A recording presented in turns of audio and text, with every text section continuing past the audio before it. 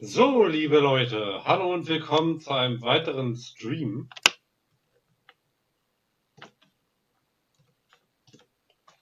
Ich werde erstmal kurz den Stream wieder verlinken.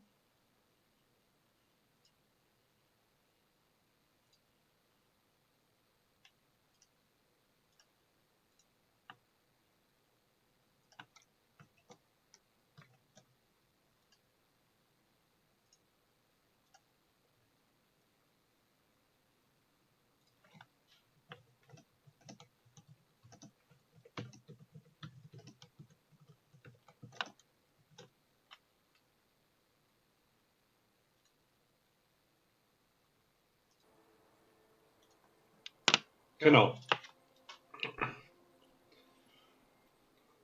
Und damit willkommen zurück zu Tell Me Why, hier bei eurem Verzetteler, wenn ihr mögt. Ich hoffe, ihr habt bisher einen wunderschönen Samstag gehabt und es kann nur noch besser werden. Ich bin sehr gespannt, wie es weitergeht. Fing ja auch sehr spannend an. Genau. Und jetzt erleben wir Kapitel 2 von Tell Me Why. Ain't nothing like a...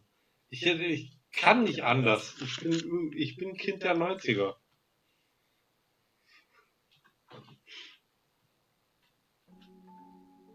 Once upon a time, in a deep and ancient forest, there lived a pair of crafty goblins.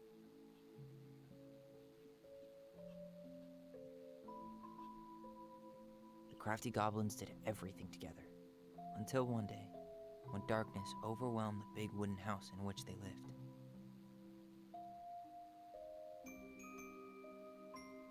Blamed for the darkness, Brother Goblin was forced to leave the forest, while his sister had to stay behind.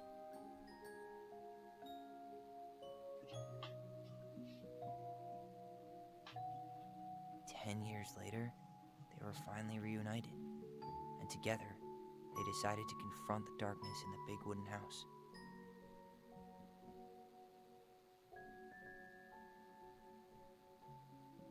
Though they sought the help of their friends in the forest, they found that no one wanted to delve into the long-gone past. This is how the goblins found themselves alone in the woods, trying to discover why darkness had submerged the big wooden house.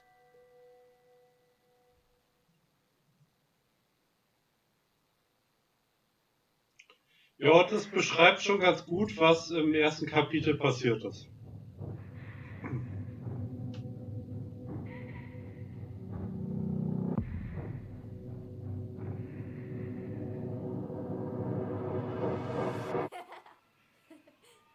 Tomorrow we should play Compass and North Star in the woods. Be sure to wear your hat then. You be sure to wear your hat.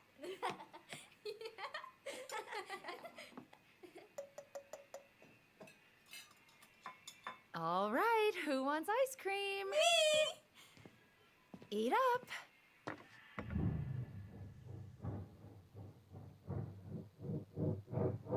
Without a word, she went out and buried the tiara in the ground beneath the sapling. And as the final scoop of dirt fell, the tiara felt truly gone, and with it, the final link to her old self. She could only go forward and find a new place for herself in this world, where she was no longer truly a princess in a tiara and a beautiful gown, but a wan woman, alone in a deep and ancient wood. And that was how the princess lost her most precious treasure, and her title. I don't like that story. There were no goblins, and it was depressing. We won't read it again. I love you, Mom. Not me. Just kidding. Love you, Mom. Mwah. I love you too. Sleep well and dream, my doves.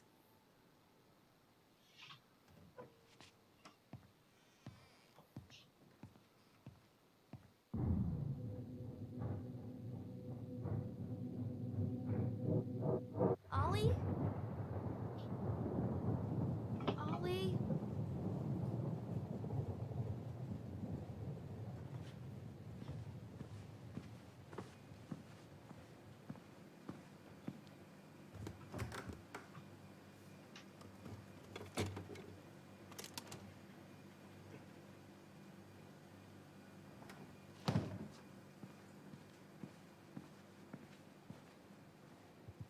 What a waste.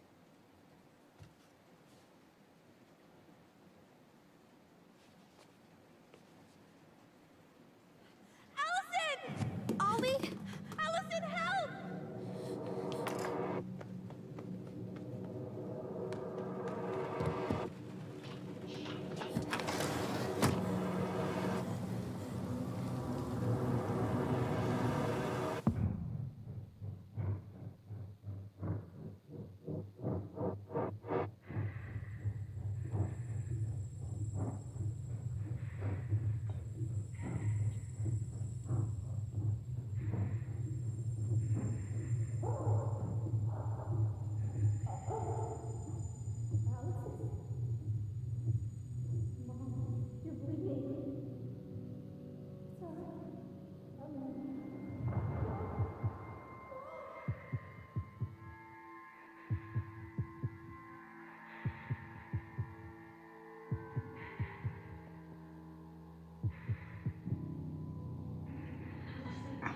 We need to call for help. Allison.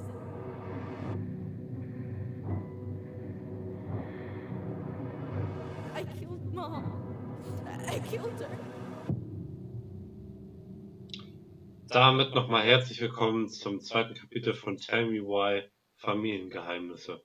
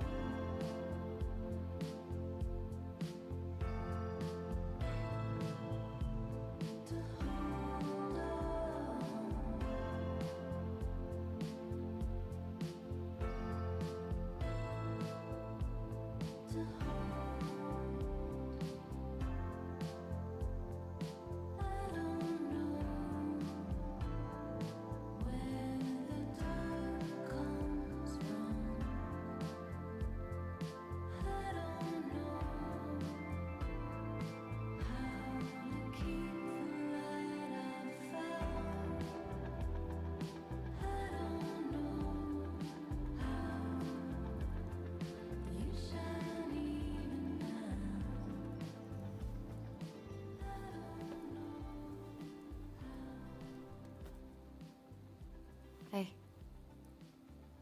You doing all right? I thought coming here would be closing a chapter of our lives, you know? And instead, we've spun off a whole miserable prequel trilogy.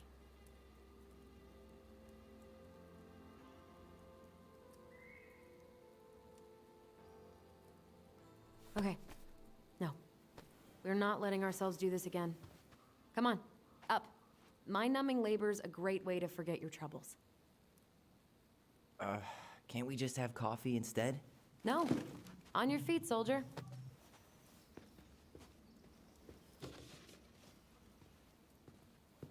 Let's take a break from packing and sort out the furniture. If we get enough done, I'll drive you into town and buy you a gallon of ice cream. Mint chocolate chip, 2 gallons. Let's do this.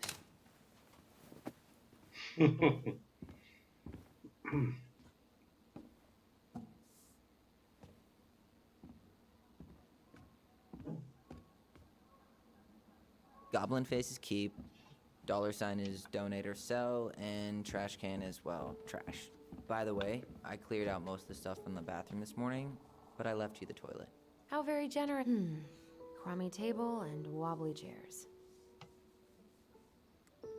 Hmm.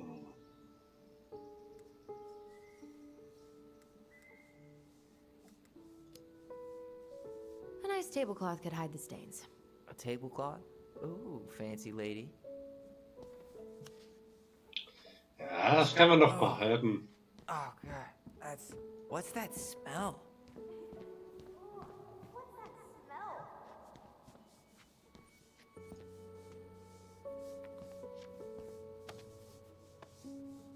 You're doing a great job. Thanks. Ooh, what's that smell? Smells like delicious garbage. Ooh, yes, delicious indeed. Or could it be Stinky Pants Sam? Oh, Stinky Pants Sam! Come on now. Sam got that smell getting a skunk out of our barn. Be nice. A skunk? What did you do to her? Is she okay? Sure is. She just went hunting for food and couldn't get back out. All she needed was a little nudge to get her on her way. Sam Kansky, hero of skunk kind. I remember being super impressed by him, and it made me want to be a wild animal superhero too.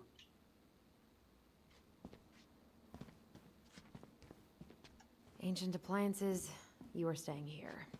Although, that oven looks in okay enough shape. No way. We are not moving the oven.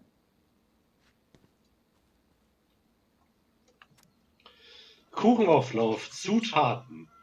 Eine Dose Kirschen, eine Dose Ananas gewürfelt, 250 Gramm gehackte Walnüsse von den Zwillingen durchgestrichen, Schokoladensplitter für den Kuchenmix, 130 Gramm Mehl gesiebt, 1 Teelöffel Salz, 200 Gramm weißer Zucker durchgestrichen, brauner Zucker oder 125 Milliliter Birkensirup, 1 Teelöffel Backpulver, 220 Gramm Butter, Vermerk, kalt, Margarine benutzen.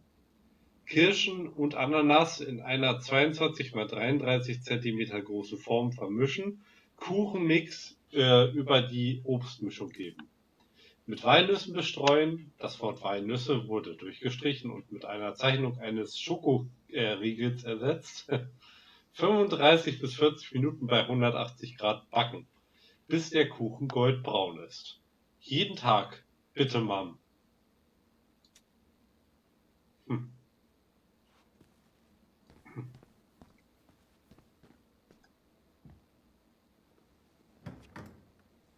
You hungry?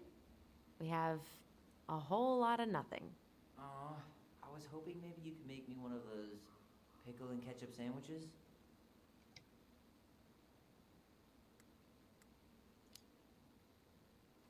I'm sorry, sir. We are all out of pickles today. Could I interest you in a ketchup-only sandwich? Looks like there's still a bottle back here. Ew.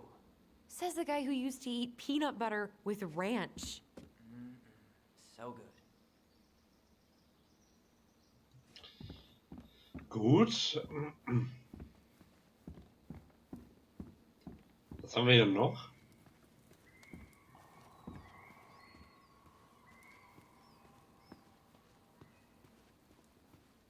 Ugh, gross stain is gross. What happened? Some unfortunate spillage that brought about the end of indoor tea parties. I hid the stain with my toys, forgetting that they would eventually be picked up. Brilliant move, Ronan.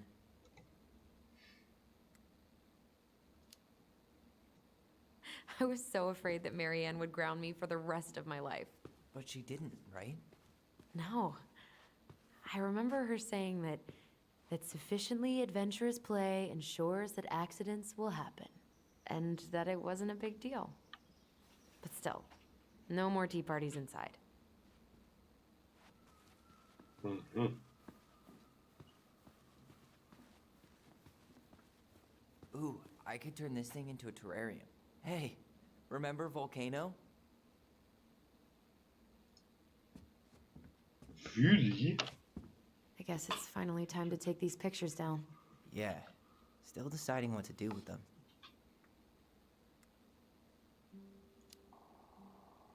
I mean, most of them are pretty happy memories. I guess. You look cute here. That's not me. I mean, it is, but... But not really. I get it. It's just weird. Seeing myself like that again. Damn. Didn't think a picture could throw me like this anymore. I'm sorry. That sounds really rough. Yeah. I mean, don't get me wrong. I'm like 1,000 times better. But I've got a ways to go before I'm comfortable taking my shirt off. Which is why I'm scheduling my top surgery as soon as we sell this house. No more putting a binder on every morning. God, that sounds fucking amazing. Yeah, totally. Just so you know, I'll be there to help out when you do. Whatever you need. Thanks. All right. What's your verdict, Ronan? You know what? I'll keep a few. To remind us how far we've come.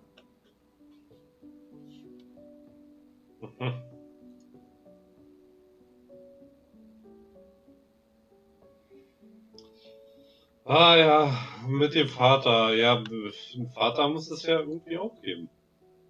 Stimmt, was ist eigentlich mit dem? Oh man, I love this one. Why do I look so pissed? I remember loving this. Maybe because Marianne was sticking a camera in your face? Come on, smile, like Alice.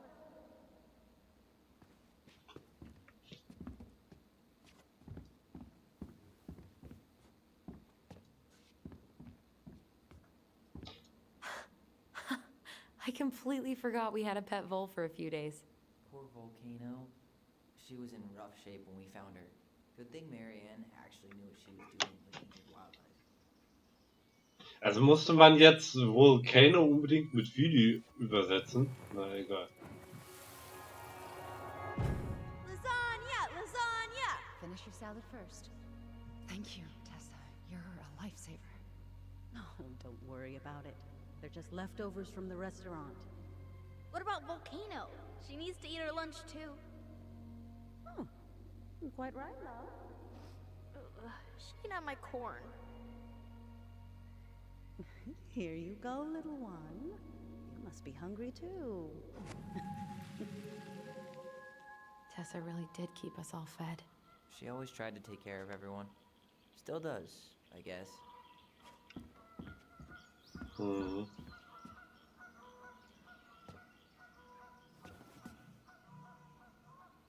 What's this doing down here? Is that gum? Ja, das ist eine Figur. I guess that was probably me. Neues Sammlerstück. Die große Froschdame. Was steht da? Die Kobolde waren hier. Ah, Goblins war hier, ja.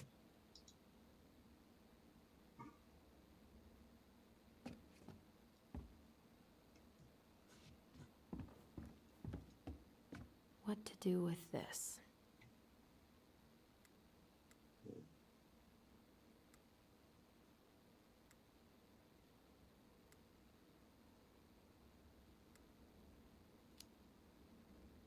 Tables are expensive.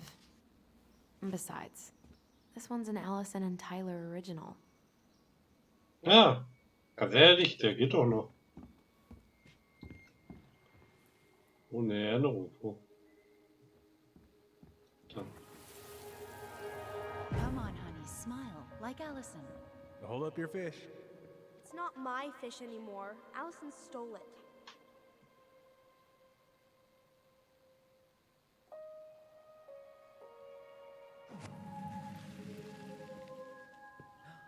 My sister, the fish thief. You were just being bratty. Was I, though? Yes. All I did was help clean it when we were out on the porch. Eddie had to force you to share.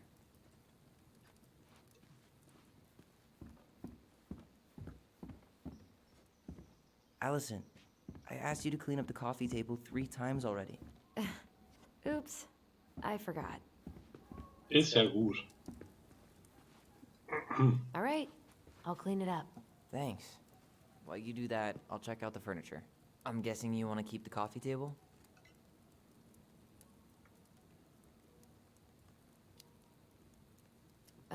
Yeah.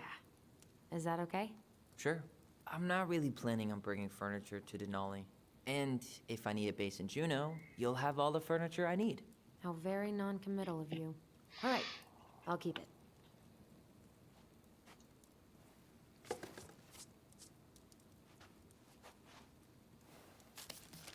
I really like that armchair.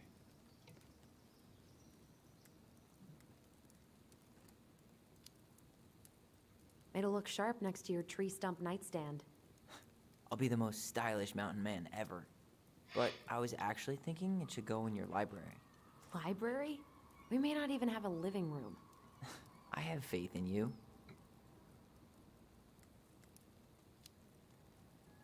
Maybe it'll be salvageable with a deep clean?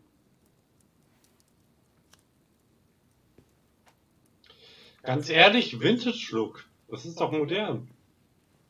Oder? And finally, I hate to say it, but the couches get a one-way ticket to the dump. No protest here. I think I have permanent knee damage from a decade of bumping into the corner of those damn things. Well, then that's it for the living room. You are relieved from your duties. Ich liebe die Dinger. Ich habe leider selbst keins.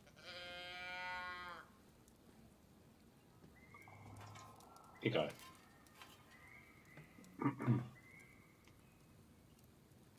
Hey, Allison, come take a break with me. Jetzt schon? Wir haben doch noch gar nichts gemacht. Oh, ja, no.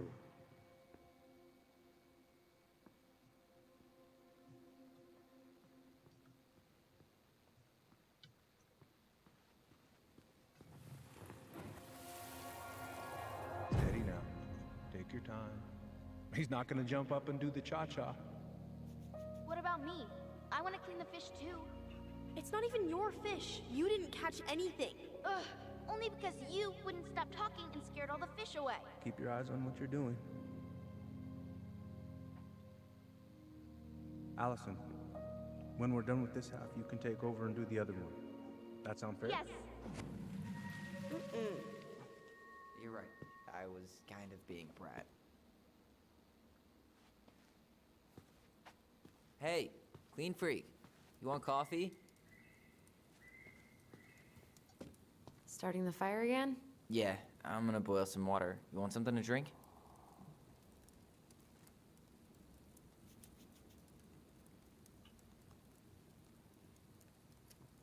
Kaffee, Tee.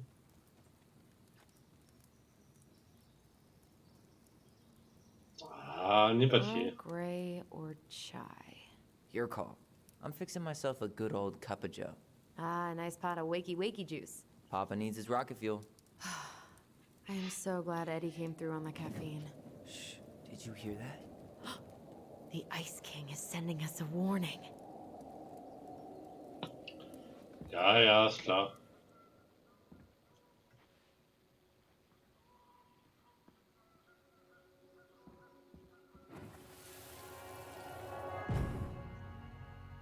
For your punishment, said the Ice King, you shall be banished from the forest.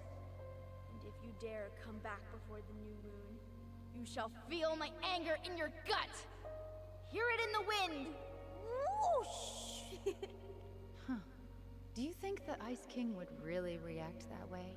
He may be intimidating, but he's always fair and never mean. Oh, yeah, you're right. Maybe he tells the goblins to help the people they hurt instead? Great idea, sweetie. Why don't we think about it at dinner? I'll put everything away for safekeeping while you go wash your hands. Can you put them in the binder so they don't get stained? Of course, love.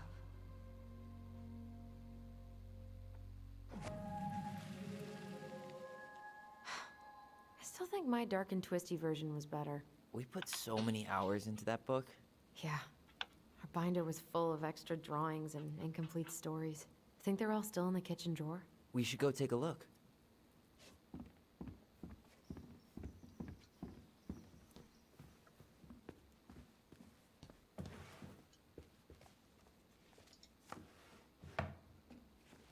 Come check this out. Okay. Allison's first drafts. Right. Because I didn't contribute at all. Come on. I know you did. I can't believe she kept all these. You'd think putting them on the fridge for a couple of weeks would have been enough. You know how we thought of ourselves as the goblins? Did you ever get the sense that maybe Marianne was the princess in the stories? Yeah. She called her bedroom the princess's sanctum, and she was all alone in the woods, in this house, until we showed up. She was. Alone, but with a few friends who helped her along the way. What are you doing? Research. So, if Marianne was the princess, then who were all the rest? And here we go. Oh, come on. Humor me.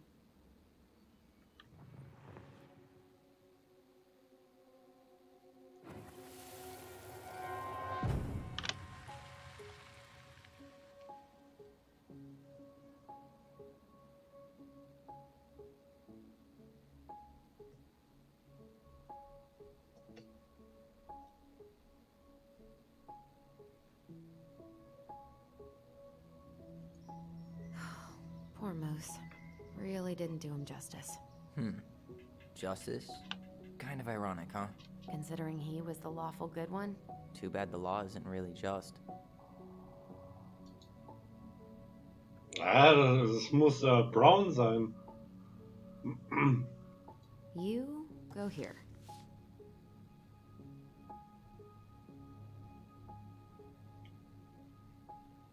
Wahrscheinlich ja der Vater. Ne, Brown. Brown ist.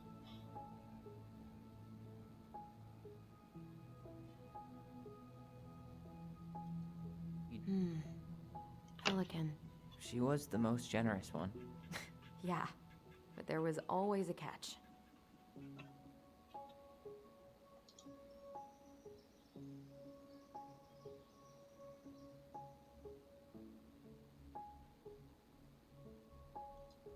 The bear was the most helpful one. He was always around. Stalking her? What? No. I mean, he was kinda always there. Lurking.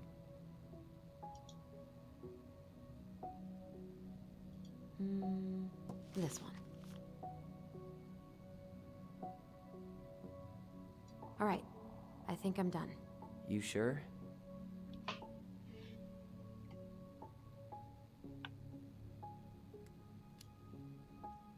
On second thought, Also I'll das just ist. give it a once-over. Links ist sie. Nee, das müsste. Der Hilfreiche, der Chef, der Polizist, das ist doch in der Mitte. Und rechts ist doch. Passt ja auch zu dem Bart der Bär. Ja, ich bin mir sicher. This time I've got it. We'll see. How do you like them apples? You know, I think you might be onto something. What about these guys? I don't see them being real-life people. Or this one.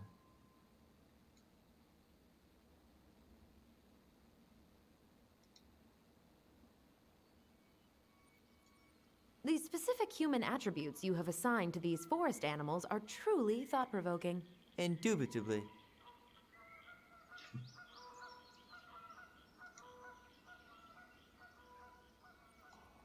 Yep, totally Marianne. Why a princess, though?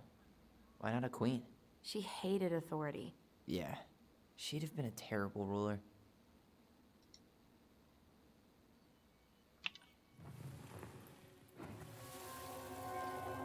You better hurry, or the Mad Hunter will catch us! We need to hide.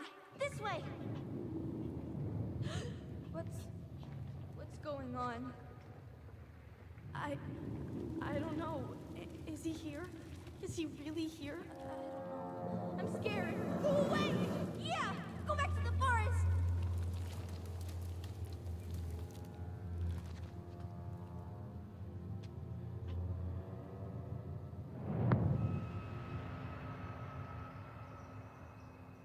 I forgot about that. We'd been pretending he was there. And then, suddenly he was. That was the only time that happened, right? Allison? Wait. It felt way too real. It was... Us. Pushing our imagination way too far. Great. Sam Kansky, Grandmaster of Bad Timing. We're not done with this conversation. Morning, Sam. Ahoy, goblins! I ran into Chief Brown, who said you were starting the cleanup on the house this morning, so, I kind of figured you might need some supplies. That's... Thank you. That was very thoughtful.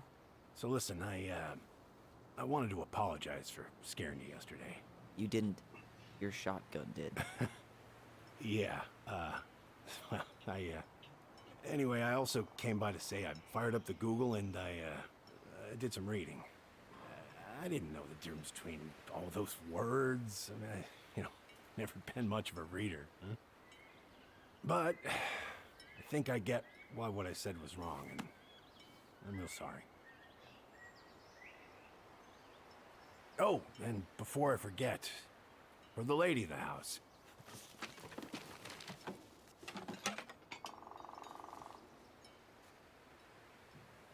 It was your mom's favorite recipe. Still make it darn near every week. Think of her every time. Thanks. But we don't have a stove. Still no electricity. Oh, yeah. The fuse box is busted.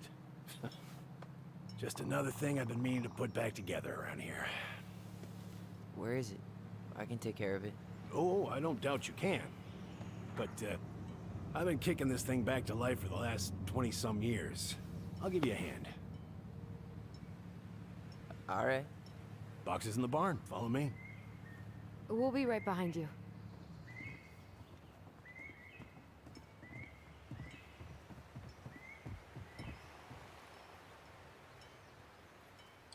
Das ist doch eine wirklich liebe Geste von ihm gewesen. Von Sam.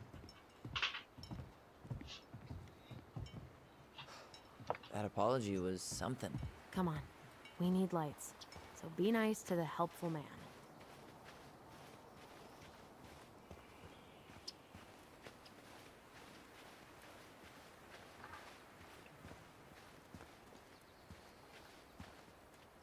Hey, So,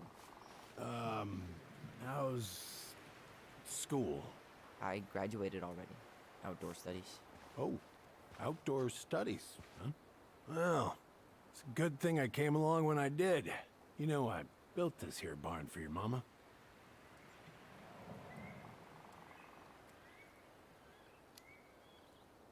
You really helped her out, huh? Now, just a few chores here and there. I was glad to help. Your mother, no. I could never bring myself to leave her high and dry. Anyways, let me find that darn key.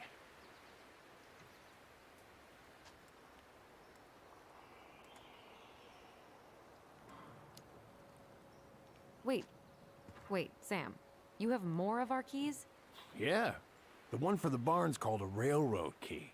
See, it's got this special tip that you can... Fascinating. I'll take that off your hands now.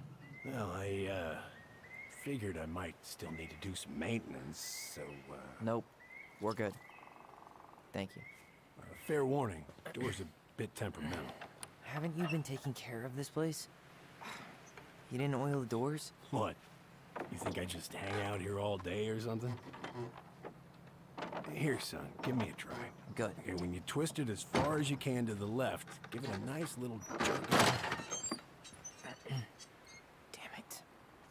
No shit.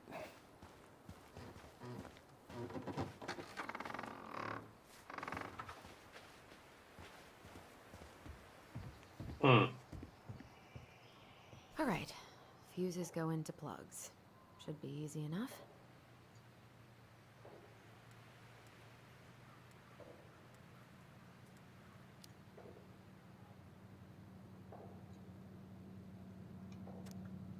Marianne, ich habe mich um deine Elektrik gekümmert. Ich muss los. Aber falls du es dir ansehen magst, pass auf, dass du die Schaltkreise nicht überlastest. Benutze 15 Ampere Sicherung für die Garage, für das Haus. Sicherung bis insgesamt 120 Ampere. Sam, DS, ich bin ziemlich stolz, weil ich ausnahmsweise auf die richtige Farbkodierung geachtet habe. Jede Sicherung sollte ein Kabel in der richtigen Farbe haben.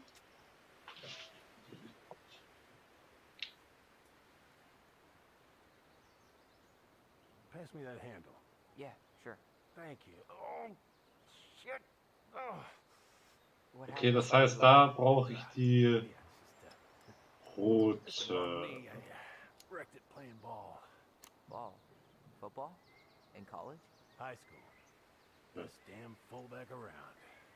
Well, till I got hurt. Also wenn ich einfach vorsichtshalber überall 15 einsetze. Let's try this one.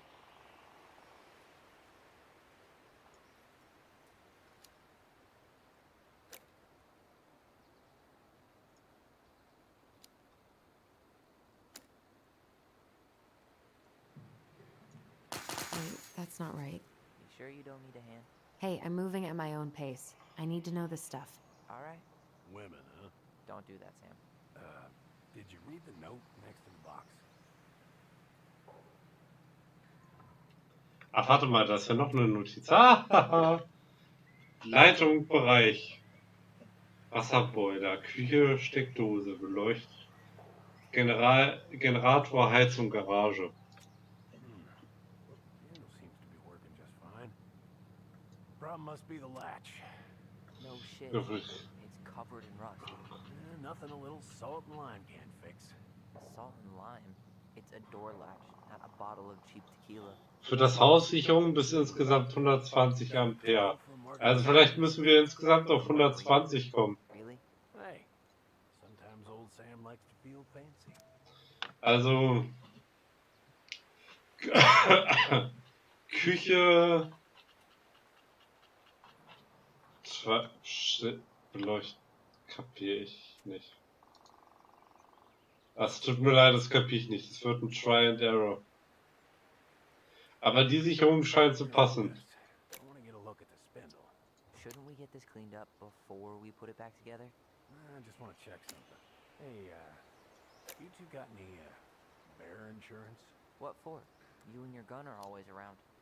Oh, not always. And you can't fend off a bear with smart-ass remarks, you know. We're not getting a gun, Sam. Ah, doch, ich kapiere. Ah, weil 20 Ampere sind gelb, genau wie die Kabel. Und 30 Ampere ist rot, genau wie das Kabel. Und 15 Ampere ist blau, genau wie das Kabel darunter, obwohl das eher weiß ist, aber gut. Das heißt, ich brauche nochmal 20 Ampere. Ich verstehe. So, und jetzt? Seems good. Ah, das ist natürlich praktisch.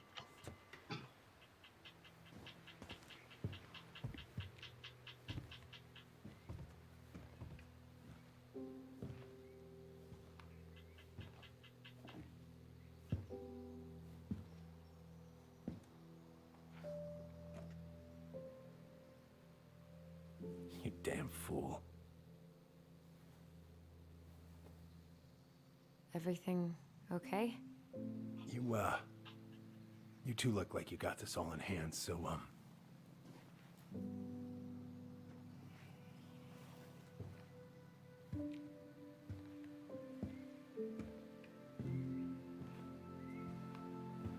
bye.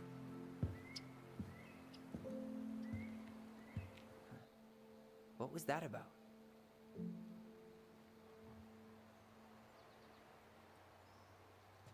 Tja.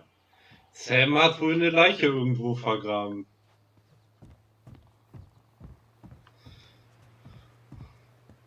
What are we gonna do with this wreck? Take it apart and sell the scrap?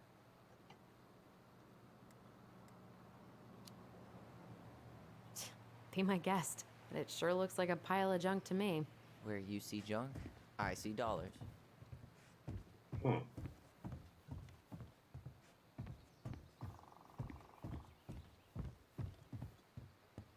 Preda rep. What's that? Wolf pee. Ew, what? Do not spill it on your shoes. I sense a story. Well, if by story you mean using it at fireweed to get rid of some rats, and then spilling it on my only pair of shoes, then yes. Hey, it was not funny. Sure thing, P-boy. Hey there, little buddy.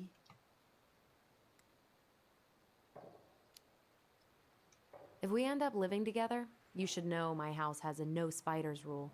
Well, in my house, we don't kill them. Ugh. You can take them outside then.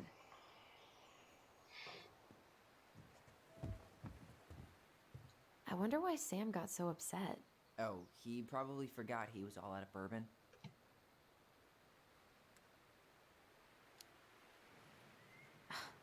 Well, something about it really got to him. I don't think any of us are exactly happy to see that gun rack. Remind me to take it down later. Oh man, I'm gonna put together the sweetest toolbox ever.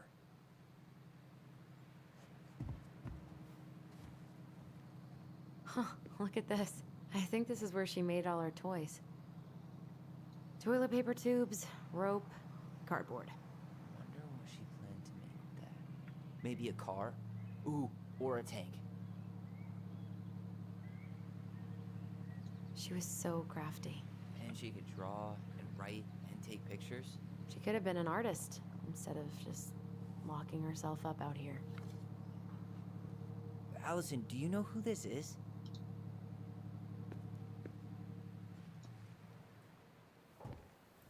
What did you find? Do you know who that is? Yeah. That's Carol, Eddie's mom. I've seen other pictures of her, but never this one. Man, look at Brown. And Marianne. She looks really happy. Can I? Careful, the glass is Ow! broken. Are you okay? It stings. Let's go see Mom. But she'll get mad. We weren't even supposed to be here.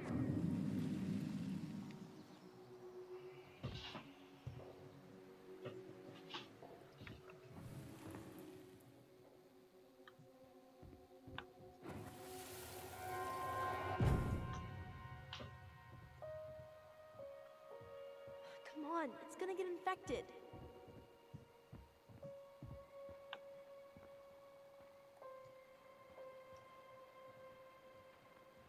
I don't want to. She said not to disturb her and Eddie. Where are you going? Things were different when she was around. We were family, Eddie. How could you do this to me? Shh. Look, I had to make that call. What were they talking about? I can't figure out what's going on. I don't know, but I remember that whatever Eddie had to do, whatever that call was about, it was tearing him up. Tearing him up? He was being a total cop, and Marianne got pissed and threw him out. Here, I'm gonna show you what I remember. There, by the house.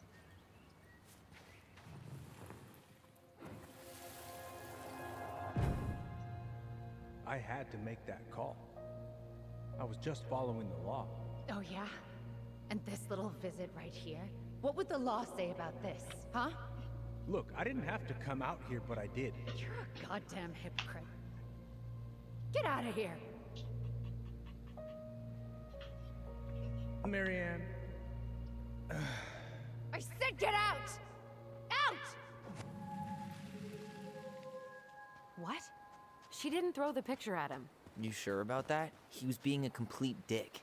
How can you be sure? We were eavesdropping. We could barely see a thing. What do you think happened then?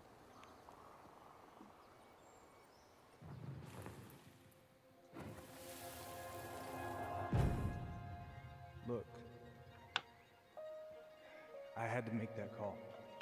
I was following procedure, what I'm legally required to do. Then why are you here? Pretty sure this isn't procedure. I wanted you to hear it from me. Please leave. Mary Ann, I'm sorry. Please just go. How do we keep remembering the same things so differently? It was a long time ago, and, well, memory's a tricky thing. Wait, when did that happen? I'm not sure. I think it was the exact same day she attacked you. That's what I thought. Uncle Eddie said he hadn't seen Marianne for weeks. Yeah, that was bullshit. And what was all that about following the law? What was he doing here exactly?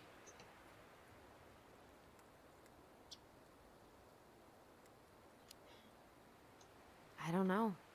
I have no idea. We shouldn't jump to any conclusions. Look, I know he took care of you, but that doesn't make him incapable of lying. I can't see him being that cold with Marianne, even if he was being a cop. I mean, I can, but who knows? I guess memory's a tricky thing, huh?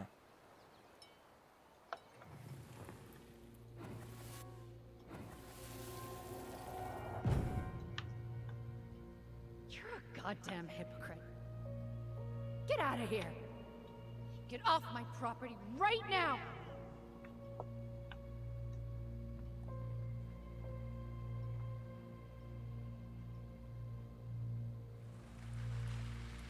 So, we agree.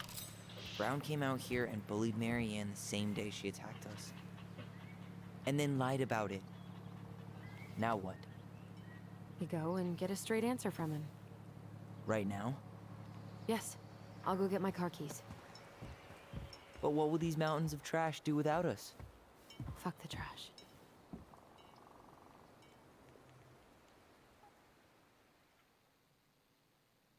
Fuck the trash, yo!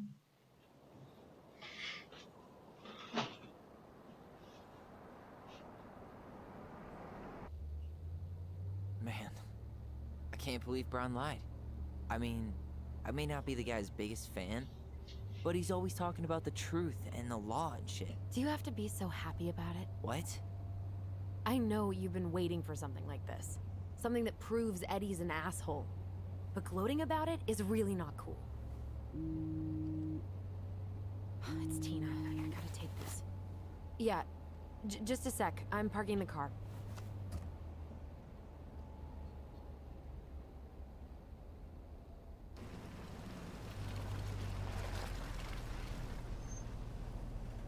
Guess I'll just go stretch my legs then.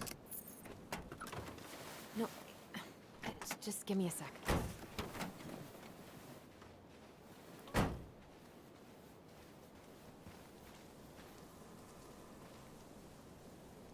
Okay, Tina, what's going on? Hi, hon. I've got someone who is super interested in seeing the house. Oh, that's amazing. When? They're just in the area for a couple of days, so they'd like to come by day after tomorrow. Oh, I'm not sure it'll be ready. Hon, this guy is very motivated, but I know he's looking at other properties. And it's not like you've had people breaking down the door. I appreciate that, but we've kind of got a lot going on over here. Did I mention it would be an all-cash offer?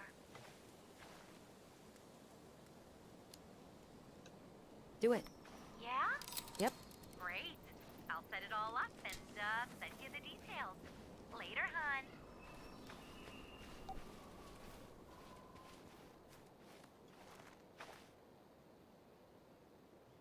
Dee and I did that trail a couple years ago. We drank ice-cold beers when we reached the summit. Black Creek Trail. Tägliche Shuttles von Dealers Crossing zum Beginn des Wanderwegs. Abfahrt 8 Uhr am Community Theater. Juni bis September. Whose votes are you looking to win out here, Tom? The Bears? Bürgermeisterkandidat Tom Ritchie. Für Sie. Hilfreicher Nachbar. Erfolgreicher Geschäftsführer. Fürsorglicher Familienvater.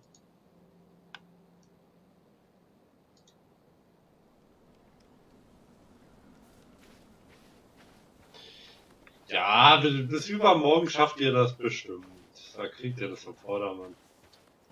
Müsst ihr euch halt wirklich in die Sache rein. Da müsst ihr euch halt wirklich in die Sache reinlegen, aber. Es ist ja nur ein erster Besichtigungstermin. Ist ja nicht so schlimm, wenn noch nicht alles fertig ist. We've been here before, right?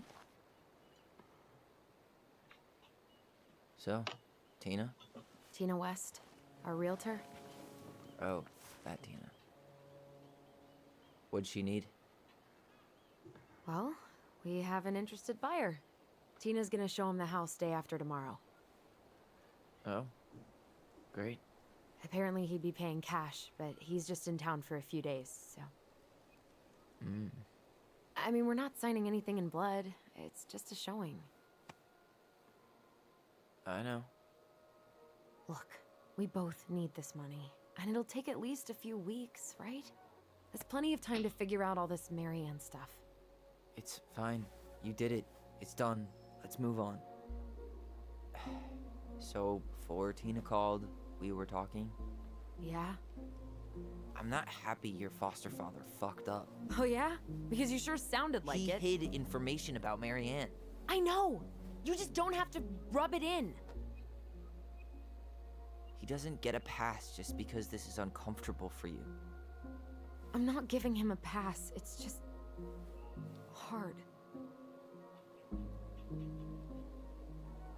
This whole damn situation is hard. You think I liked learning all that shit about Tessa? This town, these people, they're just memories to you. But it's my home, Tyler. My friends, my family.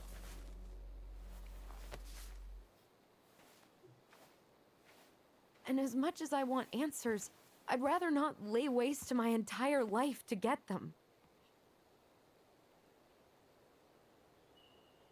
You seem pretty eager to ditch all those friends and family, Allison. Apparently a cash offer is all it takes. I'm ready to move on. But that doesn't mean I want to burn every bridge on my way out.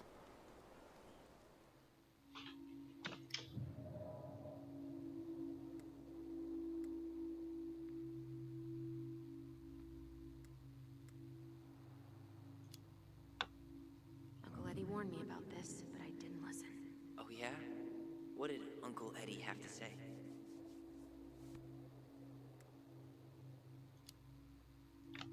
Just that we've led pretty different lives. We might not really see eye to eye like we used to. Ah, I see. Chief Brown said you shouldn't trust me, so you don't. Got it. Oh, come on. I didn't say that. Is that really what you think? I don't know. It's just that ever since I got back, I felt like I was crashing your party. Well, that's all in your head, Ty. I'm not sure what else to say. Oh Mann, das ist nicht easy.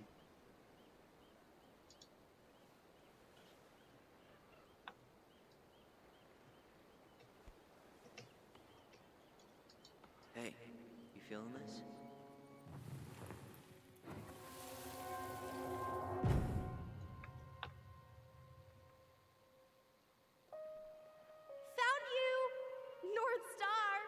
Okay, now you're the star and I'm the compass. Okay, and don't cheat. I know you were sending me fake hints last time. I did not. Yes, you did. Okay, I won't do it again.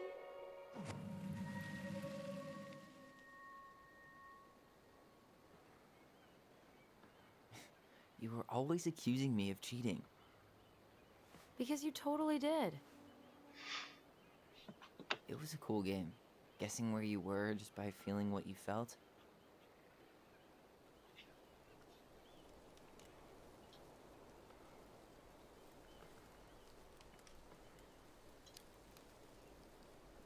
No one else could play it with us. That was the beauty of it. For real? You never wanted any other friends? Nah, not really. I mean, we had each other. That was enough for me. Hey, I really am sorry I gave Tina an answer without talking to you first. It's okay. You probably made the right call. You were right to call me out earlier. I was being a jerk about Eddie. I'm all for enjoying the wins as they come, but maybe not at the expense of my father figure. I'll try my best.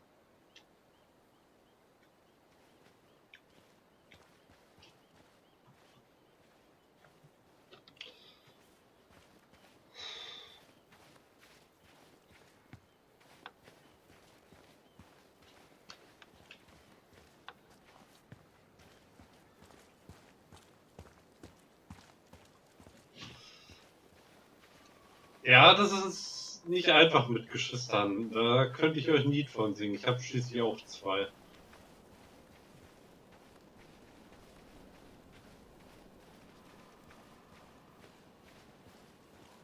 Was sagen die hier denn noch?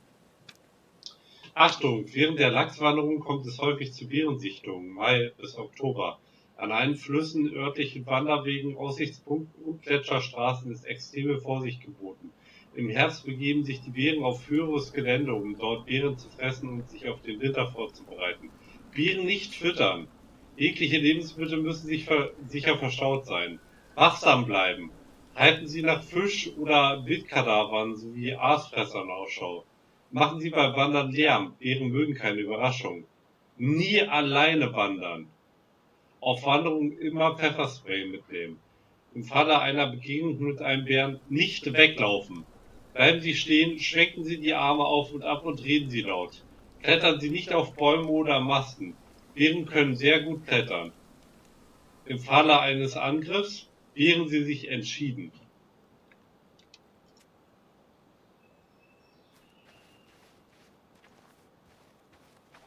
Be alert for bears. What the fuck? Seriously? Where the hell do people think it's gonna go?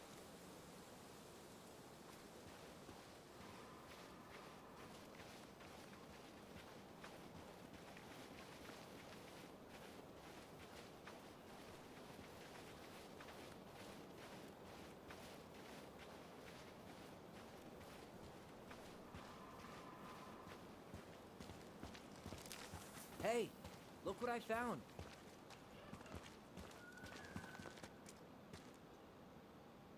OA. The OA. Aha! I knew it was still here. I knew we'd been here before. We claimed it as part of the Ronin kingdom. And it still is. All it needs is a little update.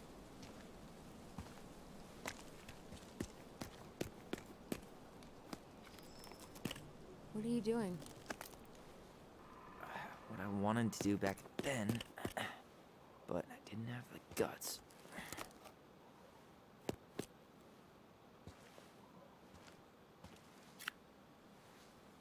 There, looking better already. You're right. Way better.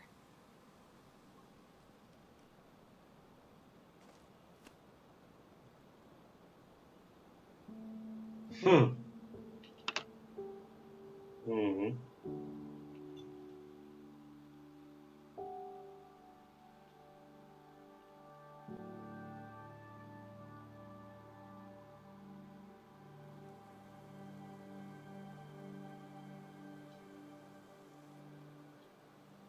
So, what's the plan?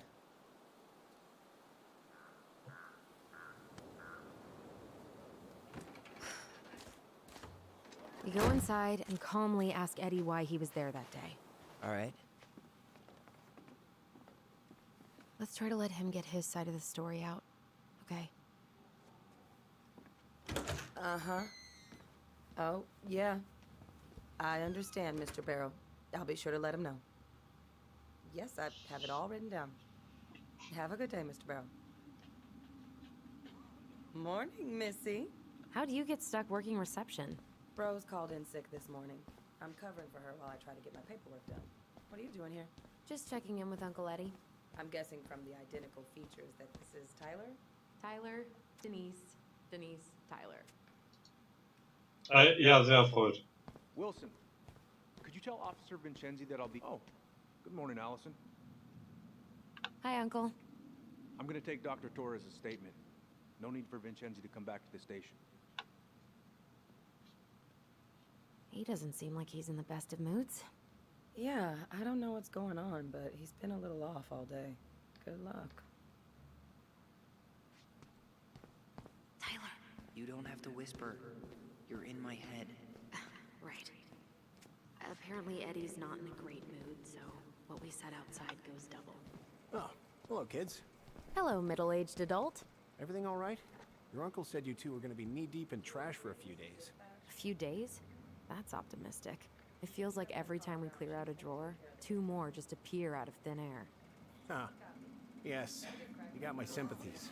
When we emptied Linda's parents' house, oof, I thought we'd have to rent a backhoe. How is Linda? I feel like I haven't seen her in months. Good. Yeah, she started working over at the high school as the librarian.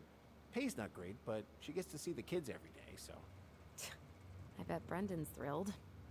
Oh, yeah. Happy as any teenager who's got to spend extra time with his mom. Well, I'll let you work. No worries. You're not a bother. Dr. Torres, you said your daughter was with you during the incident? Yes, she was. I'll need her information too. Can you give me her name and date of birth? Okay. Isabella Henderson, July 16th, 2009. Henderson. Different last name? Yes, her father's. My ex-husband.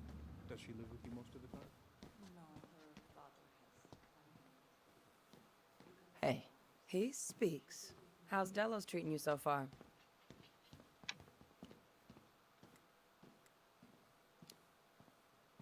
It's been good to see Allison. She's been talking nonstop about you lately. I know she's happy to have you here. Hey, been meaning to say, Allison showed us that article you wrote for the Juneau Daily last year. You were spot on. The state needs to be giving way more money to youth centers. Fireweed was lucky to have you.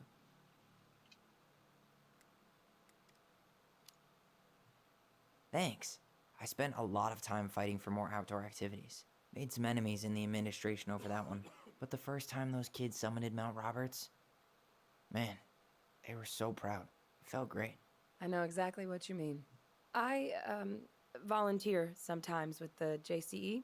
You know, give lectures about police work, lead group talks when I can.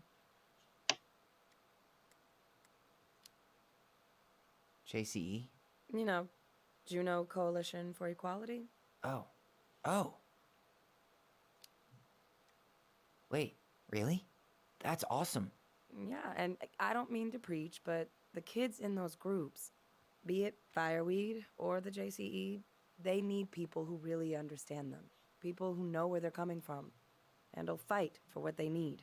Anyways, sorry for the rant. Kein Problem. 13 a.m. because someone vandalized your mailbox. Officer Vincenzi was dispatched. Morning, Chief Brown.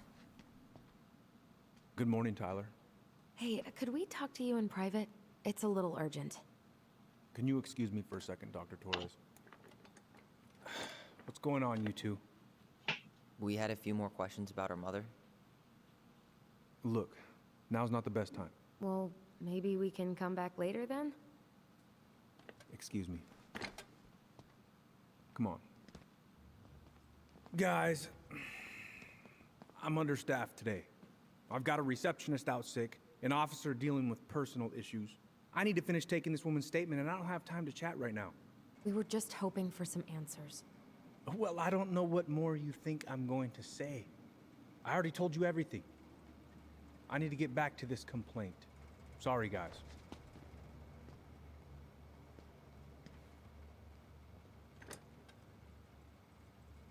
Oh, I hate when he's stubborn like that.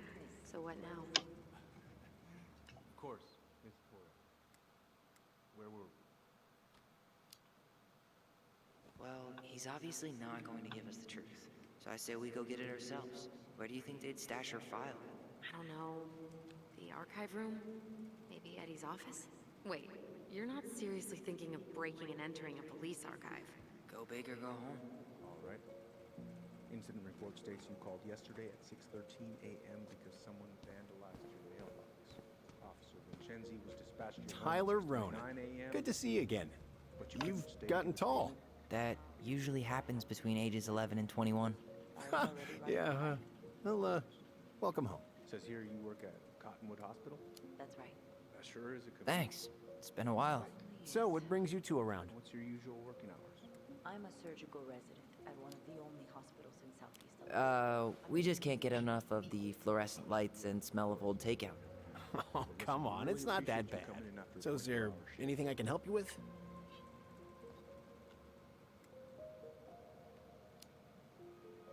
You might, actually. Is there any way we could see the file for our mother's case? Well, you're legally allowed to look at anything that concerns you, so you could always file a request for access. So, we can see it? Of course. I can start the paperwork if you want. It's okay. We'll figure it out with Brown. Thanks. So, Tyler, Chief said you were a mentor over at Fireweed, huh? You ever think of joining the force? Greg's, he just got here. Yeah, I know, but we could use more people like him.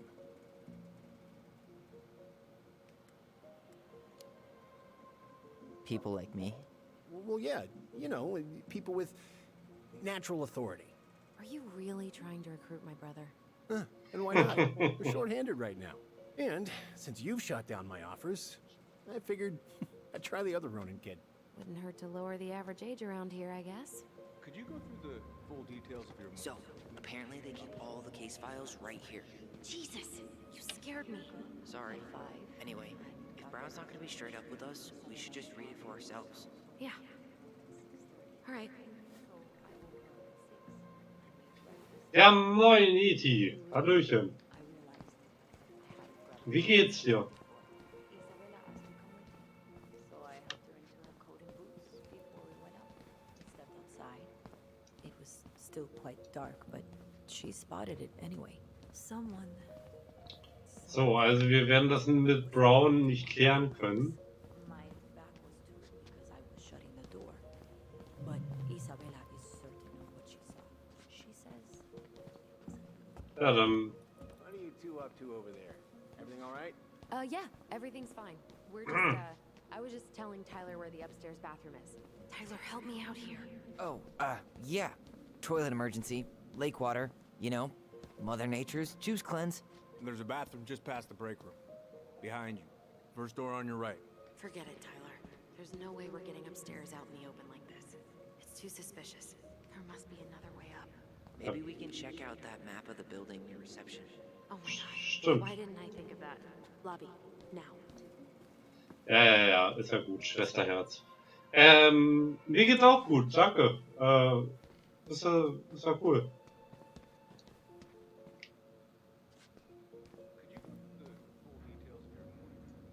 Alright. Let's see. Also wir sind da, wo der grüne Pfeil ist. So, Main. There. Fire exit. It opens up to a staircase on the side of the building, but it'll definitely be locked from the inside. If one of us were to create a diversion, the other could slip upstairs and open the door. And since you're the troublemaker, I nominate you as the one to make a scene. Wait, really? Got a better idea?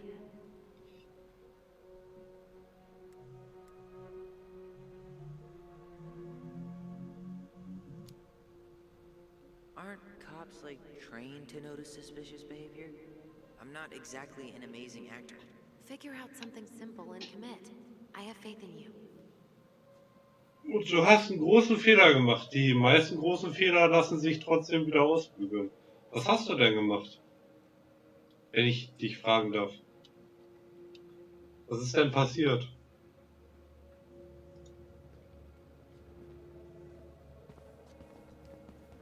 Es gibt kaum Fehler, die sich nicht irgendwie wieder ausbügeln lassen. Hey, Gregs, you said our file was around here somewhere? Yep, we keep them all upstairs.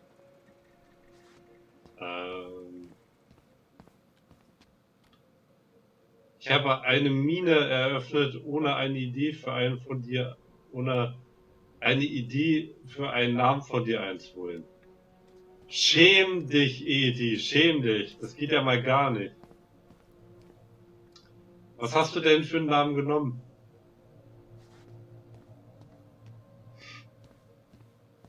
Übrigens, das mit dem Schäm dich war natürlich mit einem Zwinker zu versehen, ne? Zwinker, Zwinker.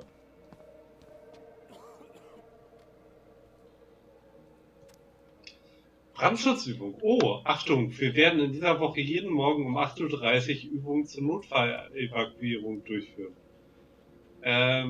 Erstens entfernen Sie sich sofort von Ihren Posten und lassen Sie all Ihre persönlichen Gegenstände zurück. Zweitens schließen Sie alle Türen hinter sich, aber verriegeln Sie sie nicht. Drittens bewahren Sie Ruhe, begeben Sie sich zügig zum nächsten Ausgang und verlassen Sie das Gebäude. Viertens begeben Sie sich zum ausgewiesenen Sammlungspunkt und warten Sie auf weitere Anweisungen. Ich verstehe, was das Spiel mir sagen soll. Ich soll hier einen Brandalarm ausüben.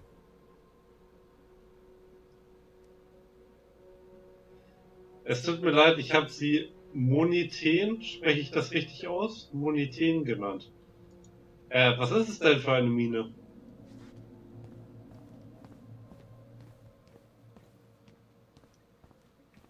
Und es muss dir nicht leid tun. How about saying someone's climbing the fence? Really? I could pretend they're outside, trying to break in. All right.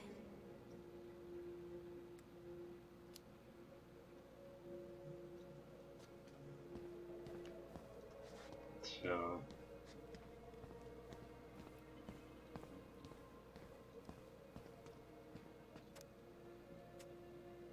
Gefängniszelle. Eventuell soll ich doch nicht den Alarm auslösen. Was haben wir denn hier noch? That pile of paperwork? What about it? I could tip it over. Kind of messy, but I mean, sure.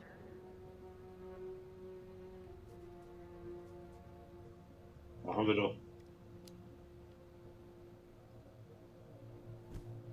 Jesus, Tyler, what happened? Sorry, I wasn't looking where I was going. Just leave that there.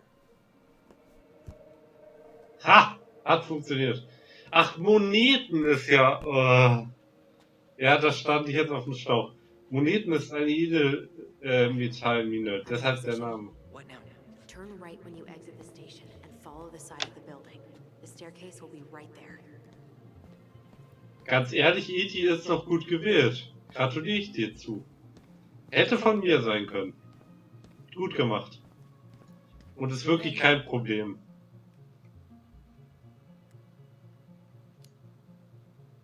Yeah, I need a smoke. You should think about quitting. Only gets harder the longer you do it. Yeah, I know. While you're at it, get your sister to stop too.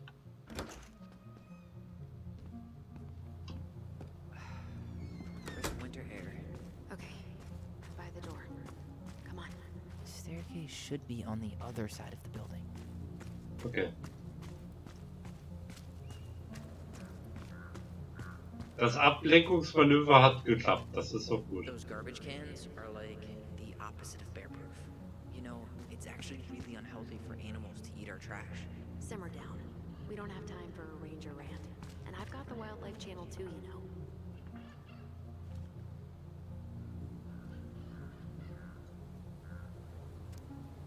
Frohen Unabhängigkeitstag. Nicht vergessen, Privatfeuerwerk ist im Staat Alaska illegal. Besuchen Sie stattdessen eine öffentliche Feuerwerksveranstaltung. Sicherheit ist unser oberstes Gebot. Ich hatte ja übrigens gestern gesagt, dass was? Also wegen Mr. Krabs Antwort, warum er ein zweites Lokal gebaut hat. Moneten.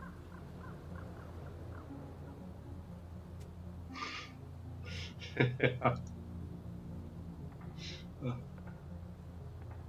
Ach, das war noch die Kindheit, irgendwie so SpongeBob, das könnte ich auch mal, ja, habe ich tatsächlich vor kurzem geschaut, aber könnte ich mal wieder trotzdem noch mal öfter reinschauen. Ist immer wieder lustig. Da war ja übrigens gestern das mit diesem Delilah oder sowas, oder wie das heißt, oder Delilah oder so. Und ich hatte das ja in Schweden vermutet. Ich muss sagen, ich neige mein Haupt in Schande. Muss ich zugeben. Ich hatte es nämlich in der Zwischenzeit in einem Quiz. Ich mache ja privat Quiz-Apps. Und Denali ist natürlich der höchste Berg Alaskas. Also Alaskas oder auf Deutsch Alaskas. Tut mir leid, Leute. Das habe ich durcheinander gebracht. Wie gesagt, ich neige mein Haupt in Schande. Und weiter geht's. So that mailbox bandit struck again, huh? Apparently so. Dealers Crossing Police Department Logo, Fahndungshinweis. In letzter Zeit kam es zu einer Reihe von Fällen von Postdiebstahl in und um Dealers Crossing. Insbesondere in East Point und Alameda haben Anwohner gemeldet, dass Briefe und Pakete aus ihren Briefkästen gestohlen wurden. Das Dealers Crossing Police Department fordert alle Anwohner auf, wachsam zu sein und rät zur Anschaffung absperrbarer Briefkästen. Bitte melden Sie Chief Brown und so weiter. Na gut, wir sind quitt. Ja.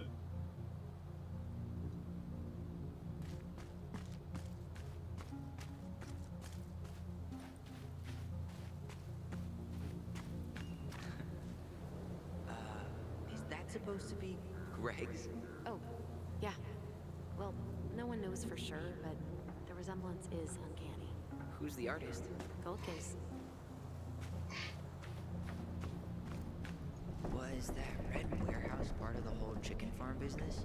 You know it. It's a shooting range now.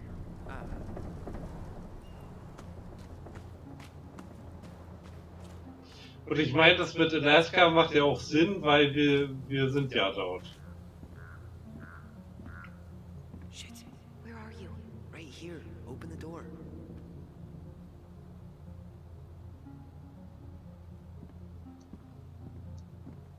Also wir müssen uns ja in dem Bundesstaat befinden, soweit ich weiß. You took control of your destiny. Own it. So, da wären wir.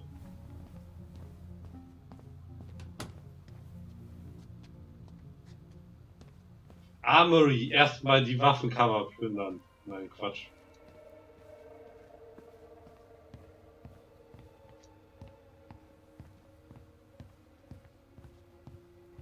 I can't believe I'm gonna say this, but maybe there's something in Eddie's office.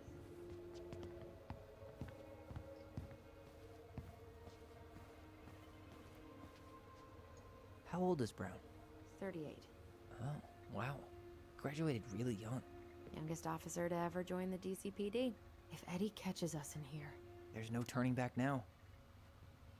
Schulungsanstalt der Abteilung für öffentliche Sicherheit. Hiermit wird bestätigt, dass Edward Brown die erforderliche Ausbildung abgeschlossen hat und ihm per Nominierung durch das Dealers Crossing PD dieses Diplom der fortgeschrittenen öffentlichen Sicherheit, polizeiliche Ermittlung, ausgestellt wird. Oh. Ich habe jetzt meine ersten Jäger. Wie genau meinst du das? Also was genau meinst du mit Jäger? Looks like this is where Brown keeps all his personal mail. Why is Brown on a first-name basis with the director of Fireweed? Oh. What'd you find? It's an invoice. Eddie Brown, you'll find enclosed the final invoice for resident Tyler Ronan. The Fireweed administration would like to thank you for all of the support you've given us over the years. I knew Eddie pulled some strings to send you there, but that's a lot of money. More backdoors and secret moves. Maybe he didn't want to make you uncomfortable. Well, now I feel like I'm in his debt.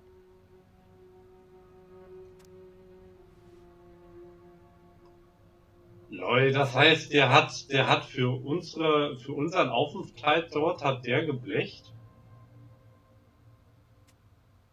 Also für Tylers Aufenthalt dort hat er geblecht? Oh Mann.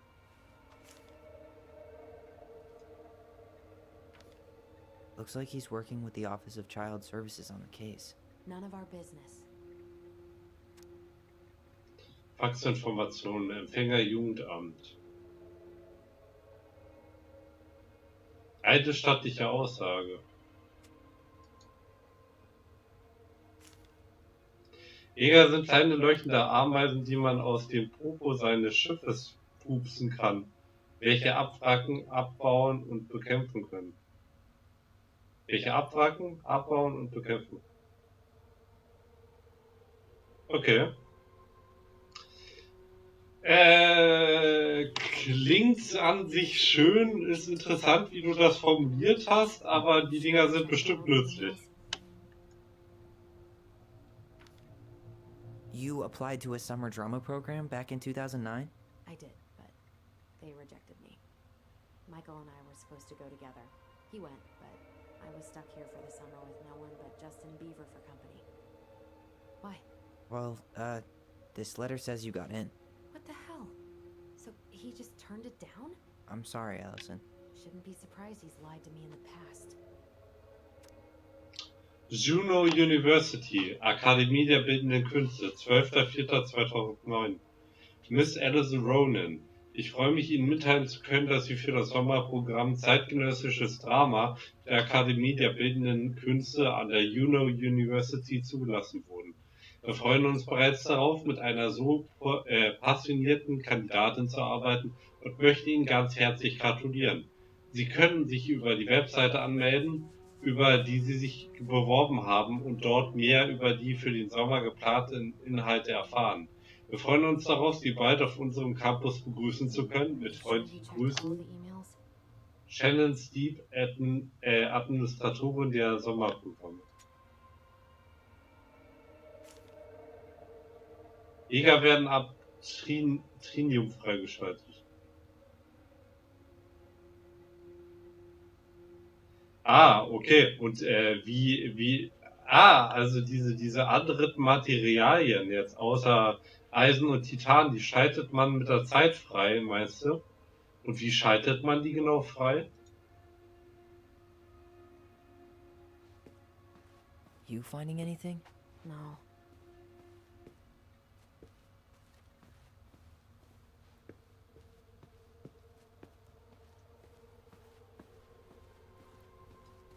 The police chief of Delos Crossing hosts charity events? Huh? Oh, yeah. The community social. He volunteered to help.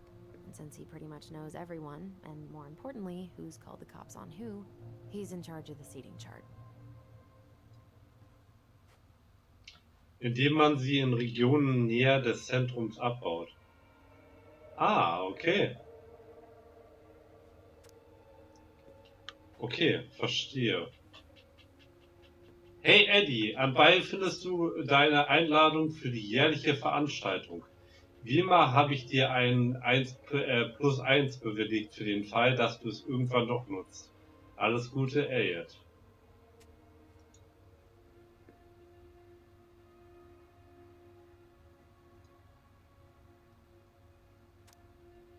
Gemeinderveranstaltung, ehret die Ältesten. Sie sind herzlich eingeladen, am 34. jährlichen Festmahl und Tanz für die Ältesten teilzunehmen und die Klingelwurzeln unserer Gemeinde zu feiern. Donnerstag, 15. Dezember 2015. Let's put the Vecchies next to... Can you not?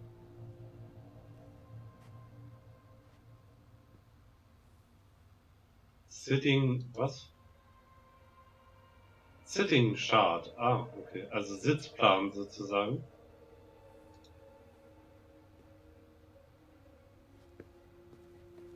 Okay, wir sollen uns die E-Mails anschauen. Ist ja gut.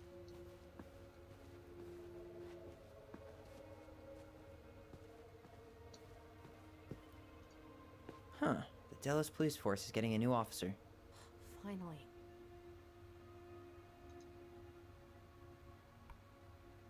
Whoa. Brown looked at our file this morning. Wait, what? What does that mean? Wait, what? I don't know. But there's a reference number. R68653. Archiv, wegen der Nachfrage zum Brown-Fall R68653. Die Akte wurde noch nicht digitalisiert, also kannst du die Originalpapiere zu anderen Referenzen zu dem Fall im Archiv finden. Die Transkripte zu Telefonaten wurden entfernt, aber du kannst die digitalisierten Telefonate über den Appendix finden. Gib Bescheid, falls du sonst noch etwas brauchst. Thomas Aber, Dallas Crossing Police Department. Huh. Tom invited Eddie over for dinner? Oh, yeah. He's been trying way too hard to get Eddie's endorsement. Does he? Support Tom? He preferred staying neutral. Was? Noch zu Evorien. Ich habe meine Abbauer auch so programmiert, dass sie erstmal die nächste Zeit zu tun haben. Das geht mit Schleifen. Okay. Okay. Ja, das verstehe ich. Guten Morgen, Chief. Tessa und ich würden dich gerne am Donnerstag zum Abendessen einladen. Ich weiß, dass du ihrem Räucherlachs nicht widerstehen kannst. Ich habe ihn zwar nicht selbst gefangen, aber nichtsdestotrotz ist er tagesfrisch. Ich freue mich darauf, dich zu sehen. Thomas Vecchi, Vinny wie die Vecchi. Tom Vecchi für das Bürgermeisteramt.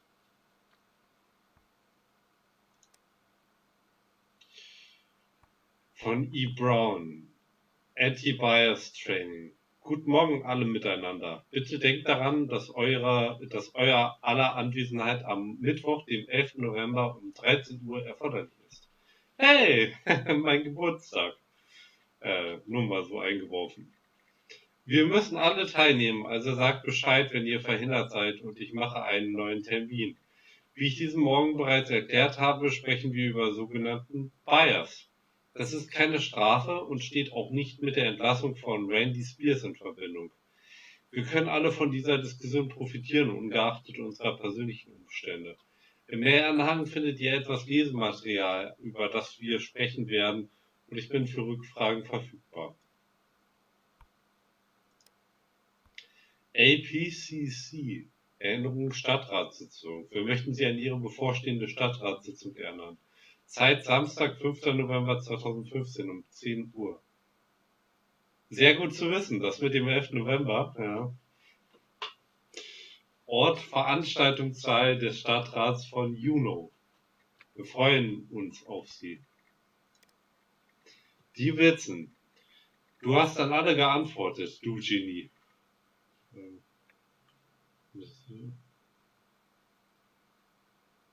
Was hat er denn geantwortet?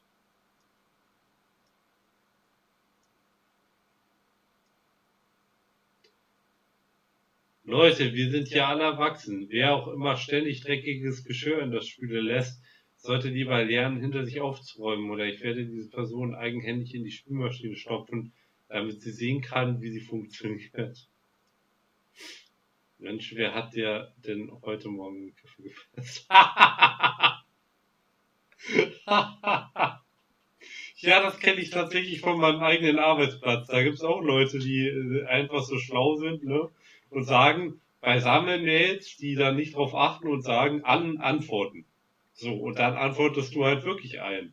Und das Geile ist, es gibt bei uns manchmal, also wir haben halt, wir haben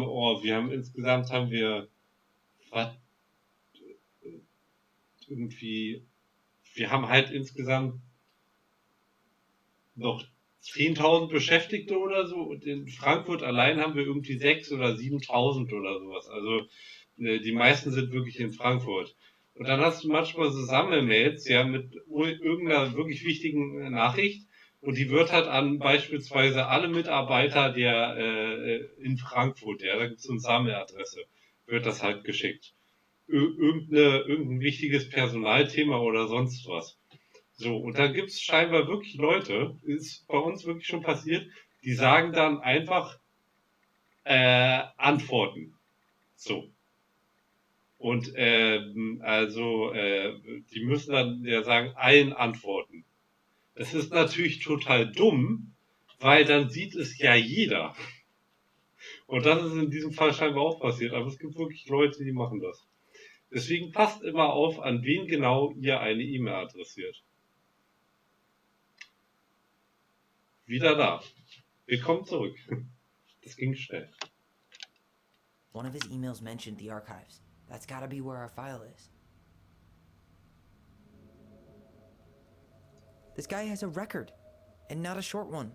Why is he even in the running? Shh. Eddie has a really hard time hiring people out here. I don't think he has a choice. There's always a choice. Donald Merce. Beschreibung bewaffneter Raubüberfall. Gericht, nördliche Bezirksgericht von Flucht vor Strafverfolgung, Aussage vor Gericht, Gericht, nördliches Bezirksgericht von Fairbanks. Urteil schuldig. Okay. Resultat, Schuldbekenntnis, Strafe verhängt.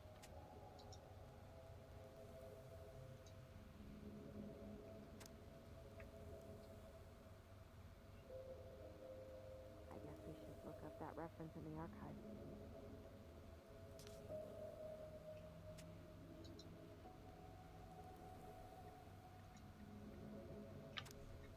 Entlassung unter ehrenhaften Bedingungen aus den Streitkräften der Vereinigten Staaten von Amerika. Hiermit wird bestätigt, dass Donald M. Myrt, Private First Class US Army, am 26. April 2012 unter ehrenhaften Bedingungen aus dem Dienst für die Vereinigten Staaten entlassen wurde.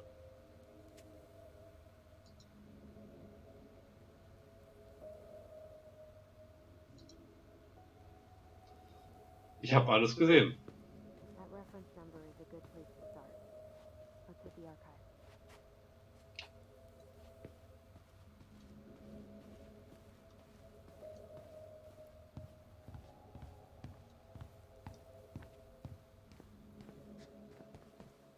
Ich habe mir die Referenznummer nicht behalten. Ich hoffe, ich brauche sie nicht gleich nochmal. Please tell me you know what the code is.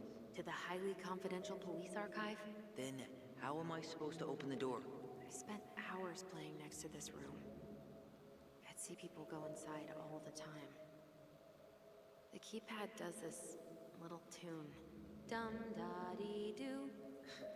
Seriously? Go on, try.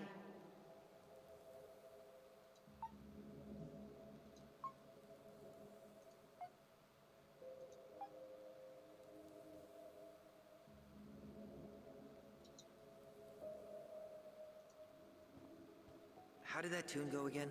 Dum-da-dee-doo.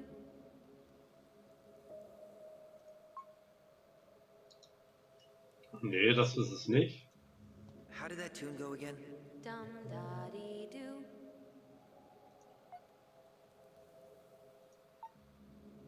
You're pressing the wrong numbers.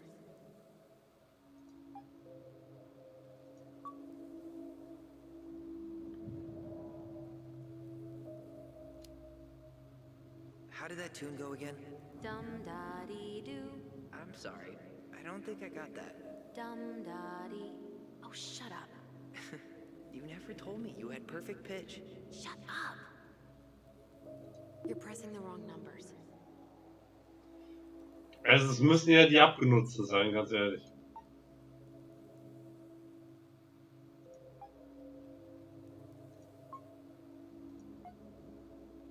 Also 6041 tippe ich. I don't think that's the right order.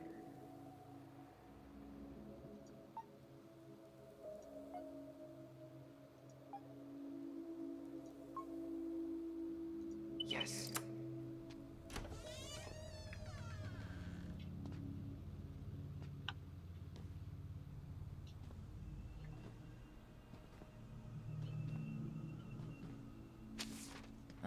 Looks like they're finally going digital. Oh, that's right. I remember Eddie complaining about this. They're gonna have to resort everything. Great. They've digitized their closed files, but only the ones before 1990. Meaning? Meaning our file is still somewhere in those boxes. Perfect. A room of scattered case files and a half-done sorting system. Yep. This is gonna be so fun for you. I'm gonna go keep a lookout. What? Why do I have to be the one stuck with box duty? Because if anyone sees me, I'll have a better excuse for being there. Reach out if you need anything. R68653. Look it up. Look it up, she says. Okay. R68653, das muss ich mir mal kurz merken. Nope.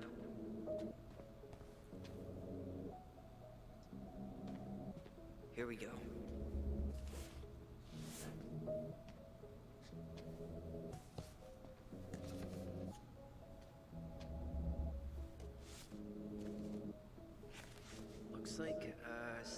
step-by-step record of the investigation.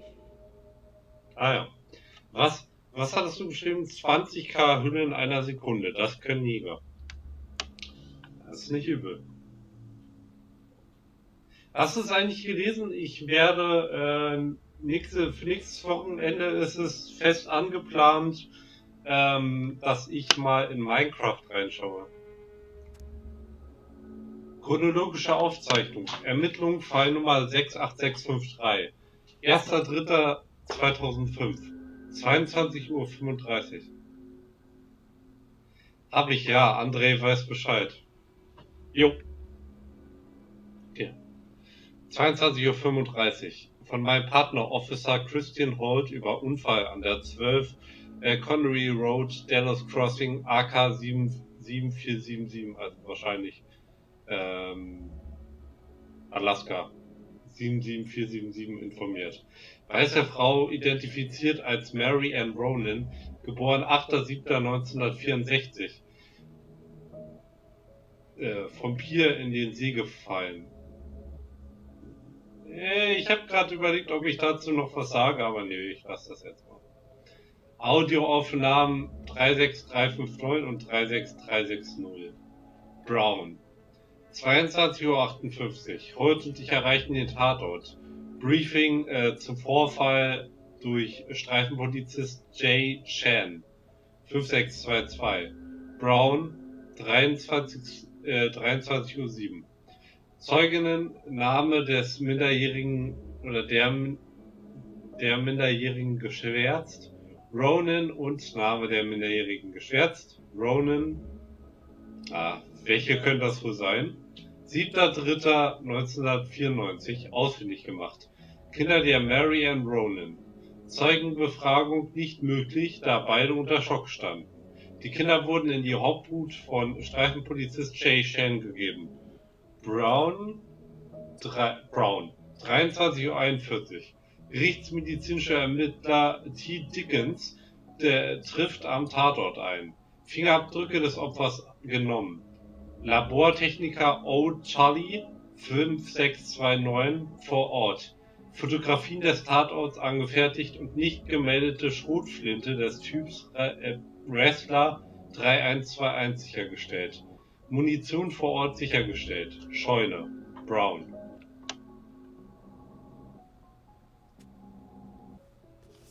Well? So far, I'm not seeing anything we didn't know already.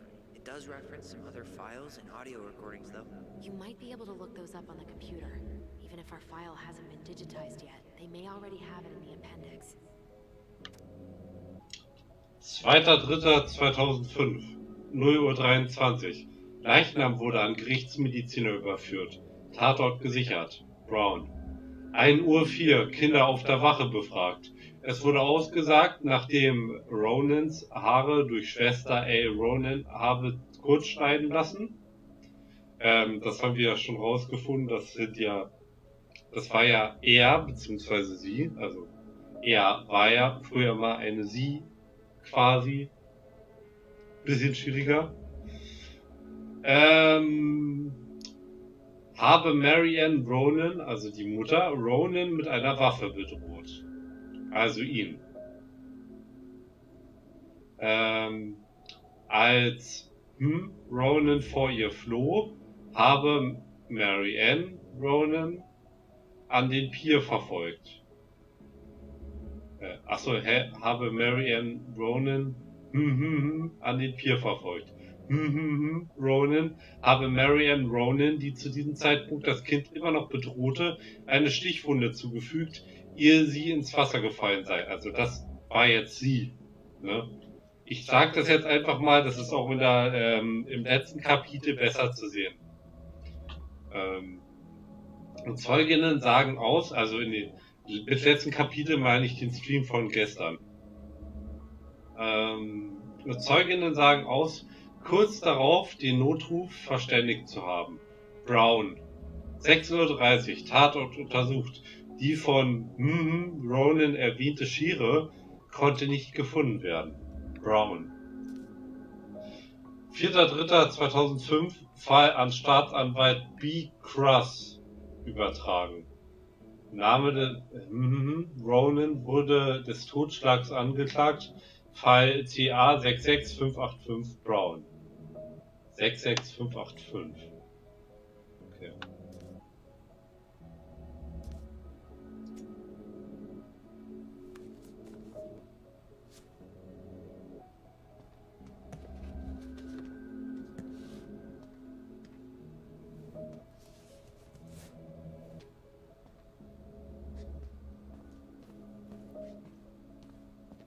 There might be other references on the computer. Ja, aber 66585 war doch auch interessant.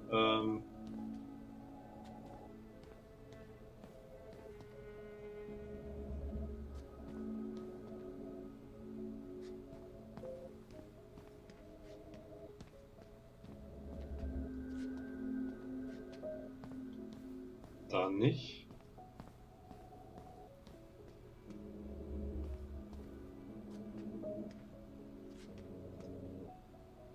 There might be other references on the computer. Ja, aber da war doch auch 66585. Ja, nehmen das doch raus. Dann halt nicht. Aber da war doch schon eine Referenz drin. Naja. Aber das mache ich doch gerne. Recherche gehört auch zu meinem täglich Brot tatsächlich, auch so beruflich. Alright, I'm in. You can search by keywords. What should I look for? I don't know. Mary Ann Ronan, March 1st, 2005?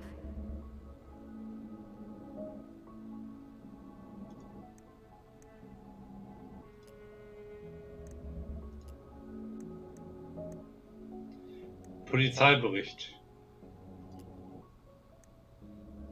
24-Stunden-Bericht, Tötungsdelikt, Opferinformation, Zusammenfassung des Verbrechens.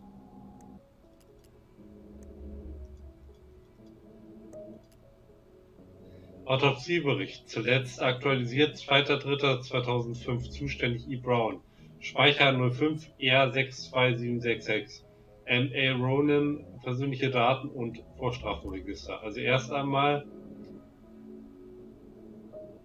61889.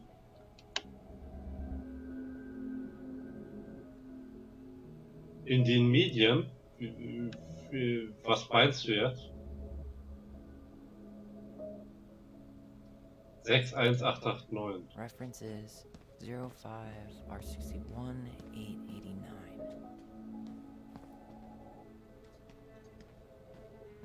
There.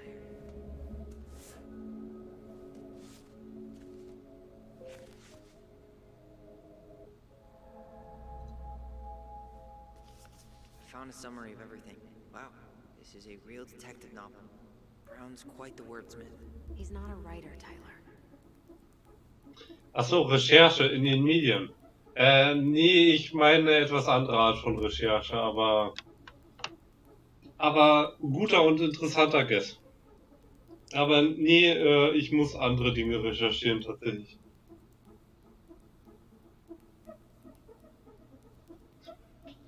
Fallschilderung. Zusammenfassung des Verbrechens. Am 1. März 2005 gegen 22 Uhr verließ das Opfer Mary Ann Ronan eine 41-jährige weiße Frau ihr Haus und betrat ihre Garage, um eine 9 mm Schrotflinte der Marke Wrestler 3121 zu laden. Kurz darauf betrat ihr Kind Ronan, 11 Jahre alt, die Garage, um seiner Mutter den neuen Haarschnitt zu zeigen, den es von seiner Schwester Ronan erhalten hatte. Der Zeugenaussage von Ronan zufolge reagierte Mary Ann auf den Haarschnitt mit einem Wutausbruch und bedrohte Ronan mit der Schrotflinte. Ronan floh aus der Garage in Richtung des Sees und rief laut um Hilfe.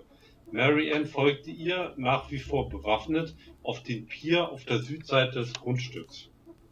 Vom Lärm alarmiert begab sich Zeugin Ronan ebenfalls aus dem Haus in Richtung des Piers, wo sie beobachtete, wie Ronan von Mary Ann bedroht wurde und oder ich kann's ja auch eigentlich mit den richtigen Namen sagen. Ich kann die Namen ja ausfüllen. Also wie Tyler Ronan von Mary Ann bedroht wurde und mit der für den Haarschnitt verwendeten Schere auf sie einstach. Um sich selbst zu verteidigen, Beide Zeugen sagten aus, Marianne Ronan habe zu dem Zeitpunkt das Bewusstsein verloren und sei in den See gefallen. Um 22:29 Uhr erhielt Officer Christian Holt, Dienstnummer 55899 des Dealers Crossing Police Department, einen Anruf von Ronan, das könnte ich jetzt nur raten, in dem der Vorfall geschildert wurde. Streifenpolizist Jay Shan, Dienstnummer 5622, wurde an den Tatort entsandt. Shan regierte den Tatort ab, eröffnete ein Tatortprotokoll und versorgte die beiden Jugendlichen, Tyler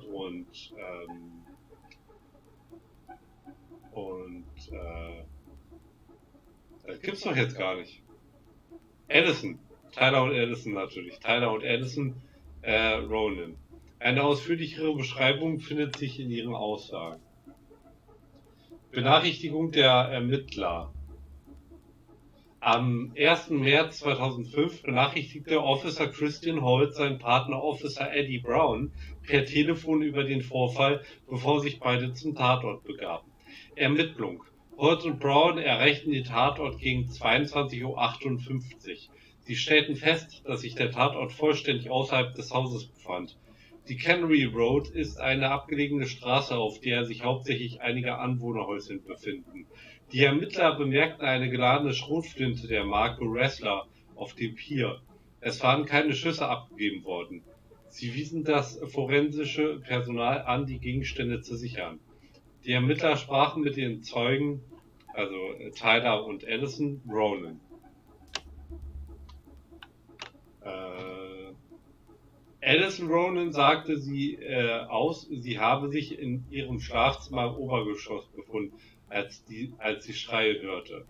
Sie sei die Treppe hinuntergelaufen und habe dort durch das Küchenfenster Tyler, beziehungsweise man muss ja bei Tyler sagen, wahrscheinlich hieß er ja früher noch anders, aber jetzt, ich sag's halt mit den jetzigen Namen, Tyler und ihre Mutter Mary Ann am Pier gesehen. Tyler habe versucht wegzulaufen, doch Mary Ann habe gedroht zu schießen.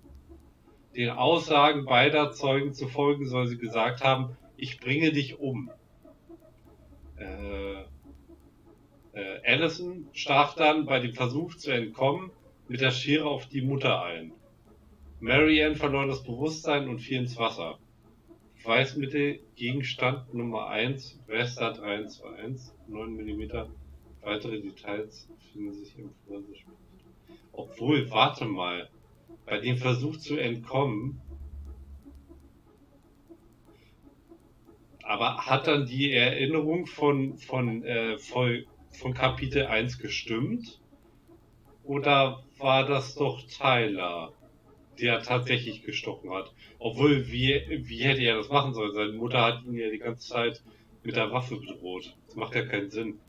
Also war es wahrscheinlich wirklich Allison.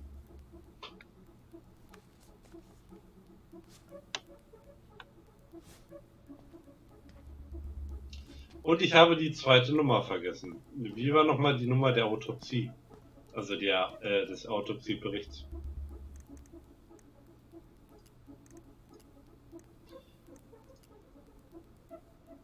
Ja, 62766. Okay, I need to check out 05 R62 766.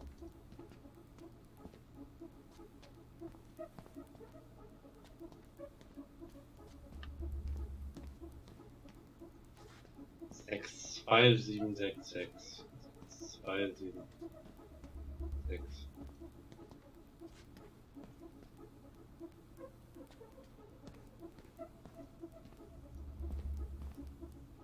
Habe ich es übersehen, oder? Ach, da ist ja 6-2. I have her autopsy report. Okay. She... God, What is it? she drowned. Stab wound was non-fatal. What? Obduktionsbericht. Obduktionsklasse A, Datum 2.3.2005. Uhrzeit 9:30 Uhr. Dr. Gray. Finalisiert 2.3.2005 durch Dr. Gray. 42, weiblich, tot bei Ankunft nach Ertrinken. Eine Stichwunde, also linker Lendenbereich, 2 Grad nach Angriff mit Schere durch Tochter. Oder 2. Grad, keine Ahnung. Gibt's bei Stichwunden unterschiedliche Grade, unterschiedliche Schwerestufen? Keine Ahnung. Nach Angriff mit Schere durch Tochter. Keine Vorerkrankung bekannt. Sektionsbefund. Schaumpilz in Mund und Nase. Hirnödem. Wassereinlagerung in Lunge. Siehe wahrscheinlich pulmonale Ödeme und Emphysema. Aquosum. Blähbauch 2. Grades. Mageninhalt. Stichwunde 7,6 cm linker Lendenbereich, 2,5 cm über SIPS. Antemortem. CT-Befund Flüssigkeit in Nasennebenhöhlen und Luftröhre. Bilateraler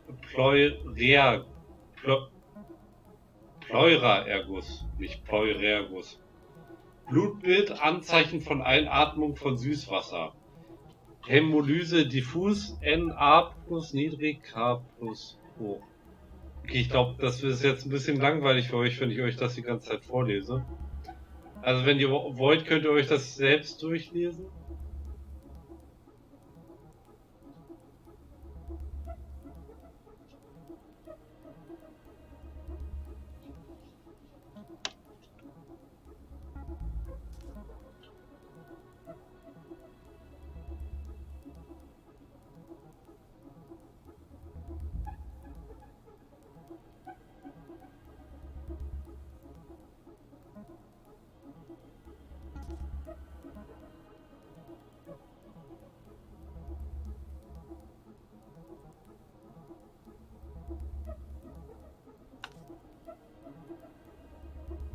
Okay.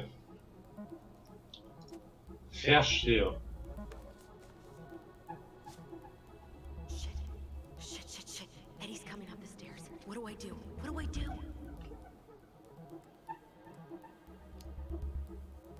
Stall him. No shit, Sherlock.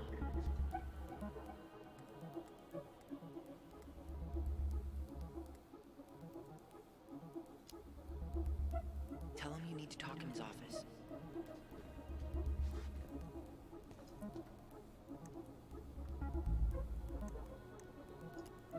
Here. Jugendamtfax 01 EBR. Reference is 0501 EBR.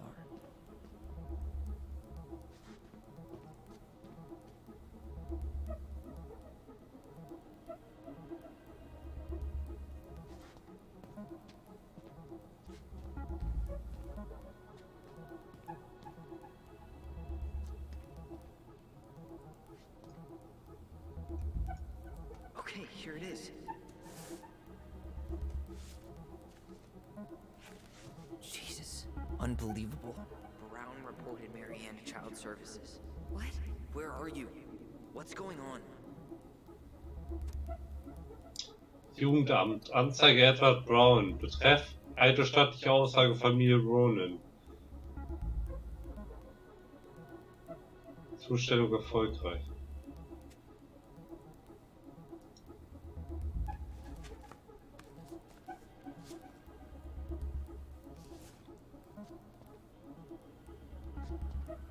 Das heißt, das ging also von Brown aus.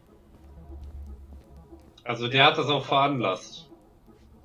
Der zahlt das nicht nur, sondern der hat das auch veranlasst.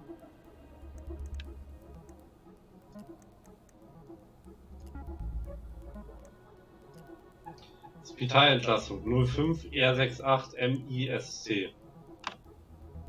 Okay, I need to check out 05 R68 MISC.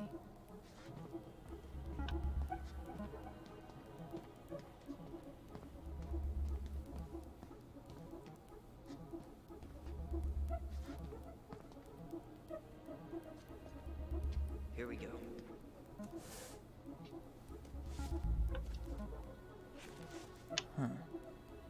is that here? Medizinisches Aktenzeichen. Diagnose Gehirnerschütterung. Patientenname Ronan. Geboren. Das heißt, das muss eins der Kinder sein. Beschreibung der Symptome. Druckgefühl im Kopf, Kopfschmerzen, Bewusstseinsverlust, Übelkeit, Schwindel, Krankenhausentlassung. Ich, Patientenname oder Erziehungsberechtigte der Tessa Vecchi, entlasse St. Meadow Klinik hiermit aus der Haftung bezüglich der Entlassung der Patientin entsprechend dieser Erklärung. Ich habe diese Erklärung gelesen und verstanden. Und, Tessa. Oh Mann, das wird ja immer interessanter.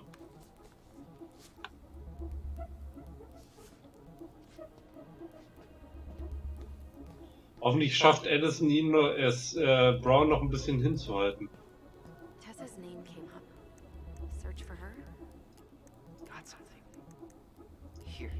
Vorfallsbericht. Diebstahl und Kinderverwahrlosung. Was? 2005 201546.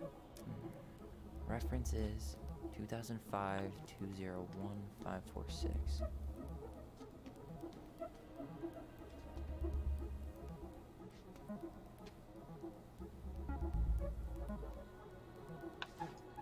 There.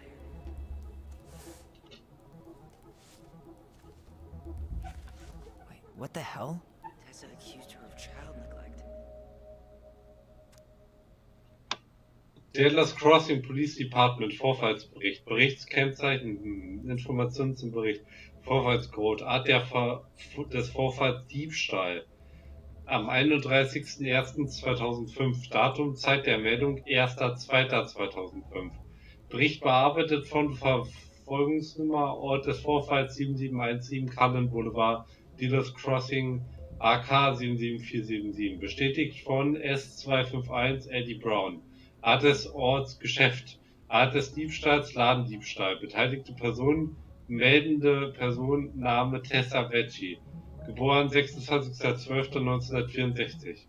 Adresse 598 Richmond Street, Dallas Crossing, AK 77477. Am 31.01.2005 gegen etwa 10:45 Uhr betrat Mary Ann Ronan das von Thomas und Tessa Vecchi geführte Geschäft Beni Vidi Vecchi. Mrs. Vecchi gab an, sie habe Mrs. Ronan etwa 10 Minuten lang die Regale durchstöbern sehen und dabei nebenher mit ihr geplaudert.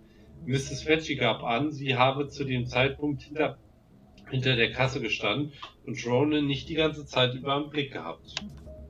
Vecchi sagte aus, nach diesen 10 Minuten habe Ronan sie gefragt, ob sie Rauchspiralen zur Mückenabwehr im Angebot habe. Vecchi erklärte Ronan, dass dem nicht so sei, aber sagte aus, diese Nachfrage aufgrund der winterlichen Jahreszeit als merkwürdig empfunden zu haben. Anschließend verließ Ronan den Laden, ohne etwas zu kaufen. Vecchi gab an, etwa 5 Minuten später an den Regalen vorbeigegangen zu sein, an denen Ronan sich aufgehalten hatte, und das Fehlen einer Packung Waschpulver bemerkt zu haben.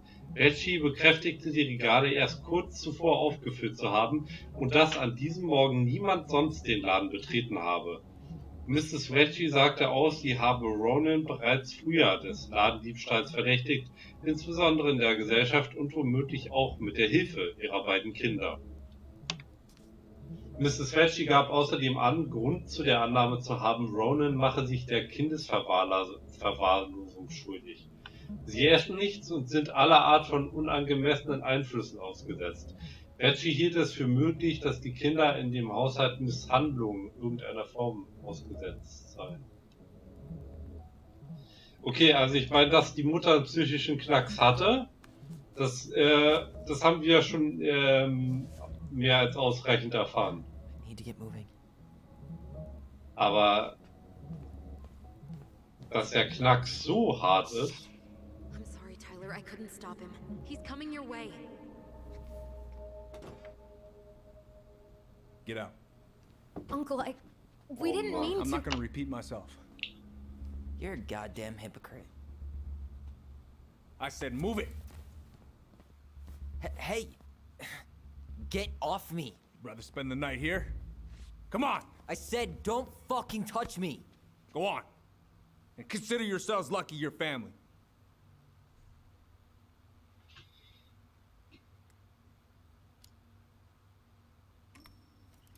You're right. Family. And for Allison's sake, we should talk. About what? We saw our file. We know about social services. Why? Why did you turn your back on her? Why did Tessa?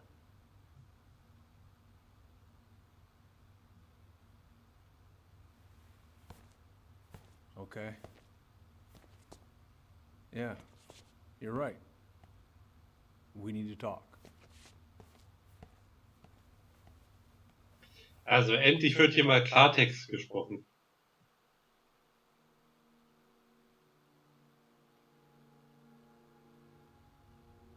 The winter before your mother's death was hard.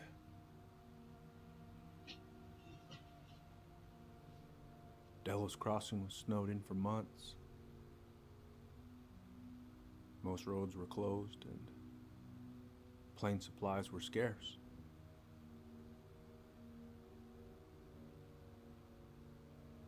Everyone was struggling. Especially Marianne. Yeah. She was always just scraping by. And that winter left nothing to scrape up. Even if locals had found time to help her. I'm not sure your mother would have accepted.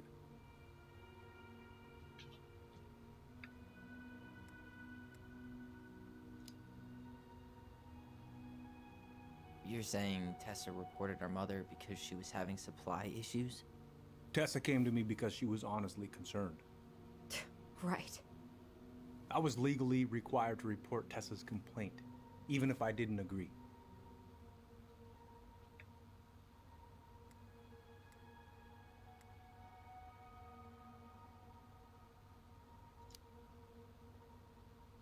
So you took her word for it and called child services?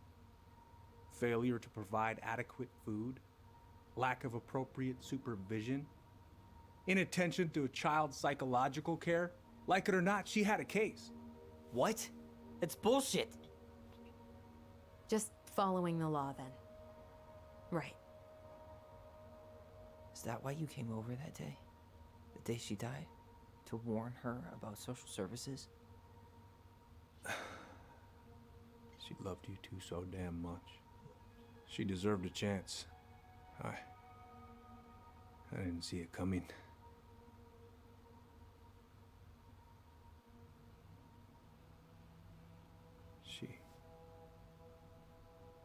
I don't know. Right there, she must have decided it was over. I thought always telling each other the truth was our #1 rule. Still is, little moose. And yet you still lied. I didn't want you two putting yourselves through unnecessary hurt. But you're adults and that was your choice to make. I'm truly sorry. Thank you, Uncle.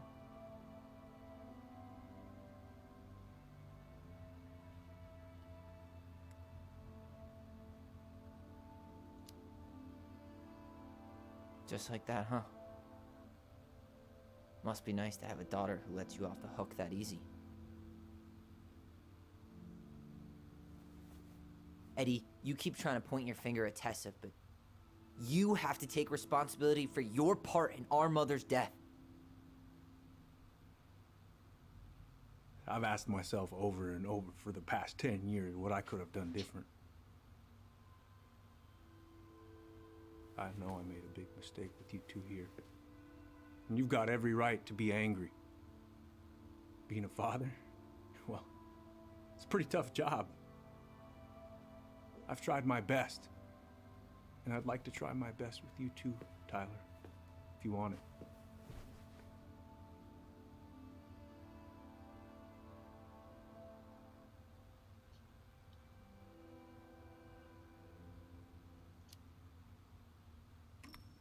I'm open to getting there.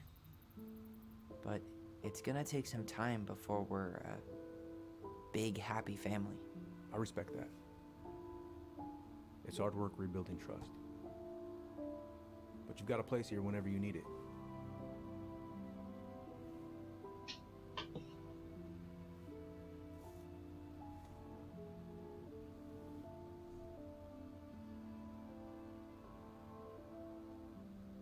Group hug?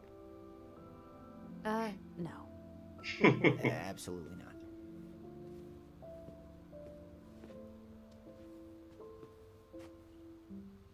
All right, I'm really gonna have to kick you out now. No rest for the wicked, huh? Well, that went better than I was afraid it would.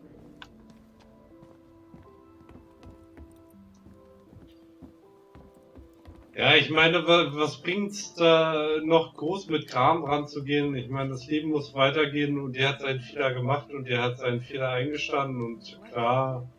Long story. Hey, you know the drill. Chin up. Yeah.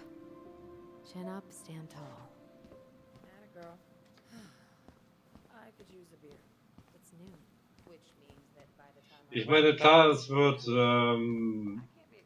die Wunden heilen nicht über Nacht, aber sie werden heilen, wenn man das zulässt.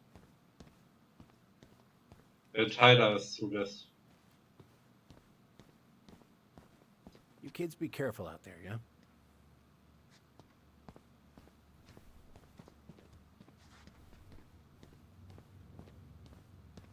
You two on your way out? Yeah, we've got stuff to do. You ready, Allison? Yep.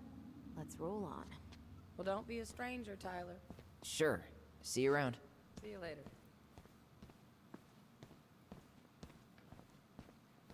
Alles klar, dann gehen wir mal. Allison, What? you feel like shit. How can you tell? Because I feel like shit. What are we gonna do about Tessa? Nothing. Look, we're not gonna do anything. That's enough, Tyler. Talk to Tessa? Why? What are you looking for? What are you expecting her to say? I thought she loved us. Really? Chief Brown, is it true? Is she... Oh my God. Children, Tessa. Tessa, you need to leave. Come on, kids. Everything is going to be all right, okay? You're going to be okay, I promise. Go home. You can't be here right now.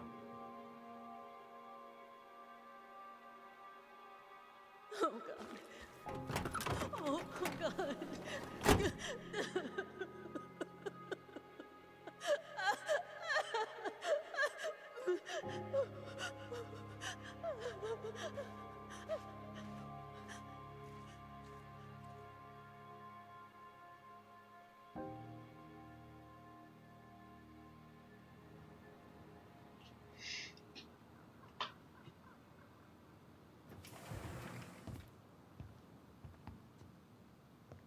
Where is everybody? Tessa's gotta be around somewhere. I think I'm hearing something. Well, at least we know the entire world didn't vanish.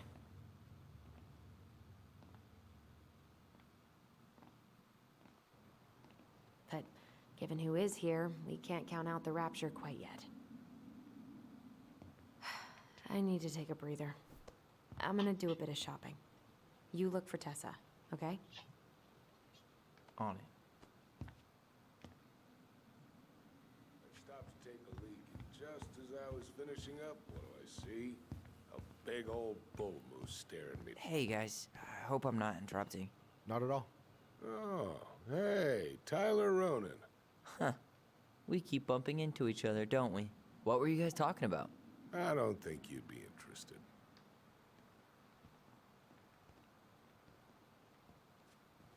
Na gut. You two just can't stay away, huh? Unfortunately. We're looking for Tessa again. Well, she took off about half an hour ago. Sorry. Do you know if she'll be back soon? I don't know if she's even coming back. No one tells me anything. How about Tom? He busy? He's been in the office all morning, so who knows? But it's Tom, so it's probably safe to interrupt him.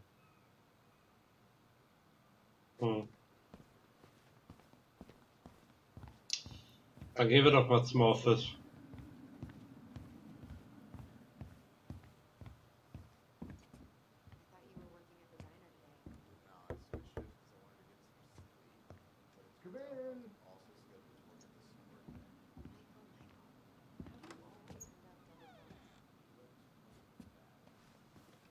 Hey, Tom. What do you mean? We've got enough signatures. It should have at least been enough to stall construction while we figure out our next move. Well, why don't we schedule a meeting with the Alaska Wildlife Foundation? Try to get their support. Look, Harold, I have to go. We can pick this up at the meeting. I should be on my way over soon. Hello, Tyler. Can I help you? Ja.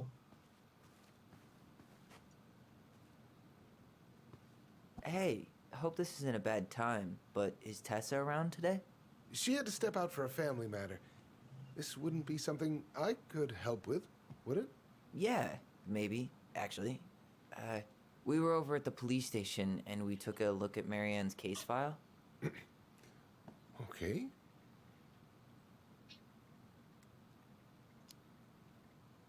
Why did Tessa come to the police station that night? She was looking for you two. To make sure you were okay. When she heard what happened, she was a mess. How exactly did she hear about it so fast? Can't remember who called, but you know how it is. No news travels faster than a secret. Everyone knew 5 minutes after Brown was on his way out.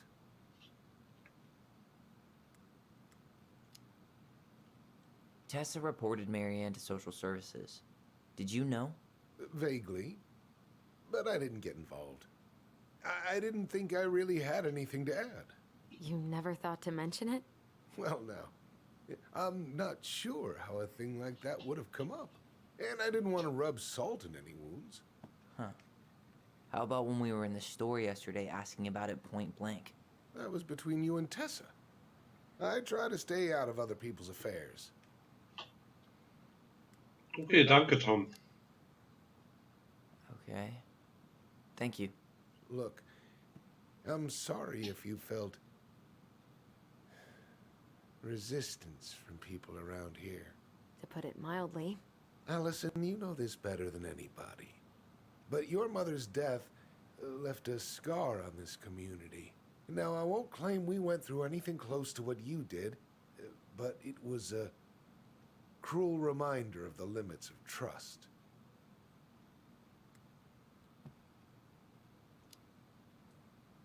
Well, if we want to get past the limits of trust, we all need to face what happened, which means being completely honest about it.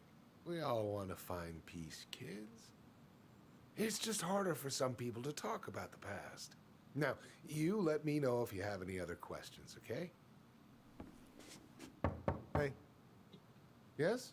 you said I should remind you not to be late for your meeting, so don't be late. Yep. I'll be on my way in a minute. So, kids, was there anything else you two wanted to talk to me about? Did you ever hear any rumors about our mother? Like, who her father might have been? I'm not exactly a rumor monger. Your mother was close to a few men, but whether they were your father, I couldn't say.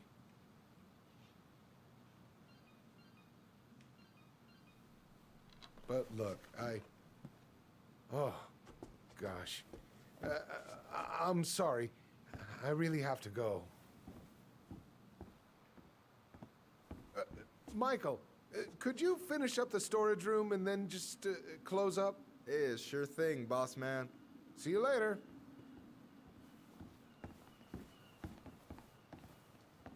You two want to help a brother out, spend the afternoon here working for free? Why not?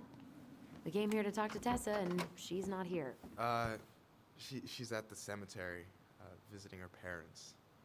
Oh. Hey, tell you what. Why don't you guys help me close the store, and then we can drive over together? I've been meaning to pay my uncle a visit. Can't we just wait for her to come back here? I'm not really excited about going there. Allison, we don't have to visit her grave. I'm gonna start working in the storage room. Tyler, join me when you're done. Sure thing. Just give me a sec.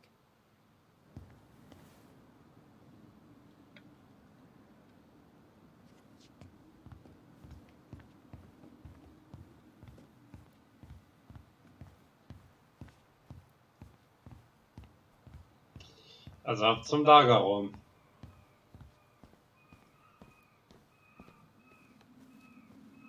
Alright, I already counted there, but I just need you to double check a few things. It's not complicated. I've got this in the back. Oh yeah? Because you're just that good, huh?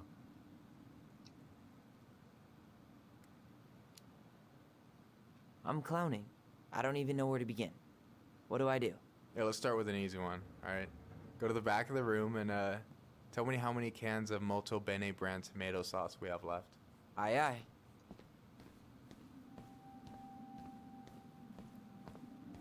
Ja, das sieht doch aus wie...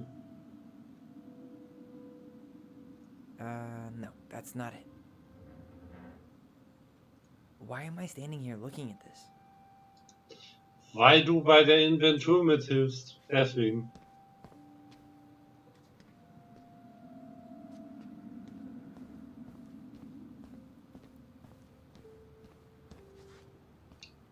Ja, das sieht auch nicht richtig aus. Das könnte es sein. Cheddar dip? Yuck. Your sister loves that shit. She eats it straight out of the jar. Oh, God. Okay, dann war es das auch nicht.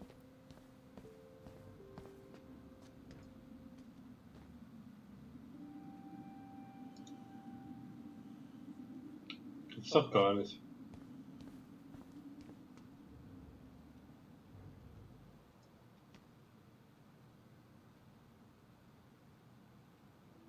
Why am I standing here looking at this?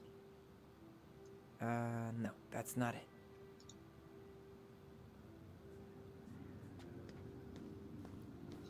Komm schon. Hier, Molto Bene, das ist es doch.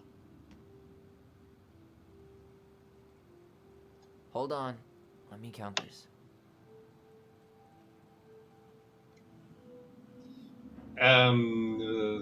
4, 4, 3, 3. 8 und 6 sind 14. There's 14 cans of Molto Bene tomato sauce. Okay. Sounds about right. Man, I'm so good at this. That was easy. I need you to count the bottles of bleach for me. Die Bleichmittelflaschen. Wait, das war doch...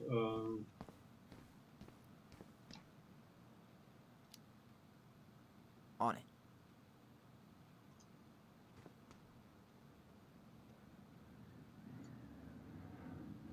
Also 1, 2, 3, 4, 5, 6. 6? Alright. Not bad, Tyler. Not bad. Careful.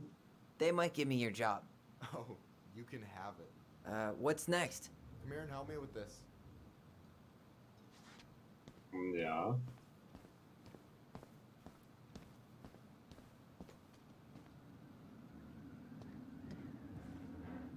What's up? I need your opinion on this masterpiece. Is that supposed to be me? Yeah, come on. Look at the hair. Nailed it, right?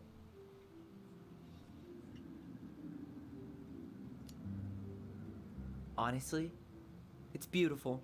Hey, don't make fun of me. I'm not.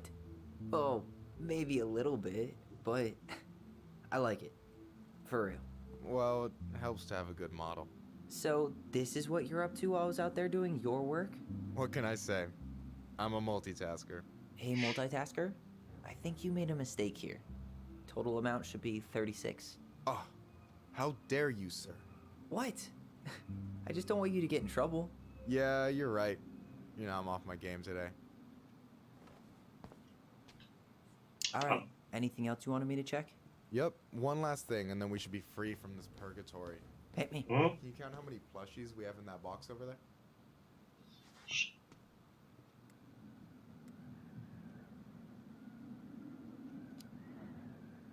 Okay.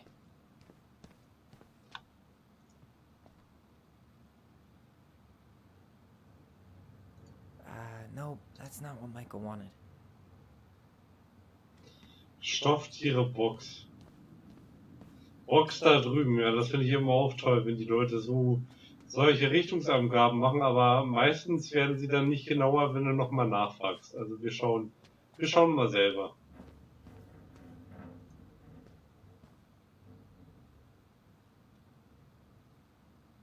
No, that's not it.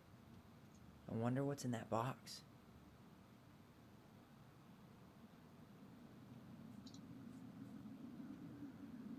Bis wahrscheinlich später. Okay, bis dann.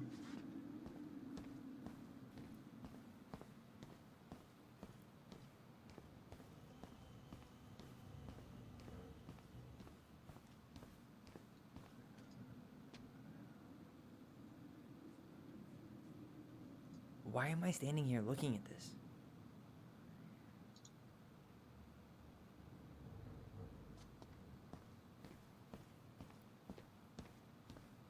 Ach, hier. So... 1, 2, 3, 4, 5, 6, 7, 8. Warte mal, 1, 2, 3, 4, 5, 6, 7, 8, 9. Aber darunter sind wahrscheinlich auch jeweils nochmal 2. You've got about 11 left in that box. Did I get it wrong? Michael? Ouch, what the fuck? Hey, sorry. It was just too tempting. Lesson number 1 in the ancient art of inventory. Never let your guard down. You have no idea what you just started. First one with 3 confirmed hits wins. Cool? Yes!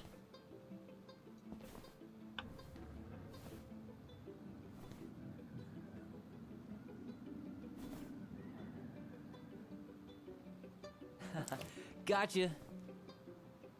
One more hit and you're out. Prepare to feel my wrath. God, you're corny. Oh, come on. Is that all you got, Ronan?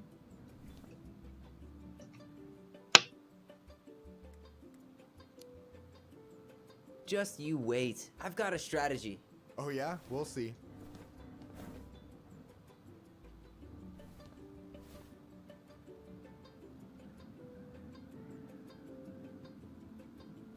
So, is this a typical workday for you? Nah, I usually don't have such good-looking company back here.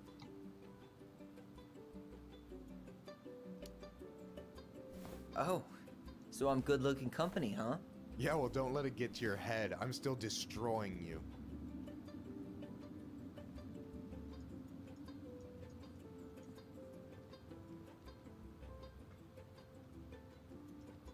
Oh, damn it.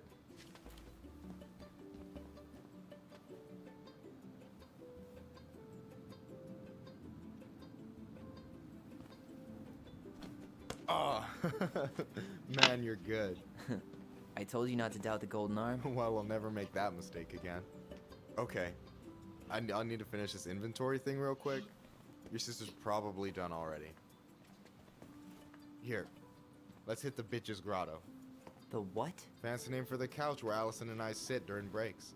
Ah, alright, cool. Let me see what you've done with the place.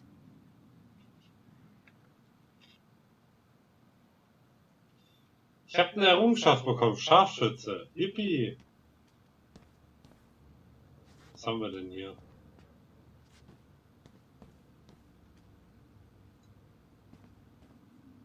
Is that a picture of a priest with little hearts?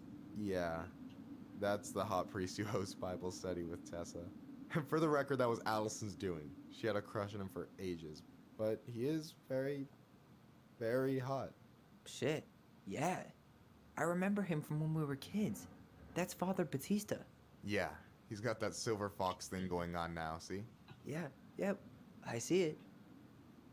Ich kenne nur einen Batista, aber das ist ein Wrestler und Schauspieler und kein Priester. Aber gut. Obwohl, das fände ich ganz lustig, sich den als Priester vorzustellen. Na egal. Is that the mangy muskrat? Oh, och, bitte nicht. Och, ist das eine niedliche Figur? Also ganz ehrlich mal.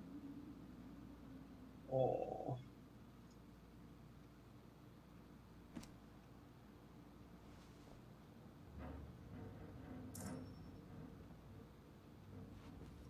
Der räudige Bisam. Oh, hey, see that container? That's for you. Huh? It's the trout I caught yesterday at the buzzard hole. Grilled it up with my world-renowned marinade. Hey.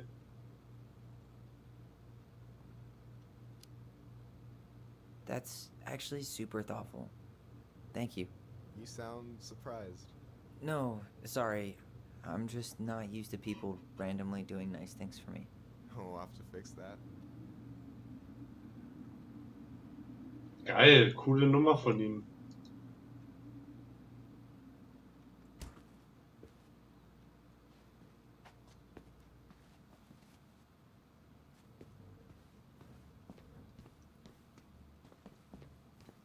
Oh, I drank this at a party once.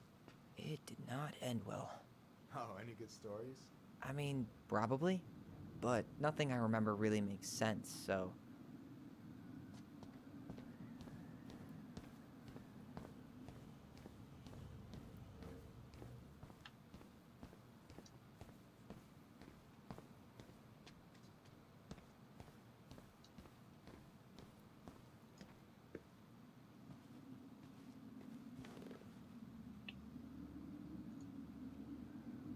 So, you think Tom's got the chops to be the mayor of Delos Crossing? I don't know. The guy's sweet and not entirely incompetent, but it doesn't really matter. Vote for him's a vote for Tessa. She'd be the one running the show.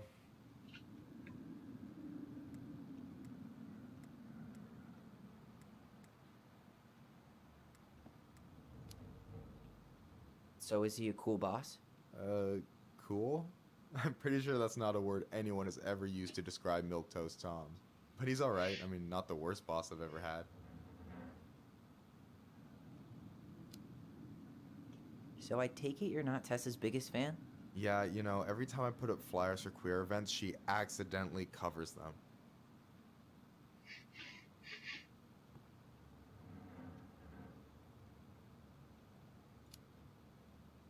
No way. Have you ever confronted her about it? Nah. I just keep my head down and count the days until Juno. Man, that has to be rough. It is. But out here, just surviving is a form of protest.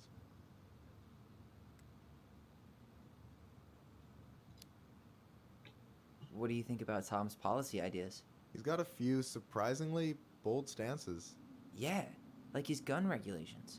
I gotta admit, I'm pretty impressed he's pushing for that out here. Exactly, but I'm not totally sure how I feel about that, though, to be honest. Really? Really. Historically speaking, the government taking weapons away from my people has not gone well for us. Oh, yeah. I never thought about it that way.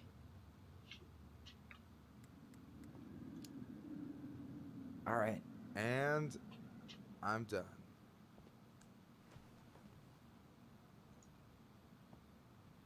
Is this Chief Brown? Yeah. Are you guys related, or...? Nah, but same clan.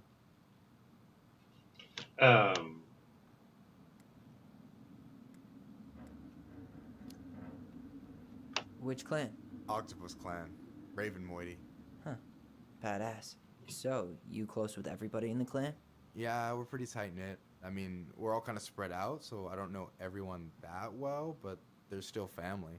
I was really close to my Uncle William until he passed. He's the one whose grave I want to visit. Oh, yeah. Of course.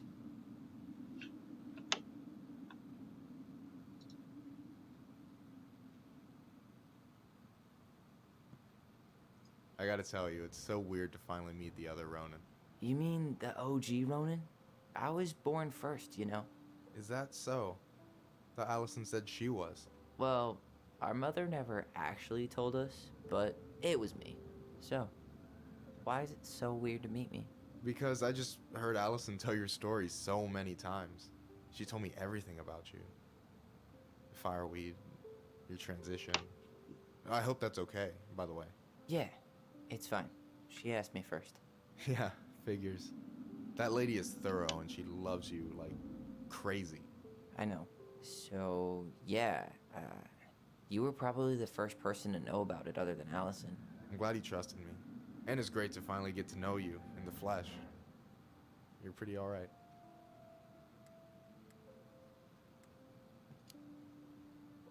But you're not too bad yourself. I try not to be. Especially around guys I'm trying to impress. So I wasn't blowing smoke when I said you should move to Juneau with us. I know. I've got a community there. Could be yours too. Fitting in. There's a concept.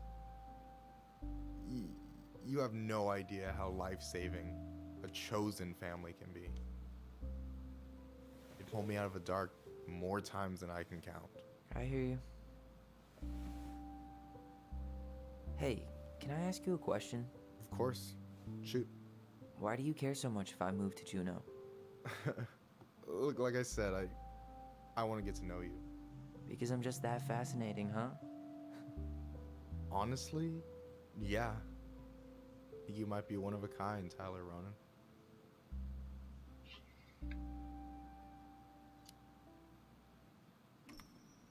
Well, golly gee, Michael. I think you're swell too. You're the cat's pajamas. Shut up. I've got way better compliments than that. But I can't open with my best, right? It's cool. So, I'll get more of those if I get to know you better? For sure. If that's something you'd be interested in. I might be. Yeah. Oh, hey. I've been standing at that counter for an hour waiting for you two dum-dums to come back. Are you guys ready to go? Mm-hmm. I think we've done about as much damage as we can back here. Yeah. Let's go.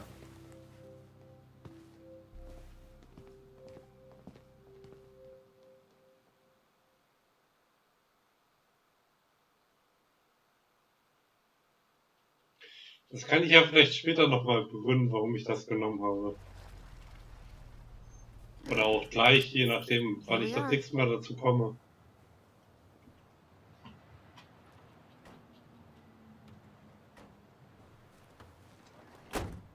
Thanks for letting me hitch a ride over. No problem. You sure we can't drive you back? Nah, you're like stretching my legs. It isn't far. But anyway, can't put the wind in a bottle. All right.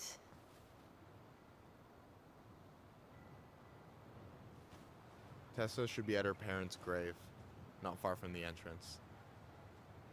Look for a big crooked tree. You can't miss it. I'm gonna go check in with my uncle. Good luck. For real.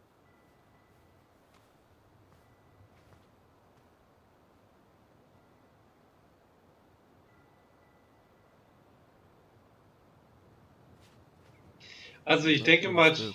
I've never been a big fan of cemeteries. Especially after, you know.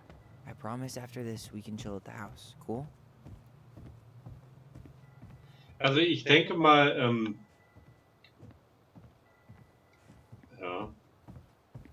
ich denke mal, die beiden sollten das schon, sind super Geschwister und so, kabbeln sich manchmal, aber das machen ja alle Geschwister so, würde ich mal behaupten. Also ich glaube nicht, dass es das perfekte Geschwisterpaar gibt, also mal ganz ehrlich.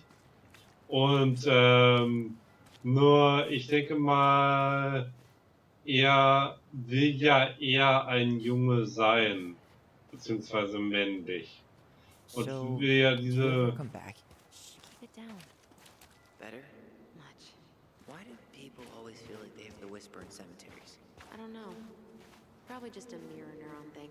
Oh, what? Monkey see, monkey do. Yeah. Anyway, have you been back here at all since the funeral? No, I've never had a reason to. Thankfully.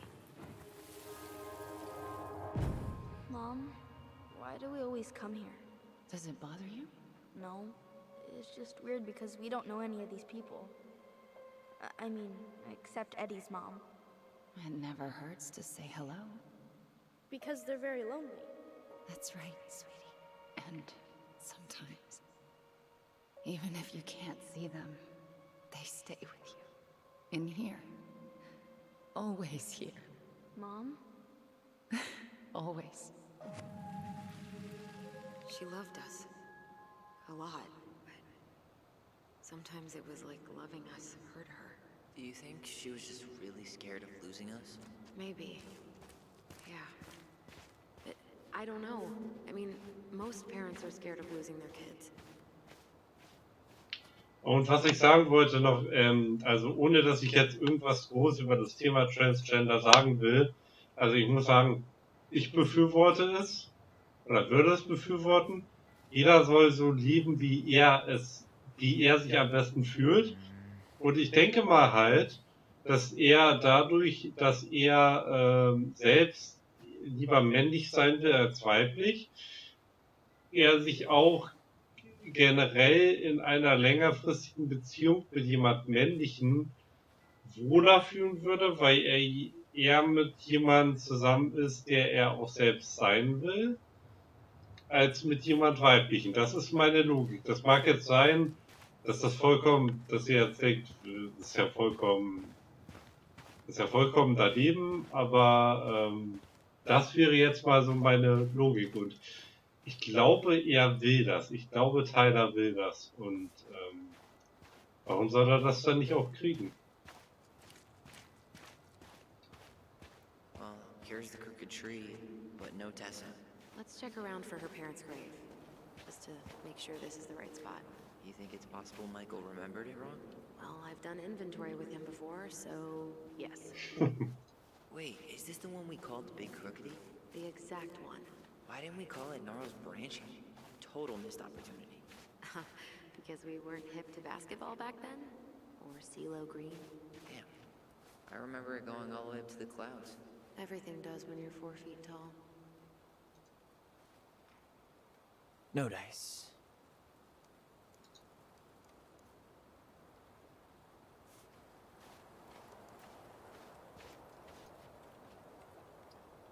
Guess again. Ich kann übrigens an der Stelle sagen, also ich war ja am Donnerstag war ich in Berlin und ohne da jetzt zu groß was sagen zu wollen nochmal, oder das nochmal aufzurüschen zu wollen, warum ich da war. Wenn ihr mal in Berlin seid und ihr wollt mal das Grab von Marlene Dietrich sehen, dann müsst ihr auf dem Friedhof Friedenau schauen.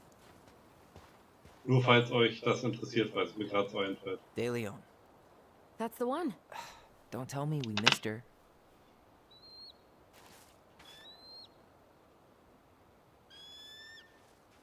Hello, Mr. Eagle. Kids. It's time.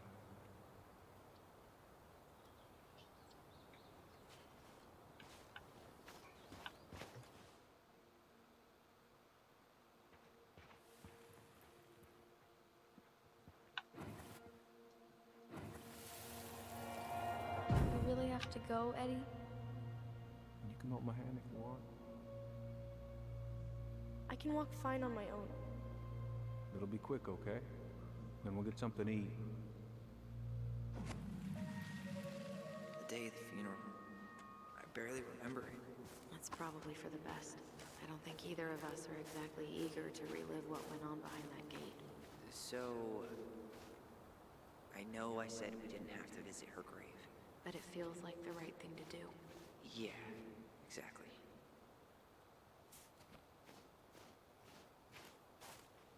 Salazar? Kann ich nicht lesen. Las chaos of history. What's that mean? Not sure, but Michael should know. Um jene zu ehren, die nicht mehr unter uns sind. Das Tlingit Preservation Committee und die Gemeinde von Delos widmen dieses Denkmal dem ewigen Band zwischen vergangenen, gegenwärtigen und künftigen Generationen. Möge das Andenken an unsere verstorbenen Angehörigen niemals im Chaos der Geschichte verloren gehen. Möge dies eine Ruhestätte für unsere Angehörigen sein, die ans andere Ufer übergetreten sind. Möge unsere ewige Liebe die Wunden der Vergangenheit lindern und uns in eine strahlende Zukunft geleiten. Ja, moin Eti, da bist du ja wieder. Hallöchen.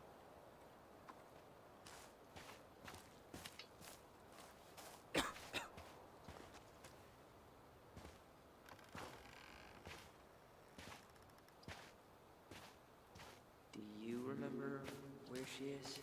No. For what it's worth, I remember staring at the water during the funeral. Allison, please. I'm not going. Allison, come back! Yeah. Any hope that this would be easier than last time? Totally gone. At least this time no one's sending me away. I'm holding you to that. Afterwards, you and I had a moment over there by the totem, right? I wonder if we could see that. Doesn't hurt to check.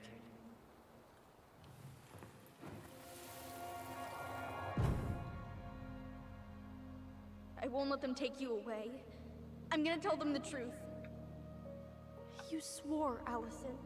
I'm gonna be okay. Please, don't worry about me.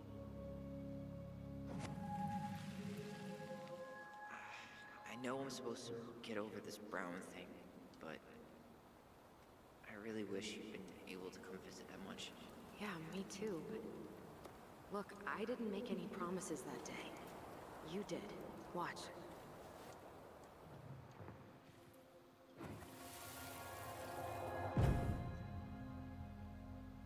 They all think you killed her. It's not fair. I'll be okay. You have to take care of yourself now. See? It's possible, but I don't think so. Well, I know so.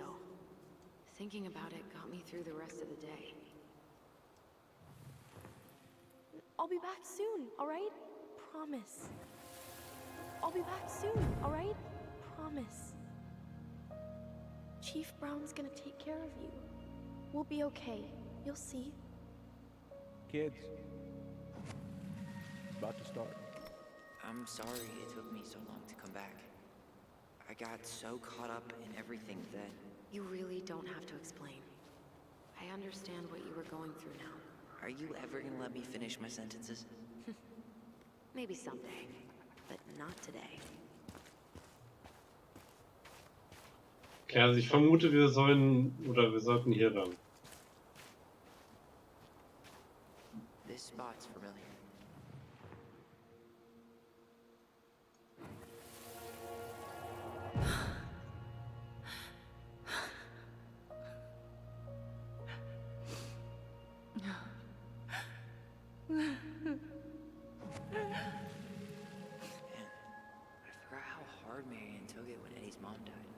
We were only 4, but yeah.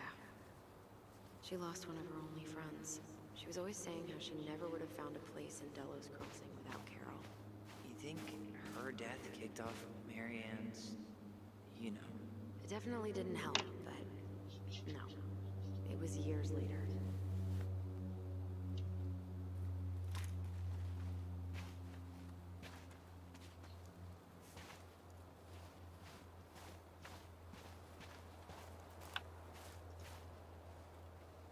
Carol Brown. 8. Oktober 1937 bis 21. September 1999.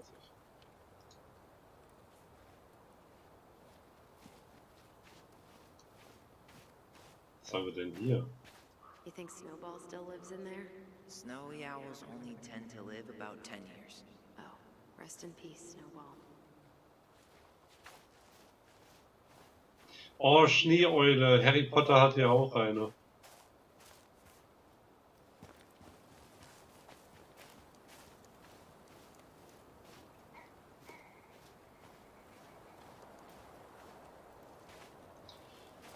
So, mal schauen. Wir werden ja wohl dieses Grab finden.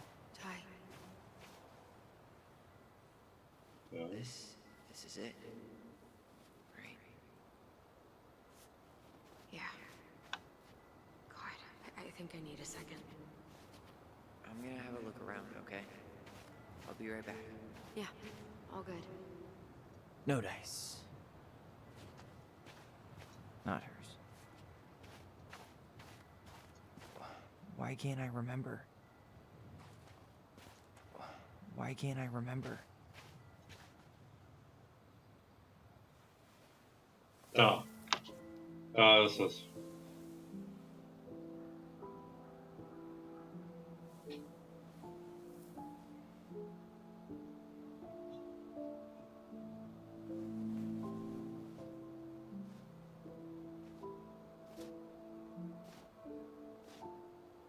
Allison.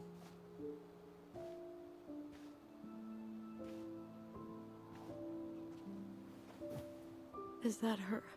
What the hell was going on with you? What broke? Why didn't you say anything? We were your goblins. You didn't have to do it all alone.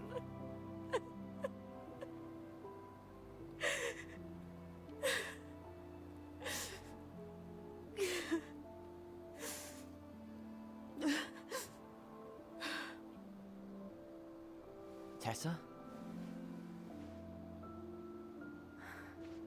Kids,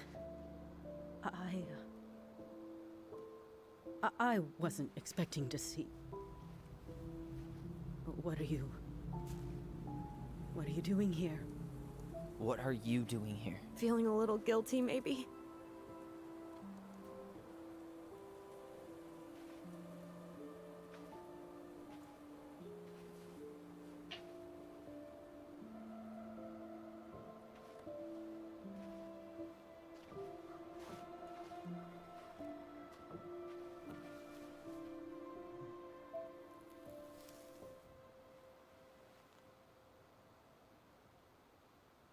When we pass on, our graves are all anyone has to remember us by. Letting hers just fall apart would be cruel. I'm not a cruel person. Cruel enough to call social services on our mother. I wanted to protect you.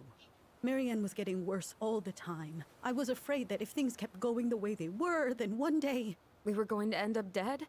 Look, I'm sorry I didn't tell you the whole story back in the store, but I didn't want you to... Enough with the excuses. What the hell happened to her? Why'd you turn your back on us? Your mom was always just barely getting by, and over the years she burned a lot of goodwill.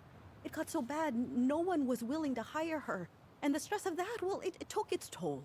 I tried to help, but she pushed me away. She pushed us all away. In the end, she isolated herself from everyone. She was alone and out of options. She had us, until you threatened to have us taken away. I couldn't let her drag you down with her. She had you stealing for God's sake. Your mother never wanted to be a part of this community. She always thought she was better than the rest of us. A spoiled little girl playing fairy princess in the woods. If she just settled down with someone instead of running around with married men, well, just ask Sam Kansky how much better that would have been for everyone. Wait, what? Oh God. What happened between them? I wasn't thinking. Please, just forget I said anything. Tessa! All I know is whatever went on, Laura left Sam over it. But I shouldn't have said anything about that. I promised I wouldn't. I'm sorry, kids.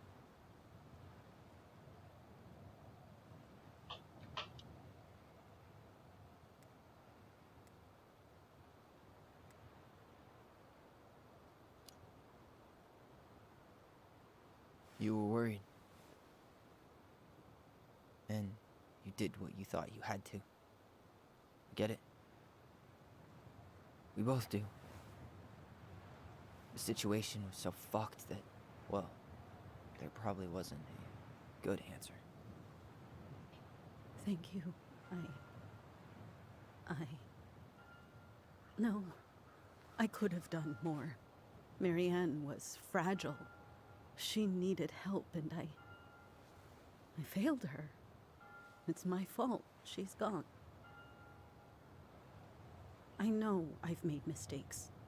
All I can do now is say that I'm sorry. If I could give you back your mother, I would. I don't deserve your forgiveness, especially yours, Tyler. But if there's a place for me in your lives, I'd like to be there. I have to know something first. Are you good with who I am? I've been thinking about that since you came home. I believe that my life is better for having lived it by God's word. But I also believe we don't always understand what he's saying to us. I prayed for guidance, and seeing you standing here in front of me, such a strong and thoughtful young man, I think I have his answer. That means a lot to me. Thank you. Tessa, I know the last couple of days have been heated. I'm up for a fresh start if you are, but it's not really up to me. Tyler?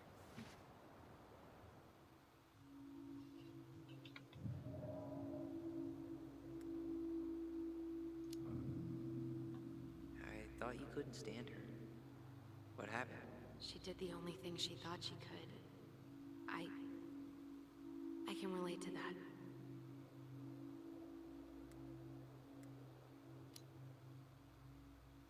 I'm done losing people.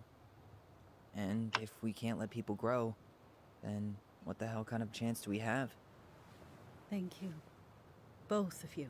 Kids, I never knew your mother's whole story, but it was obviously very painful. She always said you two were the only good luck she'd ever had. I'm going to try harder to forgive her.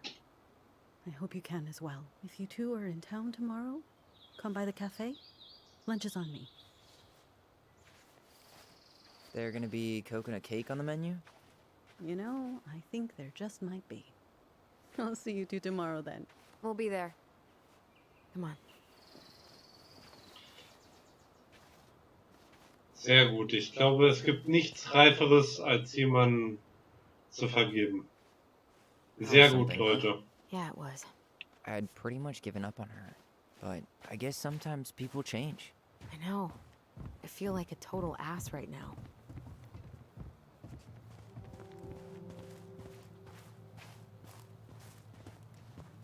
Looks like you could use a nap. A nap? After today, I'm ready to hibernate. Maybe we could find the old bear's ice cave for you. You want to sit down for a bit?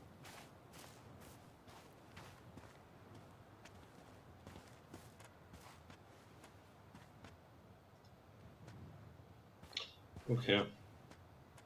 Not a bad view, right? Yeah.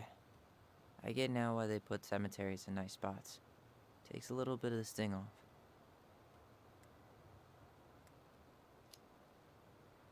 Listen, I know this has been hard.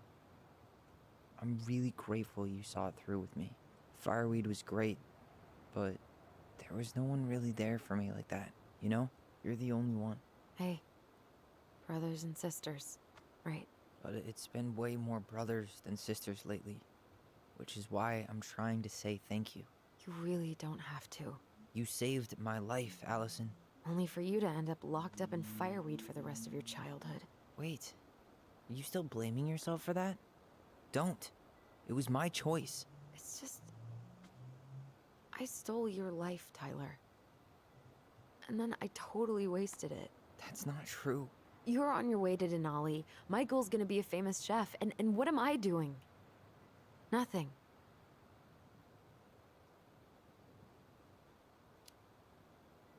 Nothing.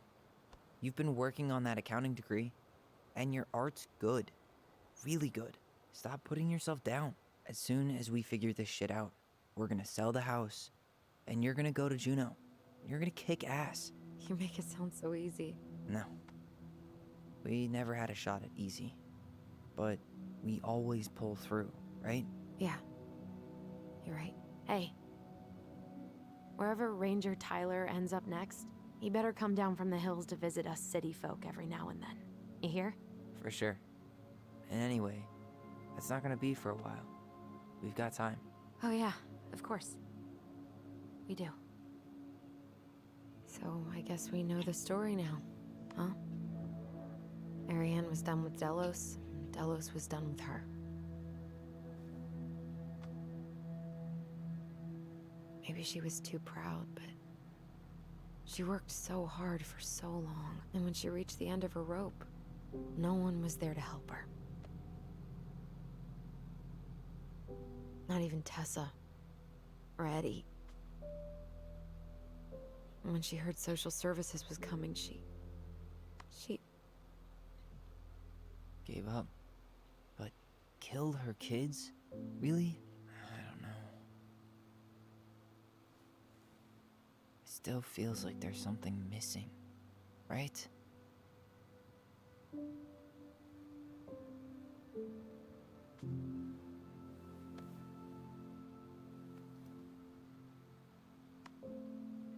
You're never gonna understand what was going through her mind.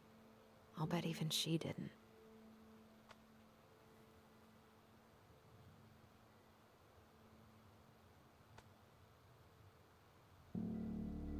It's probably always gonna feel that way.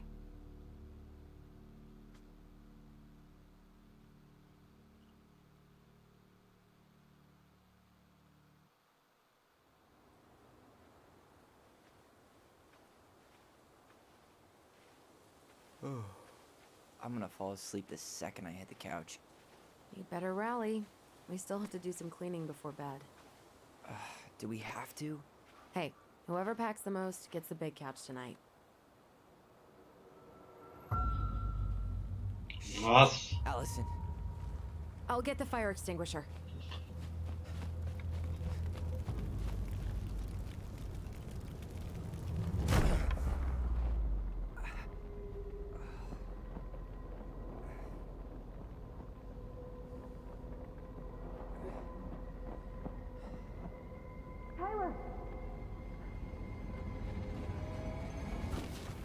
Tyler, are you all right? Allison, barn. Stay there. I got it.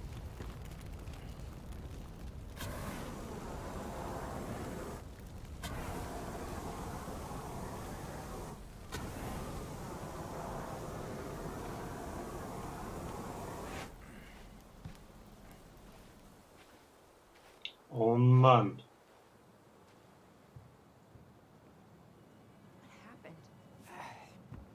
There was a guy. He smashed me in the face with the door. What guy? What did he look like? I'm not sure.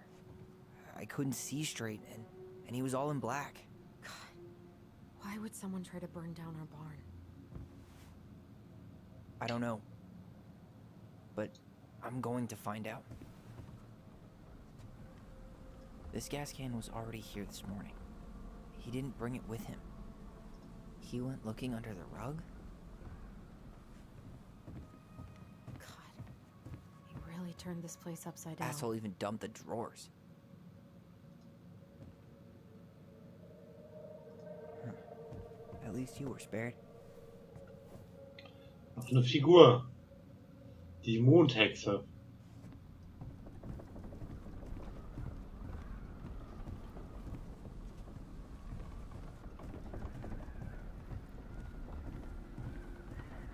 Everything's on the floor. At least he left us the junker.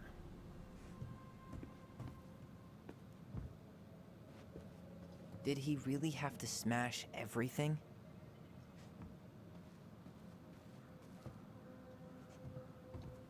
So, did Eddie teach you how to put out a fire? Nope. I taught myself.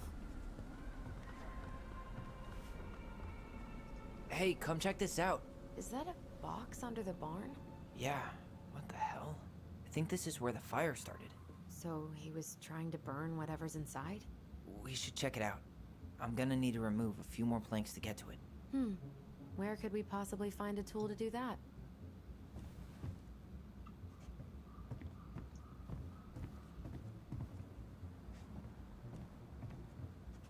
Naja. Hier drin?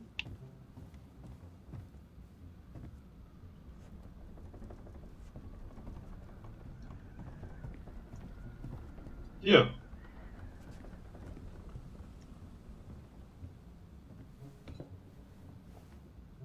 Guess we know how he made the hole.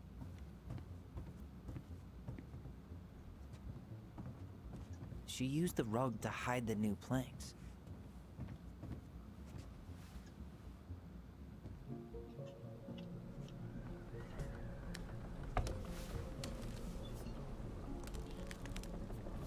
Step back. I'll be fine.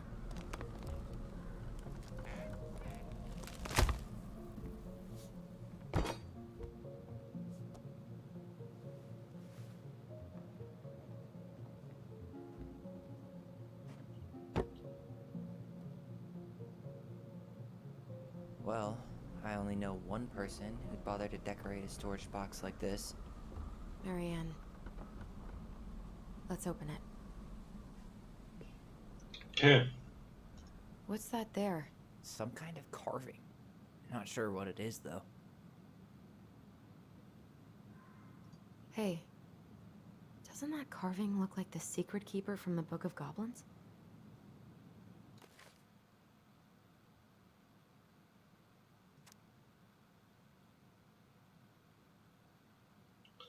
Secret Keeper.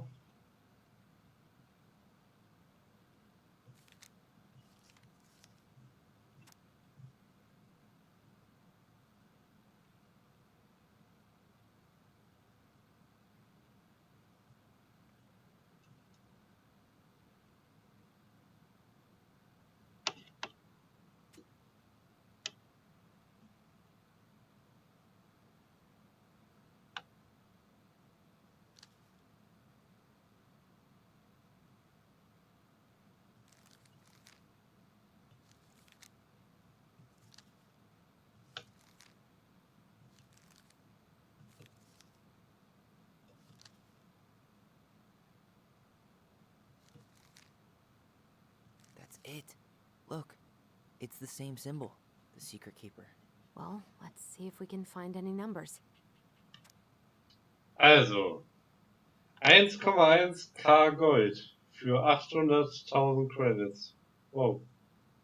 Also 1,100 Gold für 800.000 Credits. Ja, klingt nicht schlecht. Oder 1,1 Kilo Gold für 800.000 Credits. Keine Ahnung, ob das jetzt so oder so gemeint ist. Aber es klingt auf jeden Fall gut.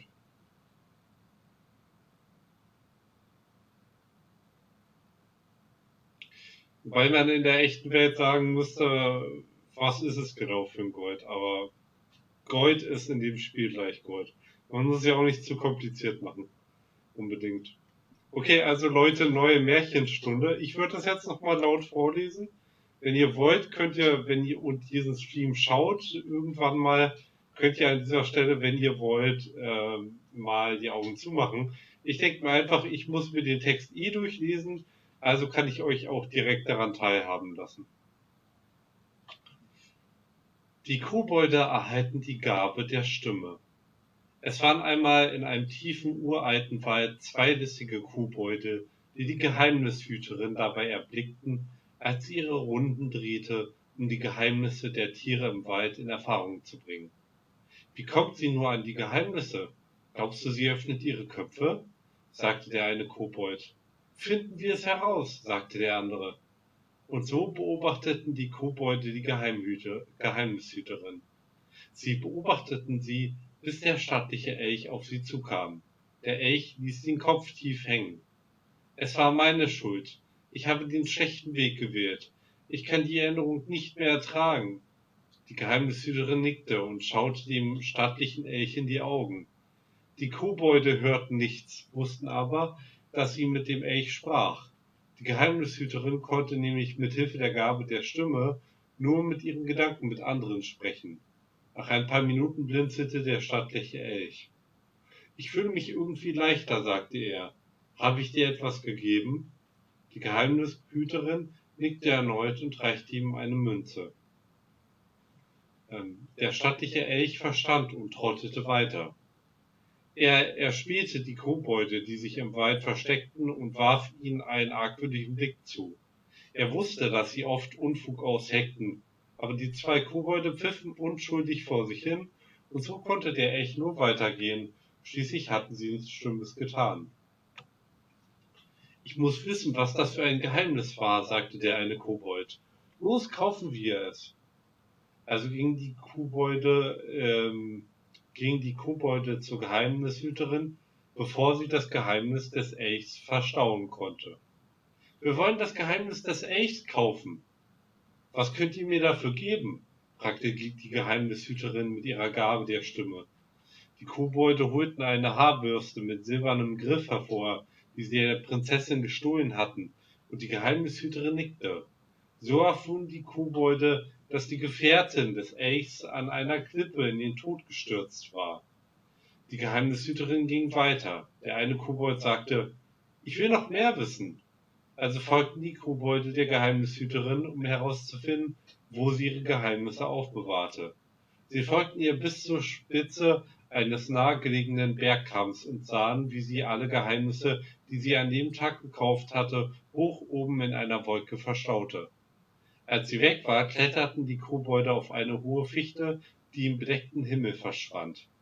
Sie schafften es gerade so, die Hände hineinzustecken. Sofort brach ein Strom von Erinnerungen über sie herein, und sie zogen die Hände zurück, als hätten sie in kochendes Wasser gesteckt. Tränen strömten ihnen die Wangen herunter. Als die Geheimnishüterin wiederkam, fand sie die Kobolde weinend auf der Fichte sitzen. »Ihr habt meine Geheimnisse gestohlen«, sagte die Geheimnishüterin wütend. »Gebt sie mir zurück!« Die listigen Kobolde hörten sofort auf zu weinen. Sie witterten eine Chance. »Und was bekommen wir dafür?« fragten sie. »Ihr könnt die silberne Haarbürste wiederhaben«, schlug die Geheimnishüterin vor. »Für so viele Geheimnisse? Pah! Da musst ihr uns schon mehr anbieten.« »Und wie wäre es«, sagte die Geheimnishüterin, »wenn ich die Gabe der Stimme mit euch teile?« Das gefiel den listigen Kobolden. »Abgemacht!« Und so verlieh die Geheimnishüterin den Kobolden die Gabe der Stimme. Die Kobolde merkten sofort, dass sie wirklich die Gedanken des anderen hören und die Gefühle des anderen fühlen konnten. Sie gaben die gestohlenen Geheimnisse zurück und liefen zurück zum großen Holzhaus.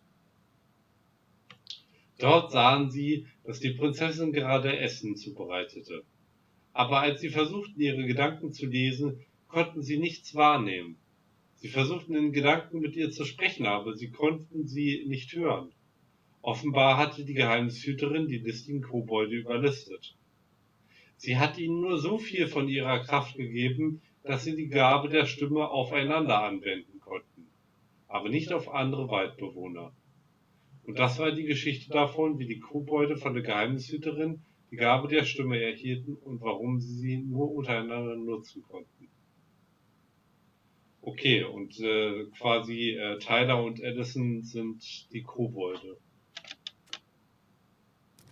Gewissermaßen. Verstehe. 3 digits. Any ideas? Marianne was never really a numbers kind of person.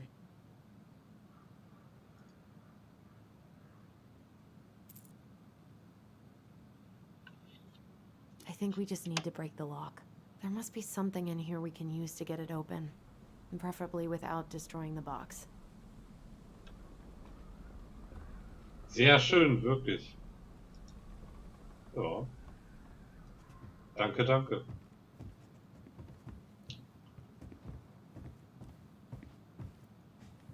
Also, ich weiß auch nicht, wo wir diese Zahlenkombination herkriegen sollen, deswegen... So blöd es jetzt gerade auch ist, aber ich wäre auch für Aufbrechen.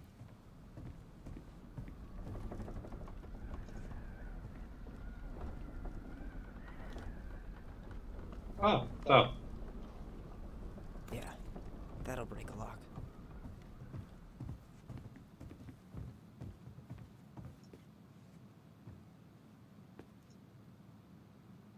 Nicht entsperren. I think we just need to break the lock. Yeah, Let's yeah. not Not be waste time. something in here we can use to get it open.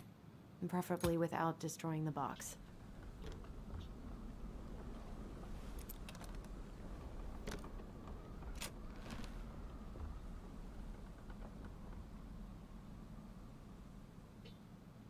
Guessing she didn't know how much of an ass he'd turn out to be. Liebste Marianne, ich muss dich wiedersehen. Ich weiß, wie das jetzt klingt und ich möchte nicht, dass du mich für einen Schürzneger hältst, der jeder Frau nachrennt, die neu in Dallas Crossing ist. Ich habe meine Gelübde immer ernst genommen, doch mein Treffen mit dir hat alles verändert. Wenn wir zusammen sind, fühlt es sich an, als würde ich im Dunkeln ohne Scheinwerfer mit 120 die Autobahn entlang rasen und ich will, dass dieses Gefühl nie vorbeigeht. Ich weiß, dass es falsch ist und wir beide viel zu verlieren haben, aber ich muss dich einfach wiedersehen. Ich hoffe, dir geht es auch so. What a mess. Herzchen. PS. Fürs nächste Mal habe ich dir eine Kleinigkeit gekauft. Ich kann es kaum erwarten, dich darin zu sehen.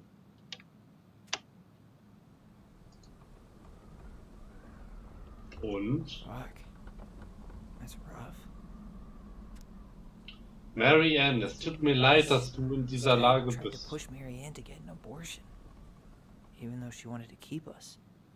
Lass mich doch mal in Ruhe vorlesen, Mann. Marianne, es tut mir leid, dass du in dieser Lage bist. Du glaubst, du wärst eine tolle Mutter und ich habe keine Zweifel, dass du es eines Tages auch sein wirst. Aber hier und heute müssen wir dafür sorgen, nicht gleich 3 Leben zu ruinieren. Meine Ehe ist schon länger zerrüttet, aber das verdient sie nicht. Doch vor allem mache ich mir Sorgen um dich. Die Menschen hier zerreißen sich gern das Maul und ich möchte nicht, dass du das durchmachen musst. Ich weiß, dass du zurzeit etwas knapp bei Kasse bist und ich werde mein Möglichstes tun, um dir zu helfen, das Richtige zu tun. Sag mir einfach, wie viel du brauchen wirst. Okay, da fehlt ein Stück, da fehlt die Ecke. Vielleicht war da die Signatur desjenigen, Where did he even come from? I didn't notice any cars on the way in. He bailed behind the barn. After that, your guess is as good as mine. Should be easy to see where he went because of the snow, right? Unless, you know, he was wearing hover shoes. Ja, genau. Also können wir leider nicht entziffern, von wem das jetzt genau war.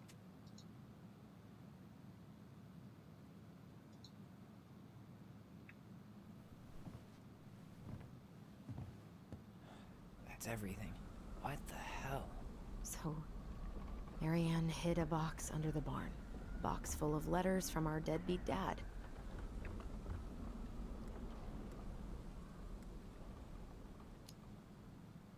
It's pretty clear what happened. You thinking what I'm thinking? Yep. That guy had an affair with Marianne, and he just tried to torch the evidence. He must have heard we were clearing out the house.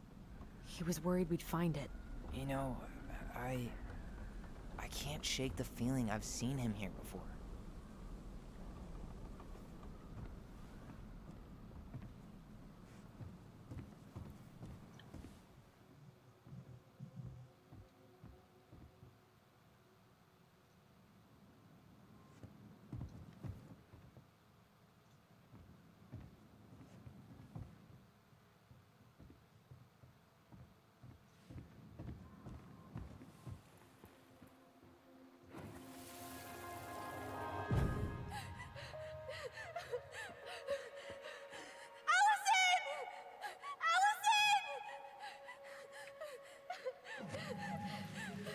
Why are we seeing this? I don't know about you, but I haven't forgotten anything about that night. I would have said the same thing, but something felt different. I need to see the rest. But you know what happens down there. That's the thing. I'm not sure I do. All right, let's go.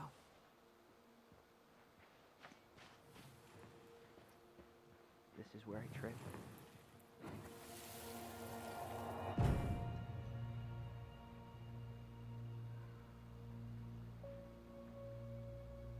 The Mad Hunter. Wait, there was someone here that night? In the woods? No.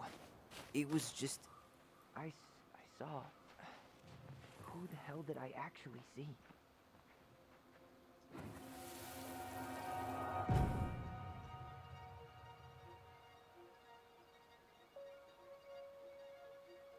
The Mad Hunter.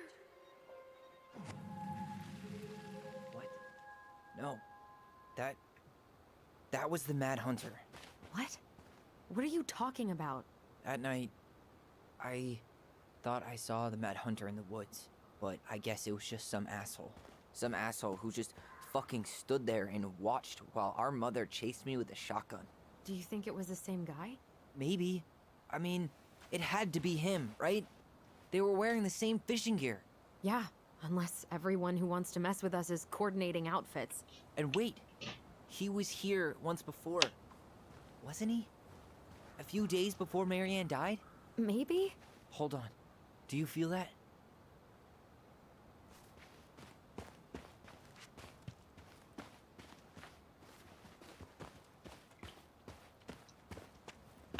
Trail ends here.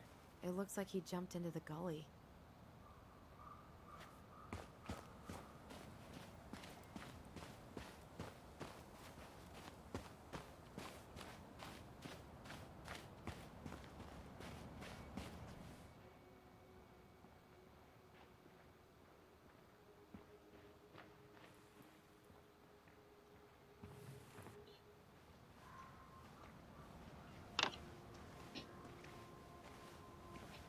Tyler, not there. Our mother fought with someone on the dock about us. We need to know if it was the same guy. But what if it's not that memory? What if it's... I can't go through that again. We have to take that chance. But do we really? I mean, someone just tried to burn our barn down. Yeah, and that means we've got to be close to something. I'm not going on that dock.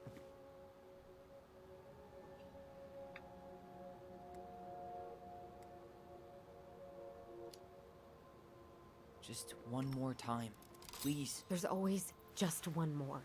Every time it seems like we're done with this, something new pops up. What if this is the only chance to figure out who our father is? Then we go on living our lives without him, just like we always have. Come on, we need to know the truth. For her. What if I don't want to know the truth, huh? Did you ever consider that? No. You just push and push and... You have to take responsibility for your part in Marianne's death. What? How can you say that to me? I didn't. But I did, right? Earlier, to Eddie. But I swear I didn't just say that to you. So we can't even trust our own voices now? God, I don't know. Allison.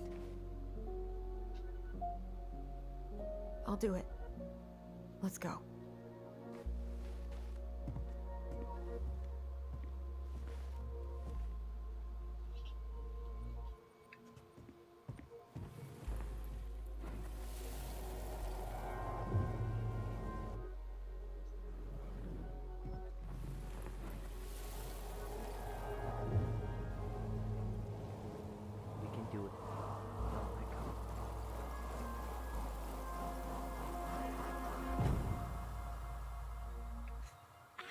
Watch it! You're stepping on my foot!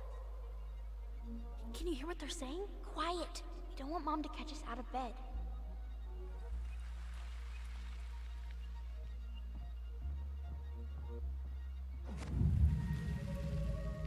I told you that would happen. We almost had it, though.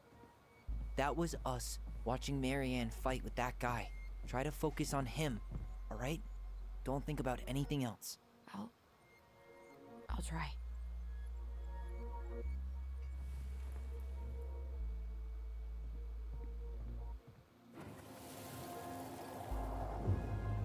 Ah, komm schon.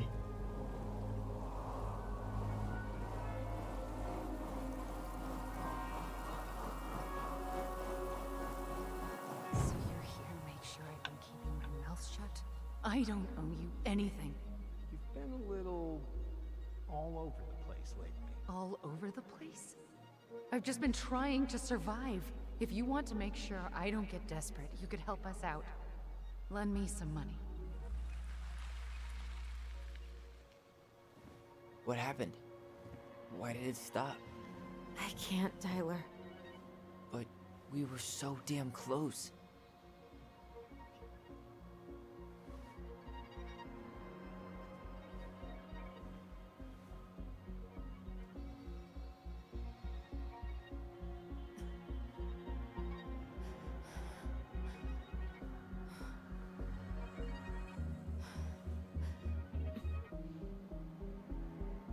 I'm sorry.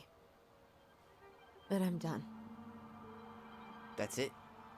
You're just giving up, just like that. You can't do this. We owe her. Marianne is gone, Tyler. And nothing we do is gonna change that. Don't go, please.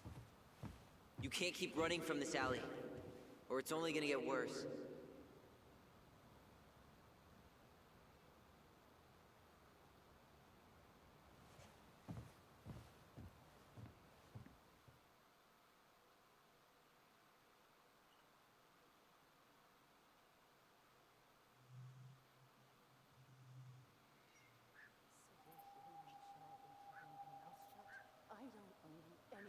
Ouch! Watch it! You're stepping on my foot!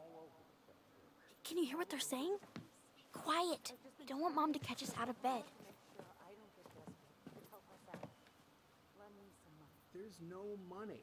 I've never asked you for anything, but right now they need you. It's not gonna happen. I've got everything I need to nail your ass in that barn. And just what do you think happens after that? What do you mean? Well, if those kids have a father, you really think there's a court out there that'll let you keep them? No! You have no claim to my children. Get the hell off my property, now! If you ever come back here, I'm going to kill you! Allison?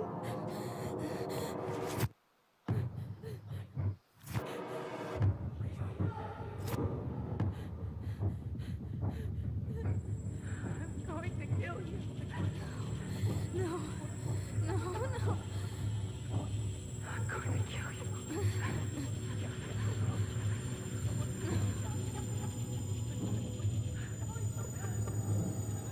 I'm going to kill you.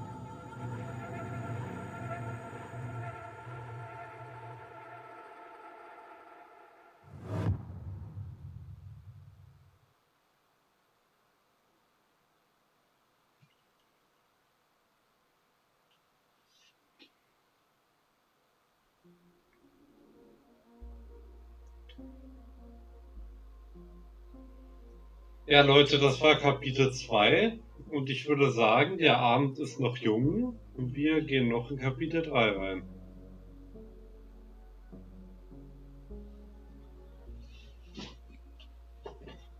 Aber das war doch wieder spannend. Jetzt bin ich mal gespannt, wie es weitergeht mit den beiden Geschwistern. Aber schauen wir uns doch mal an, wie die Entscheidungen gefällt wurden, so von den unterschiedlichen Spielern. Tyler war erleichtert, als Allison seine Erinnerungen im Haus wählte. 54%, darunter auch wir, haben Tylers Erinnerungen gewählt. 46% haben Allisons Erinnerungen gewählt. Tyler fühlte sich übergangen, als Allison die Wohnungsbesichtigung annahm. 37%, darunter auch wir, also ich, haben den Termin angenommen und 63% haben den Termin abgelehnt. Ja gut, ja gut. Allison schöpfte Hoffnung auf eine heile Familie, als Tyler Eddie verzieh. 81% haben Eddie verziehen, 19% haben Eddie nicht verziehen. Zu den 81% habe diesmal auch ich gehört. Eddie war gerührt, dass Tyler ihm verzieh. 81% haben Eddie verziehen, darunter auch ich. 19% haben Eddie nicht verziehen.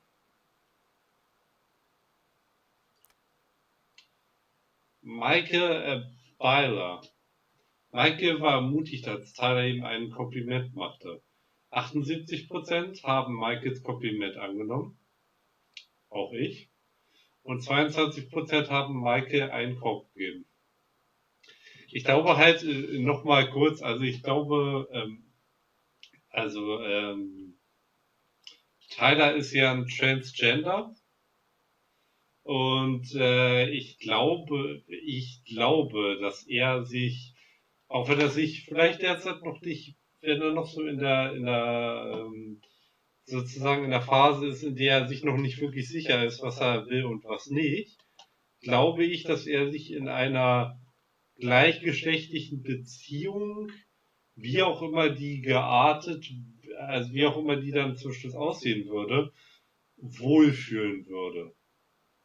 Ist meine Vermutung, weil ich meine, er will ja selbst männlich sein und ich glaube auch schon allein deswegen würde er sich sehr wohlfühlen in Beisein, vielleicht sogar in einem dauerhaften Beisein von jemand anderen männlichen. Tessa Vecchi. Tessa war dankbar, dass die Zwillinge den Konflikt gehalten hatten. 82%, darunter auch ich, haben Tessa verziehen. 18% haben Tessa nicht verziehen. Und weiter geht's.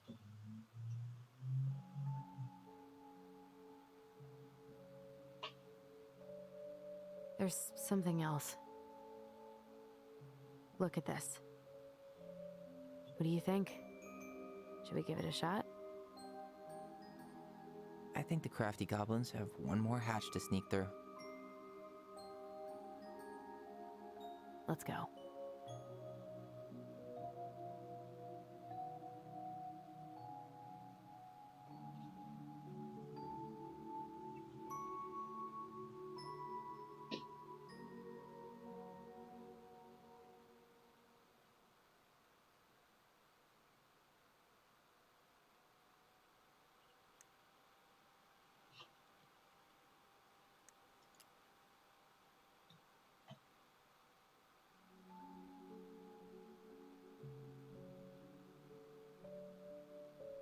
Once upon a time, in a deep and ancient forest, crafty goblins faced the truth about the darkness in the big wooden house. It had come for the wise princess, driving her mad and causing her to attack them. When they started asking questions about the princess in the darkness, the goblins realized that no one else in the forest wanted to know the truth.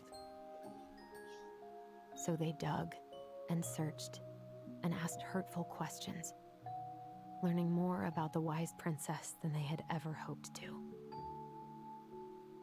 But the search took its toll. The darkness was proving too much for Sister Goblin, and yet Brother Goblin kept diving deeper and deeper until Sister Goblin finally said, enough. And that was how the goblins found themselves separated again, hurt and confused, with so many unanswered questions and too many open wounds.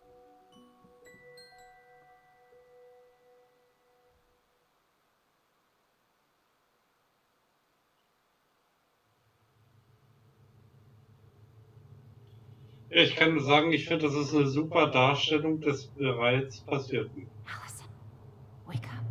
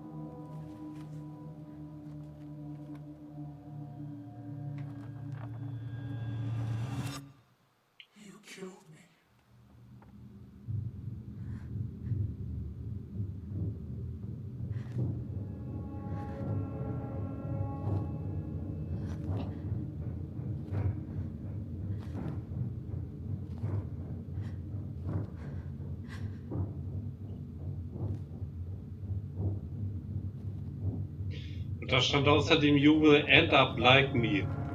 Du wirst wie ich enden.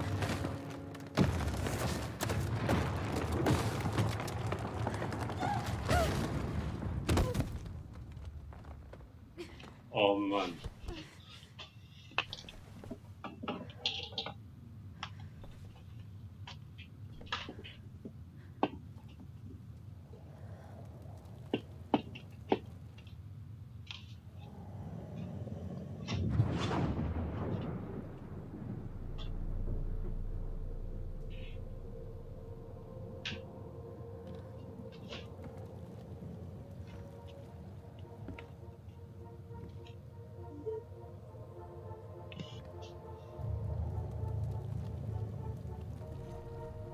She could only go forward and find a new place for herself in this world, where she was no longer truly a princess in a tiara and a beautiful gown, but a wan woman, alone in a deep and ancient wood.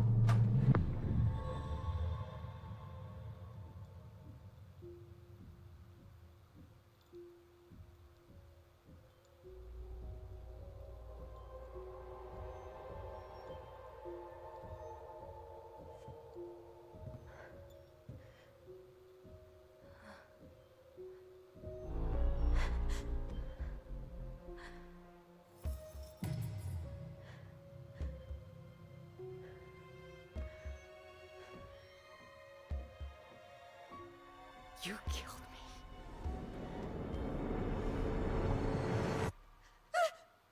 You killed me! Damit willkommen zu Tell Me Why Kapitel 3, Vermächtnis.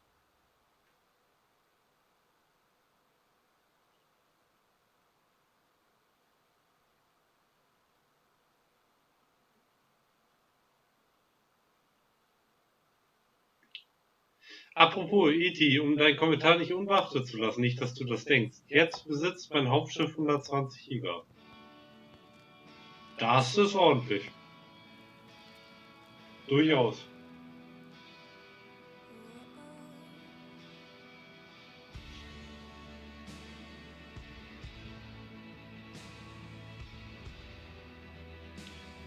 Wie viele Kapitel gibt es? Ich glaube, sie haben es gerade abgedatet auf 3, aber so wie ich die Spielemacher kenne, wird das Spiel letzten Endes aus 5 Kapiteln bestehen, nur sind die wahrscheinlich noch nicht alle fertig. Also die bringen die Spiele immer gern in einzelnen Kapiteln raus. Ich habe das gesamte Spiel und werde dann auch Kapitel 4 und 5 spielen können, aber das wird wahrscheinlich das letzte sein, was jetzt, Stand jetzt, spielbar ist.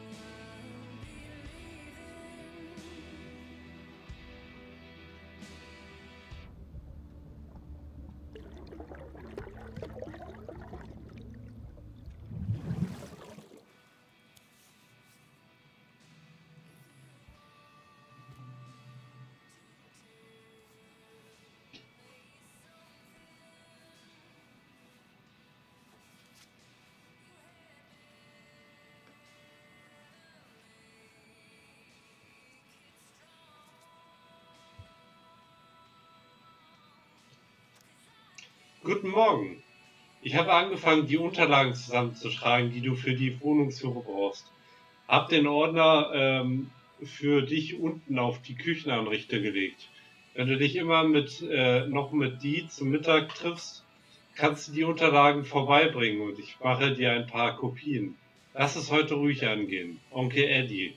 PS, meine berühmten aufmunternden Buchweizenwaffeln werden in der Küche nur kalt.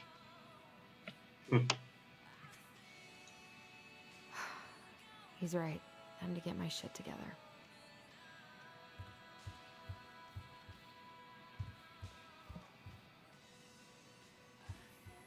Now would be a good time to stop smoking and maybe do a detox for 12.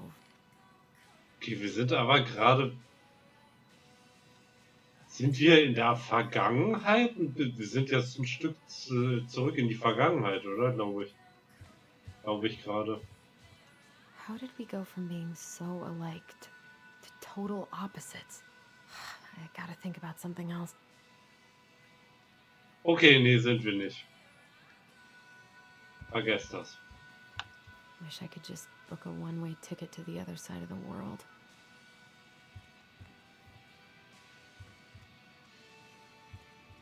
Never could bring myself to send these.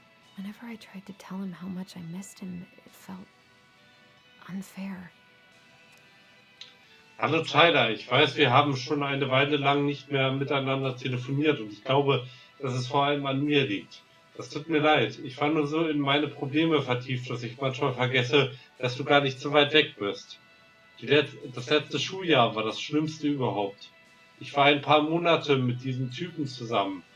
Bobby, hoffentlich erinnerst du dich nicht mehr an ihn. Nur um zu merken, dass er ein totaler Arsch ist, der sich einen Scheiß um mich schert. Keine Ahnung, warum ich so lange gebraucht habe, um das zu begreifen und warum ich zugelassen habe, dass es mir das ganze Jahr vermiest. Ich komme mir echt so blöd vor. Aber ich komme mir auch blöd vor, weil ich mir blöd vorkomme. Aber egal. Ich glaube, ich möchte dir nur sagen, dass das Leben ohne dich scheiße ist. Ich vermisse dich. Ich vermisse deine Anwesenheit und ich vermisse unsere Unterhaltung mit unserer Stimme. Willst du nächsten Freitag zu meiner Abschlussfeier kommen? Ist das nichts Besonderes? Bloß ein gemeinsames Essen mit Eddie und ein paar Nachbarn. Tessa kommt vielleicht auch vorbei. Ich fände es wirklich toll, wenn du dabei wärst. Ich merke gerade, dass ich einfach anrufen und dich einladen könnte. Keine Ahnung, warum ich einen Brief schreibe, aber vielleicht habe ich in all der Zeit, in der wir getrennt waren, vergessen, wie ich mit dir reden soll. Es tut mir leid. Ich hoffe, wir kommen bald wieder dahin zurück, wo wir waren. Alles Liebe, Allison.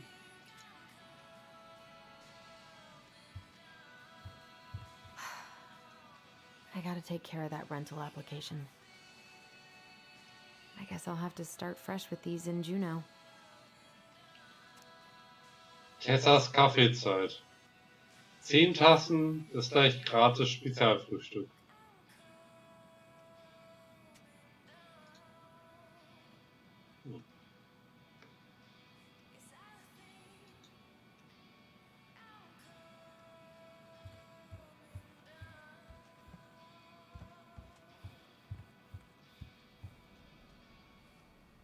I could do my laundry.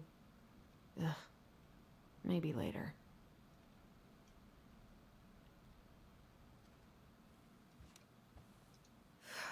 There's not enough concealer in the world to erase the night I had.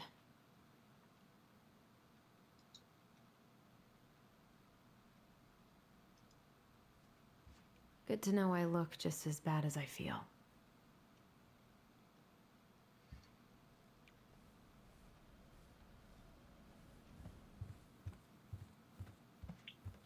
Ja, sie fühlt sich schon schlecht wegen der Sache, oder? Kriegt man zumindest das Gefühl.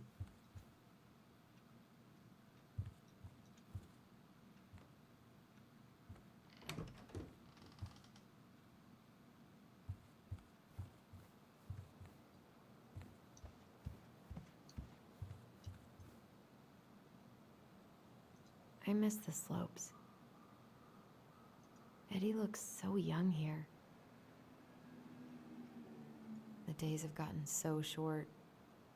It's gonna be a long winter. Gezeitentafel.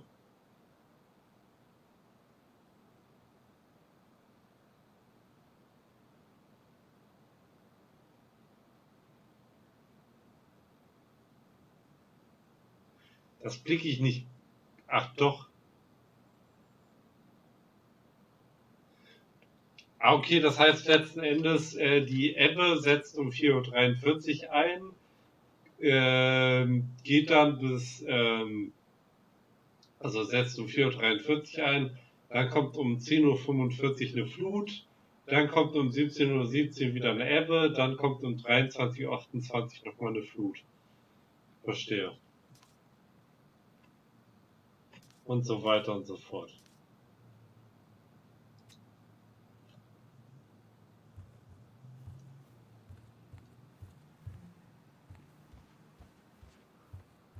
What the?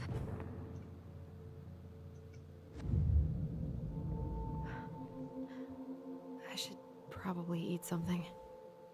God, I feel so weak. Nee, warte mal, hier ist was.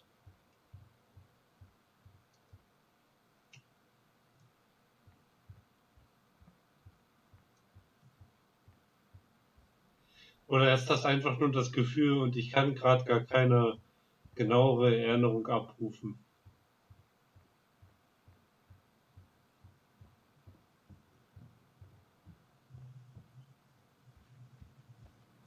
He doesn't like this kind of attention, but he really does so much for the community. Sehr geehrter Polizeichef Brown, vielen Dank, dass Sie unsere Kinder letztes Jahr Wochenende sicher nach Hause gebracht haben. Ohne Sie hätten sie sich vielleicht hinter Steuer gesetzt und wer weiß, was Ihnen oder jemand anderem hätte passieren können. Für Ihre Weisheit werden wir Ihnen auf ewig dankbar sein. Danke nochmal, dass Sie es nicht in die Akten aufgenommen haben. Es sind gute Kinder, die einen Fehler begangen haben und Gott weiß, wie sehr ein Strafregister die Zukunft eines Kindes beeinträchtigen kann. Wir sind davon überzeugt, dass Sie noch lange an Ihre Worte denken werden. Seien Sie jedoch versichert, dass wir alles in unserer Macht Stehende tun werden, um Ihnen deutlich zu machen, was alles hätte passieren können, so dass Sie dafür bei Gleichaltrigen in der Gemeinde Bewusstsein schaffen können. Gott segne Sie. Gail und Toby Locklear, Karen und Brody Moore.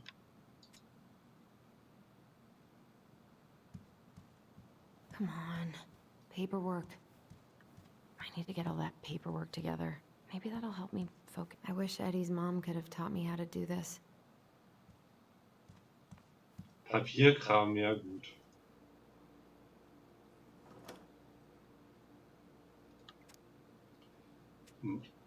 Was? Michaels cremiger Spezialkrabbeneintopf. Boah, das klingt doch lecker. Tschüssi, bis morgen. Jo, Eti, ciao.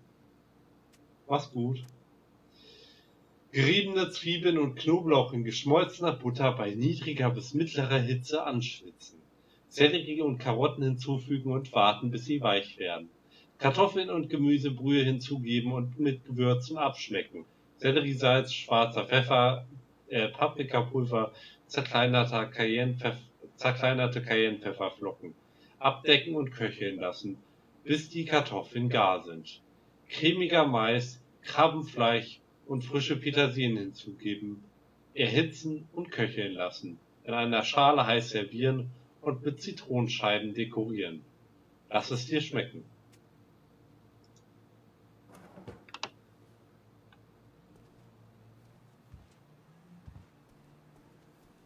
Here's the file. Just need my ID and pay stubs. Okay. We were family, Allison. How could you do this to me? Fuck. I've got to think about something else. Focus. ID and pay stubs.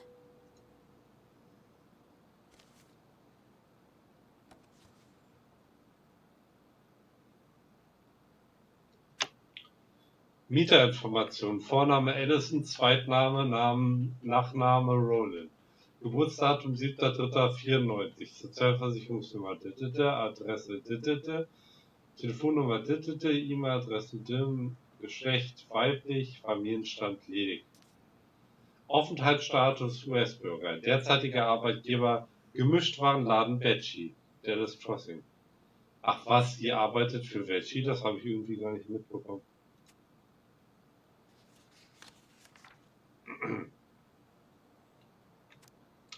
Nachweis eines Arbeitsverhältnisses. Datum 1.10.2015. Sehr geehrte Damen und Herren, hinsichtlich Ihres laufenden Mietantrags kann ich bestätigen, dass Miss Alison Ronan seit Juni 2013 im Gemischtwarenladen Vini Vecchi angestellt ist und derzeit als Buchhaltungsassistentin arbeitet. Diese Position umfasst die Eingabe von Daten, die Verarbeitung und Aufzeichnung von Transaktionen, die Buchhaltung sowie die Erstellung von Budgets und Berichten. Miss Ronan arbeitet Vollzeit in dieser Rolle und verdient ein Jahresgehalt von 24.000 plus Bonuszahlungen. Es liegen keine Disziplinarmaßnahmen vor. Für weitere Informationen kontaktieren Sie mich bitte unter vecchi.tessa@gmail.com. Mit freundlichen Grüßen, Tessa Vecchi.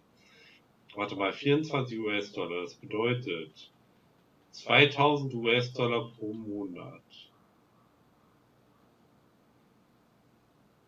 Und wenn man vielleicht noch so ein bisschen Bonus drauf nimmt, ja, kommt man eventuell etwa bei dem raus, was ich auch so pro Monat verdiene. Wobei ich kriege noch ein Weihnachtsgehalt, also eigentlich sind es bei mir 26.000. Plus minus. Eventuell. Ich weiß, über Geld redet man normalerweise nicht, aber... I got pretty lucky with this job. Tessa and Tom really took a chance on me.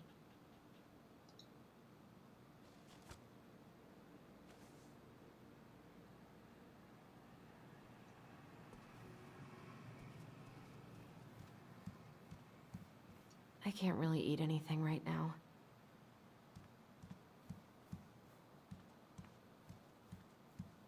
I wish you could just change your mood as easily as a record.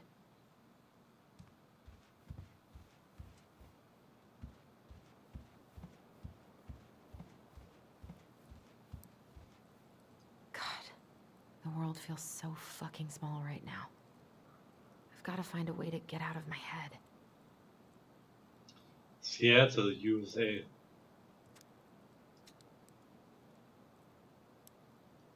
Eddie loved his Mishka so much. Aww.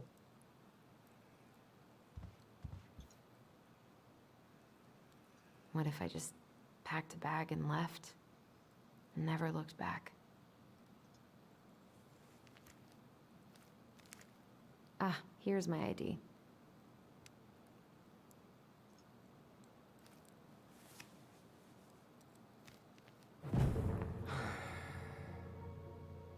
This place was never much more than a bachelor pad, huh? There was so much I planned to do. All those sacrifices I made. And how do you repay me? Lying to my face? You're not my child. My clan deserves better.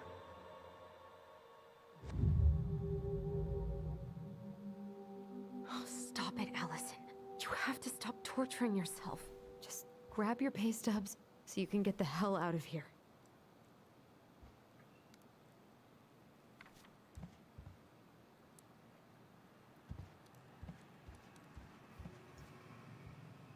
I so don't want to go back to the station. Not after yesterday.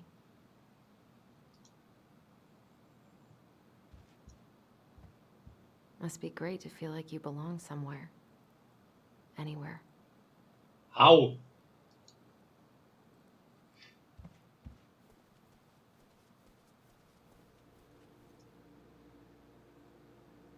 Maybe if I make something for Dee, it'll help calm me down.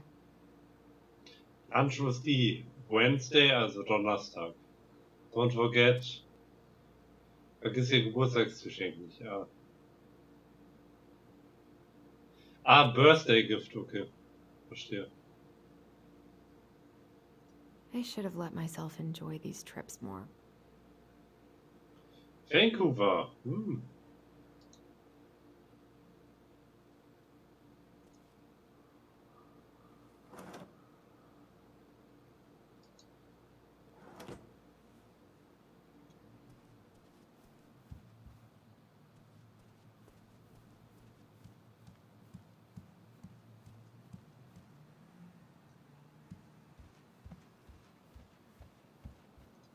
haven't had any time to sketch lately. Sieht aber schick aus.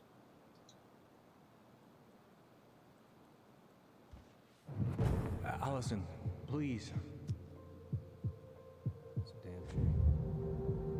Come on, Allison. Don't start. Was ist mit dir los? Was ist hier los? I wish I thought shooting some hoops would help me forget all this. I wonder what Michael would think about all this. Would he even get it?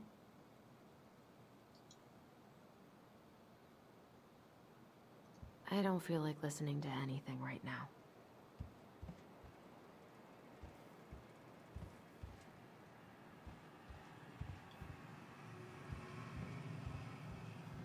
Also ich muss ja zugeben, bei solchen Spielen denke ich mir normalerweise, was die so an Einrichtung haben, ja, muss nicht unbedingt sein.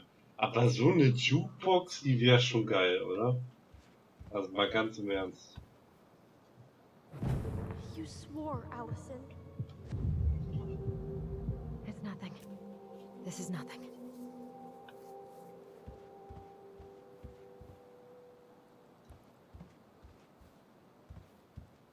Wie würde Ron Weasley jetzt sagen, du solltest mal dringend deine Prioritäten checken.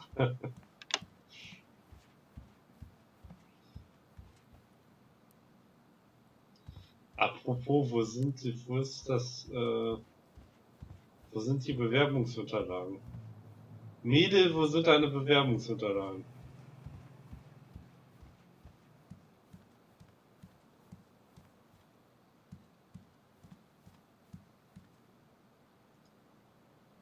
Ja, doch, das hatten wir schon. Oben. I told him I wanted to stop messing with those memories, but he wouldn't listen.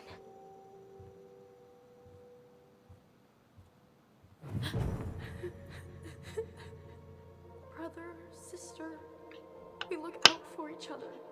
That's what you said. But you don't mean what you say, do you? They're just words. You left me, Allison, all alone and scared.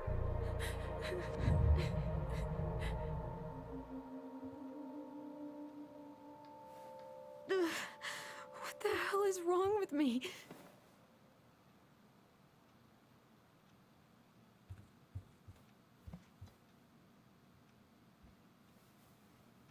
Not here. Wo sind deine Bewerbungsunterlagen? Da drin? Könnte doch passen. Ah Quatsch, das braucht sie gar nicht. Sie braucht ihre Gehaltsnachweise. Stimmt ja. Lohnauszug. Na, das klingt doch richtig. Here they are.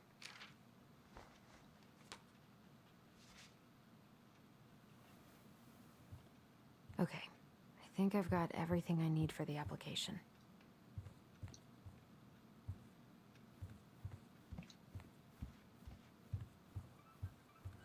Where's that coming from? Where did I leave my phone last night?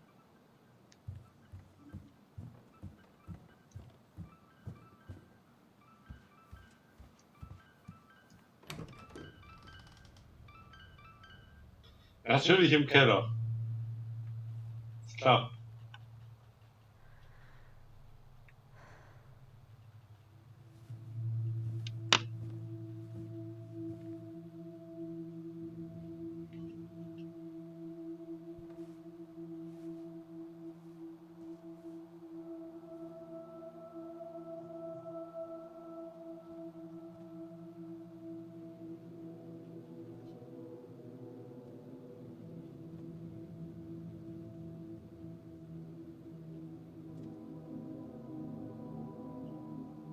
My dove.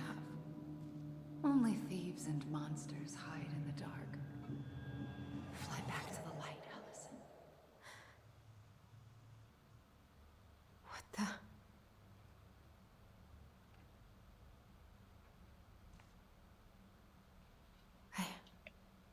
No. I cannot deal with you right now.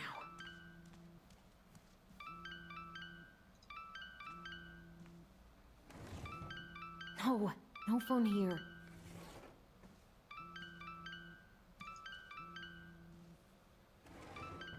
Not here.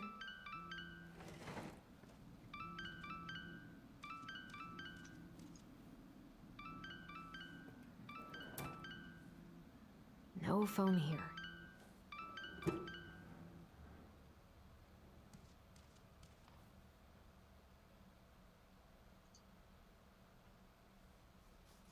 What's it doing here?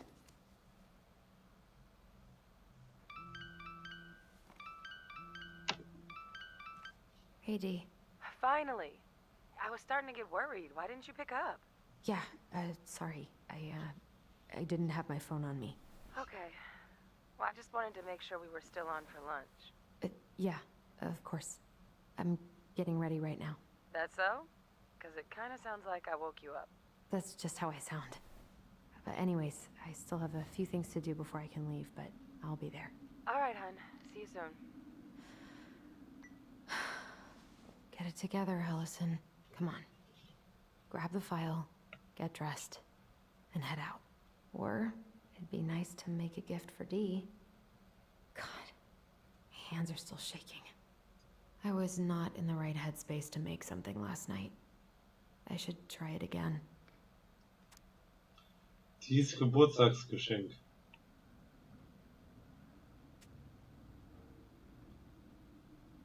Eine Maske?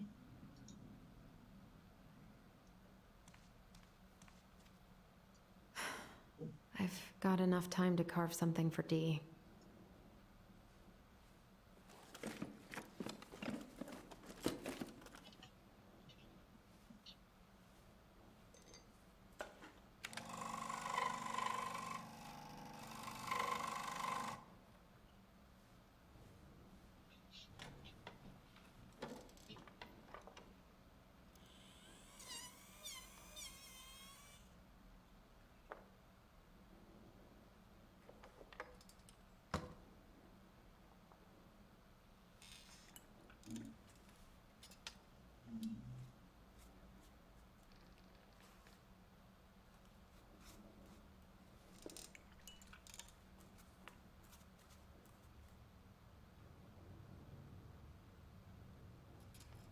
Ah, sozusagen eine Art Schlüsselanhänger.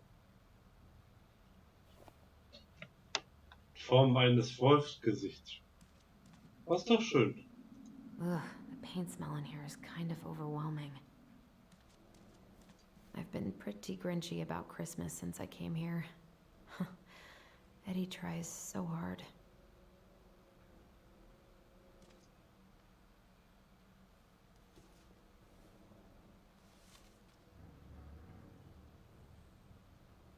You should have taken care of yourself first, Marianne. We deserved that. You should have taken care of yourself. This is a totally different life.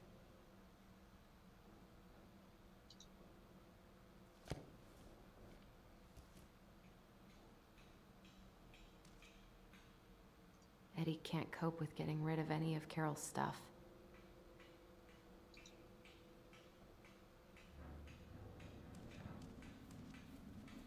Tyler and I should bike around the lake when we've patched things up. I miss you, pup.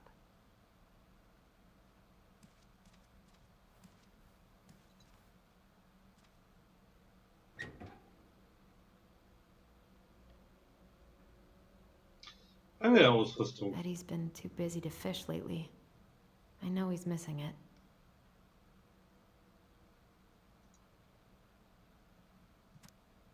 Abteilung für Jagd und Fischerei Alaska 2015. Sparrow Bay Lachs. Fischereilizenz für den Eigenbedarf. Nur für Einwohner von Alaska. Die Schwarzspitzen müssen entfernt und die Lachsernte muss dokumentiert werden, bevor der Angelplatz verlassen oder der Fisch außer Sichtweite genommen wird. Lizenznummer Nachname Brown, Vorname Edward, Postanschluss weitere Haushaltsmitglieder Alison Ronan, eine Lizenz pro Haushalt. Der Haushaltsvorstand darf 25 Lachse fangen. Jedes weitere Haushaltsmitglied darf 10 Lachse fangen. Pro Haushalt dürfen 10 Flunder gefangen werden. Gesamtzahl der Haushaltsmitglieder 2. Maximale Anzahl an Lachsen für diesen Haushalt 35. Diese Lizenz gilt ausschließlich für Sparrow Bay, Deep Salt Lake und Tenaki Rivers. Diese Lizenz muss während des Angelns mitgeführt werden. Die Schwanzspitzen müssen entfernt und die Lachsernte muss an dem Ort dokumentiert werden, an dem die Lachse geangelt wurden. Informationen zu gesetzlich festgelegten Zeiten, Ausrüstung und Artenbeschränkungen sind in der South Central Verordnung für Sportfischerei aufgeführt. Unterschrift des Lizenzinhabers. Ich habe überhaupt keine Ahnung davon, deswegen, wenn einer mal Bock hat und das hier zufällig sieht und vielleicht ein bisschen was mehr von Fischerei versteht, mit dieser Beschränkung, mit den 35, ist damit pro Monat gemeint oder pro Jahr oder wie ist diese Beschränkung genau gemeint? Oder muss man sich quasi wirklich, wenn man diese 35 gefischt hat, muss man sich dann eine neue Lizenz besorgen? Also, ich habe keine Ahnung.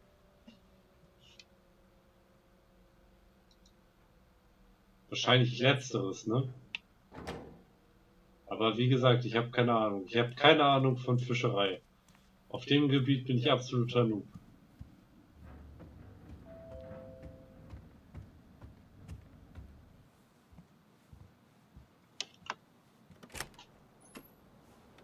Morning. Hey, Allie. Hey. Hi, guys. What are you doing here? Tessa and I were worried after you called in sick last night. She's busy at the cafe, but she sent over some coconut cake, since you won't be making it in for lunch. That's nice, Tom. Thanks. I'm gonna head on inside. Freezing my butt off out here. Okay, thanks. Is Tyler not around today?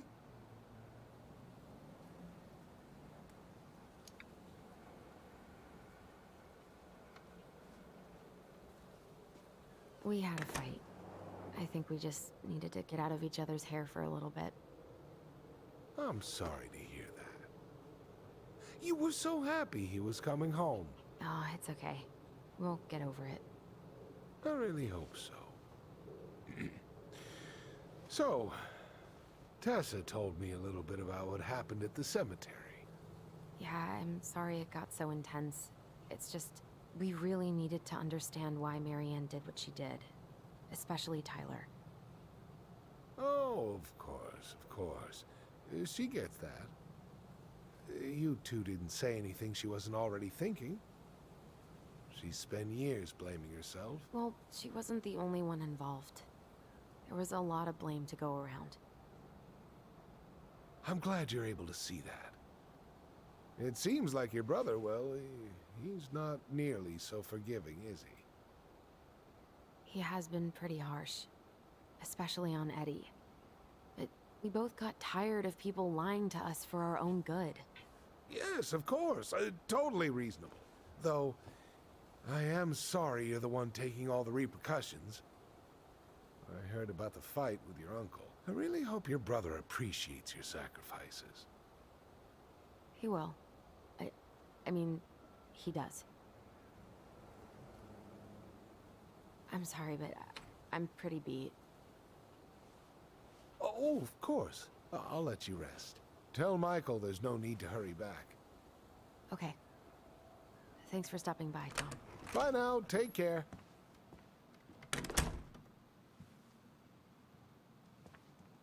Sorry for abandoning you out there. Pro tip? Avoid catching a ride with Tom at all cost. Did he talk about the new spicy chocolate bars? Yep. And exactly what they do to his digestion.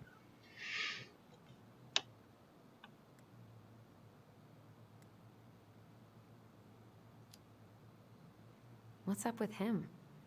I'm not sure I've ever seen him so eager to help. I think he and Tess are legitimately concerned. Plus, door-to-door is part of campaigning, right? Yeah, I guess.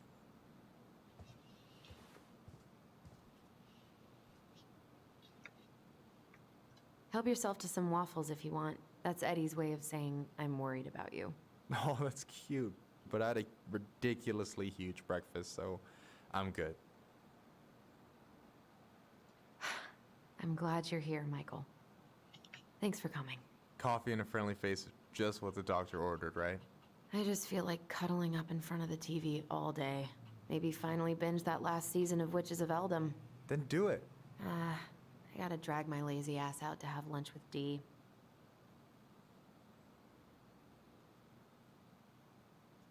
I don't know about you, but I just really need to get out of Delos Crossing. Well, we're on our way soon, right? Right. I don't know. I've just got this feeling it's gonna fall through and I'm gonna be stuck here forever. That's not happening. We've got a plan. Allison, what's going on?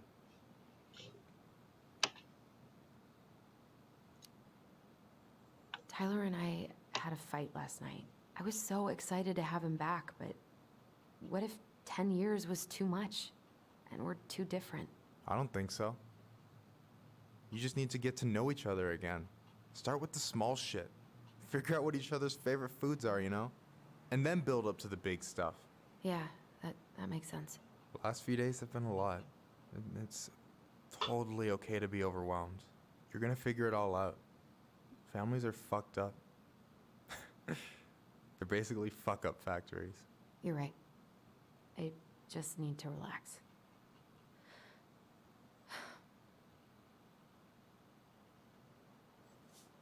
So, maybe this will cheer you up.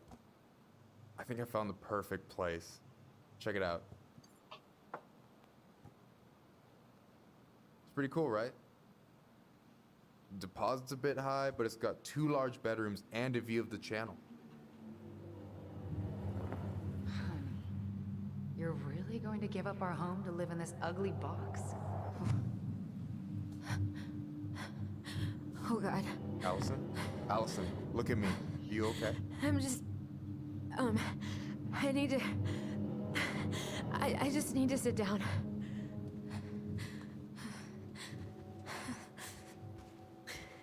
It's okay. I got you. What's going on?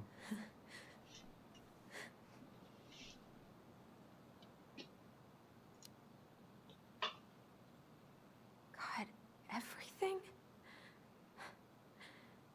My anxiety's through the roof. I can't eat anything without getting sick, and I've been seeing things. Memories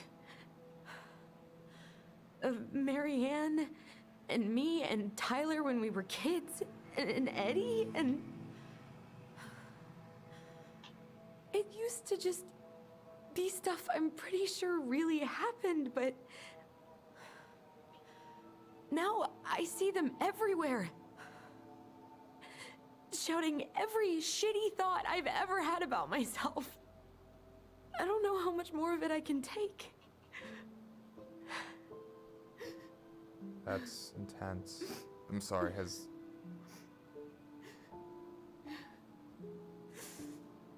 anything like this happened to you before?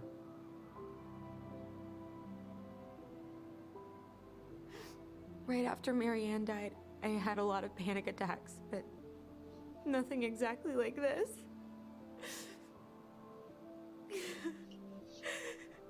Come here, Allie. I hear you, okay? I hear you.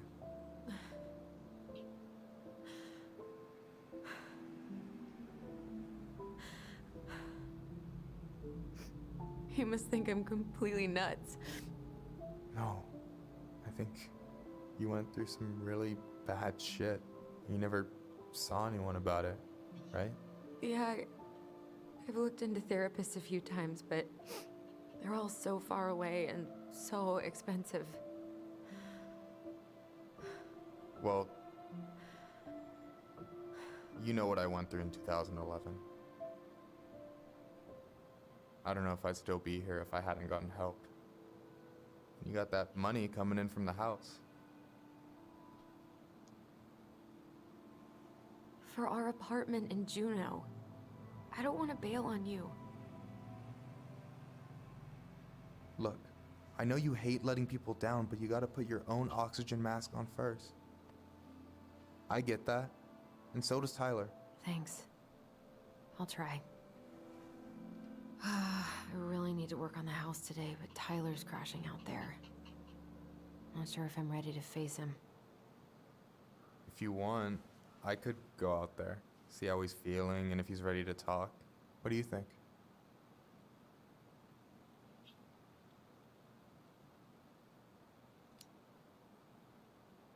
Yeah, maybe that could work.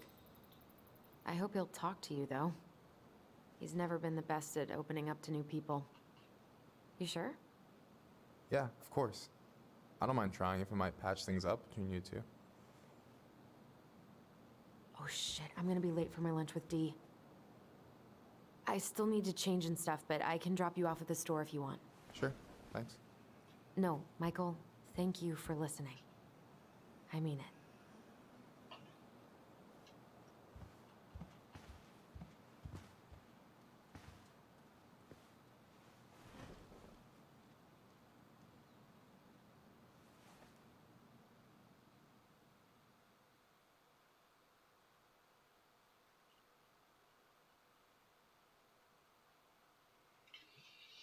Tja.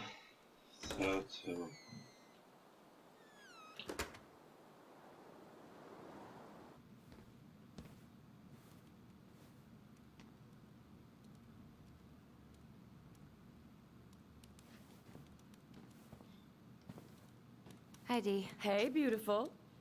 You okay? 'Cause, girl, you look like shit. I haven't been sleeping well. But here I am. That's how much I love you, right? Aw. Well, I appreciate us having a girls' lunch anyway. Just give me 5 minutes so I can finish off this paperwork. Oh, no rush. I need to drop off some stuff with Eddie. All right. Oh, help yourself to some cobbler. Mrs. Romero sent it over after I caught her flasher. It's in the break room. You better hurry before Greggs kills it off. Mrs. Romero's cobbler? I'm on it. I'll meet you in there when I'm done with this.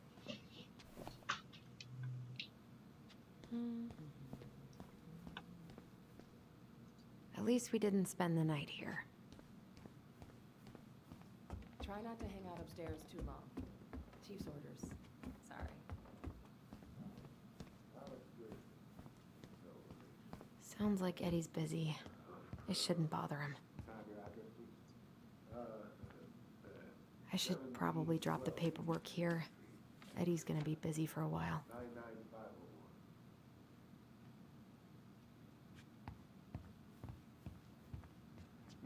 I probably shouldn't eavesdrop, but I guess we kind of exposed some holes in their security. Wichtig. Neue Vorgehensweise für den Zugriff aufs Archiv. 1. Anfrage der Akte innerhalb des internen Netzwerkes mit Hilfe der persönlichen Anmeldedaten. 2. Erhalt der automatischen Antwort-E-Mail mit einem verwendbaren Code an die verwendete E-Mail-Adresse. 3. Einmaligen Türcode eingeben. Der Code ist 1 Stunde lang gültig. Okay.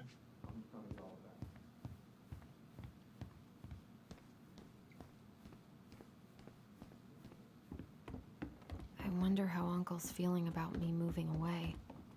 We haven't really talked about it. Morning. Hola, Miss Ronan. Hey, Greggs. Hey, Allison. What brings you here today? Nothing really. Just waiting for Dee. Then pull up a chair.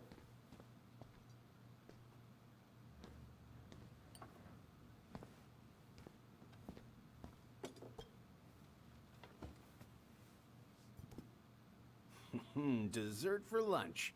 Pretty cool, right? Pretty cool, yeah. I've always had a sweet tooth. Got it from my mom. She baked darn near every day. Need to start being a little careful, though. Doctor's orders. Brenda may be in for it, too. God, that kid can eat. Linda's pretty concerned, but, growing boys, right? He needs the extra energy. He wants to let her in wrestling, and, whew, boy, is he working hard. Damn. Sometimes I miss being 14. You were not kidding about the cobbler. This may be her best batch ever. Right? Hey, Greggs.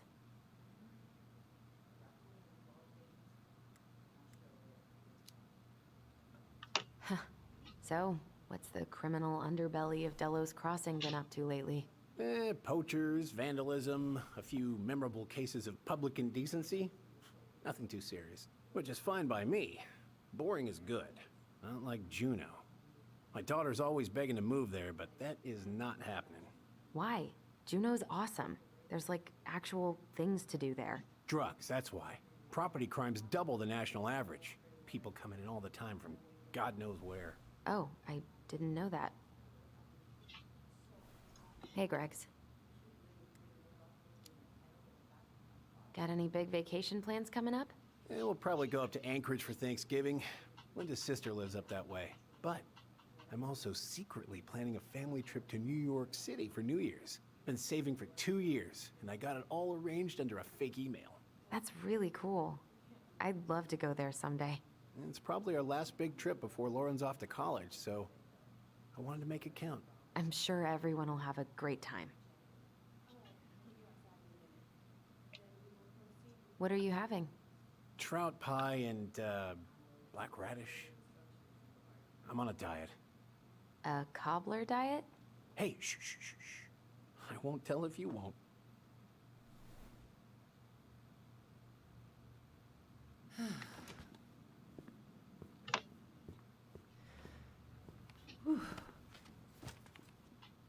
Hey, sorry I kept you waiting. No worries. You'll never believe it. We caught the mailbox bandit. And guess who it was?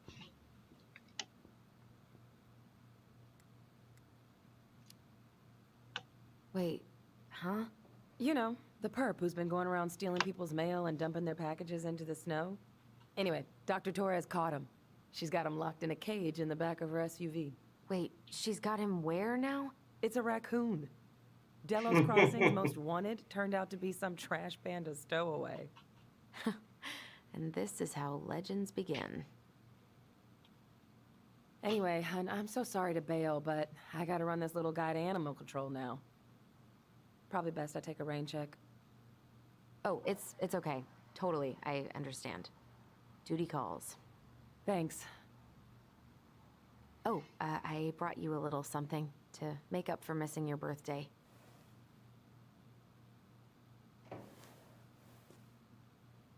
It's not much, but... You're kidding. I love it. Did you make this? How did I get so lucky? Delos Crossing's not gonna be the same without you, girl. Oh, come on. Right, I'll call you later. And try to get some sleep, all right? See ya.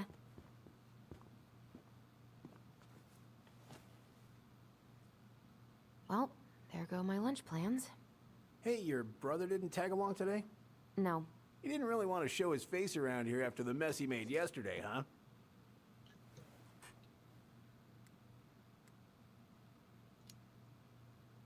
Yeah, I'm sorry about that. It got kind of out of hand. Don't worry. We know it wasn't your idea, but... Look, we're all worried about you. This isn't the Allison we know. The Allison you know? Yeah. The sweet, smart girl who'd never hurt anyone on purpose. I know you two and the chief made peace, but I gotta say, it ate at him all day.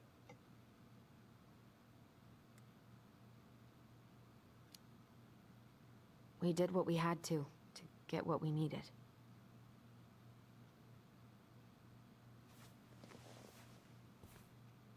All right. I just want you to be careful. I've been doing this for a long time. And people, they mostly don't change. Even when we really want them to. Look, I'm really tired. Can we not do this? Allison, I like you. I really do. I've known you since you were a kid. You're honest, stable. You're not a troublemaker. Tyler, I mean, if he goes down, don't let him take you with him, okay? I can't do this. Oh, you okay? Please just let me go. I need air. I need some air.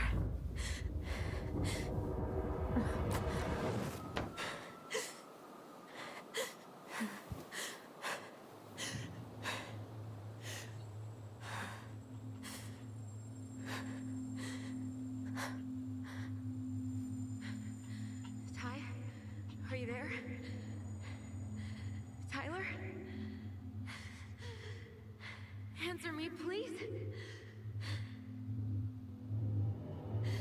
Fuck. Why is he ghosting me? God. I can't breathe. Please stop.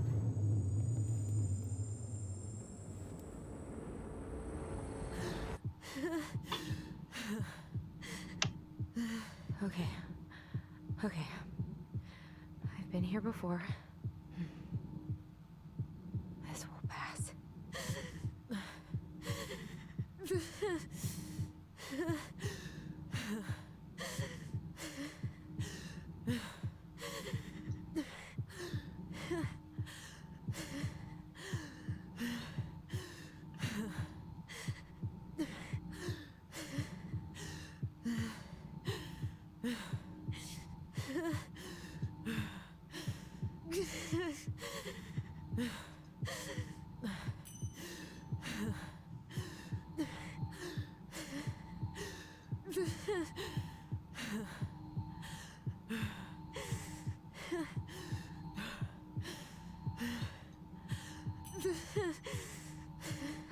Just a little longer.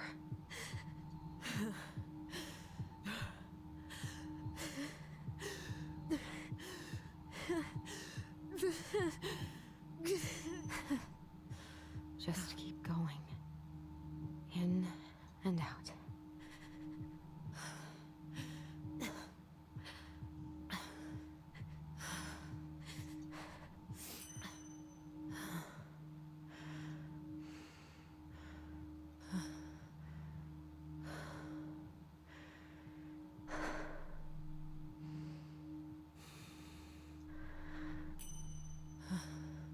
You're getting there, Allison. You're getting there.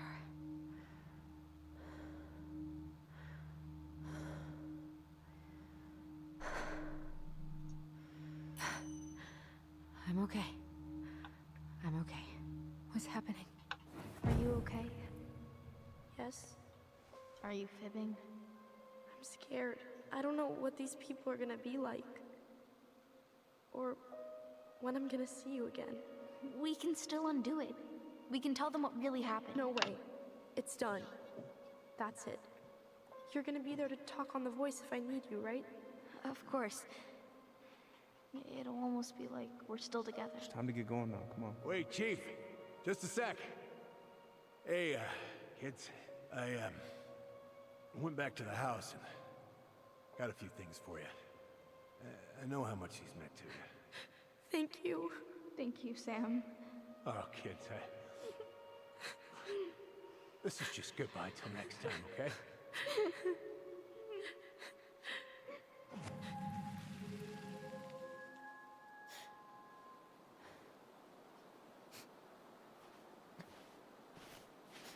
Allison? What are you doing out here? It's freezing. I just needed some air. What happened? What's wrong, little moose?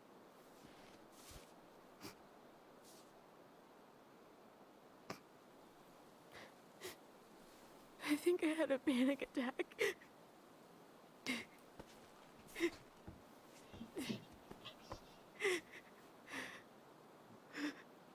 It's gonna be okay. Let's get you inside and warmed up. Then we can talk about what happened.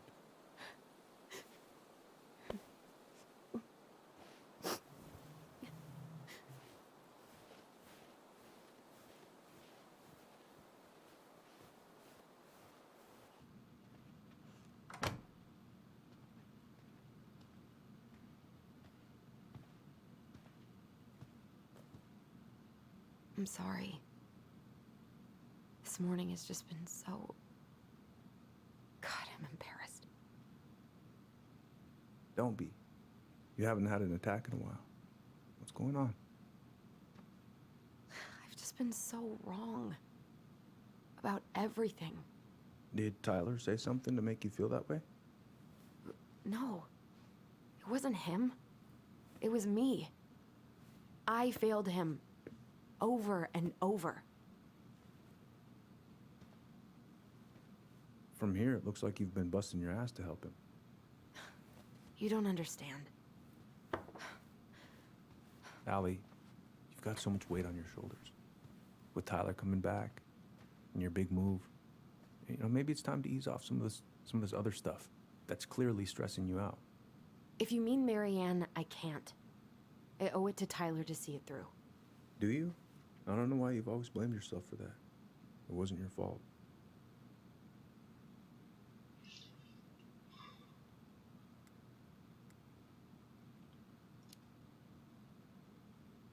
That's not true, Uncle. I was there. You were 11 years old. There was nothing you could do. You can't go on letting it haunt your every waking moment.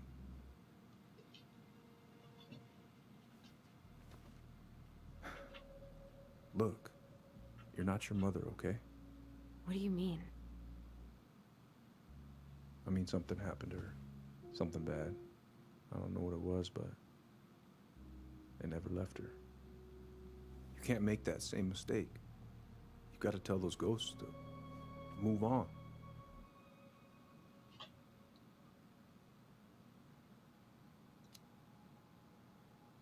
Uncle.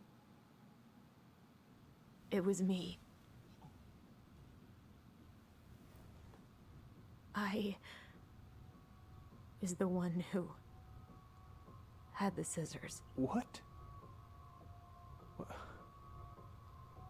What are you saying?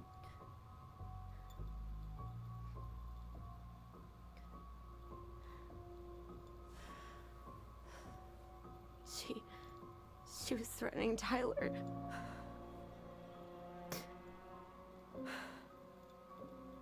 So I stabbed her.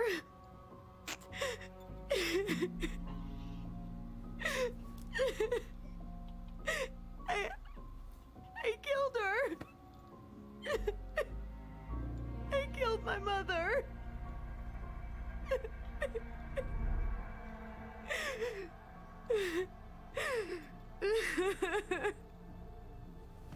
But Tyler confessed. He went to Fireweed. We lied. We lied to everyone.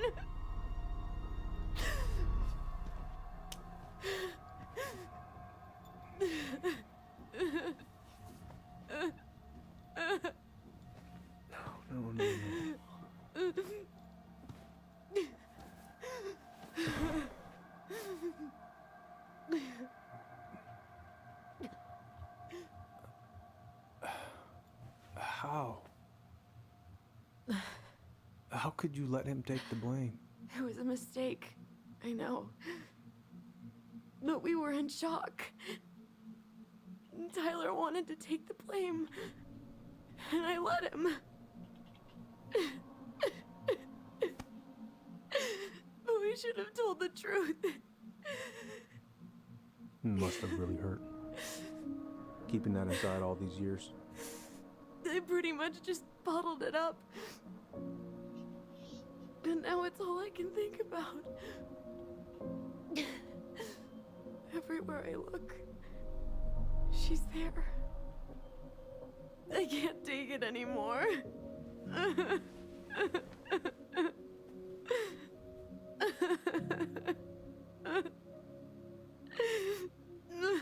It's not easy to admit something like that.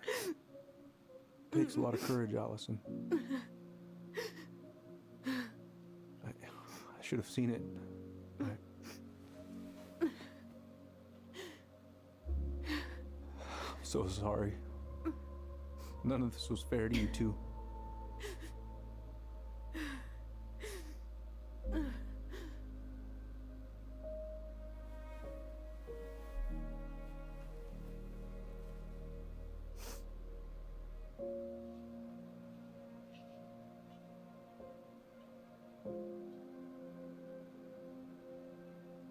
Thank you, Uncle. How are you feeling now? Any better? Relieved, actually. And really tired.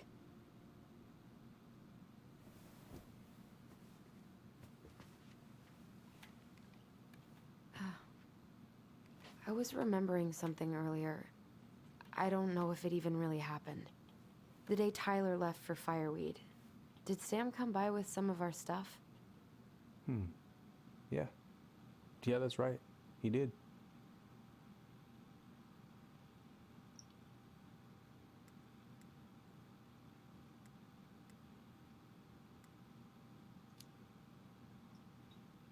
How close were he and Marianne?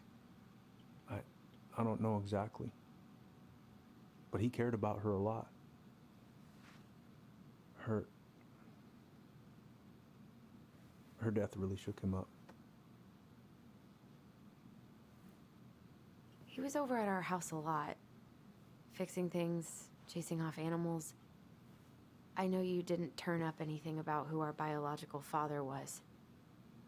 But did you ever think it might have been Sam? Ooh.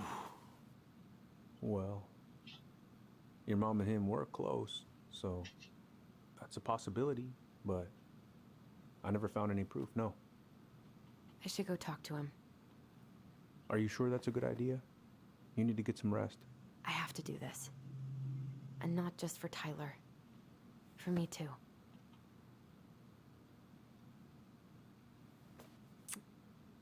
I love you, Uncle. Thank you for everything. I'll call you later.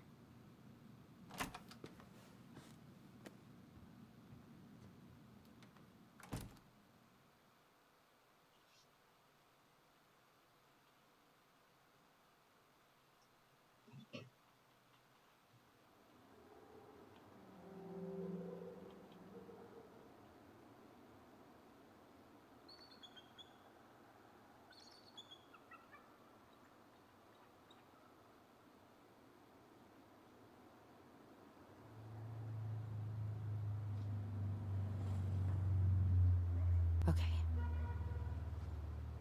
You can do this.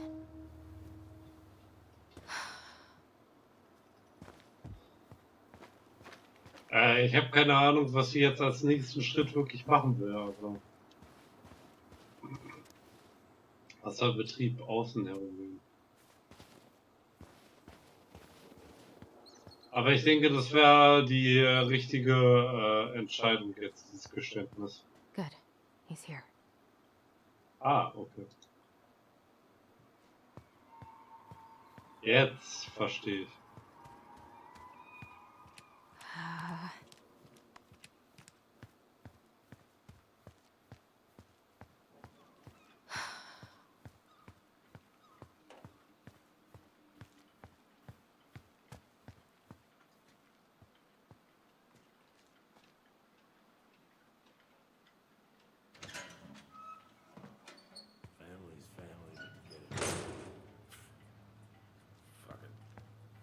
Oh, Allie, Hello. Hi, Sam. Are you okay? Yeah, I'm fine. What are you doing? My cousin Billy bought an old motorboat, but that fool drowned the engine taking her out. Yeah, I told him I'd fix it. Can't put any of the chain or the valve covers back on. So, did you need something? I was hoping to. I actually wanted to check out your boat, is all. Yeah. Well, all right, here she is. So, I was over at the station and I was thinking about some things. Yeah? You've known us for a while. Your whole lives. You puked all over my slick denim button-up. That's a nice memory. Are you gonna be long? I was hoping we could talk. I don't need my ears to fix an engine. What's up? Never mind. Where's your brother? We had a fight. Bit of sibling rivalry, huh? Oh, you should have seen me and my little brother have at it. Right up till the end. Ach komm jetzt. So, What are you doing wandering around in the middle of the working day? I'm off today. Sam, could we talk now? It's a little important. Ain't that what we're doing?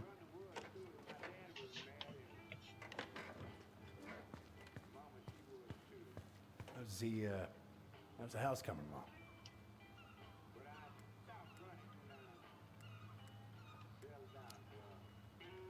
Honestly, physically painful. It'll be a miracle if I don't throw out my back. Let your brother do the heavy lifting. So he can throw his back out? Not better. Ozeanografisches Institut für Alaska warnt vor Versäuerung der Meere. Die Anzahl der Austern verringert sich aufgrund der zunehmenden Versäuerung der Meere in bislang unbekanntem Ausmaß. Steigende Kohlendioxidwerte und ein starker Abfall des pH-Werts drohen das Überleben aller Meeresorganismen. Meereswissenschaftler befürchten das Schlimmste.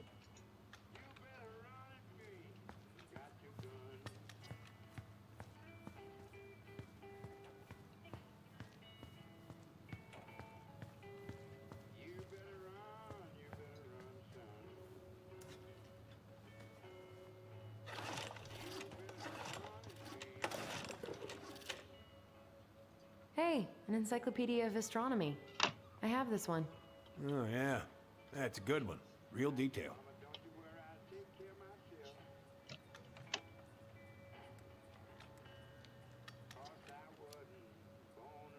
Oh, that's funny. We both like astronomy. Oh, yeah. Funny.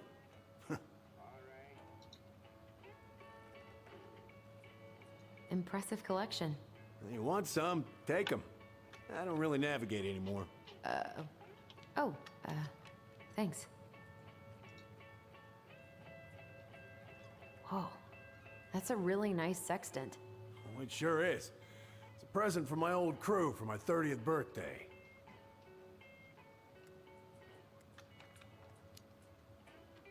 It's beautiful. Well, it's mostly just for decoration these days, but I'm a big fan of doing things the old-fashioned way, you know? Oh, I know this one. The introduction will be forever burned in my brain. Yeah, your mother gave that to me. Really got me thinking about things.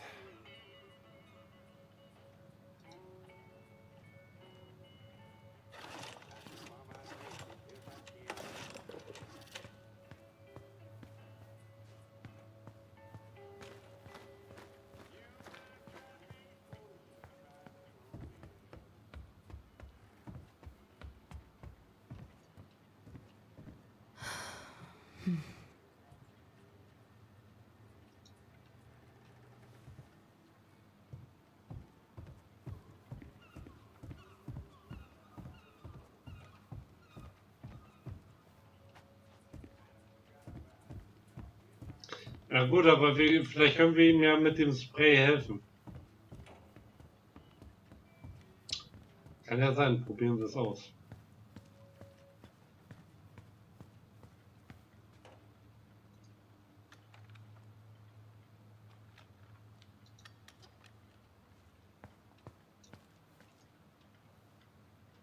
Would this help?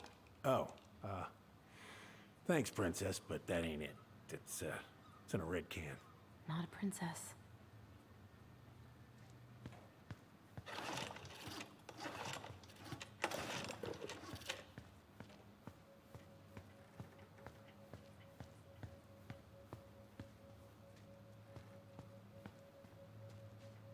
In einer roten Dose.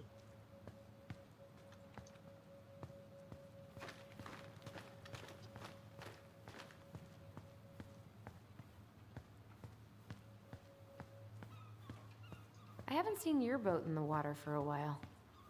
Yeah, it was time for annual haul out.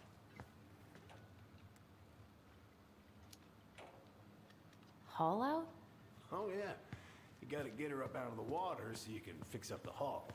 And I've been missing some tools I need, so it's taking a while.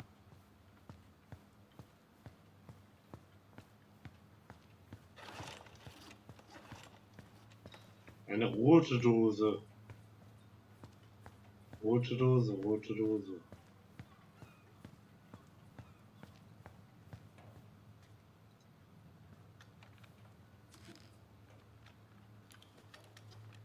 Kann doch auch nicht sein, er hat doch gesagt rot. Oder? How about this? Huh? No. No, it should be on one of those shelves back there. Don't stress yourself out. I can work them for you eventually.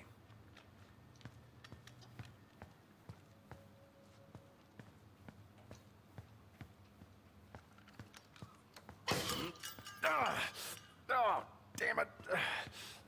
What happened? I busted my finger with that stupid wrench. Grab me a gauze. Should be in that cupboard over there.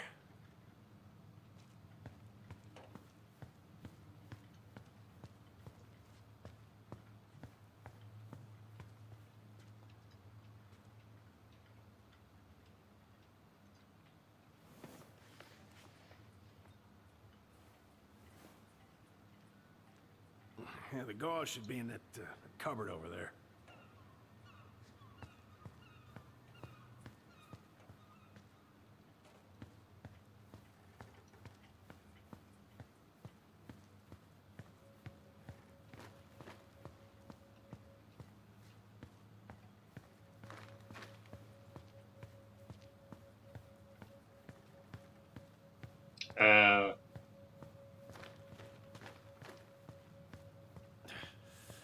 Find anything?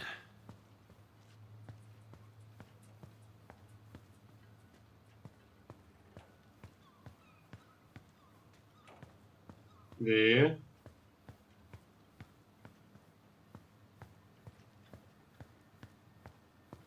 Da drüben ist immer so eine gute Beschreibung.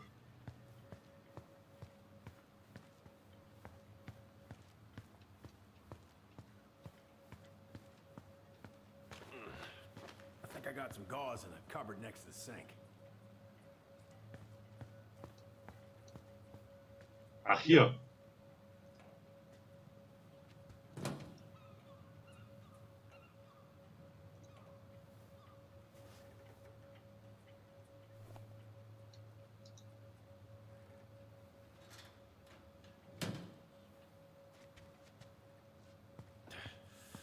Find anything?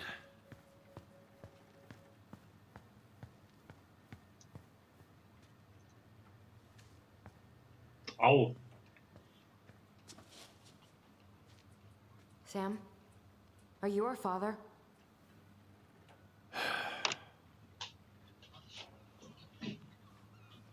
Figured you'd ask me that question someday.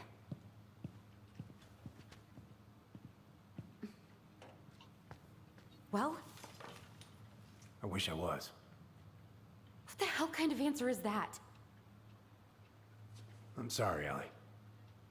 But the man you're looking for, he ain't me.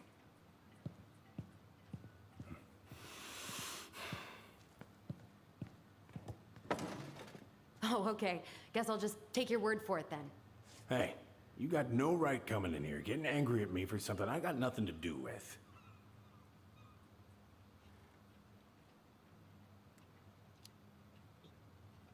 You two were so close. I know you meant something to her. You honestly think I would have let you two grow up without a father? I may be a deadbeat, but I'm no coward.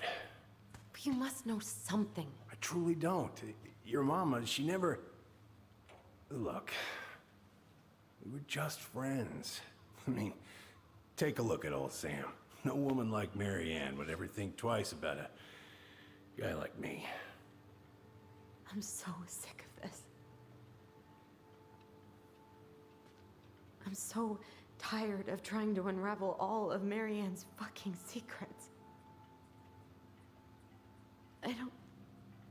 I don't understand her. I want to hate her so much. But I don't even know who she was. Come with me. I want to show you something.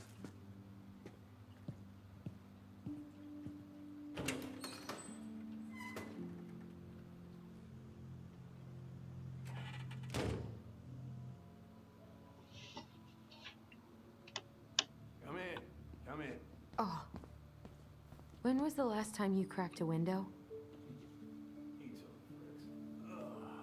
Looking sharp, First Mate Kansky. What's that now? These pictures. Oh, well, yeah, that was, long time ago. What do you do on board? Oh, I worked the deck. Started out doing maintenance. Collecting the garbage, cleaning the hull. Ranked up to navigation after a while. Right. Hence the sextant. Where all did you travel to? Mostly worked the Southeast Asia route. Vietnam, Cambodia, around those parts. Wow. I had no idea you were so worldly. Well, I worked on a cargo, so I didn't get much shore leave. But, you know, there's really nowhere my legs feel as steady as on the deck of a ship, steering her toward a deep blue horizon.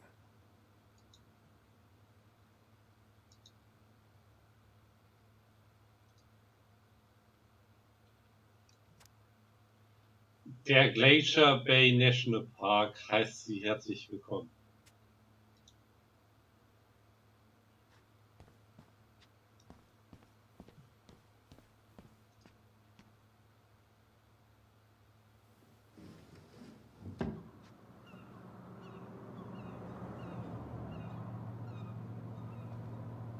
Much better. Want to take a seat?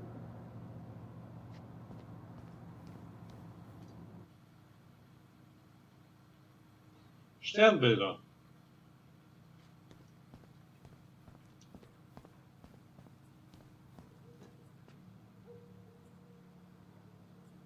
If it gets the house sold, it gets the house sold. West Housing Immobiliengruppe. Diese reizende zugeschnittene Holzhaus liegt versteckt in den Wäldern südlich der Canary Road, etwas außerhalb der wunderschönen Stadt Delos Crossing. Offene Küche und großräumiges Wohnzimmer mit atemberaubendem Ausblick auf den See mit Balkon. Dieses idyllische 5261 Quadratmeter große Grundstück wartet mit mehreren Anbauten auf, darunter einer Scheune, Garage, einem großen Steg sowie einem Bootshaus. Die umliegenden Wälder sorgen für viel Privatsphäre. Einfacher Zugang zu Dealers Creek, Wanderwege und ein geschützter Lebensraum für Wildtiere zum Entdecken. Bitten Sie um eine Besichtigung. Fordern Sie weitere Informationen an. Immobilienangebot von Tyner West. Handynummer 5403369. Hey, come have a look. Heldenhafter Bootskapitän rettet Besatzungsmitglieder. Samuel Kansky, der 29-jährige Kapitän der Enyaq Rose, zögerte keine Sekunde, sich in die eiskalten Fluten von Mitchell Point zu stürzen, um Mitglieder seiner Besatzung zu retten, nachdem das Schiff vor der Küste von Juneau, Alaska, kenterte.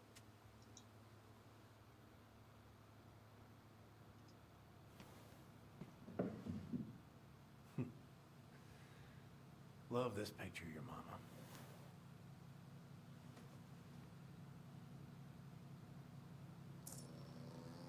Der alte Bär.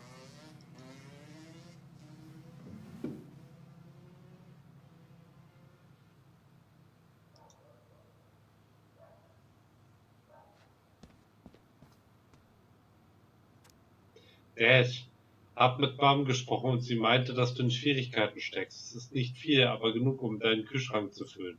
Ruf mich an, Richard. $150. You want to take a seat?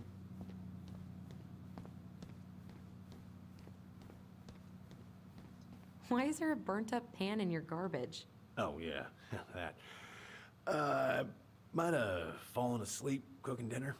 Glad you're still with us.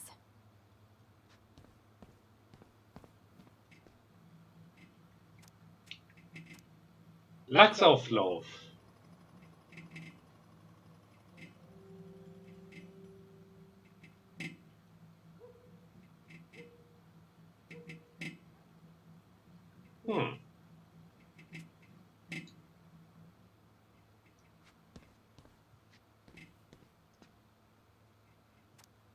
Speiseplan. Hey, Mittagessen Thunfisch-Sandwich. Oder Truthahn-Sandwich. Beste? Aber dafür ist da zumindest abends dann warm. What's all this? Here, I kept a few things.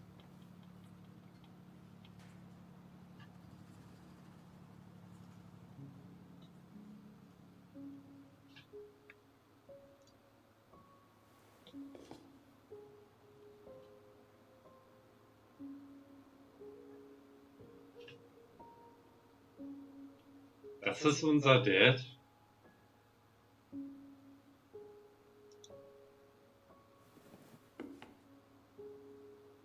Aber der sieht schon ein bisschen aus wie... I remember this. We got this on our trip to Juneau. She saved up for a whole year to make that happen.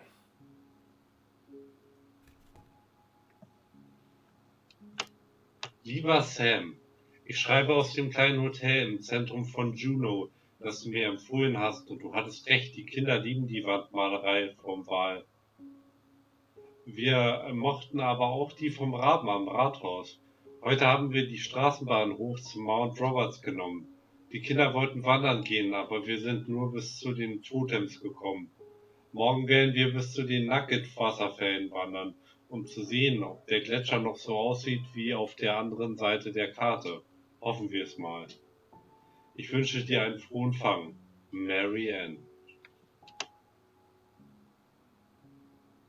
An Sam Kensky.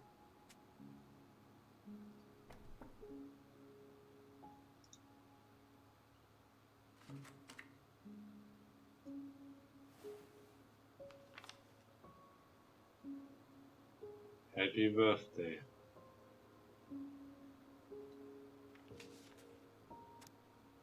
Lieber Sam, die meisten Bären leben nur 20 bis 25 Jahre lang.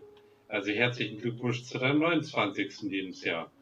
Ohne dich hätte ich hier mit Sicherheit nicht so lange überlebt. Also danke für alles. Laura hat wirklich Glück mit dir. Ich weiß, du denkst, dass der beste Teil deiner Vergangenheit ausradiert wurde, aber solange du es nicht vergisst, wird die ENIAC Shack Rose für immer seetüchtig bleiben. In der Erinnerung könnte sie nur etwas kleiner wirken. Ich hoffe, du hast dieses Wochenende etwas Zeit, um mit Richie aufs Wasser zu fahren und alles zu fangen, was du verdienst, einschließlich neuer Erinnerungen. Alles Gute, mein geschätzter Freund. Mary Ann.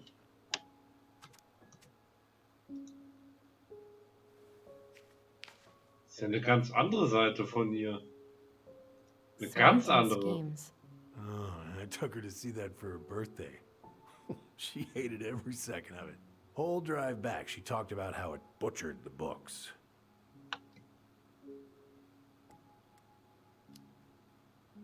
Did you like it? Well, fell asleep before I even saw a sword.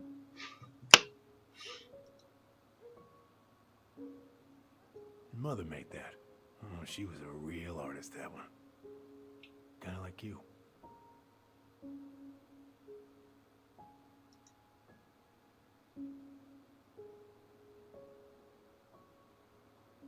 Tja, jetzt kommen wir wahrscheinlich zu der wichtigsten Sache von allen hier. Look at these ones.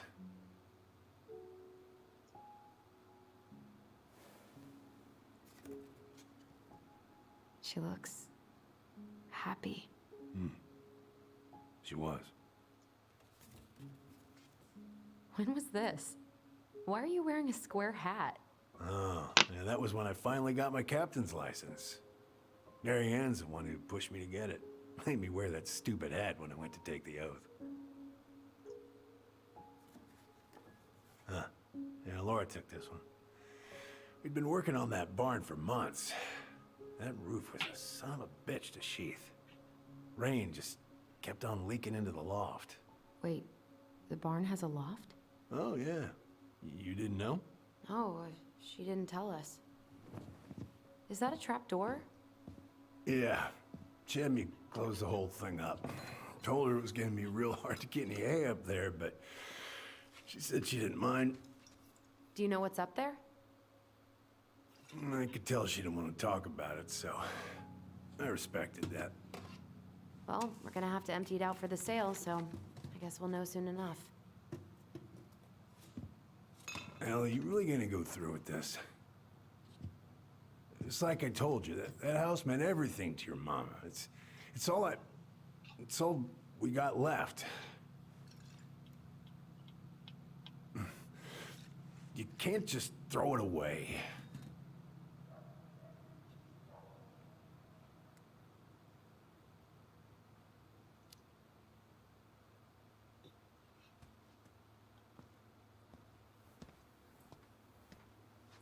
I'm sorry.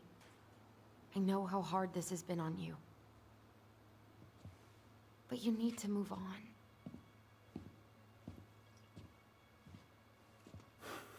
What's done is done. Maybe it would help to talk to someone about it? I ever tell you about the time I broke my leg?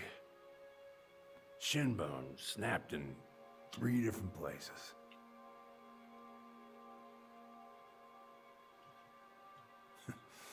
It's stuck on my ass for a month. No use to anybody. I was so down I couldn't even bring myself to get out of bed. But your mama, she has having none of that. She got me up one morning and drove me to a nice spot by the harbor. I watched the boats come in and out all morning. You can't let yourself be defined by the parts that are broken. That's what you told me. You gotta find a way to work with what you got.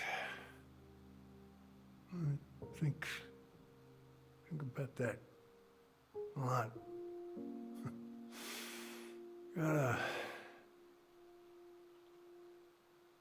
remember.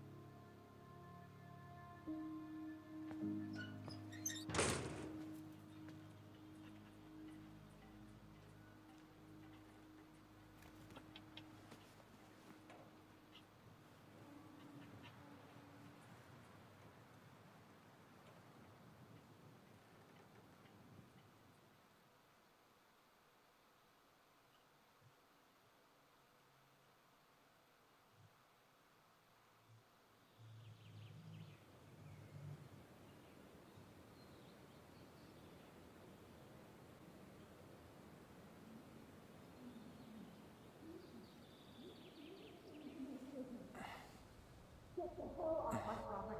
Now, if you ever come back here, I'm going to kill you!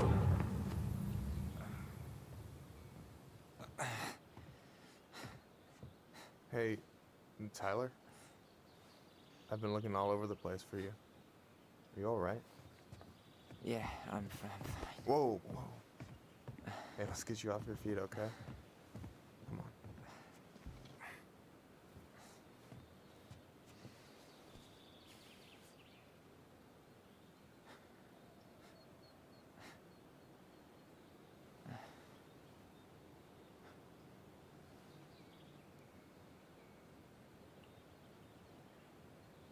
Listen, if you want to be alone, I'll go.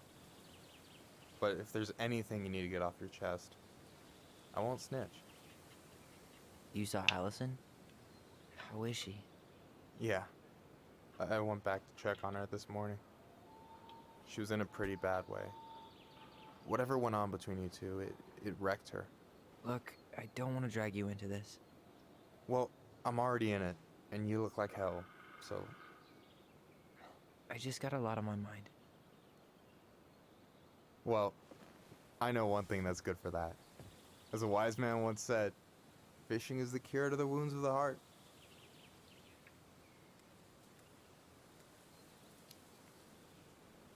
Was that wise man you? Hey, like I said, I gotta write my own legacy. So, you in? I don't know. Come on, we're burning daylight. Let's go. Where are we gonna go? Why go anywhere when we have a perfectly frozen lake right here? Ice fishing in November? Yeah. It got cold way fast this year. Climate change. That shit's gonna kill us. But hey, fish first. You can walk behind me if you're afraid, though. You're actually serious? I am a very serious man, Tyler. Let's go. We still have to get everything out of the car.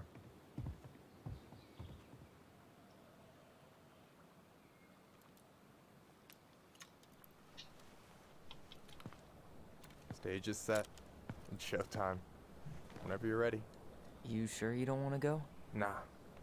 Look, no way I'm gonna rob you of your first catch in your own backyard. All right.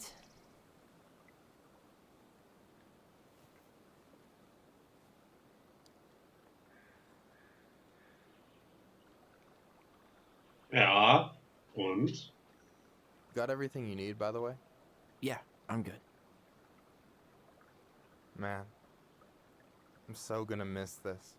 Miss what? Just hanging out and fishing and... You know, I'm not gonna have a lot of time after we move to Juneau with school and the JC and everything. Right. So did any of the people you came up with at Fireweed land in Juneau? Oh, I'm not sure. Once they left, I never really kept in touch. Really?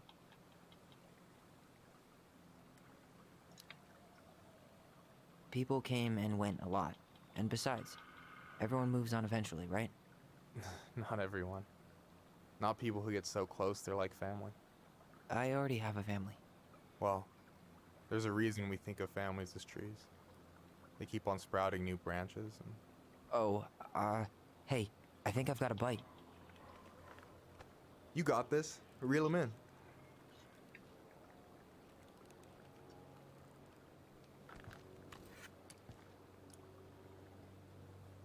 Come on, pull up on the rod. Now give it a nice pull.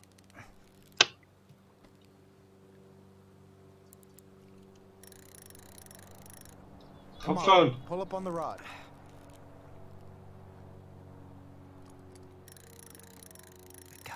I got it. Ja. Slippery little. Got it. Bravo. First of many. Pace yourself. It's a marathon, not a sprint. Thanks, Sensei. Oh, hey, did you want to make solid plans to hit the buzzard hole? The river might ice over soon, so we shouldn't wait too long. Yeah, sure. Sweet. I was planning to go Saturday. I'll pick you up on the way out. Cool. I'll set my alarm to ass crack of dawn. You got anything good in there? Maybe, but who says I'm willing to share? Okay, fine, be that way.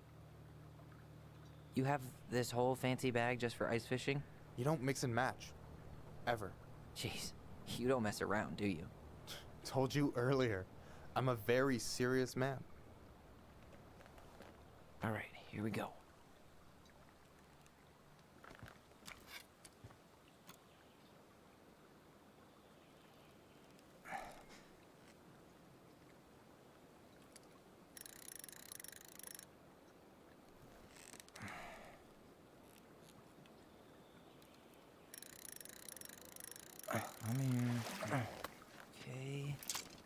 Okay. How about them apples? Nice job. So, you weren't all talk. Impressed? I only see 2 fish in my cooler. For now.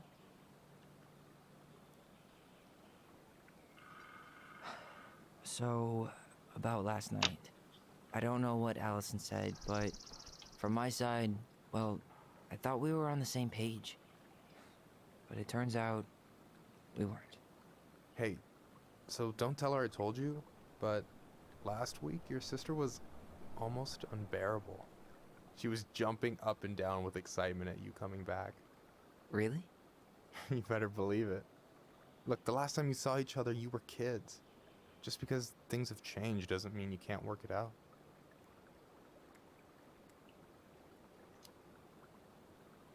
I know. It's probably my fault. I really pushed her last night. I just don't get why she always has to run away from everything. You blame her?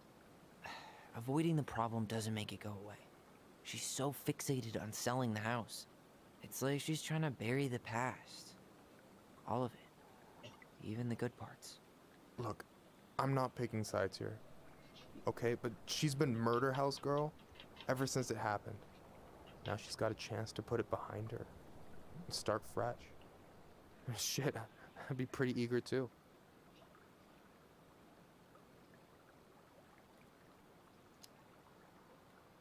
I guess I didn't really think about that.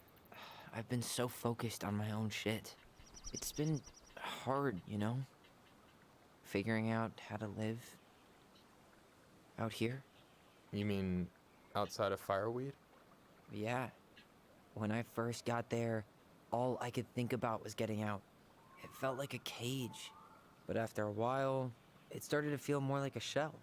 I figured out who I was in there. But now I've got to work out how to be that person out here. Well, if it makes you feel any better, none of us really know what we're doing. Like, shit may look bleak now, but your sister's never gonna give up on you. And you can lean on me too if you want. Just be careful, okay? Got a bad left shoulder. I'll keep it in mind. Thanks for listening. Don't mention it. Oh Mann. So, what are you gonna make with what we catch? Hey, you got me figured out. Slice of fresh fish, topped with garlic, pesto, walnuts, just a drop of olive oil. Pure perfection. As my partner in crime, you're entitled to a cut. Works for me, partner. Don't you say anything. I got this. Ja, komm schon. Den nehmen wir auch noch.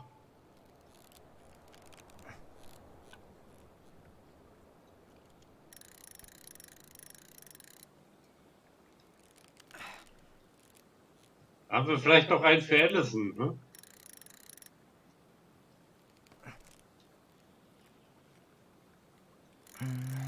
Easy. Oh. Whoa. Bam. 3 out of 3. Well played. I got nothing. That was clean. Huh. I'm a little disappointed. Hey, can I ask you something that's pretty personal? Sure. Take off the gloves. You've been with people, right? Romantically? Yeah. A few. Have you? No. Not really. That's kind of surprising.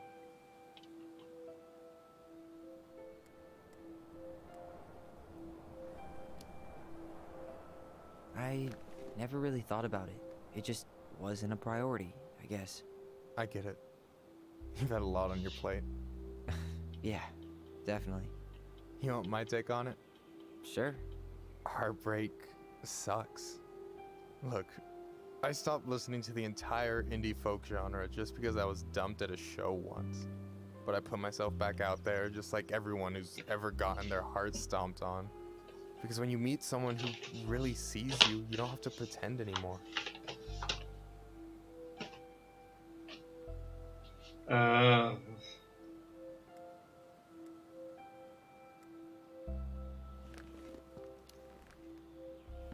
And you're still interested in being that someone? Even after all the shit that's happened? Hey, I've got baggage too. I think it's worth a chance. Don't you?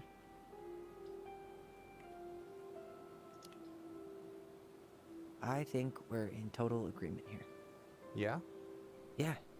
I get this feeling like I could say or do anything with you, and it'd be cool. I feel safe. You are. Because your sister would kill me if I did you dirty. Yeah, she would. So, doesn't look like you're catching anything with that. You want me to show you how it's done? Go for it.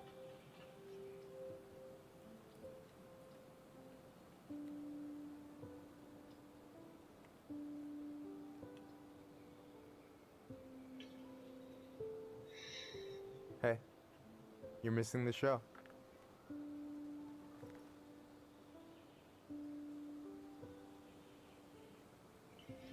Tyler, du hast die richtige Entscheidung getroffen. Zumindest habe ich sie für dich getroffen.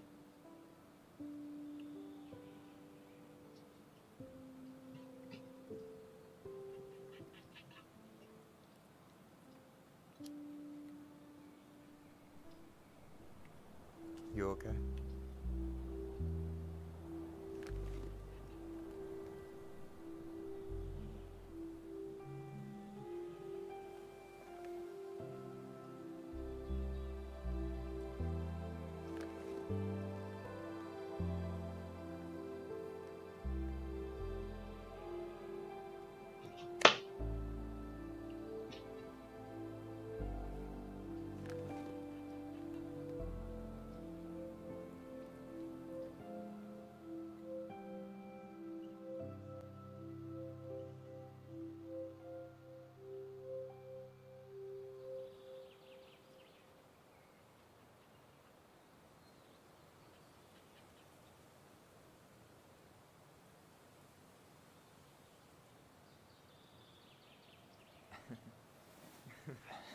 So, yeah. Yeah, is one way to put it. Hey, Allie. I think I'll just show myself out. Okay, call me later? You know I will.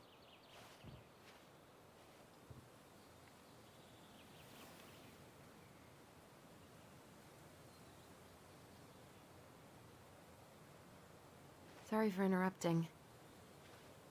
No, it's totally fine. We were done anyway.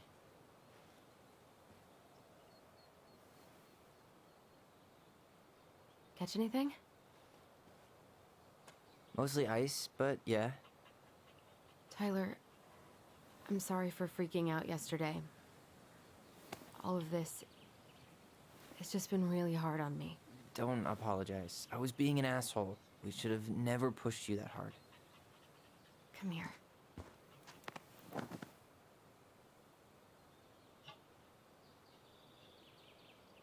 God, why did I miss you so much?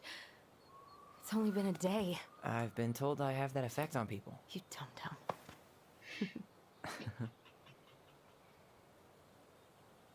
Okay, so I need to show you something. What? You're kind of weirding me out. Can we sit down for a sec?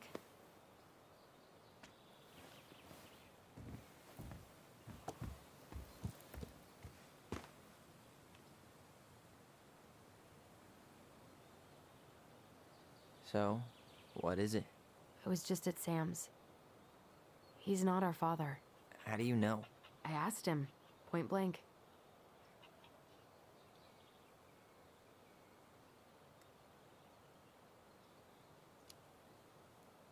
I'm not surprised. Burning down the barn didn't really seem like a Sam move. Yeah, I guess it was silly to suspect him in the first place. He'd never hurt Mary Ann's kids. There's something else. Look at this. This was taken in 1992 when Mary Ann first moved to Delos Crossing. See that ladder? Sam told me the barn has a loft. He helped her build it. Apparently she never told anyone about it. And it's still there? As far as he knows, yeah. What do you think? Should we give it a shot? We've come this far. And a hidden loft? That's got secret shit written all over it. Let's go.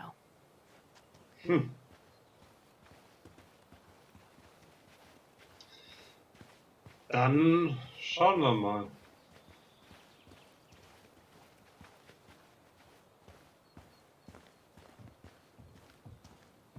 Ugh, what a mess. That's not gonna help us get this house sold. Yeah, we got our deadbeat dad to thank for that. So obviously the ladder's gone, but what about that handle? Is it still here somewhere?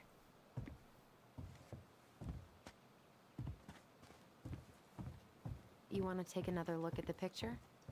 It might help.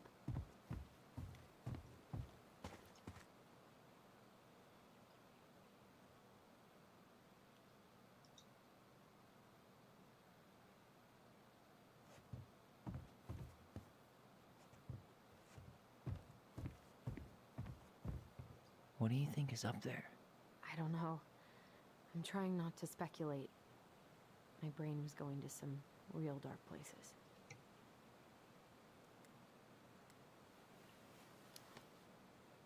Don't worry. Whatever's up there, I'll protect you. We'll see how chivalrous you feel when you've got bats in that perfectly coiffed hair.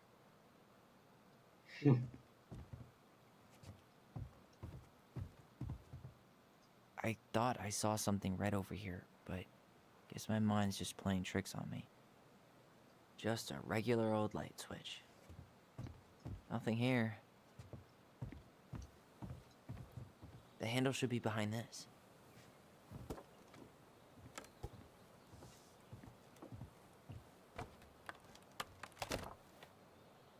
Ah, there it is.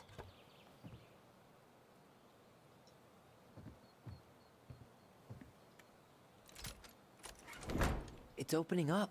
The secret keeper always did store all the best secrets in the clouds. Yep. Come on, let's find a way to climb up there. Wie wär's denn mit einer Leiter? Ich habe eine gesehen.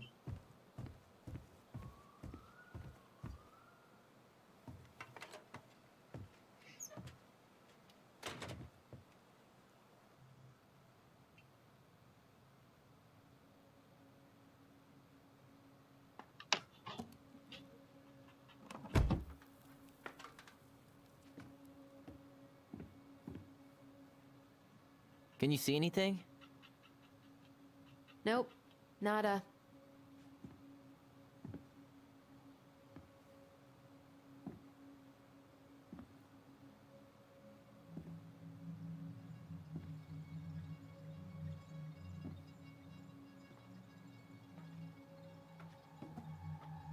Here, found a switch.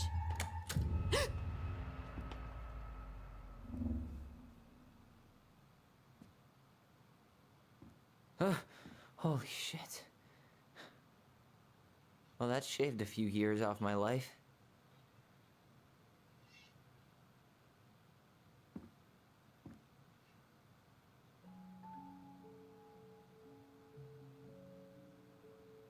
Whoa.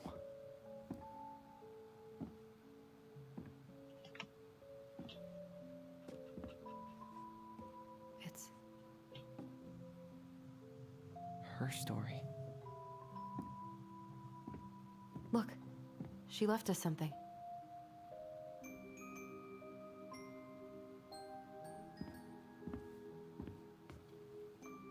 It's got a combination lock with letters. Do you think she hid the code somewhere in all this? Knowing Mary Ann, probably. Well, you want to do this? Yeah, let's start here.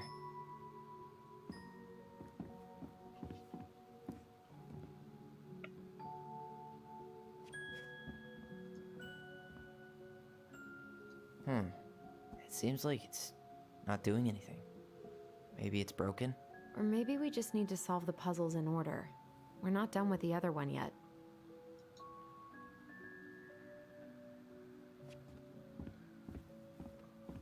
Recognize this? Yeah. It's from the story where the goblins tricked the Mad Hunter. It looks like it, but it's different, right? Can you check the book?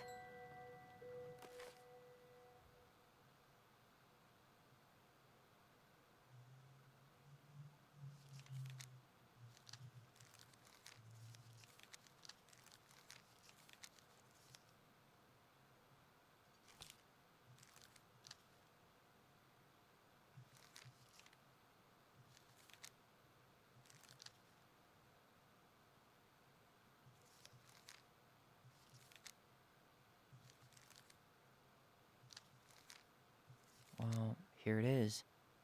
Why do you think she changed the picture? I don't know. Maybe it's a message. Like, the differences between the two mean something. Something about Mary Ann, right? Since she's the princess? Yeah. Why don't we try to find them all and then see if it makes any sense? Tja, Leute, wenn ihr wollt, kannst du uns nochmal eine Märchenstunde geben. Dann könnt ihr einfach nochmal eure Ohren, eure Lauscher spitzen und eure Äuglein zumachen. Die Kobolde tricksen den wilden Jäger aus.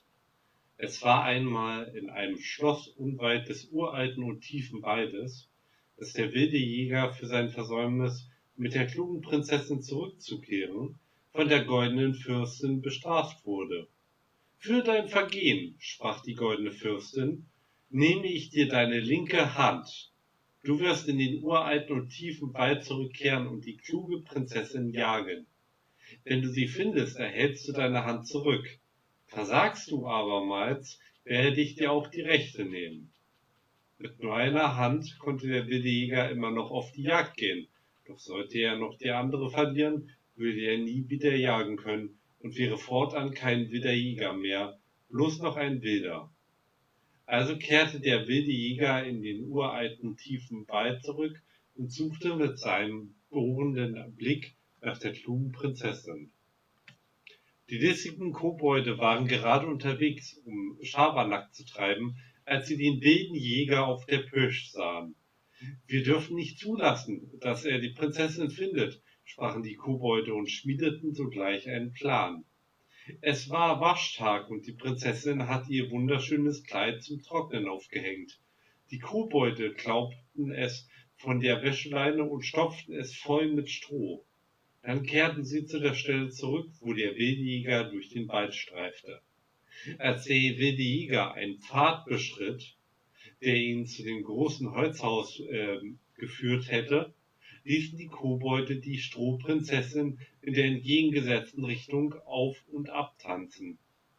Die List ging auf. Der Jäger richtete seinen bohrenden Blick auf sie und nahm die Verfolgung auf. So führten sie ihn den ganzen Tag lang stetig fort von der Prinzessin. Als aber die Nacht hereinbrach, begriffen die listigen Kobolde den Fehler in ihrem Plan. Der wilde Jäger machte nun Jagd auf sie. Würde er sie zu fassen bekommen, würde er keine Milde walten lassen. Also steckten sie die Köpfe zusammen und heckten einen Plan aus. Es dauerte nicht lange, bis sie wussten, wohin sie gehen mussten. Sie führten den wilden Jäger an das Ufer eines tiefen und eisigen Sees. Als er in ihr Blickfeld geriet, beschwerten sie die Strohprinzessin mit Steinen und ließen sie in das kalte Wasser gleiten. Wohlbedacht, nicht selbst hineinzufallen und sich so der Rache der Mondhexe auszusetzen. Der wilde Jäger legte seine Kleider ab und stürzte hinter der Strohprinzessin in die eisigen Fluten. Er folgte der Gestalt der versinkenden Prinzessin bis tief in das kalte Wasser hinein, dorthin, wo die Oberfläche des Sees von Eis bedeckt war. Endlich gelang es ihm, sie zu ergreifen, doch als er sie umdrehte, sah er, dass sie keinen Kopf besaß und ihr Körper mit Stroh gefüllt war. Und dann spürte er eine glitschige Flosse auf seiner Schulter, als die Mondhexe sich über ihn erhob. Am nächsten Morgen wollte die Prinzessin ihr Kleid von der Leine holen und merkte, dass es fort war. Sogleich hatte sie die Kobolde im Verdacht und rief: »Kobolde, habt ihr mein Kleid gestohlen?« Die Kobolde kamen aus ihrer Höhle hervor und blickten traurig. »Was soll ich denn jetzt tragen?« fragte die Prinzessin traurig und erbost darüber, dass sie ihr einziges Kleid verloren hatte. »Lasst uns erklären«, sprachen die Kobolde. Also berichteten sie der Prinzessin von dem wilden Jäger und holten dann seine Kleider hervor. Zwar war sie der Prinzessin ein wenig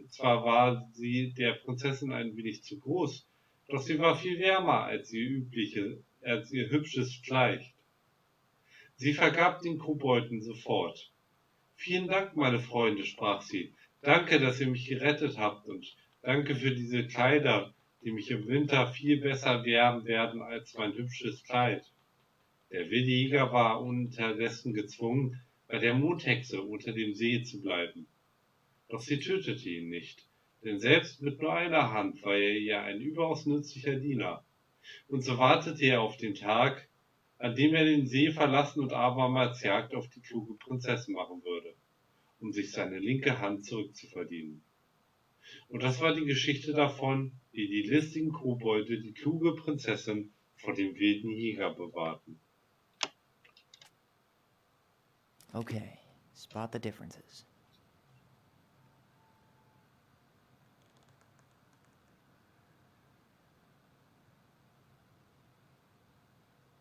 It moves. Oh, some of these parts are buttons.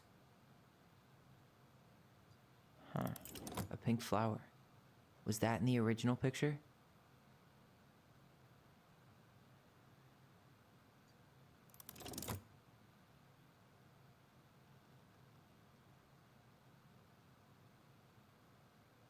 Does his smile look different to you?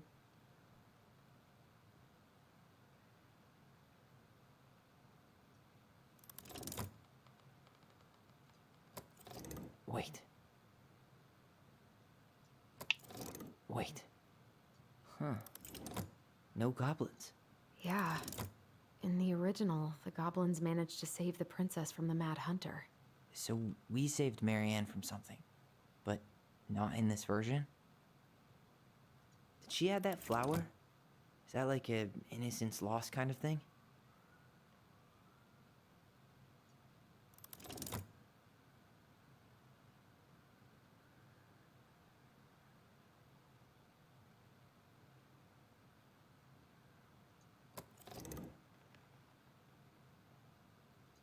Huh. Is there an extra star here? Or am I just imagining that? Even if the branch is a little different, I don't really think that means anything.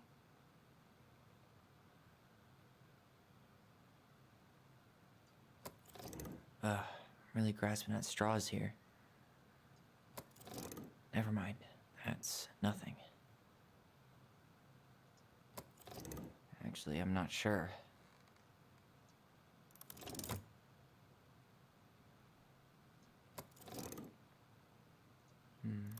Maybe that branch looks a little bit different? I don't know. Even if the branch is a little different, I don't really think that means. Wait.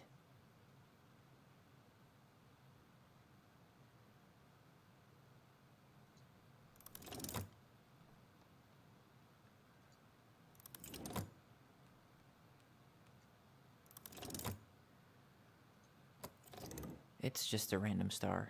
No special meaning. Or not. Never mind. That's nothing. I'm really grasping at straws here. The Mad Hunter still has two hands here. So this was either before the Gold Lady cut off his other one, or after he earned it back? Which either makes it before most of the stories, or after. Yeah, at some point when she was running away from whatever the hell the Mad Hunter meant to Marianne. The princess is running away from the Mad Hunter.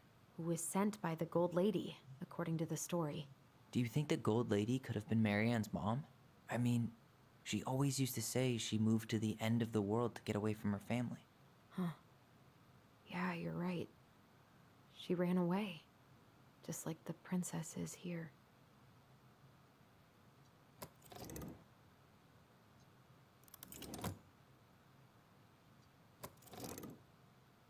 Why do you think she added that castle in the background? See the color of the flag? It could be her mother's castle. It looks like the princess is running away from it. So, Marianne ran away from home, and she grew up kinda rich?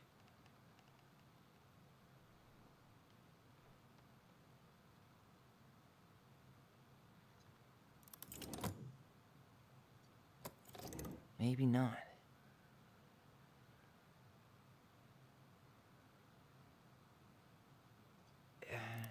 It's not the same title, so I guess that counts as a difference?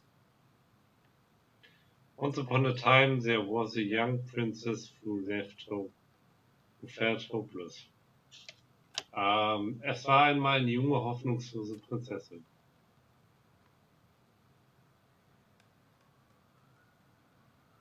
Figured anything out yet?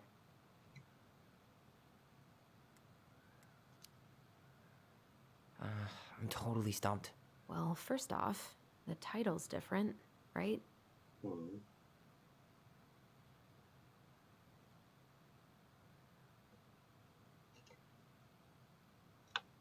Figured anything out yet? I'm totally stumped. Well, first off, the title's different, right? Titel ist unterschiedlich. Das hatten wir ja schon geklärt, das mit der Hand auch.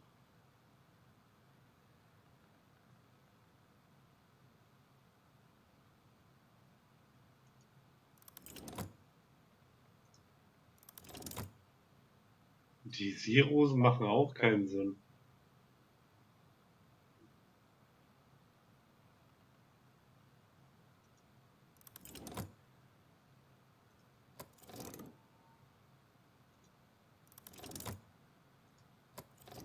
It's just a random star.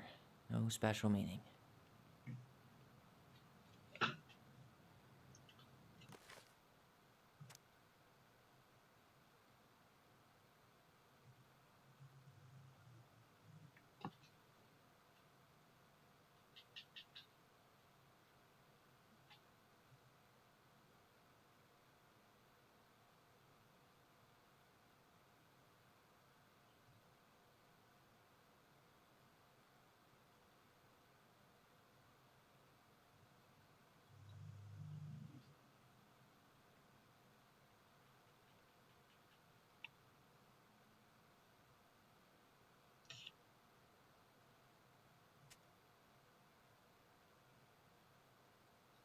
Ach so, einfach mit dem, mein Gott, mit dem Bild.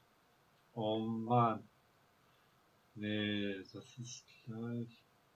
Die Seerosen sind auch da.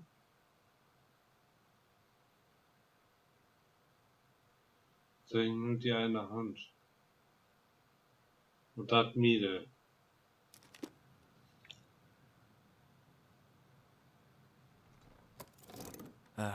Really grasping at straws here. Never mind. That's nothing.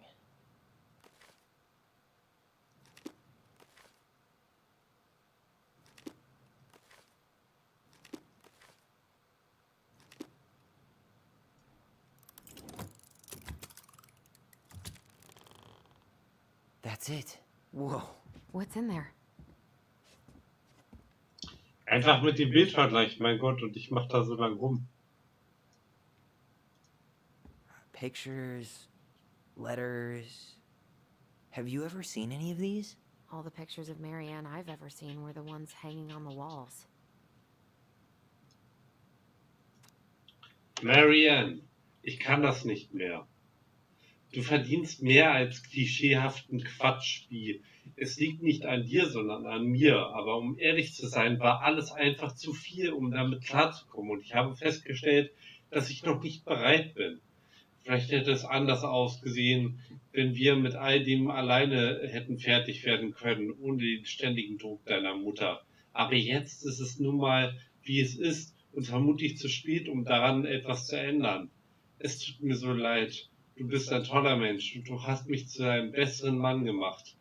Ich hasse mich dafür, das zu tun, aber ich denke, dass wir beide besser dran sind, wenn wir uns trennen. Und schon komme ich wieder mit Klischees um die Ecke. Bitte bleib wie du bist. Hier aber dennoch fort. Brent. Brent heißt er also, unser Vater. Could this guy have been any more cryptic? Did you know she studied engineering? No. It looks like she changed her major to visual arts.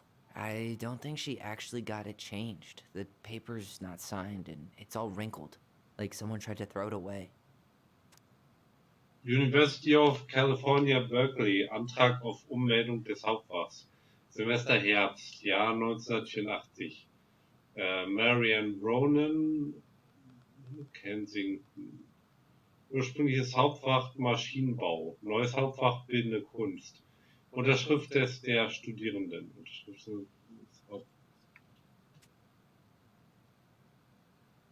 So. You think the guy with her is Brent? From the letter? I would guess so. Oh, poor thing. Why would she keep an old drawing of a pet in here?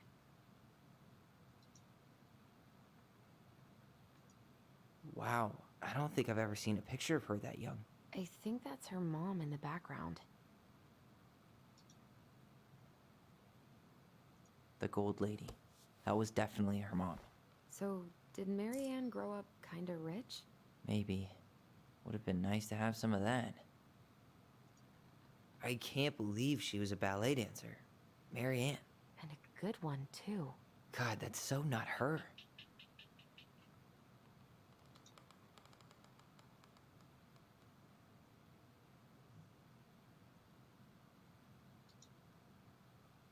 Tyler, see that little light?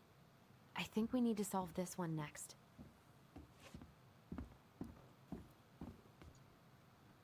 There's the gold lady again. She's all over the board. There was a figure of her in that stash by the Mad Hunter painting, right? Oh, yeah. So maybe all of this is related to what we found in there. Hey, I can move the piece next to the gold lady. All these pictures. They look like images from Mary Ann's life before Delos, don't they? Well, some of them do anyway. Maybe that's it then. We need to figure out which ones are real?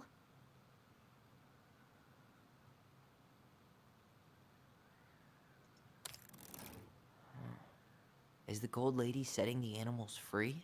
Judging from the broomstick, I'd say she's getting rid of them, not setting them free. Stimmt.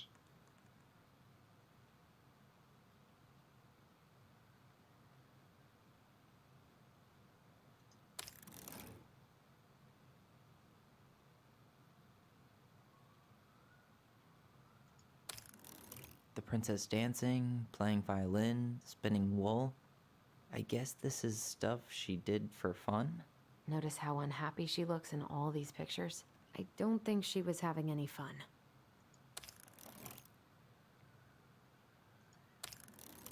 Nope. Sie hatte Maschinenbau studiert. The wise princess looks like she's trying to run away. And she's being watched by the gold lady.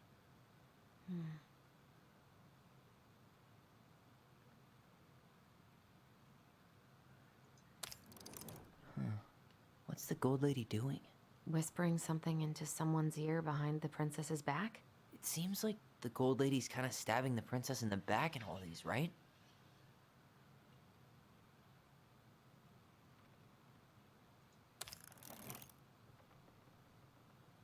Das war doch der Vogel, oder? Vogelkäfig. Dann Balletttanzen. Ingenieurswesen hatte sie ja eigentlich mal gemacht. Da muss hier der Fehler liegen. Is that it? It's opening. What's in there this time?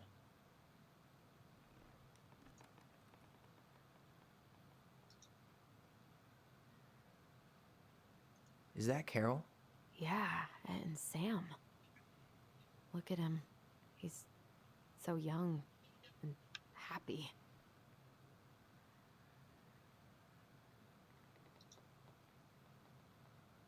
Wow.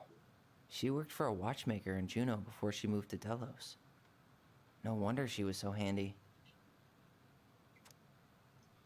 Es steht für Stechuhrenreparatur. 633 G Benson Drive. Bruttoeinkommen $2.500, Abzüge, Bundessteuern $36,25, Umsatzsteuer $155, Sozialversicherungsbeiträge, Krankenversicherung $559,19, Sozialversicherungsbeiträge, Sozialhilfe $183,76, Nettoeinkommen $1.565,80. Puh, ja, das ist auch schon ganz schön hart.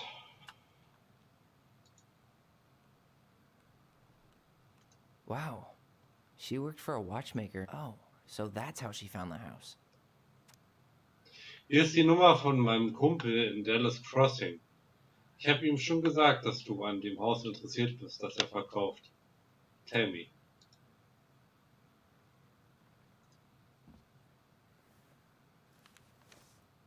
Her father. 17.05.1996. Mary Ann. Ich hoffe, der Brief kommt bei dir an, aber da du keine Kontaktdaten hinterlassen hast, muss ich ihn an deine Tante schicken und auf das Beste hoffen. Ich schreibe, um dir mitzuteilen, dass deine Mutter letzte Woche verstorben ist. Ihre Trauerfeier war heute. Das Haus war den ganzen Tag lang voller Leute, Freunde, Familie, Kollegen und Kirchenmitglieder. Jetzt ist es 23 Uhr und ich sitze allein am Küchentisch, umringt von etlichen Speisen, Blumen und Beileidskarten. Deine Cousine Adi hat ein schönes Fotoalbum mit Urlaubsbildern aus Lacona mitgebracht. Du bist auf allen mit drauf. Heute aber warst du nicht da. Seit 4 Jahren haben wir nichts von dir gehört und wir können nur hoffen, dass du gut in Alaska oder wo auch immer du dich gerade aufhältst angekommen bist und du und dein Kind in Sicherheit seid. Deine Mutter war jahrelang krank und depressiv. Du kannst dir sicher vorstellen, warum. Wegen des Kummers, von der eigenen Tochter gemieden zu werden und ihr Enkelkind nicht aufwachsen sehen zu können. Er breitete sich in ihrem Körper aus wie Krebs und hat sie komplett zerstört. Und all das Leiden nur, weil du wie ein launisches kleines Mädchen abgehauen bist, anstatt ihre Hilfe anzunehmen, als du außerehelich geschwangert wurdest, nachdem du das College abgebrochen hast und völlig pleite warst. Sie hatte ihre Hilfe nur angeboten, weil sie wusste, dass du noch nicht bereit bist, ein Kind großzuziehen, Mary Ann. Die Pflicht einer Mutter endet nicht, wenn das Kind das Haus verlässt. Jetzt bist du selber Mutter und ich hoffe, dass du anfängst zu verstehen, dass gute Erziehung nichts mit dem Verhätscheln von Kindern zu tun hat. Es geht darum, für sie zu sorgen und sie zu den Persönlichkeiten zu formen, die sie werden sollen, ob sie es wollen oder nicht. Ich werde dir nicht weiter zur Last fallen. Du hast deine Absichten deutlich gemacht. Ich dachte nur, dass du das wissen solltest. Dad. What the hell? Marianne was pregnant in 1992, before she even got here. Before us? Do we have a long-lost sibling out there somewhere? It's possible, but she could have given it up or miscarried. Who knows? Yeah, you're right. Do you think we could track down her father? You mean the grandfather she never told us about? I don't think I want to. You're not at all excited about having more family. You saw the letter.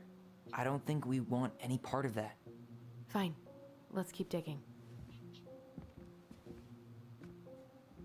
Was haben wir denn hier noch?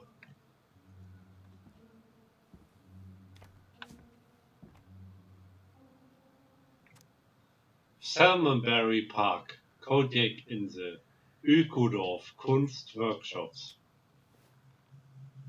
Salmonberry Park. Huh. Is that some kind of commune? Looks like it. So weird to imagine her living in a community like that. With, you know, other people. The weirdest part is how they all seem to love her. Where was prom queen Mary Ann when the whole town was turning on us? Von den guten Leuten vom Salmonberry Park, Kodiak-Insel, Juni 1992. Lass mal wieder von dir hören. Suche weiter nach Antworten auf Fragen in deinem Kopf, für die du blind bist. Smiley. Shelly. Wir vermissen dich jetzt schon. Soul und Brownman. Schade, dass wir dich an die moderne Zivilisation verlieren. Wir werden deine positive Einstellung und deine Abenteuerlust vermissen. Und dein Geschick mit wilden Pflanzen. Haha. Der hübsche Marcus. Gute Reise, Mary Ann. Rick. Mary Ann, du hattest die wärmste, schönste Aura und ich weiß, dass dein Strahlen nie aufhören wird. Egal, wo du landen wirst. Frieden und Segen. Jurita. Danke, dass du unser kleiner Sonnenschein warst. Gute Reise. Cabot und Warty. Ich mag deine Fotos. Alles Liebe, Camilla.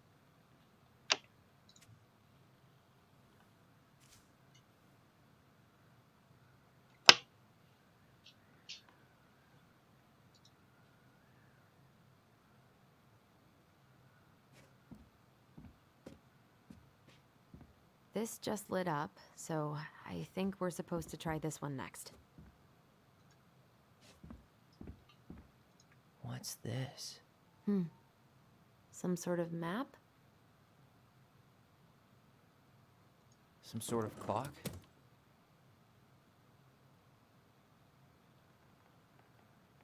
This looks like a dinner party with the old bear and the very old beaver. What's that plant thing on top? Oh, those are definitely salmonberry flowers. Hey, that degree in outdoor studies is paying off. That's the Gold Lady's castle.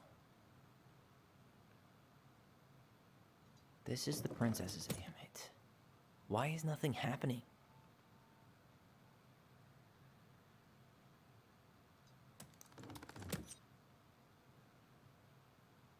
Some sort of clock?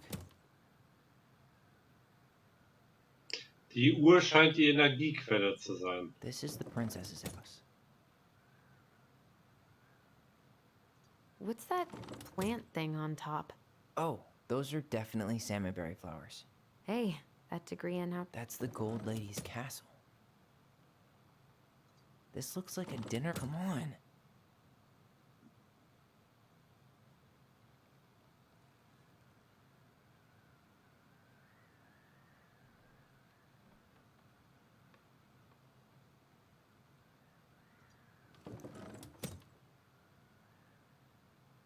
What's that plant thing on top? Oh, those are definitely salmonberry. That's the Gold Lady's castle. This looks like a dinner party with the old bear and the very old beaver. This is the princess's. Come on. Ach, komm schon.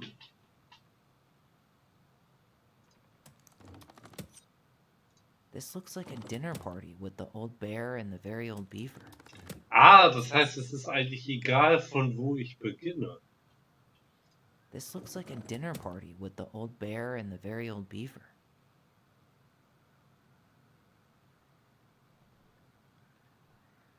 That's the Gold Lady's castle. Nee. This looks like a dinner party with the old bear and the. That's the Gold Lady's castle. Some sort of clock? This is the princess's house. What's that? Come on. Mach mich nicht wahnsinnig.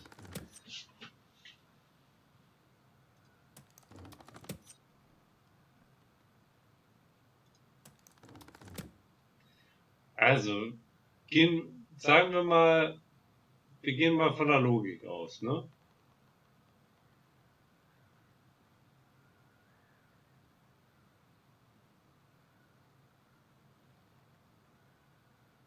Vielleicht war es ja andersrum. Nee. Es wurde an der Zeit. Some sort of clock? Also gingen sie los von zu Hause. This is the princess's house. Nee. Andersrum. Es wurde an der Zeit. That's the Gold Lady's castle.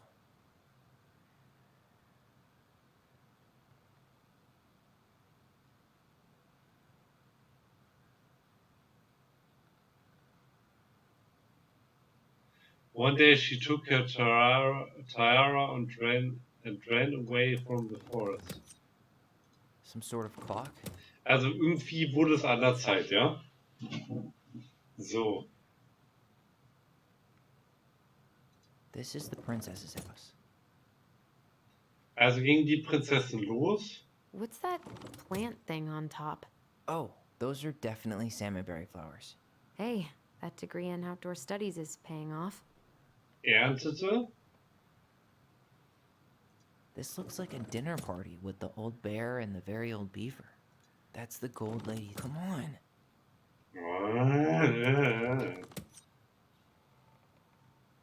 You need help? Yeah, I'm stuck. Any ideas?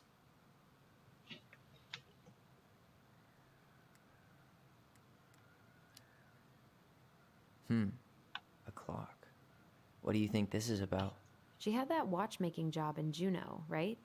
So that was probably right before she moved to Delos.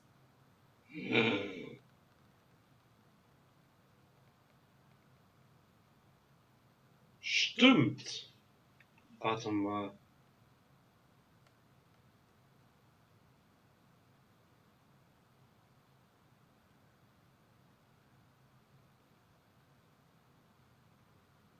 Some sort of clock? That's the Gold Lady's castle. What's that plant thing on top? Oh, this looks like a dinner party with the old bear and the very... This is the princesses. Come on. Okay, ich bin absolut stuck. You need help? Yeah, I'm stuck. Any ideas? What's up with the salmonberry flowers? I think those probably represent the commune she stayed at after she moved out.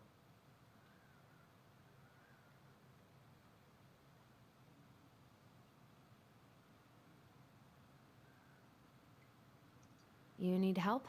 Yeah, I'm stuck. Any ideas?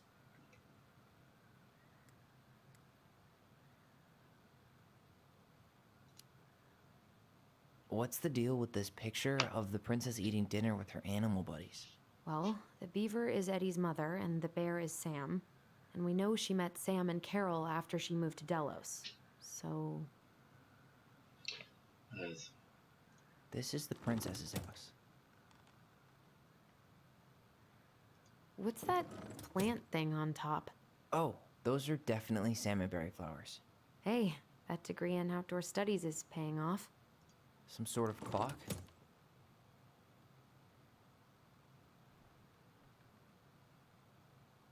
This looks like a dinner party with the old bear and the very old beaver. That's the Gold Lady's. Come on. Warte. What's that plant thing on top? Oh, those are definitely salmonberry flowers. Hey, that degree in outdoor studies is paying off. You need help? Yeah, I'm stuck. Any ideas?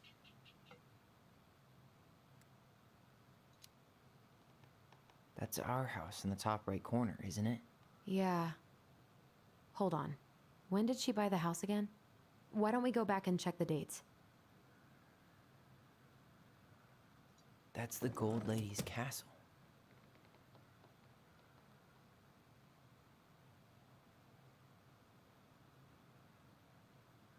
What's that plant thing on top? Oh, those are definitely salmonberry flowers. Hey. Some sort of clock? This is the princess's house. This looks like a dinner party with the old bear and the very old beaver. Yes. Oh. What's in there? Another letter? The princess's loss. Is this from the Book of Goblins? Not that I know of. Well, sure looks like it could be. Der Verlust der Prinzessin.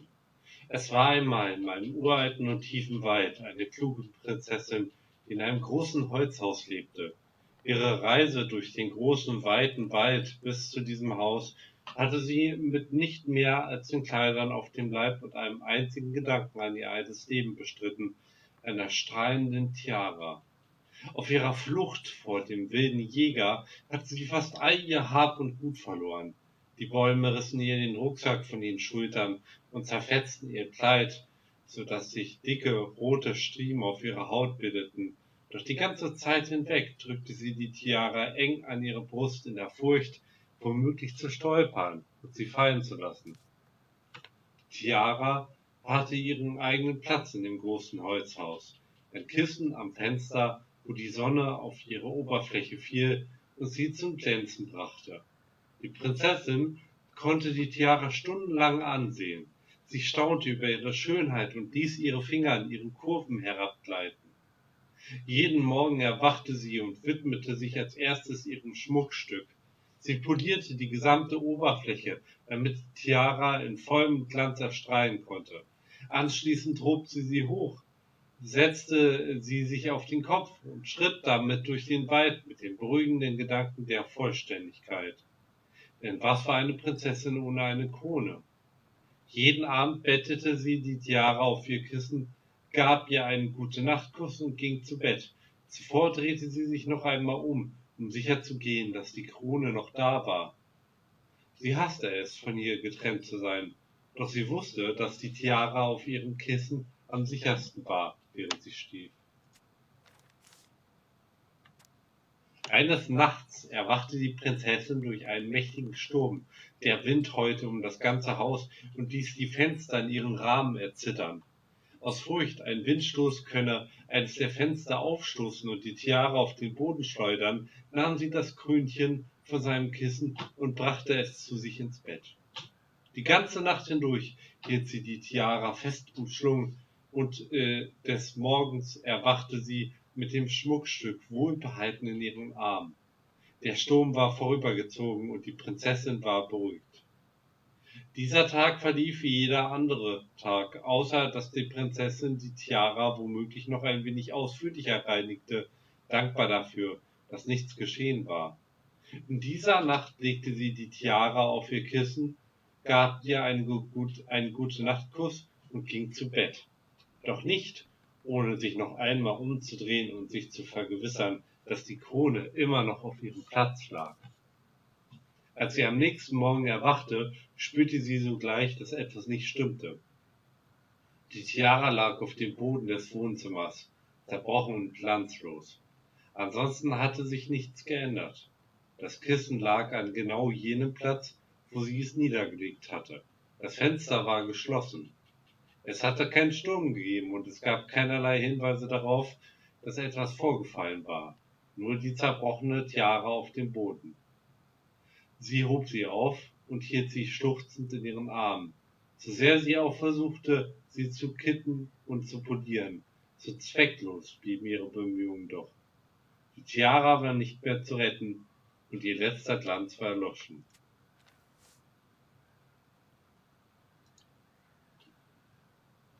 And that was how the princess lost her most precious treasure and her title. That was the story she read us that night. God, it makes sense now. Yeah, she got pregnant.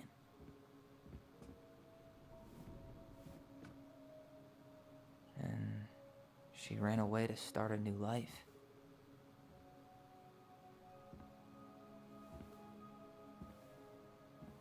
And then she made her way to Delos Crossing, where she was finally happy.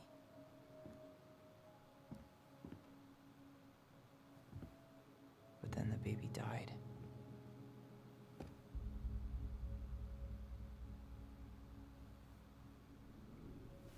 I can't even imagine how she must have felt. She left everything behind, built a whole new life for him. And then he was just gone. I guess having us helps her move on.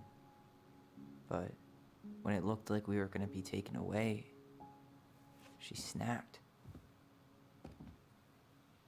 She just couldn't lose any more children. It really wasn't anything we did. I don't know what I'm supposed to do with all this. I don't either, but all I wanted was to understand what happened to her. And now I do. Yeah. But we still haven't seen what's in that chest.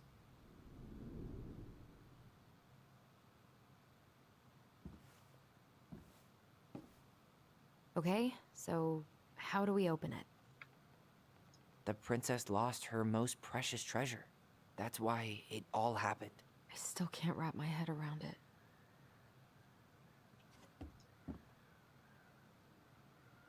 Back in your pond, Big Frog. Gold Lady stays locked up in her castle. The old bear's gotta be in his ice cave. We'll let the mangy muskrat have his rock back. The Ice King goes in the forest, obviously.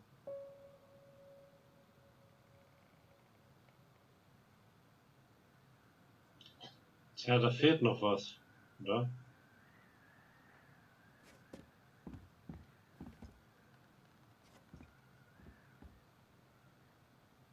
The moon goblin hag's gotta be imprisoned in her lake. Crafty goblins go here. That's the pious pelican spot. The wise princess goes in the big wooden house, of course. The mad hunter, always on the princess's trail.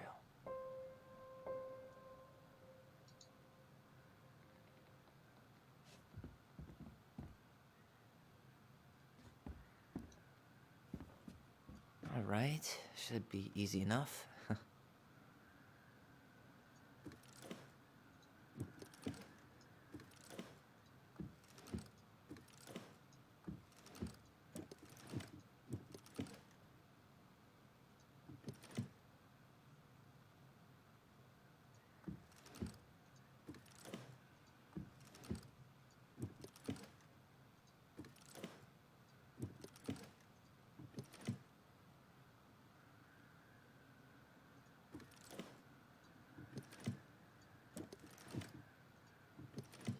Ich hatte an Olli gedacht halt, aber...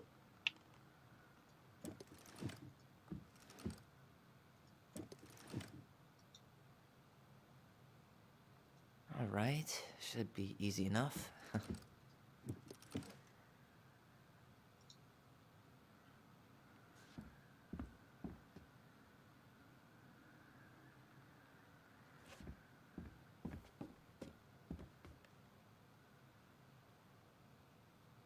Why are these pictures from the Book of Goblins here?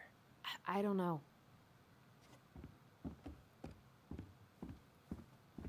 Hey, I want to take a crack at this one before we try to figure out any others. The princess lost her most precious treasure. That's why it all happened. I still can't wrap my head around it.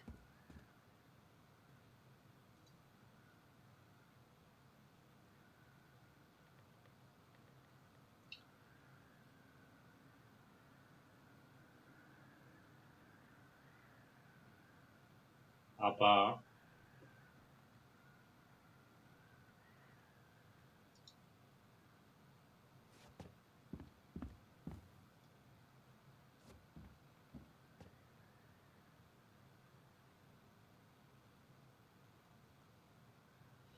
Wolke, Fisch und Axt.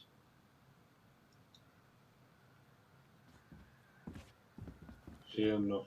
Why don't we just break this open? There's a crowbar right downstairs. What? No. You don't want to try and figure out what all this means? I'm so done with her riddles.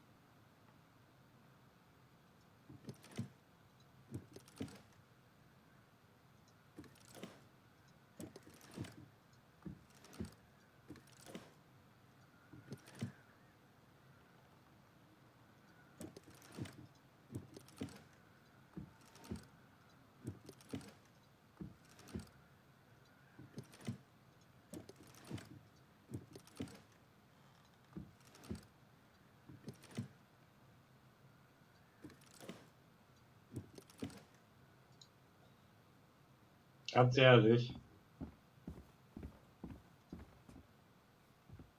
Ganz ehrlich. Kapiere ich nicht.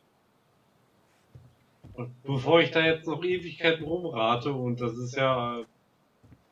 Also vielleicht... Trusty crowbar. Vielleicht seid ihr da ja besser im Raten als ich, aber... Ich bin da lost.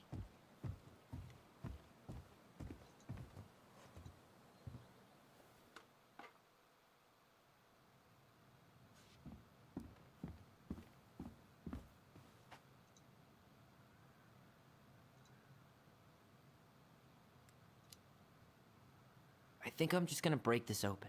I mean, really? This is all pretty elaborate. I think she was trying to tell us something. Whatever she wants us to know, it's clearly in here. I'm done with the rest of it.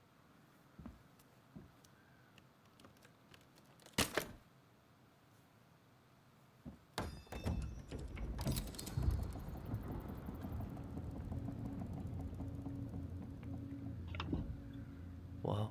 Did it just get darker in here?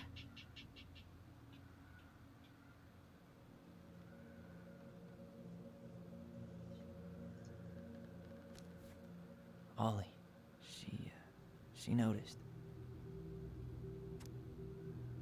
I was her son. Meine beiden Lieben, Allison und Ollie. Wir schreiben Geschichten, um zu verstehen und verstanden zu werden. Aber welche Geschichte kommt schon ohne ersten Akt aus? Es tut mir leid, dass ich meinen so lange vor euch geheim hielt. Liebe an meine Kobolde.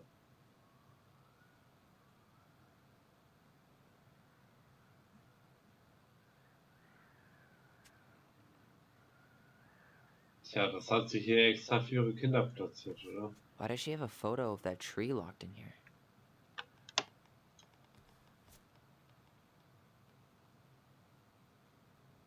Is that Leo Ronan.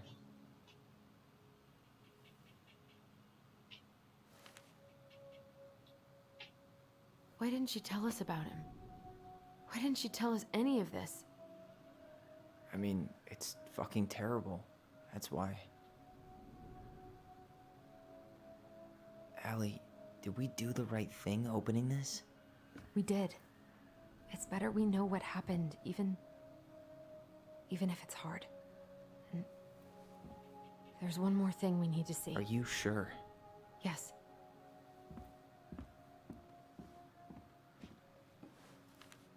Come on, let's go to the dock. It's time to finish this.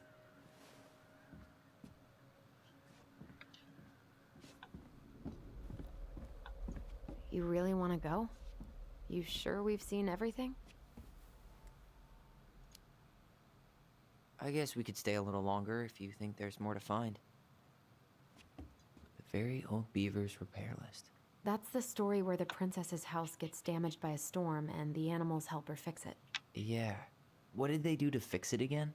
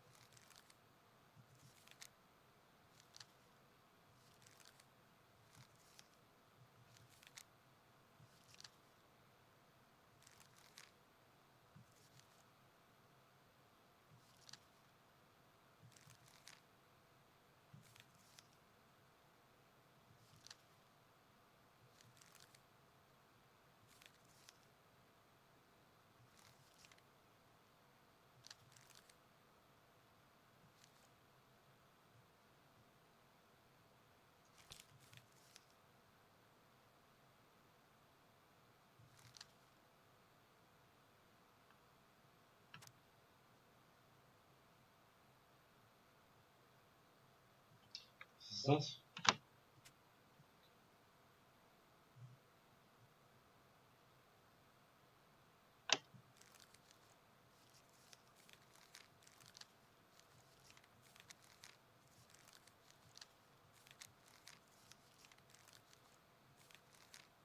Das muss es ja eigentlich sein. Also Leute, die Biberdame repariert das Haus. Es war einmal in einem uralten und tiefen Wald eine kluge Prinzessin, die in einem großen Holzhaus lebte. Eines Nachts wurde das Haus von einem besonders mächtigen Sturm heimgesucht. Der Wind ließ die Schinken auf dem Dach und die Bretter an den Wänden klappern. Er rüttete sogar an den Pfählen, auf denen das Haus errichtet war, so dass die gesamte Struktur ins Wanken geriet. Die Prinzessin versteckte sich in einem Schrank und fürchtete, das ganze Haus könne einstürzen, während sie schlief. Am nächsten Morgen stand das Haus zwar noch, doch es war schwer beschädigt. Der Sturm hatte die Schienen vom Dach geputzt oder gepustet und Bretter aus den Wänden gerissen. Er hatte sogar einen der Pfähle verbogen, auf denen das Haus errichtet war. Die ersten beiden Probleme konnte die Prinzessin angehen, doch das letzte bereitete ihr Sorge. »Was soll ich nur tun?« fragte sich die kluge Prinzessin voller Verzweiflung. Denn obwohl sie viele Dinge wusste, wusste sie nicht, wie man ein großes Holzhaus repariert. Just in diesem Moment kam der alte Bär vorbei, um zu sehen, wie die Prinzessin mit dem Sturm zurechtgekommen war. Als er sie dabei vorfand, die Bretter wieder an die Wände zu nageln, rief er, hör auf, Prinzessin, lass mich das für dich tun. Ich tue es gern, sagte die Prinzessin, aber wenn du mir mit dem Dach zur Hand gehen willst, dann nur zu. Als die beiden die Wände und das Dach wieder hergerichtet hatten, begutachteten sie den verbogenen Pfahl im Fundament. Ich könnte mein gesamtes Gewicht dagegen stemmen, sagte der alte Bär. Ich bin sehr groß. Mit diesen Worten stellte er sich auf die Hinterbeine, damit die Prinzessin auch wertschätzen konnte, wie groß er war, und warf sich mit seiner gesamten Masse gegen den Pfahl. Es folgte ein dumpfer Aufprall und ein lautes Knirschen, und der Pfahl verrückte tatsächlich, doch viel zu weit, so dass er nun in die andere Richtung verbogen war. Die kluge Prinzessin entschied, dass eine größere Präzision gefragt war, und dachte sogleich an die steinalte Biberdame mit ihrem perfekt gepflegten Damm. Vielleicht kann sie helfen.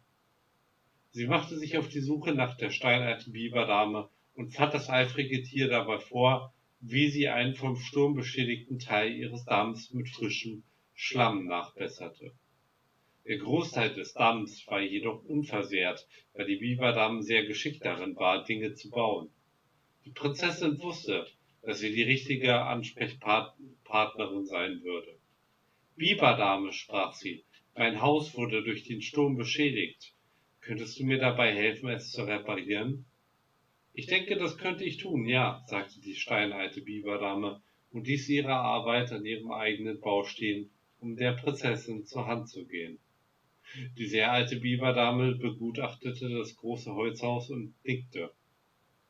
Das wird nicht schwer zu reparieren sein, sagte sie und machte sich an die Arbeit, den Pfahl mit ein paar gezielten Schlägen ihres Schwanzes zu richten. Als sie fertig war, streichelte die kluge Prinzessin der Biberdame den Kopf. Vielen Dank, Biberdame, sagte sie. Der Wind hat die Schindeln vom Dach gepustet, die Bretter von den Wänden gerissen und sogar diesen Pfahl verbogen. Dank dir habe ich nun weiterhin ein Heim. Das ist doch nicht der Rede wert, sagte die steinalte Biberdame und machte sich auf, um weiter an ihrem Damm zu arbeiten. In diesem Winter wurde die steinalte Biberdame krank, schwer krank. Sie konnte weder ihren Bau in Ordnung halten noch Essen suchen. Als die Prinzessin davon erfuhr, beschloss sie sogleich, der Biberdame Mahlzeiten zu bringen. Sie brachte ihr Eintöpfe aus Mais und Bohnen sowie Körbe gefüllt mit Borke und Zweigen von der Lieblingsespe der Biberdame. Eines Tages bemerkte die kluge Prinzessin, dass der Bau der Biberdame zu zerfallen begonnen hatte. Sie machte sich sogleich ans Werk, und auch wenn sie bei weitem nicht so talentiert war wie die steinalte Biberdame, so hielt ihre Reparatur den Bau dennoch warm und trocken.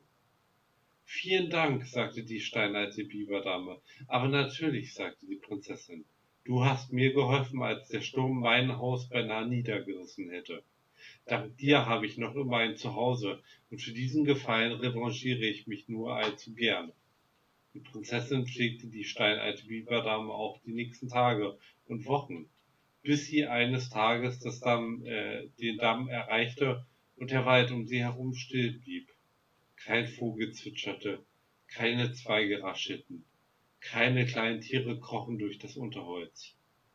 Oh, sagte die Prinzessin und blickte traurig auf den Damm hinaus, denn sie wusste, dass die alte Biberdame gestorben war. Leb wohl, meine treue Freundin. Und das war die Geschichte, wie die steinalte Biberdame das große Holzhaus rettete und wie die Prinzessin sich ihr gegenüber als dankbar erwies.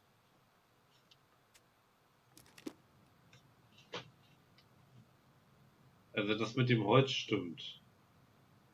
Du kannst das mir.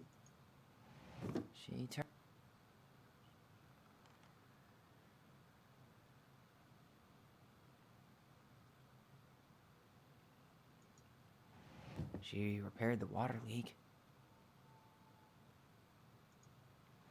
She fixed the broken window. She fixed the roof shingles. She fixed the planks that were blown off the walls. Actually, I'm not sure. Maybe not. Actually, I'm not sure.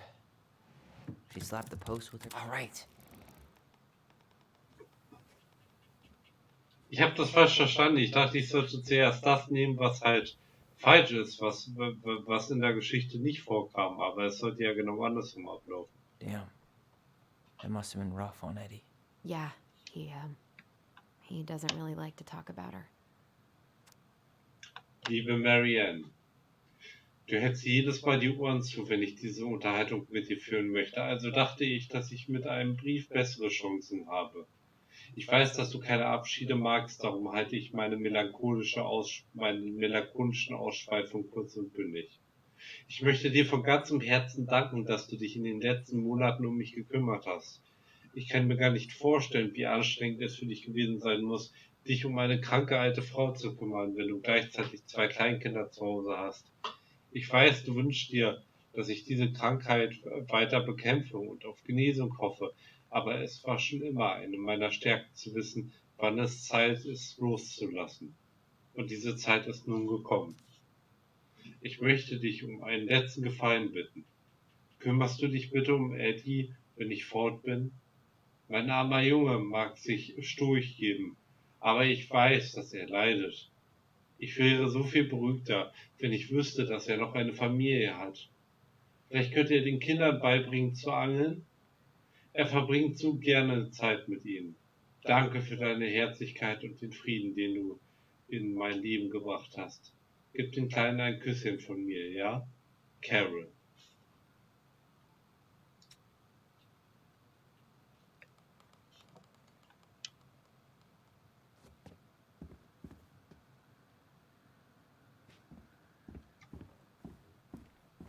The crafty goblin's good deeds.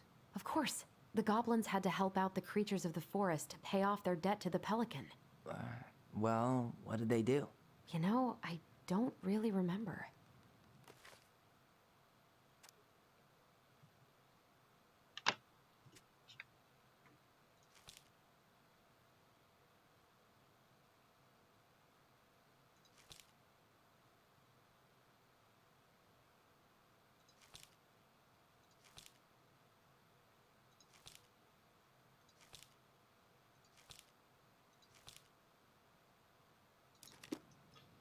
The crafty goblin's good deeds.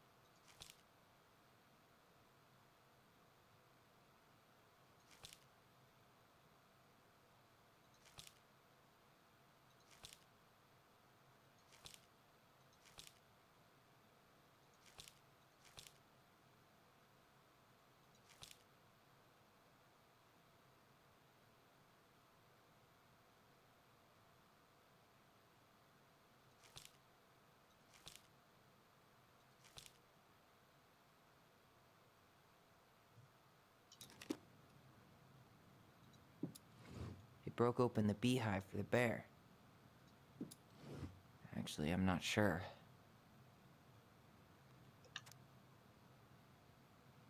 Die guten Taten der letzten Kobolde. Ja, aber wie hieß die Geschichte da? Mann.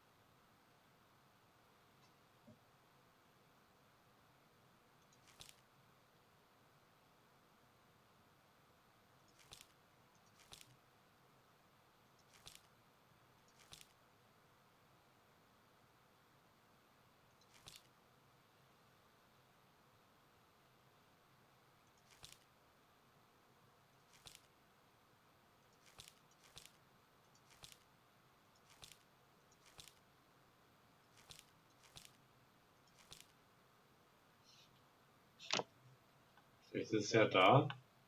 Die Kobolde retten die alte Biberdame. Es war einmal mein tiefen Moorarbeiten bald, da trug er sich zu, dass auf den Winter ein sehr warmer Frühling folgte, der all den Schnee und all das Eis auf einmal schmelzen ließ. Der Fluss füllte sich, bis er all das Wasser nicht mehr tragen konnte und an ganz unerwarteten Stellen neue Flüsse entstanden. Alle Waldbewohner waren in Panik und versuchten sich vor dem steinernen Wasser in Sicherheit zu bringen.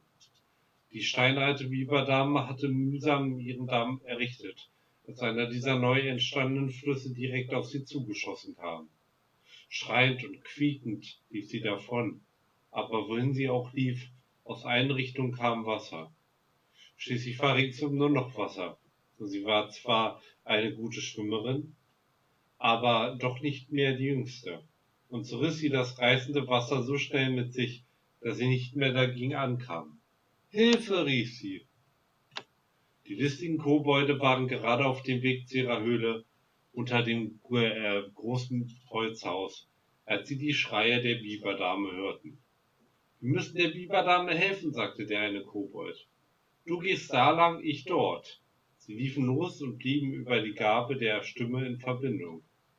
Endlich fand die Koboldin die Biberdame, wie sie im Fluss trieb.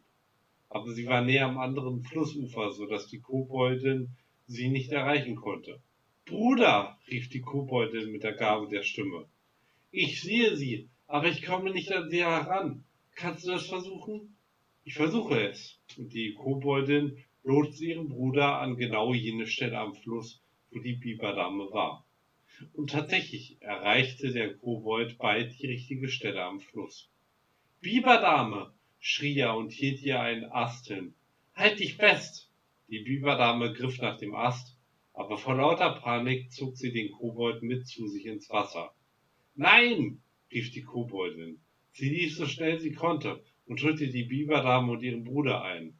Auf der Suche nach einer Möglichkeit, sie zu retten, erblickte sie einen herabhängenden Ast. Sie würden nur einen Augenblick Zeit haben, aber wenn sie schnell genug wären? »Bruder«, rief sie mit der Gabe der Stimme, »ihr kommt an einem tief hängenden Ast vorbei.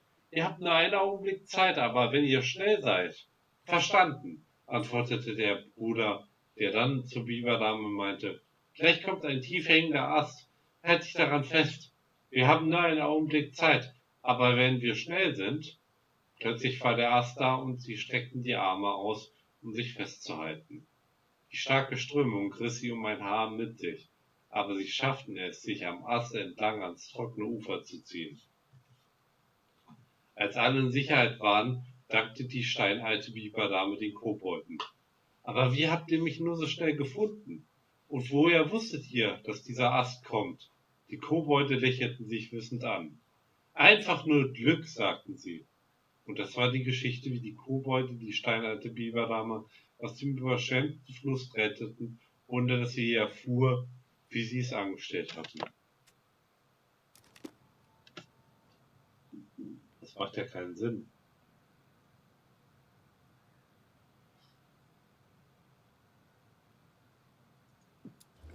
They removed a thorn from the frog's back. Huh. They had to give nuts to the muskrat. They gave the stalwart moose a good scratch on the back. They hugged the princess when she was crying. They helped fix the beaver dam. They broke open the beehive for the bear.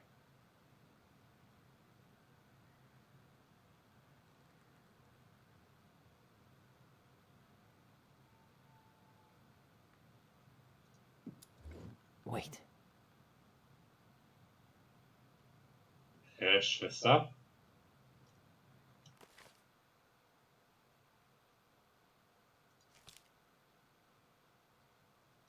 Also.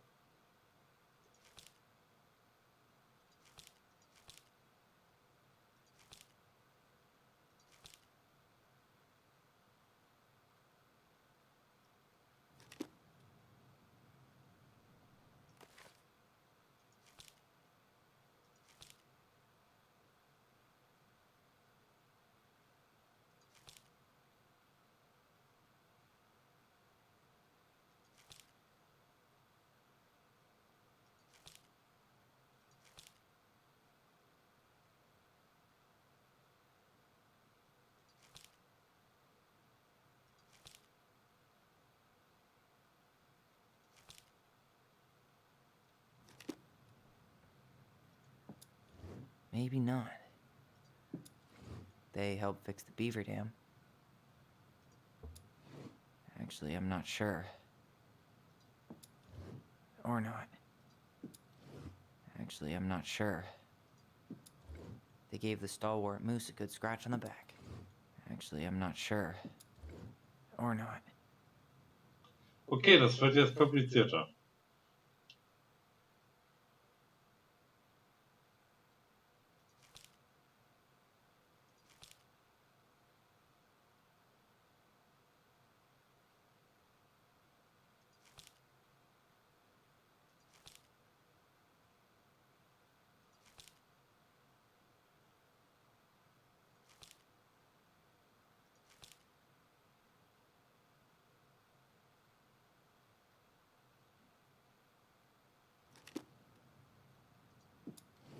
They hugged the princess when she was crying. Stimmt.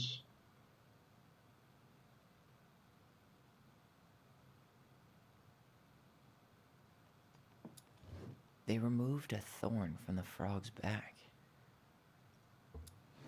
Or not.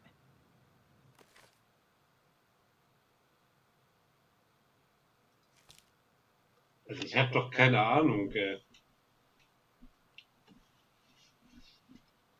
Müsste ja jetzt quasi jede Geschichte durchgehen. Das ist ja...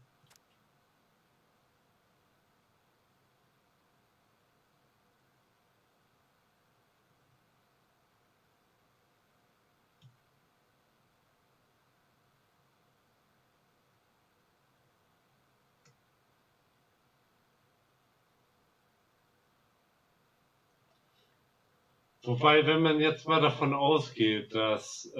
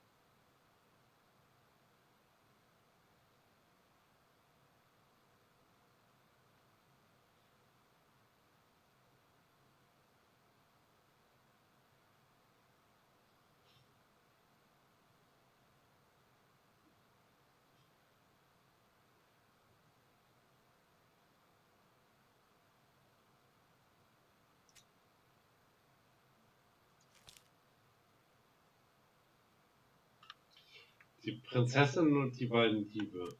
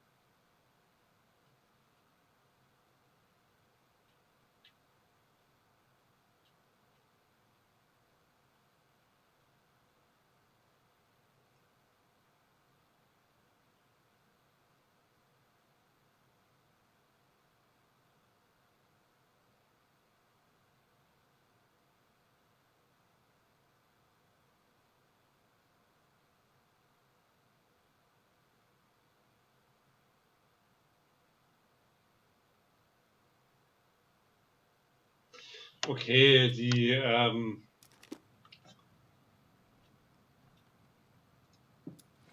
They broke open the beehive for the bear. Or not. Actually, I'm not sure. They hugged the princess when she was crying. Or not. Das ist gelogen, das haben sie nicht getan. Steht da zumindest nicht. Oder? Warte mal.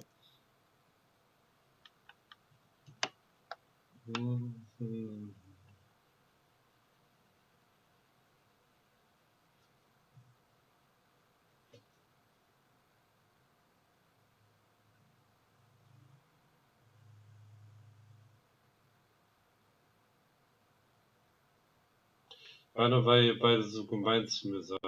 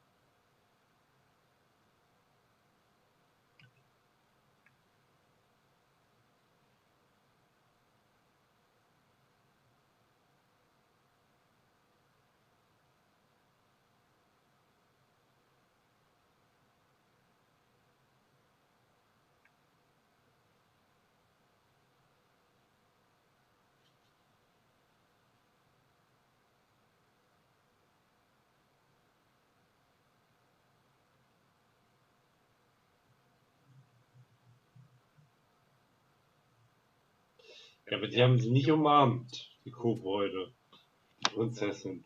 Zumindest nicht so, wie ich das verstehe. Da.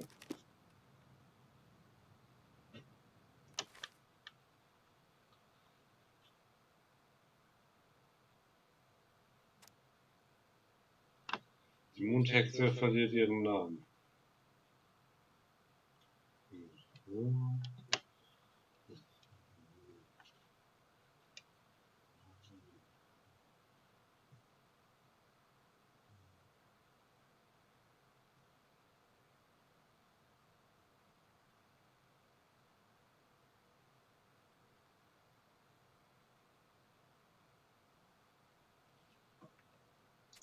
Das hat aber nichts damit zu tun.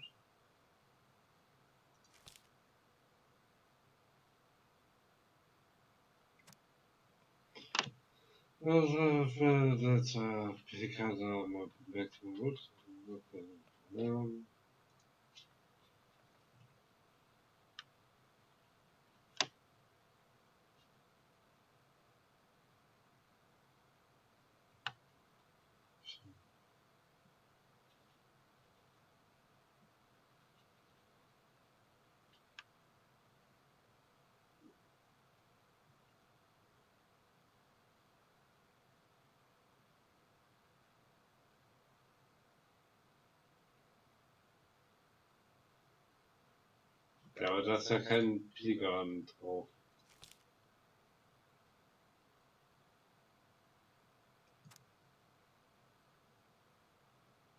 Das hatten wir ja schon.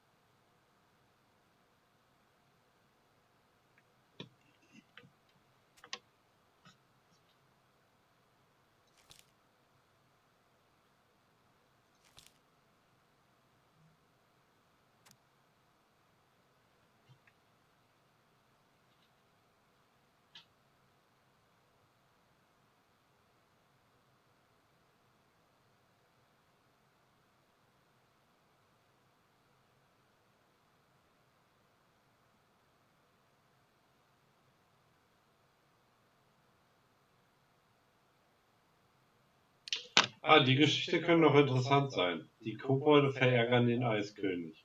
Es waren einmal in einem tiefen, uralten Wald zwei listige Kobolde, die einen zumutlichen Unfug anstellten. Eines Tages waren sie in einer besonders frechen Laune, und nicht ein Bewohner des alten Waldes blieb an diesem Tag von ihren Streichen verschont. Sie stellten einen Kuchen aus Schlamm in die Küche der Prinzessin, so dass ihr ganzer Mund voll Dreck war, als sie hineinbiss. Sie beschmierten das Geweih des Elchs mit Farbe, während er schlief.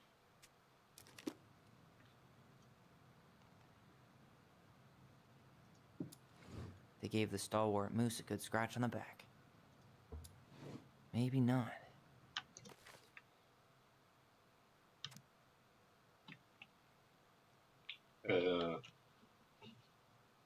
Sie erzählten dem räudigen Bisam, dass sein Pelz wieder so wunderschön wie früher war, so dass er sehr traurig wurde, als er zum Ufer eilte und sah, dass der Pelz immer noch räudig war. Sie nahmen Äste aus dem Damm der steinalten Biberdame, um damit zu fechten, und sie warfen dem alten Bären Klettern ins Fell. Jedes Mal liefen sie kichernd davon, ohne darüber nachzudenken, dass sie anderen mit ihren Streichen Leid zufügten. Sie waren gerade auf dem Weg zur frommen Pelikandame, um deren Schnabel mit Seifenblasen zu füllen, als sie plötzlich an den Beinen kopfüber in die Luft gezogen wurden. Sie schlugen um sich und schrien, bis sie merkten, dass sie ins Gesicht des Eiskönigs blickten. Den ganzen Morgen, sagte er, höre ich schon Beschwerden über euch zwei. Aber das waren doch nur Streiche, sagten die Kobolde. Wir haben doch niemandem wehgetan. Ach ja? Fragte der Eiskönig. Und er zeigte ihnen, was die Opfer ihrer Streiche gerade taten. Die Prinzessin hatte Bauchweh, weil sie Schlamm verschluckt hatte. Dem Elch juckte sein Geweih ganz fürchterlich von der Farbe. Der Bisam weinte, weil er daran denken musste, was er durch seine Eitelkeit verloren hatte. Der Bau der steinalten Biberdame war überschwemmt und der alte Bär war dabei, die Kletten auf seinem Fell zu lösen. Aber die meisten waren hoffnungslos darin verheddert. Zur Strafe, sagte der Eiskönig, müsst ihr den Schaden, den ihr angerichtet habt, wieder gut machen. Wenn ihr euch Mühe gebt, wird das eure einzige Strafe sein. Wenn nicht, müsst ihr mir eure Nasen geben, damit ihr sie nicht mehr in die Angelegenheiten anderer Leute stecken könnt.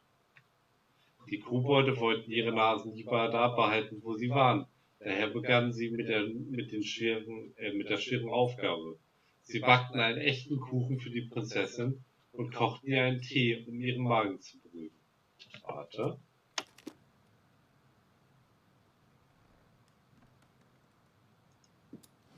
They hugged the princess when she was crying. Maybe not. Das weiß ich nicht.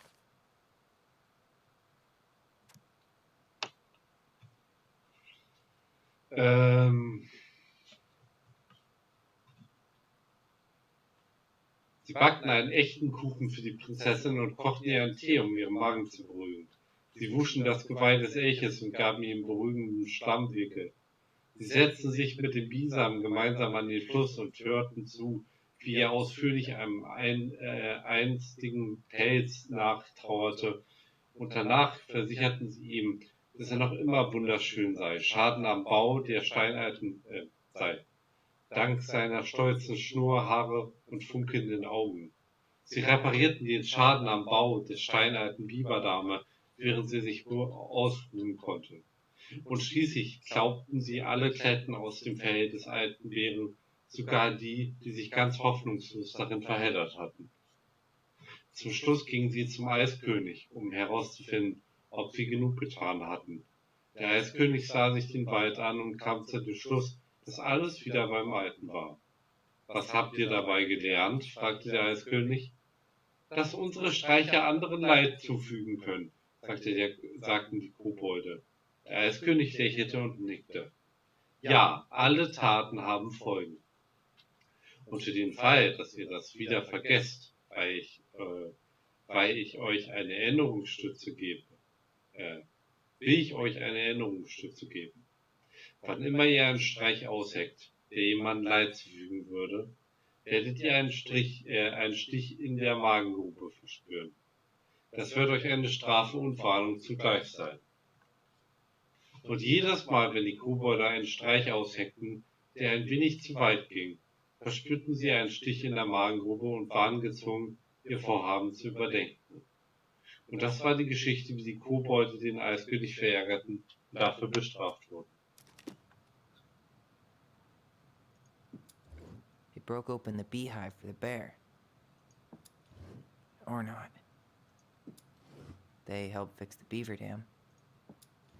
They hugged the princess when she was crying. Huh.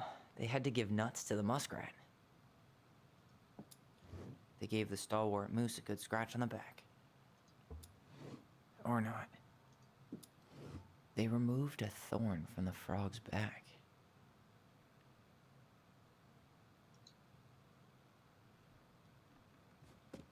Ich habe keine Ahnung. The crafty goblin's good deeds. Of course. The goblins had to help out the creatures of the forest to pay off their debt to the pelican. Well, what did they do? Ach, to pay off their debts to the pelican. Warte mal. Pelikan, da war doch was.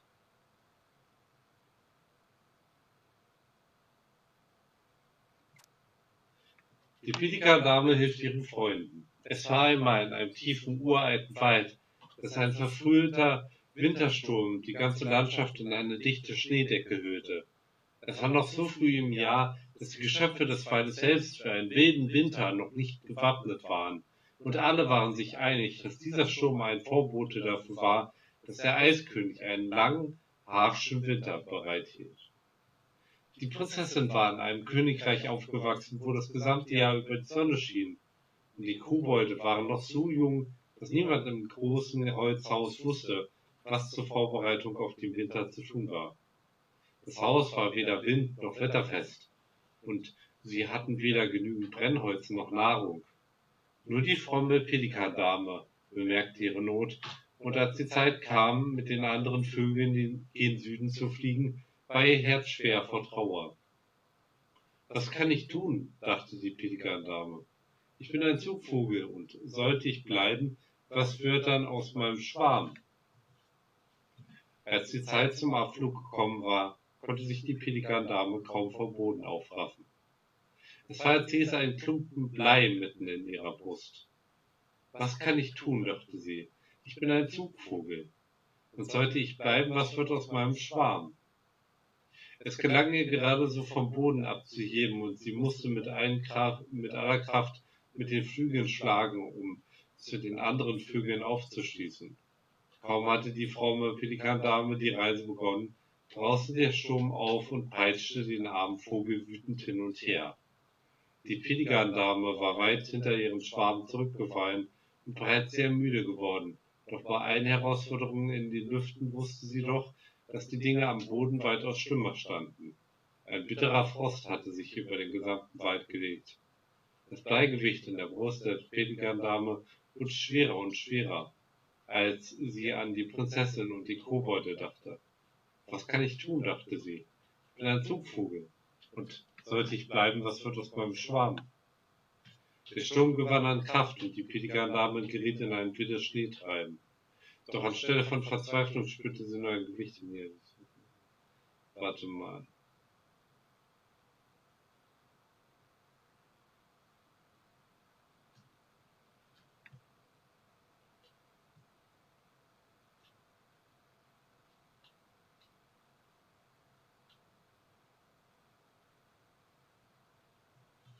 Da ging es aber nur um die Pelikandame.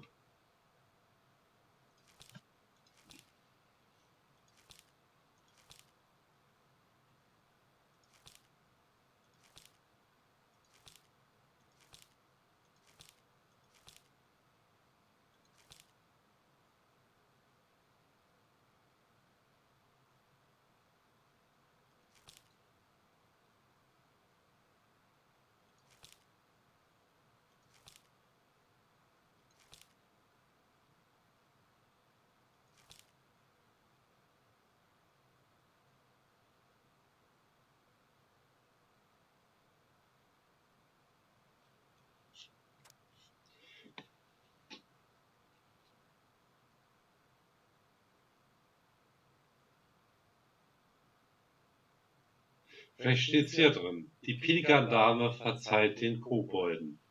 Es waren einmal in einem tiefen Urwald zwei listige Kobolde, die in einer Höhle unter einem großen Holzhaus lebten. Und in diesem lebten eine kluge Prinzessin, die ihnen so viel zu essen gab wie möglich, aber trotzdem hatten sie nie genug. So kam es, dass die Kobolde immer großen Hunger hatten. Eines Tages suchten sie gerade nach etwas Essbarem. Als die fromme Pelikandame auf einem Fels landete und aus ihrem Schnabel ein reiches Buffet holte. Wie die Kobolde wussten, war ihr Schnabel ein magischer Schnabel, der nie leer wurde. Da waren riesige Krabben, bläuliche Garnelen, rosafarbene Kammmuscheln, bräunliche Venusmuscheln, lilafarbene, stachelige Seeigel und sogar eine stachelige rote Seegurke. Immer mehr Köstlichkeiten kamen zum Vorschein. Die Kobolde sahen zu, wie die Pelikandame eine Muschel verspeiste und sich dann schlafen legte. Ob sie etwas dagegen hätte, wenn wir ein wenig davon nehmen? Fragte der Kobold. Ihr Schnabel wird doch nie leer. Ein paar Krabben wird sie wohl kaum vermissen, sagte die Koboldin und leckte sich über die Lippen. Sie waren sich also einig und schlichen hinüber, nahmen ein paar Krabben und liefen davon. Die Kobolde schlangen die Krabben hinunter, aber als sie fertig waren, hatten sie immer noch Hunger. Ein paar Garnelen wird sie wohl kaum vermissen, sagten sich die Kobolde. Sie schlangen auch die Garnelen hinunter, aber als sie fertig waren, hatten sie noch immer Hunger. Wie wäre es mit ein paar Kammmuscheln? Fragte einer der Kobolde da. Die Kobolde schlangen also auch die Kammmuscheln hinunter, aber als sie fertig waren, hatten sie noch immer Hunger. Also holten sie noch ein paar Venusmuscheln, dann ein paar Seeigel und schließlich auch noch die Seegurke. Endlich waren sie satt, aber sie hatten auch alles verschlungen. Da wachte die Pelikandame auf und fragte, was ist mit meinem Essen passiert? Die Kobolde konnten sie nicht anlügen und gestanden den Diebstahl. Die Pelikandame war entsetzt, aber sie hatte ein großes Herz und sah ein, dass die listigen Kobolde noch jung waren und viel essen mussten. Kobolde, sagte die fromme Pelikandame, ich teile mein Essen gern mit euch, aber als Gegenleistung müsst ihr meinem Beispiel folgen und auch bereit sein, anderen etwas zu geben. Wenn ihr euch das zu Herzen nehmt, erlasse ich euch eure Schuld. Aber wir haben doch gar nichts zu geben, erwiderten die Kobolde. Ihr habt flinke Hände und gute Herzen, sagte die Pelikandame. Da verstanden die listigen Kobolde, dass sie tatsächlich viel zu geben hatten, und sie verbrachten den restlichen Tag damit, den anderen Waldbewohnern zu helfen. Sie fanden den stattlichen Elch, den es an einer Stelle am Rücken juckte, die er schlecht erreichen konnte. Also kletterten sie an ihm hoch und kratzten ihn. No, I don't really remember.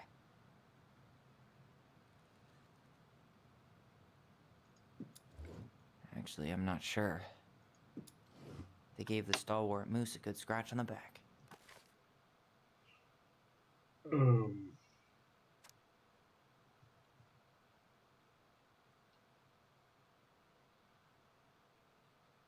Als nächstes halfen sie dem alten Bär Honig aus einem Bienenstock zu holen.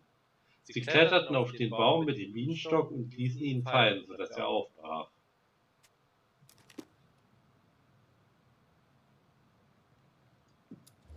Maybe not.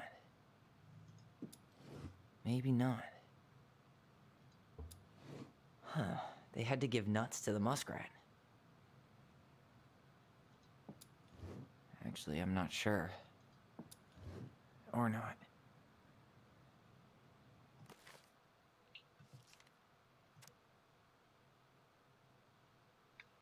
Und schließlich trafen sie die Prinzessin, die wegen etwas weinte, worüber sie nicht reden wollte. Also umarmten sie sie einfach und blieben bei ihr, bis es ihr besser ging. They hugged the princess when she was crying. Nailed it. Ja, Moment.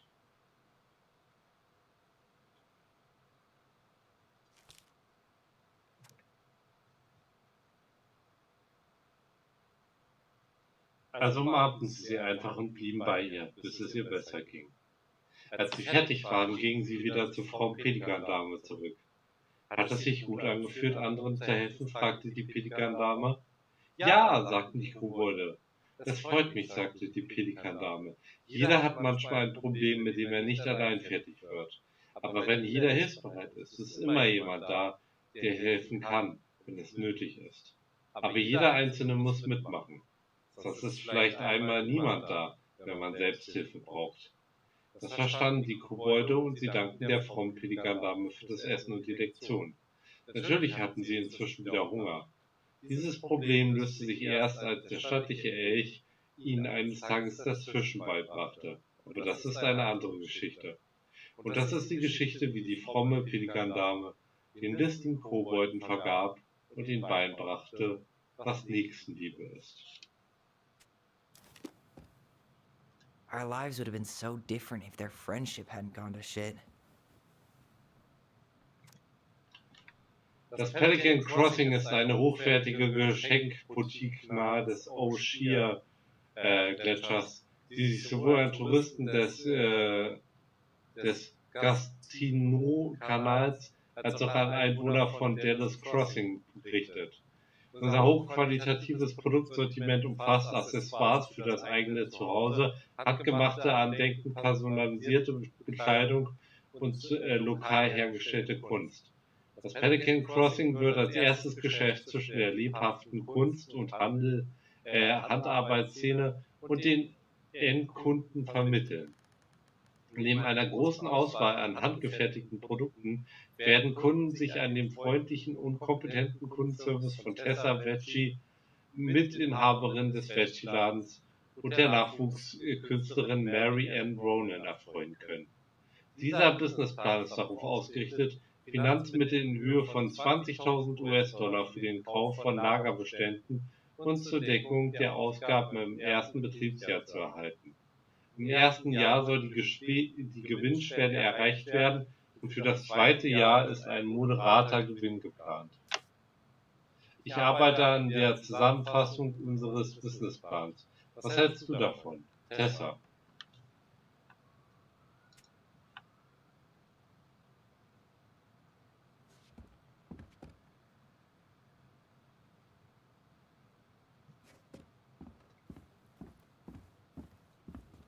Oh Mann. The old bear's gifts for the princess. I'm totally blanking on that story. What did he give her again? Why don't we open up the book and check?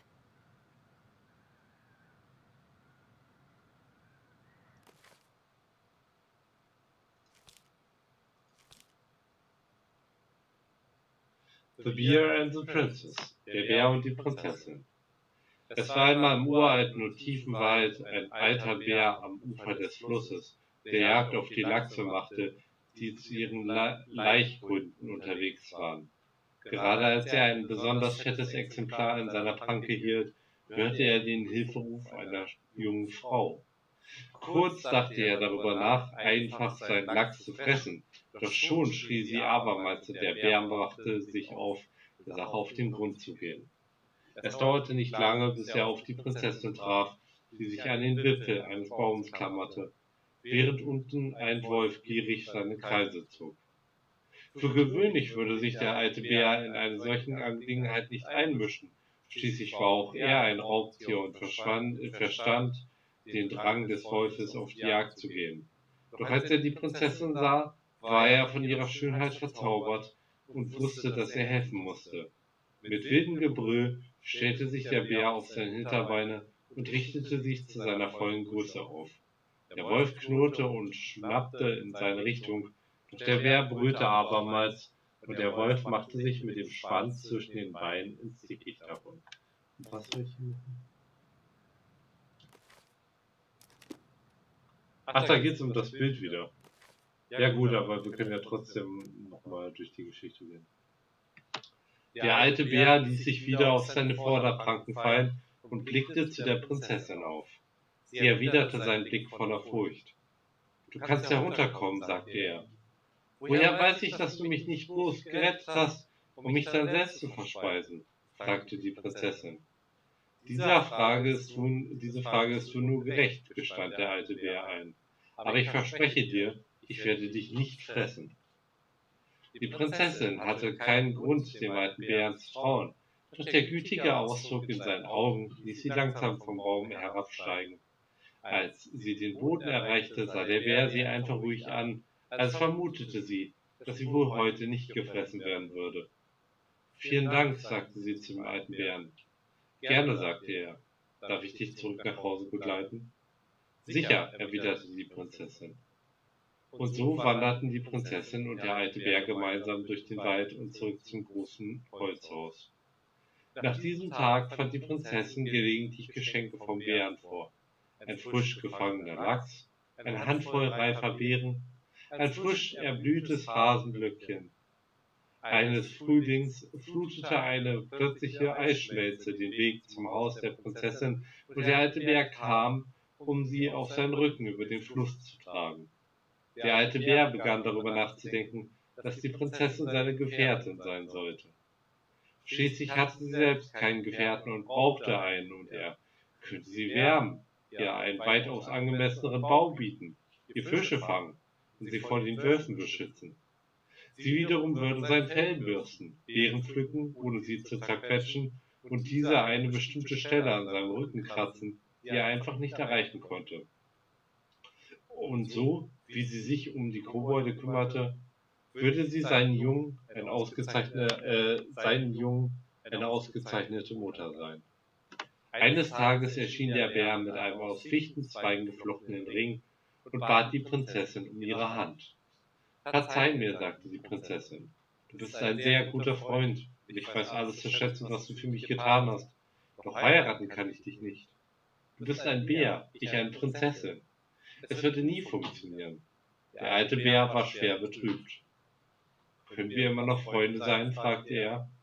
Wir werden immer Freunde sein«, sagte die Prinzessin. »Doch ich werde dich niemals heiraten.« Der alte Bär und die Prinzessin führten ihre Freundschaft fort, und nach einem Jahr hielt er abermals um ihre Hand an, und sie lehnte abermals ab. Ein Jahr später geschah es ebenso, und ein weiteres Mal ein Jahr darauf, so dass die Prinzessin schließlich sprach: »Alter Bär, du bist mein treuer Freund, und ich weiß alles zu schätzen, was du je für mich getan hast, aber lieber ließe ich mich von den Wölfen fressen, als dich zu heiraten, und so wird es immer sein. Ich habe alle Hände voll zu tun mit den 2 Kobolden, die unter meinem Haus leben, und sie sind alles, was ich brauche.« Der alte Bär war von ihren Worten tief verletzt, doch endlich unterließ er seine Anträge. Die beiden blieben Freunde, und er schenkte ihr weiterhin frisch gefangene Lachse, reife Beeren und frisch erblühte Hasenglöckchen.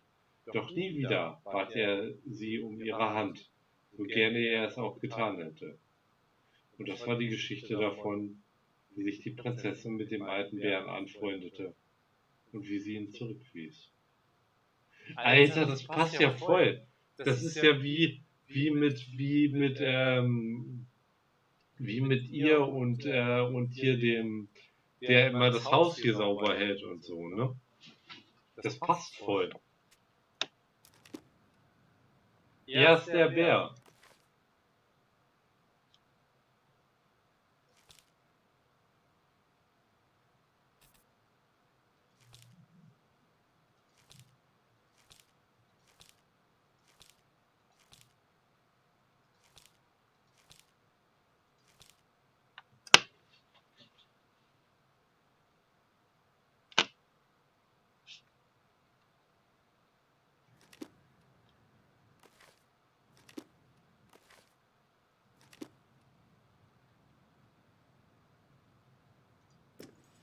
Some roses, maybe?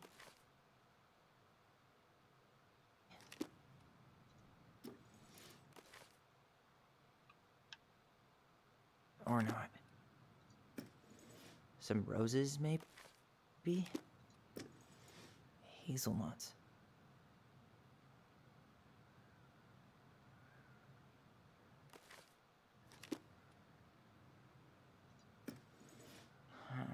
Fresh caught salmon?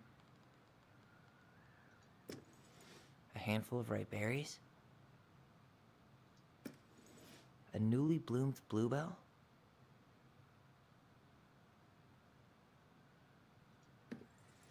Or not.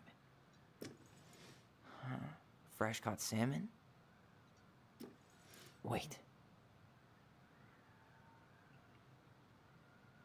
Also die Maybe not. A handful of ripe berries? Beeren, die... Ja. Maybe not. Nice. Man, he had it bad. Just couldn't let go. Tut mir leid, dass ich dir einen Zettel unter die Tür schiebe. Als säßt du im Gefängnis. Geht's dir gut? Ich war diese Woche kurz da und habe ein paar Mal geklingelt, aber du hast nicht reagiert. Ich konnte das Licht auf dem Speicher sehen, also dachte ich, dass du da bist, aber nicht reden willst. Ich hoffe, ich habe nichts versaut. Ich habe mir da wahrscheinlich ziemlich viel rausgenommen, aber die Sache ist die. Ich habe einfach keine Ahnung, wie ich mit einer Frau wie dir reden soll. Du bist stark und gutherzig und du weißt so unheimlich viel, dass ich kaum hinterherkomme. Ich glaube, das alles ist mir zu Kopf gestiegen. Aber ich wollte dir sagen, dass ich dich verstanden habe. Ich werde mich dir nicht mehr aufdrängen und es braucht sich niemand schlechter dafür zu fühlen. Wir können uns auf der Straße begrüßen oder nicht, das ist in Ordnung. PS, ich habe bemerkt, dass dein Auto ein Leck hat. Also habe ich es mit etwas Dichtungsmittel geflickt. Du solltest es aber vielleicht trotzdem in die Werkstatt bringen. Sag Bescheid, wenn du möchtest, dass ich mitkomme, weil die Typen ab und zu versuchen, einen abzuzocken. Wenn nicht, kein Problem. Sam. Wusste ich es doch, Sam. Sam heißt der Typ, genau.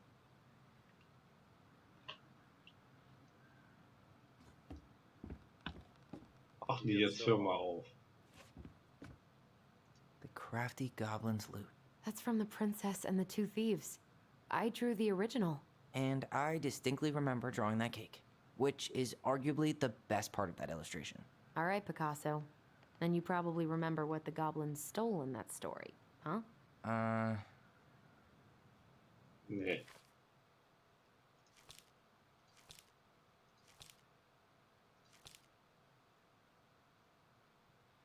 Obwohl, das hatten wir doch gerade eben, oder?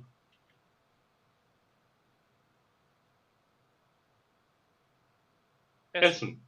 Essen.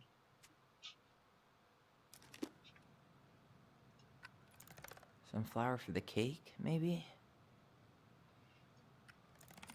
Actually, I'm not sure. Didn't they take some of the princess's clothes? Wait. Maybe they took some of the princess's fruit? Ach. Da steht drin, was sie genau genommen hatten. Okay.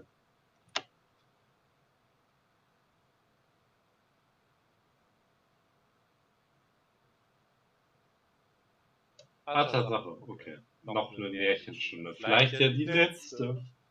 Die Prinzessin und die zwei Diebe. Es war einmal in einem uralten und tiefen Wald eine kluge Prinzessin, die in einem großen Holzhaus lebte. Das Haus war aus massivem Holz gebaut, das aus dem Wald stammte und der Prinzessin Wärme und Geborgenheit schenkte. Die Prinzessin wurde nicht im Wald geboren, doch sie sprach nie davon, wo sie hergekommen war, denn das brachte sie immer zum Weinen. Sie hatte nicht viele Freunde, aber so gefiel es ihr am besten. Der Wald war groß und sehr tief und viele Pfade führten zu ihrem Haus, aber es kamen nur wenige Besucher vorbei. Die Prinzessin war glücklich darüber, in dem großen Haus, das versteckt im großen Wald stand, in Ruhe gelassen zu werden. Sie wusste, dass sie von dem reichen Angebot des Waldes leben konnte, sie den Wald dafür aber respektieren musste. Also nahm sie nur so viel, wie sie brauchte. Und für eine lange Zeit verbrachte sie in dem großen Holzhaus ein schönes Leben. Eines Tages im Winter, als die Erde unter einer dichten Schneedecke lag und schwere Eiszapfen von den Ästen hingen, merkte die kluge Prinzessin, dass aus ihrem Haus Essen verschwand. Zunächst war es nicht viel, nur ein paar Früchte, Nüsse und Eier, die über Nacht verschwanden. Früchte, Nüsse und Eier. Actually, I'm not sure. Maybe they took some of the princess's fruit? I'm pretty sure they stole some eggs. Did they steal candy? Or not?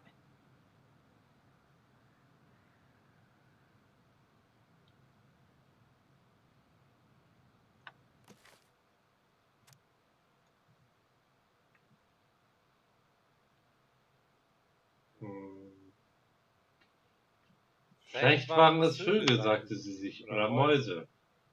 Und eine Zeit lang akzeptierte die Prinzessin die verschwundenen Lebensmittel, denn der Winter war lang, die kleinen Tiere mussten auch etwas essen. Aber dann verschwanden plötzlich auch kleine Gegenstände, Löffel und Teller, Gabeln und Messer.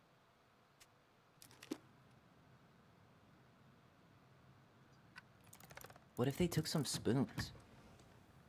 Aha. Ja, das weiß ich.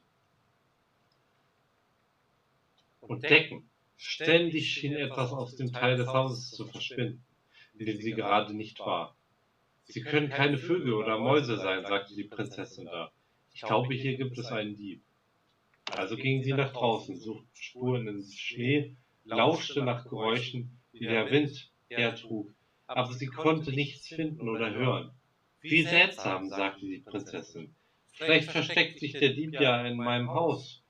Also suchte sie viele Tage lang, guckte hinter Vorhänge, unter dem Bett, im Speicher, im Kamin, hinter Balken und unter Teppiche, aber sie konnte nichts finden. Während ihrer Suche verschwanden jede Nacht immer mehr Lebensmittel. Ich werde einen Kuchen backen, überlegte die Prinzessin. Einen großen Kuchen aus allen Eiern, Früchten und Nüssen, die ich habe, so dass ich nur noch eine Sache bewachen muss. Und sie verbrachte den ganzen Tag damit, aus ihren Vorräten einen Kuchen zu backen. Der fertige Kuchen war so groß, dass sie ihn kaum heben konnte. Wenn ich auf diesen Kuchen gut aufpasse, überstehe ich den Winter, sagte sie. Also brachte sie am Ofen ein Schloss an und sperrte den großen Kuchen ein. Doch am nächsten Morgen war das Schloss aufgebrochen und der Kuchen verschwunden. Das brachte die Prinzessin erst einmal zum Weinen, denn der Kuchen war alles, was ihr bis zum Ende des Winters zum Essen blieb. Aber dann sah sie winzige Fußspuren im verschütteten Mehl und folgte ihnen zu einer versteckten Luke im Fußboden. So merkte die Prinzessin, dass zwei Liebe direkt unter ihrem Haus lebten. I always wondered where that drawing went. She said it was her favorite, and then one day it just disappeared. Du bist die beste Mama auf der ganzen Welt, die schönste Prinzessin.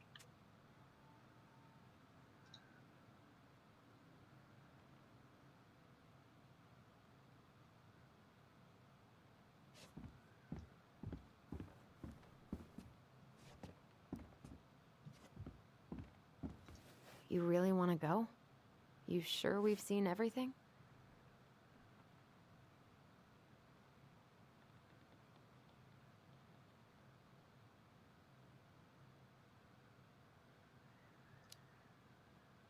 Either way, I'm ready for this to be over. Me too.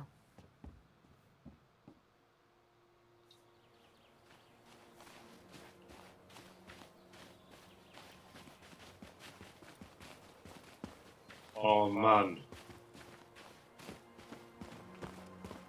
What are we waiting for? I want to know who was here that night. Let's try and remember who Marianne was arguing with.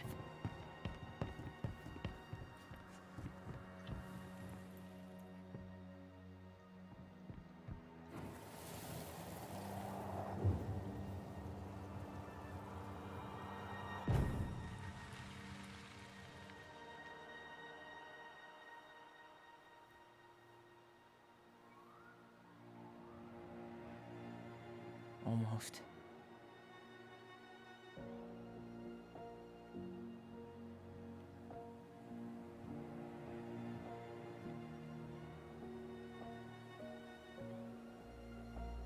Tom? Tom Vecchi is our father? Of course. It had to be him. Tessa knew, didn't she? Yeah, she must have. It's what she didn't want to tell us.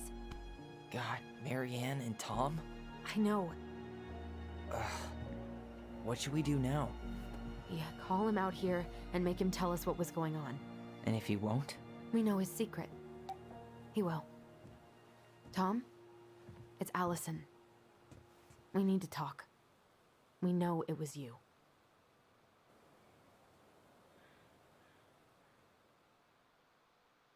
Oh Mann, und das war auch die große Märchenstunde mit dem Verzetteler, ey. Oh. Gruselmärchen und Rätselstunde.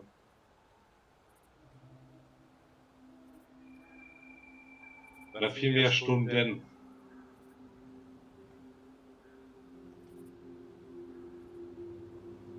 Gefühlt zumindest.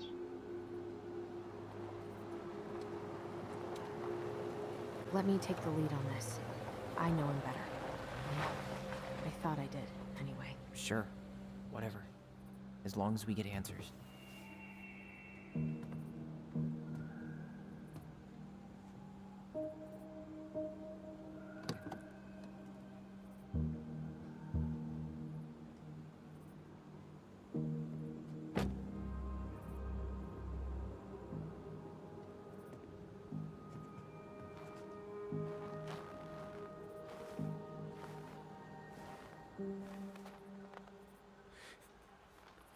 Kids, listen. You're our father.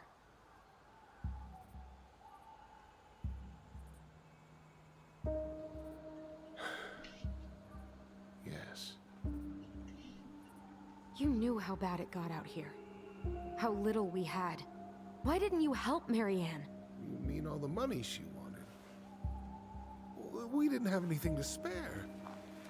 Well, that winter was rough on everyone. You would have starved out here if not for all the free food we gave you. Don't act like you had anything to do with that. That was all Tessa. That's a cruel presumption, young man. Maybe it was Tessa's idea initially. But I supported it.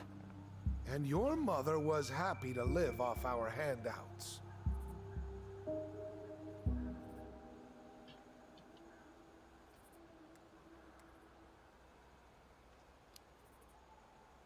You tried to burn down our barn and knocked Tyler unconscious. I never meant to hurt anybody. You weren't supposed to be home. Doesn't excuse the fact that you didn't even stop to help. What do you want me to say? I panicked. I was terrified that this whole thing was gonna blow up in my face. I had to do something.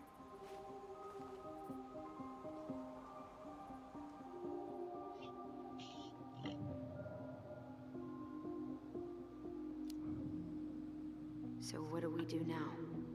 We tell him he's gotta fix the mess he made. One way or another.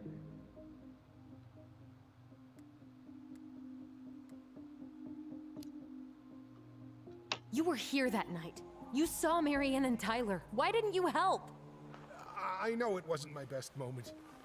But she threatened my life. So you just decided to let her drown? I didn't decide anything. Everything happened so fast, I panicked. And by the time I got to town, Brown was already on his way out. There was nothing else I could do.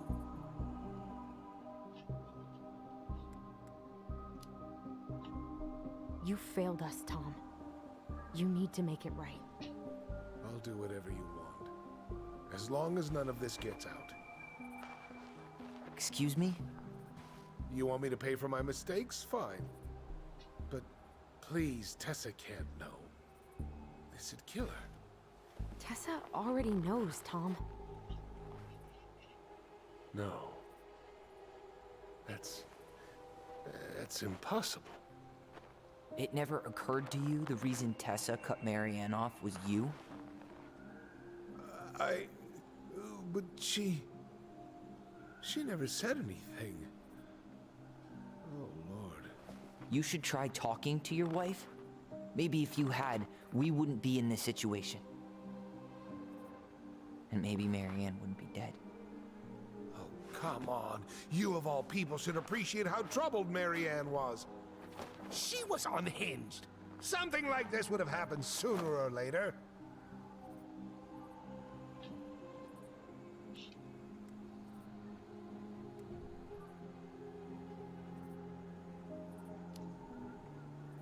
And you just couldn't risk being there when it happened. Even though it meant leaving her to raise kids out here all by herself. None of this would have happened if you'd manned the fuck up! I didn't have a choice. I know it shouldn't have happened. But, well, your mother was a very pretty woman. And she'd been so many places and done so many things. The way I always thought I would have. I got caught up. Love made me a fool. Look, I made mistakes. But this will not go any further than the three of us. Why? We know. Tessa knows. Marianne's dead. There's no point in hiding it anymore. He's afraid it'll tank his campaign. Am I wrong? Jesus, Tom. I've kept your secret all these years. I don't want to go spilling it. But I will if I have to. What? Yeah. Your little story about self-defense. I've never told anyone how Marianne really died. That night, I came out here because I was worried about your mother.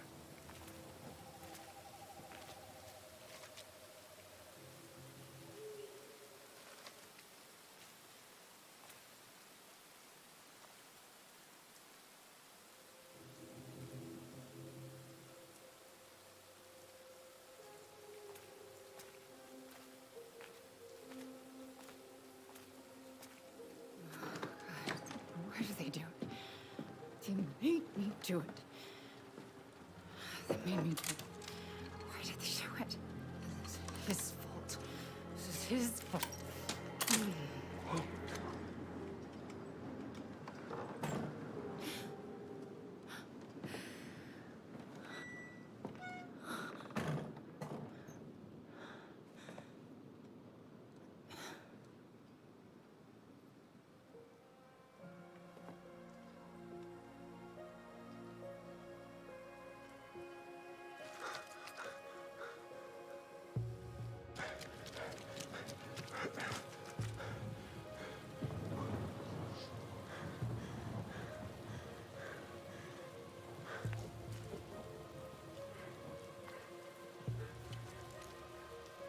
Manhunter.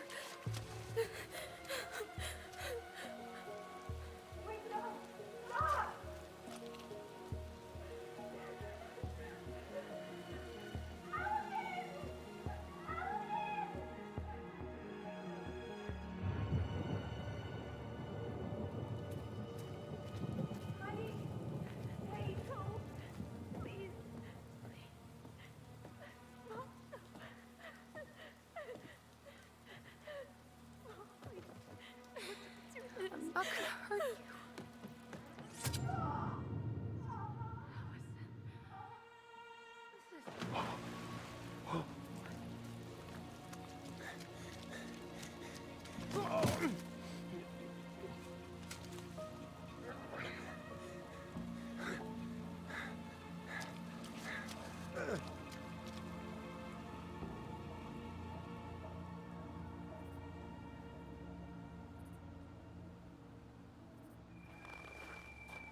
No!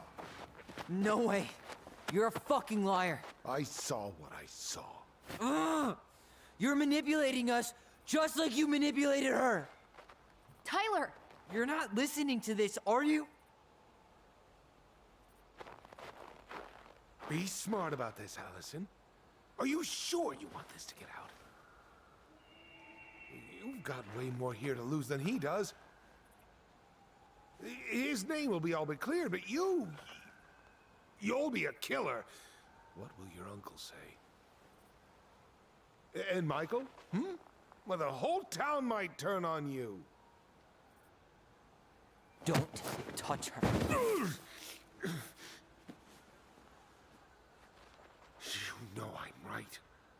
Just get out of here, Tom. Tyler and I need to talk alone. Just please. Think twice before making any rash decisions. There are a whole lot of lives at stake here. Leave us the fuck alone.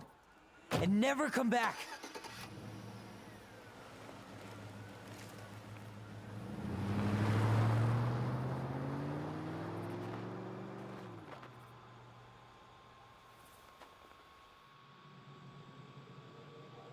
Oh Mann, was für eine Geschichte. Allie, you okay? You didn't let that asshole get to you, did you? Did you? What if he's right?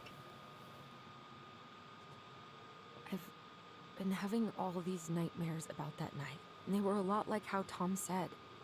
And now, when I try to remember, that's all I can see. He's trying to mess with your head, and you're letting it work. No, it's more than that. Ever since we started digging, I haven't been able to shake this feeling like something's off. Something's off because he put this in your head. Don't let him get away with it. He might not be lying. We keep getting things mixed up. We remember totally different versions of the past. Those are just details. This isn't that. She was going to kill me. I'm not so sure anymore, Tyler.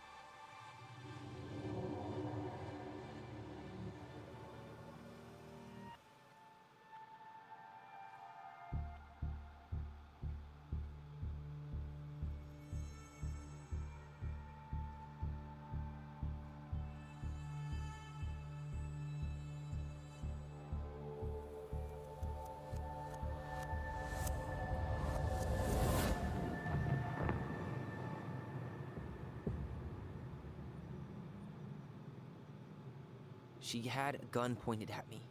She chased me. She said she was going to kill me.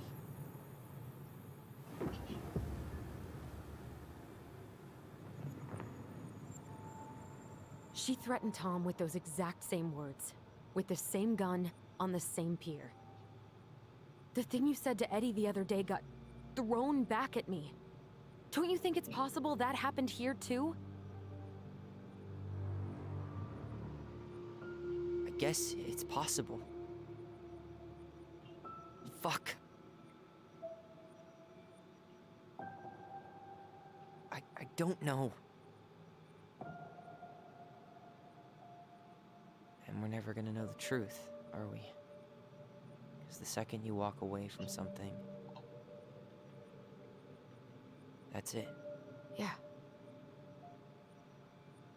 I guess at this point, you just have to decide what you believe. Me? Yeah. You need to start dealing, Allie. And that means coming to terms with whatever version of the past feels the most true to you. No more running. Whatever you choose, you gotta live with it, okay?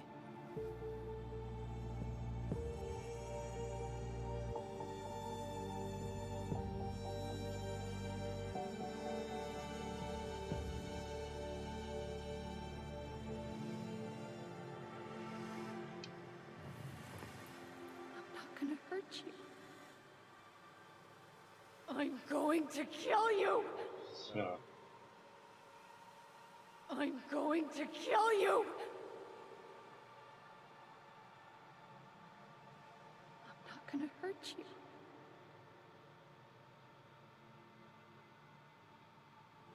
I'm going to kill you!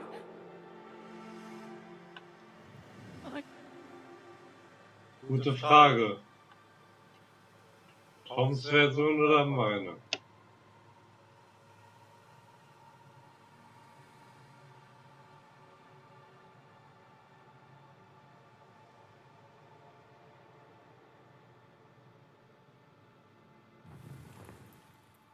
Gonna hurt.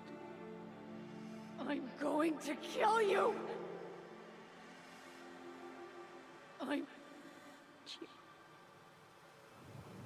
Wisst ihr was? Ich glaube daran, ich glaube jetzt daran, dass Marianne trotz allem noch genügend Menschenverstand besessen hat.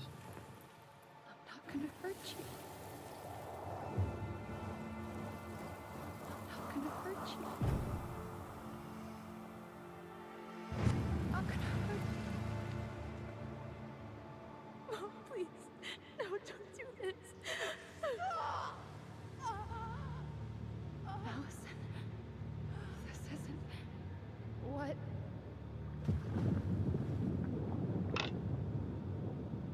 She was going to kill herself.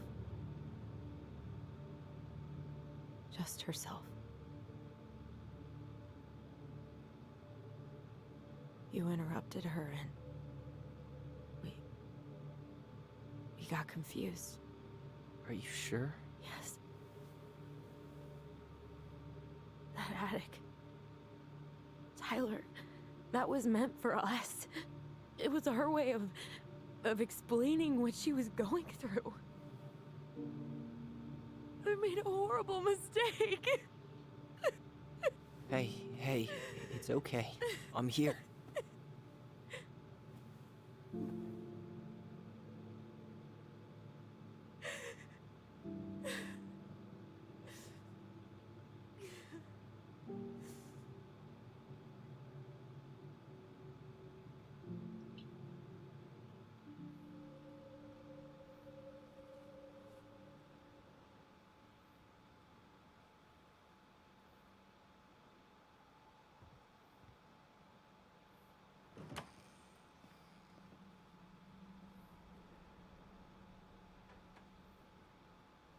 Hey, peep what I just found downstairs.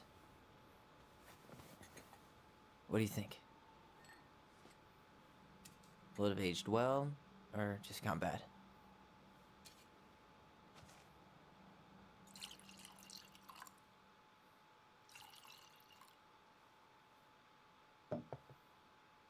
Where are you at right now? I just keep hearing her say she wasn't going to hurt you. Over and over. We were kids. We freaked out. We weren't equipped to deal with that shit. She was just talking to you. And I killed her. Stop.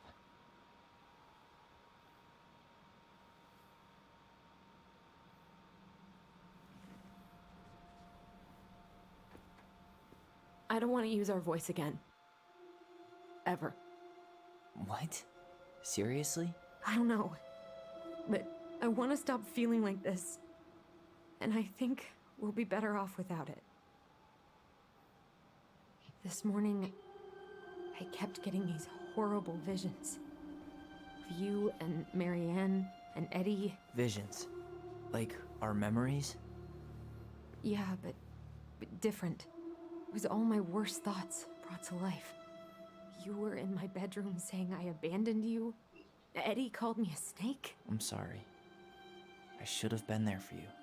It's okay. I was the one who walked out. I can't let that happen again. I don't think it will. Something's been pushing us to find answers. And now we have them. Maybe I'm wrong. And if it stays bad, we can stop. But I really want to keep what makes us, us.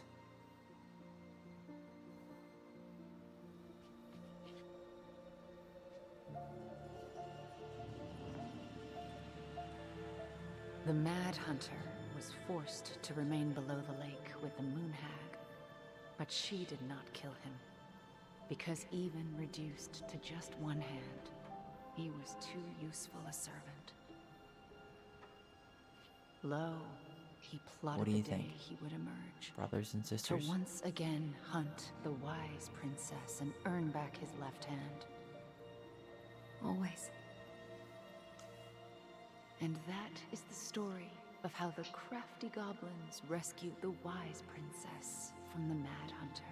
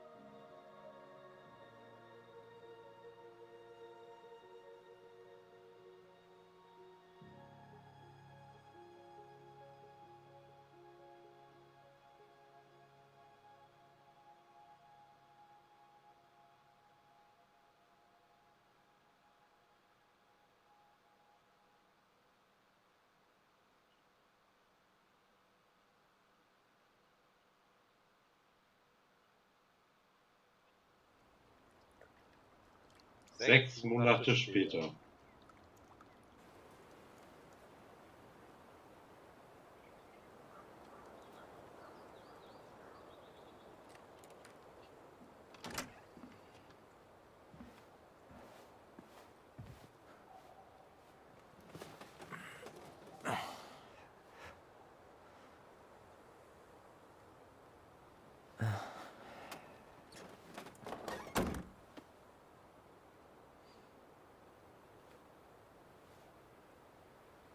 One last look. I'm good to go.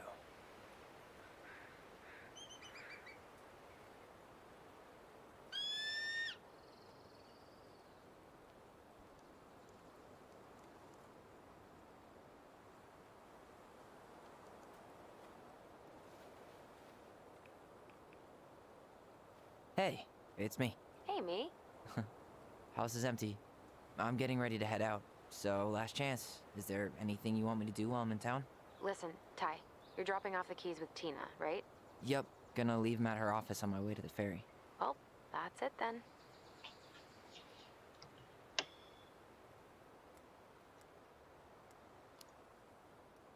How are you? Good, actually. Really good. You? Same. You know, emptying the house really cleared my head out. Thanks for doing that. The observatory really needed me this week, and after everything that happened, I just felt like I needed to keep some miles between me and Delos Crossing. No worries.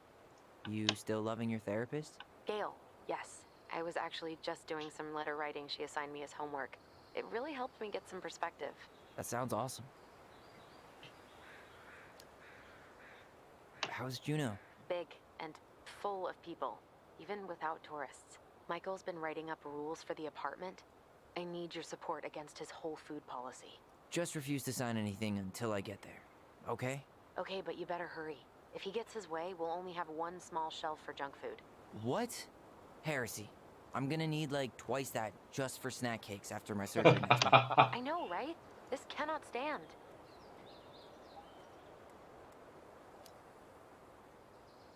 Did you see the article I sent you about Tom losing the election? Ah, yes. I saw your message right before derby practice, so I didn't have time to read it. But I did cackle at the headline. Did you picture Tom's face whenever you went in for a block? No, but that is a great idea. Anyways, I'm glad Tessa finally left his ass. Karma is a bitch.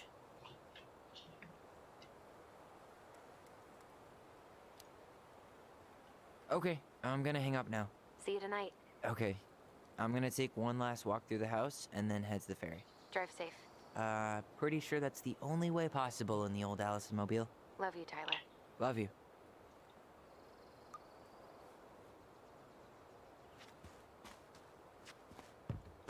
Betreten wir noch ein letztes Mal dieses Gebäude. It's too bad Tessa closed her cafe. That other place just doesn't quite hit the spot.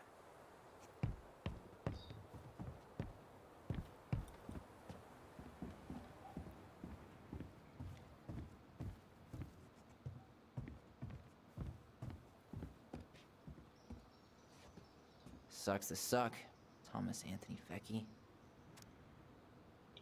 Veni Vidi Verlusti von Amy Chung. Dallas Crossing, AK. Thomas Becci verliert die Bürgermeisterwahl gegen die derzeitige Bürgermeisterin Leslie Scow. Bürgermeisterin Leslie Scow verkündete ihre erfolgreiche Wiederwahl gegen den umstrittenen Herausforderer Thomas Becci. Mit fast 68% der Stimmen stellt das den größten Stimmvorsprung in der Geschichte von Dallas Crossing dar. Ihr Gegenkandidat, der ansässige Geschäftsbesitzer Becci, löste in der Community viele Debatten in Bezug auf seine Waffenkontrollgesetze aus, aber Scows Erfolg wird hauptsächlich auf ihre Bereitschaft zurückgeführt, auch über Parteigrenzen hinweg zusammenzuarbeiten.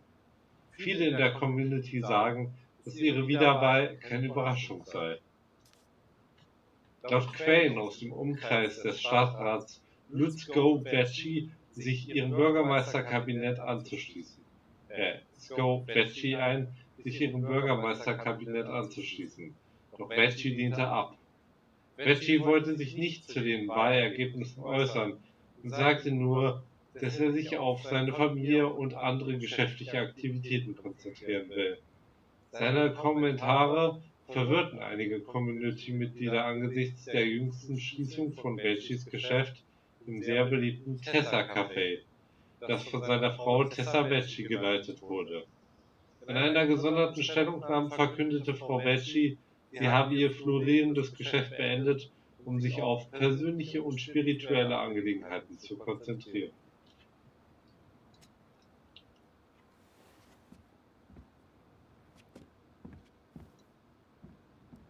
Huh. Well, at least she finally dumped his ass. Liebster Tyler, liebste Allison. Ich schreibe diesen Brief vom Flughafen Juneau International, wo ich bald für einen Missionsauftrag einen Flug nach Manila antreten werde. Bitte entschuldigt, dass ich mich nicht persönlich von euch verabschiedet habe, aber ich musste diese Entscheidung allein treffen. Sicher versteht ihr, dass man manchmal der Stimme des Geistes folgen muss, ohne sie zu hinterfragen. Ich werde für eine Weile nicht nach Dallas Crossing zurückkommen. Bevor ich gehe, muss ich euch, glaube ich, noch etwas gestehen. Vielleicht konnte ich Mary Ann ihren Verrat nicht verzeihen, weil ich nie die Kraft aufbringen konnte, meinen Mann zur Rede zu stellen. Ich habe euch beide wirklich wie meine eigenen Kinder geliebt und habe stets versucht, eurer Mutter ihre verfrorene Lebensart zu verzeihen. Als ich aber herausfand, dass ihr das Ergebnis der Affäre mit meinem Thomas wart, ich wollte, dass ihr genauso leidet wie ich und brachte deshalb den Zorn in euer Haus, so wie ich es in meinem eigenen Haus nie gewagt hätte. All die Jahre war ich zutiefst beschämt und ich bin überrascht, wie viel besser ich mich fühle jetzt, wo alles ans Licht gekommen ist. Das Beste an der Wahrheit ist der Frieden, den sie einem bringt. Ich hoffe, ihr findet ihn in eurem Herzen, mir zu verzeihen. Wieder mal habt ihr mich gelehrt, wie Liebe einen im Leben voranbringt. Etwas, das mir Mary Ann die ganze Zeit versucht hat zu zeigen. Passt aufeinander auf, immer. In seinen Fußstapfen, Tessa.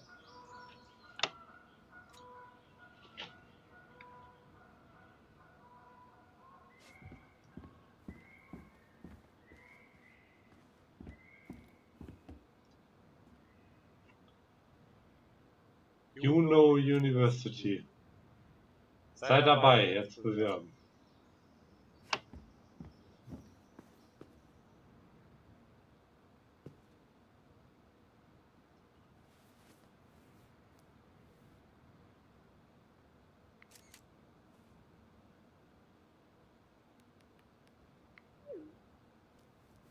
Oh.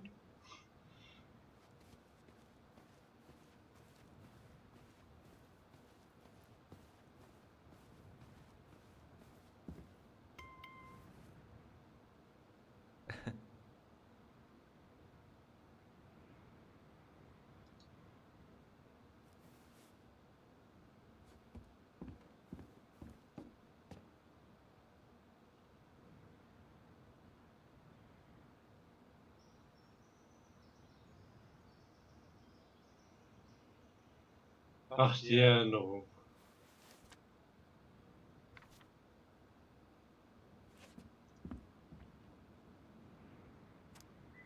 Hey, Kuhbeute. Habt gehört, dass ihr endlich das Haus verkauft habt? Ich war heute Abend bei euch, um euch dabei zu helfen, alles Nötige zu reparieren, aber ihr wart nicht zu Hause. Seid ihr schon ausgezogen? Die Dinge ändern sich im Moment so schnell. Wie dem auch sei, ihr wisst, wo ihr mich finden könnt, wenn ich irgendwas reparieren soll. Wenn ihr noch in der Stadt seid, meine ich. Es ist schon spät und ich bin ganz schön müde. Oh, und es tut mir leid, dass ich mich wie der letzte Idiot benehme, der ich nun mal bin. Überall, wo ich hinschaue, denke ich daran, wie es früher war. Ich habe versucht, es besser zu machen, aber ich glaube, es könnte für einen alten Bären wie mich zu spät sein. Ich weiß nicht, ob euch das erreichen wird. Es wird spät. Ruft mich an, wenn ihr noch da seid. Passt gut auf euch auf. Sam. PS. Ich wünschte, es ließe sich alles so leicht reparieren wie ein Boot. Alter, ist das traurig. Das finde ich gerade richtig traurig. Alter, diese Spiele schaffen es echt, mich emotional so zu Seeing it überschütten. empty is so weird, but at least it's the last time we'll ever have to.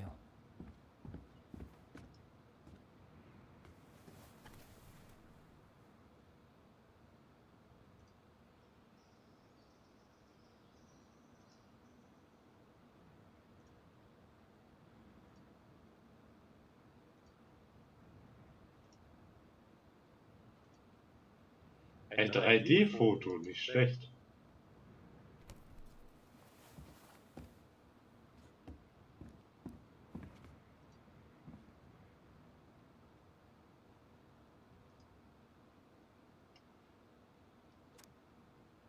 Gestern 23:46 Uhr. Muss echt eine Erleichterung sein, endlich mit diesem Ort durch zu sein. Das sage ich dir. Wenn der Verkehr nicht allzu schlimm ist, sollte ich so um 16 Uhr wieder bei uns sein. Haha, Verkehr in Dinos. Nur wenn der Briefkastenräuber entkommen ist. Hey, ich mach die Kekse, die du so magst. Ich bin sowas von auf dem Weg. Nehme dabei wahrscheinlich ein paar Hydranten und Stoppschilder mit. Stirb bloß nicht, ich halte sie warm. Bis gleich. Grinsendes Emoji. Grinsendes Emoji. Doch, Emoji. Ja, Michael, das ist doch der Typ hier aus dem Laden, ne?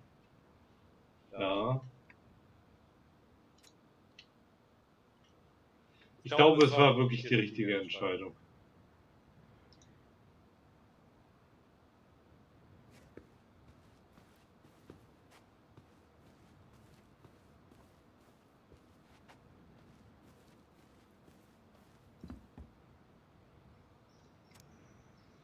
Meisterkrimineller von Delos Crossing entkommen.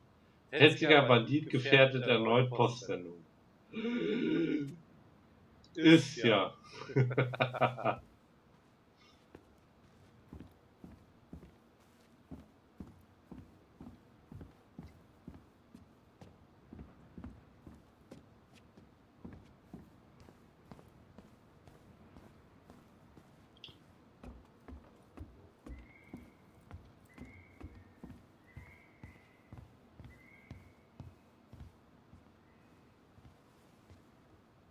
Certainly hope the new owners are Mr. or Mrs. Fix-It.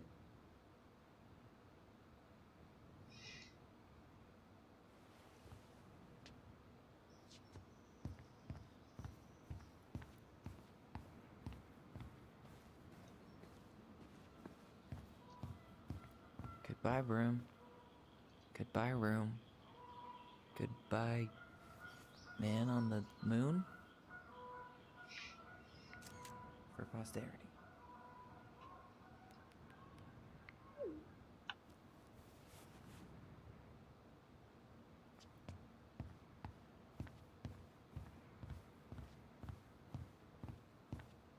Ja, auch wir verbinden nun gewisse Erinnerungen mit diesen Räumlichkeiten.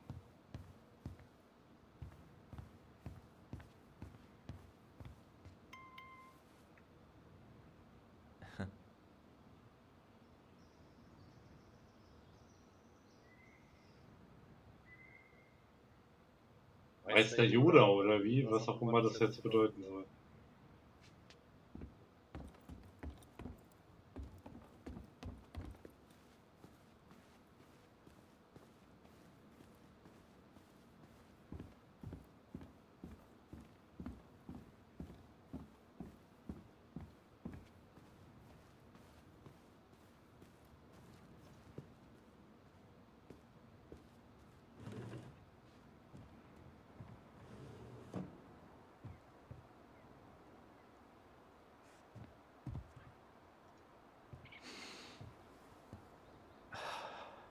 Gonna miss this. One more jog down memory lane, Mr. Ronan? Hey, I'm having a private moment with me, myself, and I here. Okay, carry on.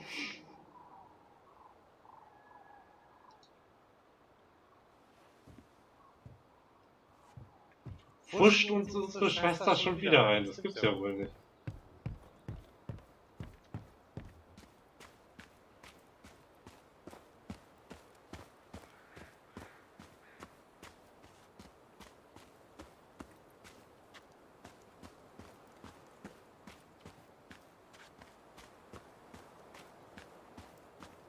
Na gut, Leute.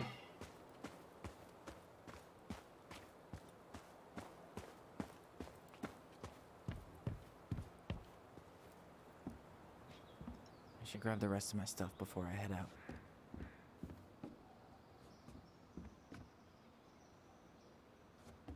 Sucks to suck, Thomas Anthony Fecky.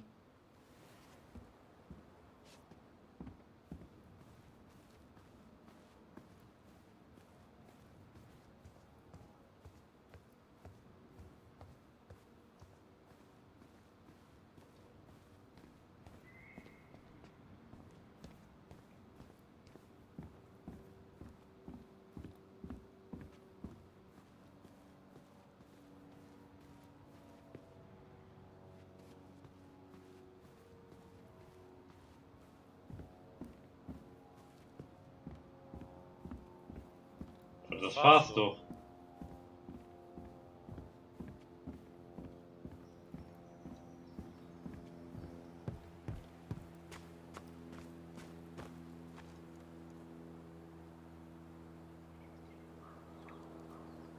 Aw, bring me sigh.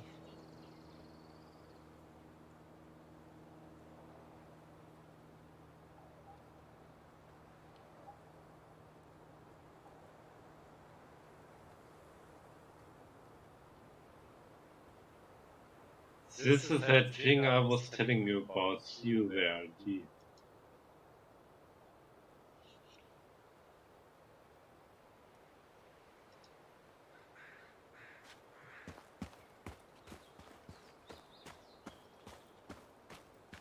I hope the next goblin family bakes a lot of sand pies in this.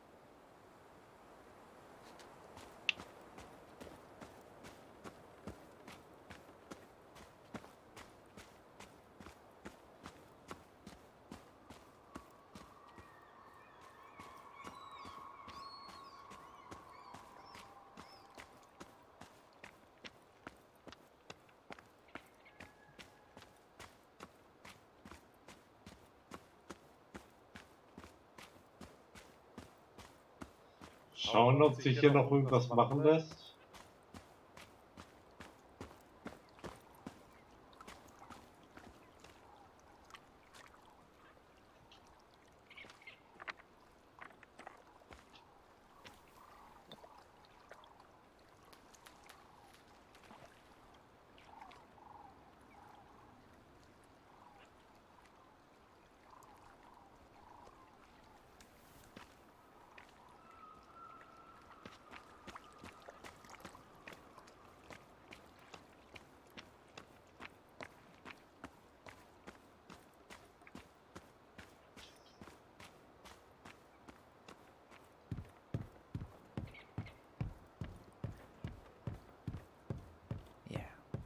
time to move on.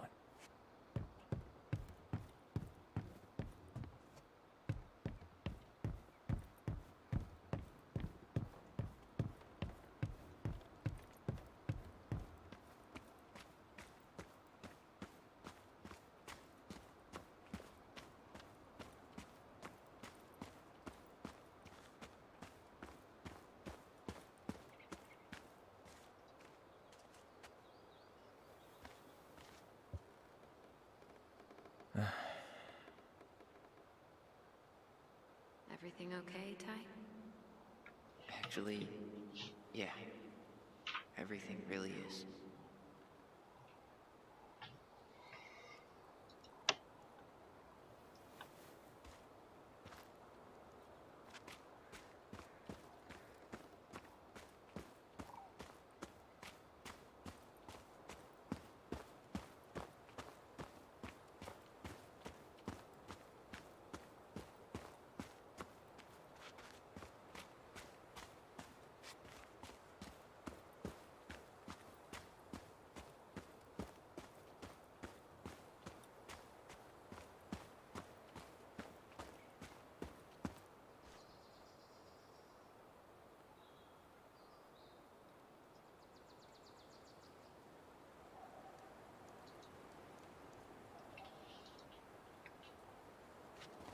Okay, Tyler, ganz ehrlich, ich kapiere nicht, was du von mir willst.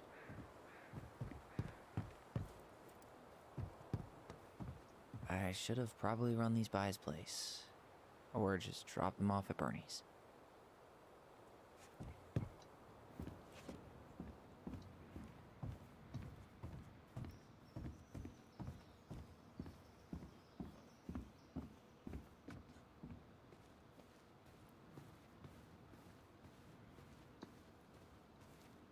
Hier fehlt ja noch was, wenn ich das richtig verstanden habe.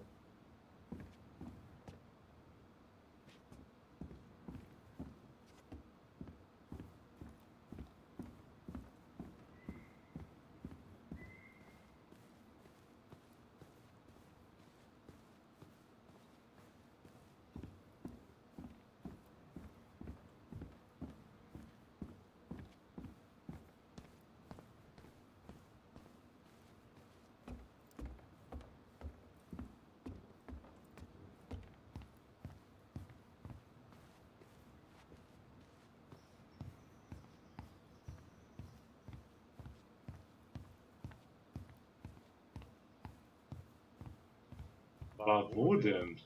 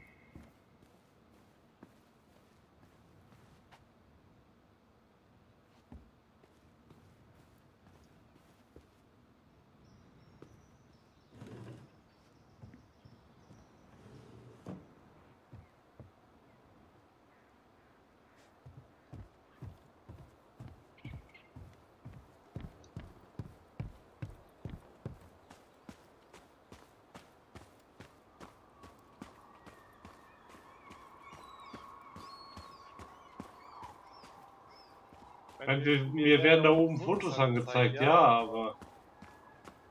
Hä?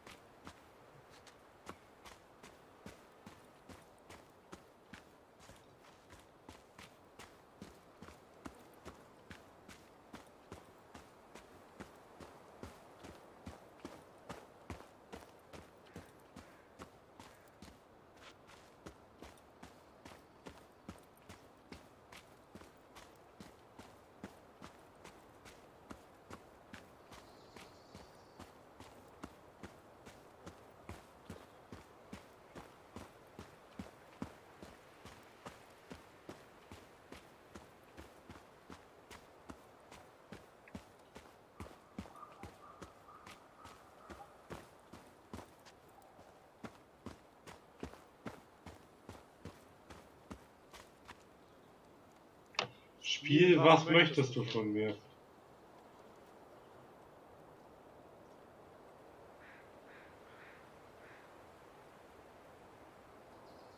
Aw, dreamy sigh.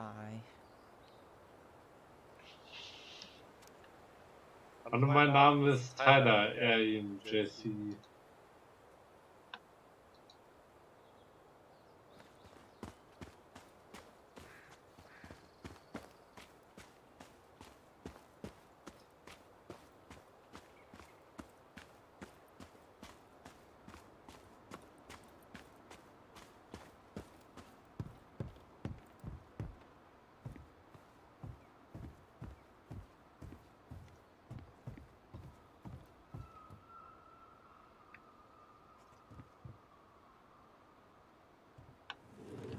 Also ich scheine hier gerade irgendwas Grundlegendes nicht auf die Kette zu kriegen.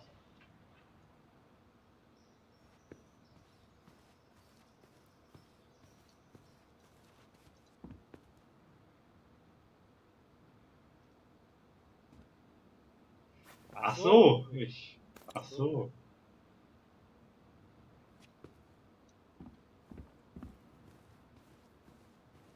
Ich kann das Notepad noch mitnehmen. Bitte, Notepad, Notebook. Mein Gott.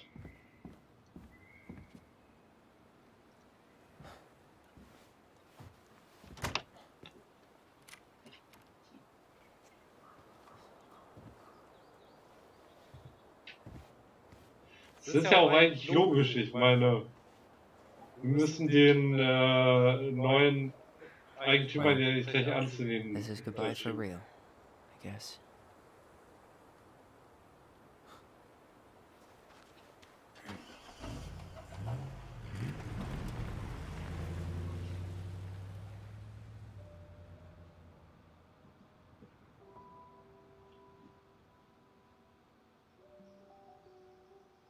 Hey, Aaron, it's Tyler Ronan.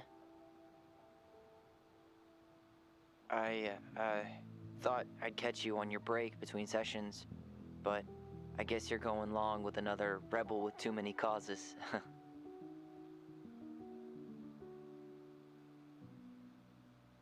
I know I haven't reached out since I left Fireweed, but I just wanted to say, well, you were right about grief, about it going in circles. This morning, I was out on the porch staring at the fog, and my mother, she just tumbled right out of me. But it was okay. It actually felt good to remember.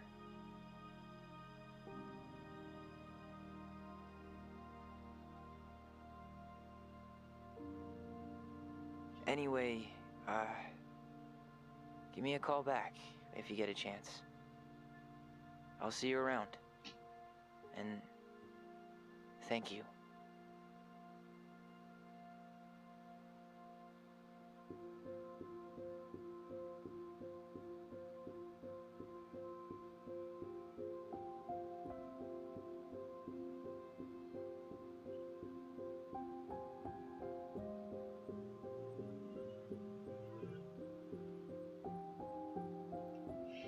Tja Leute, das war's mit Tell Me Why, Kapitel 3 und damit scheinbar, außer da kommt jetzt noch was mich überraschen würde, mit dem Spiel Tell Me Why. Ich hoffe, es hat euch gefallen, das war jetzt noch mal eine lange Session, ich bin ehrlich gesagt ein bisschen kaputt, aber es hat mir auch wirklich Spaß gemacht, ich hoffe euch auch. Ich hoffe, vielleicht haben euch sogar meine Märchenstunde ein bisschen, oder hat euch sogar meine kleine Märchenstunde ein bisschen Spaß gemacht.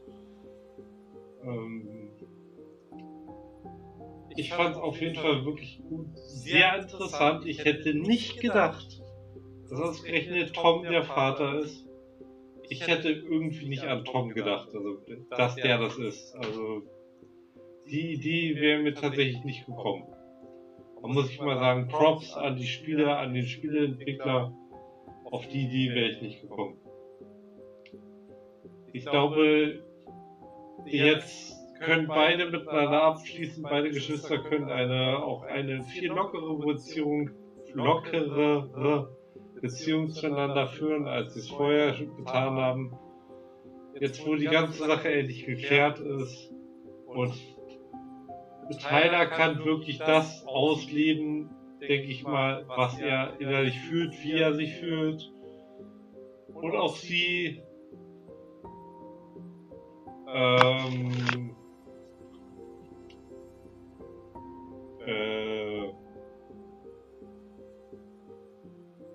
Alice? Nee. Doch, Alice, ne? Alice heißt sie doch.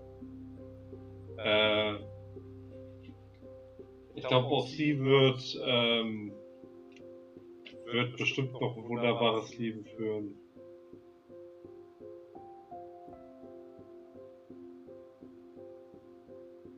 Um Sam tut es mir ein bisschen leid, weil jetzt ja quasi alles weggefallen ist, worum er sich jemals, nicht alles, aber so zwischenmenschlich alles weggefallen ist, worum er sich jemals wirklich gekümmert hat.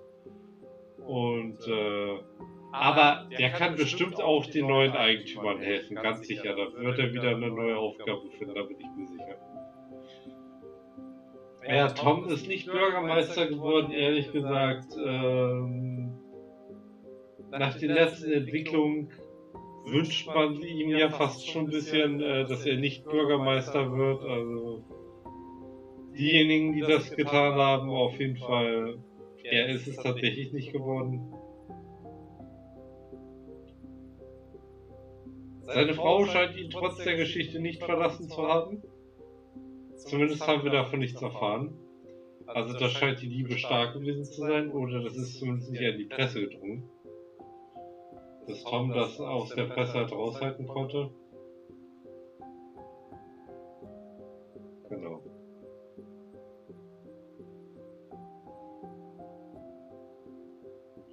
Ja.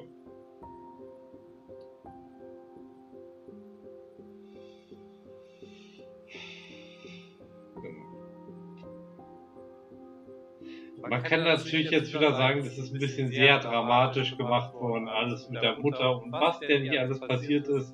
Das ist ja fast schon wirklich unrealistisch, ja, aber das macht die Geschichte halt auch aus. Und außerdem gibt es schon Leute, die wirklich so eine Lebensgeschichte haben. Also ich glaube nicht, dass das unmöglich ist. Ja, und was nun wirklich passiert ist auf dem Steg, ob sie sich umgebracht hat oder ob das dann doch Alice war, Allison, genau, Allison. Das werden wir wohl nie erfahren.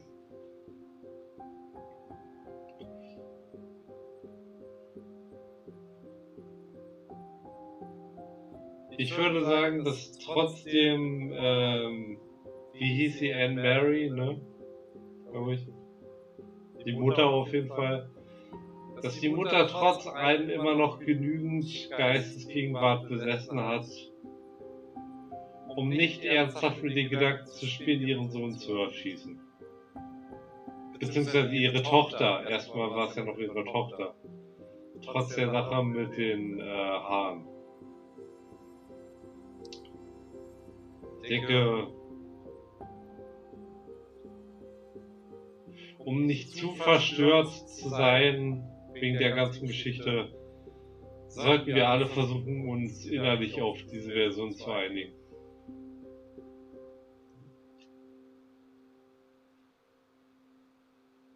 Also dann, ich danke euch, Leute. Danke vielmals fürs Zuschauen. Wie gesagt, bin jetzt ein bisschen kaputt, deswegen mache ich jetzt auch Schluss.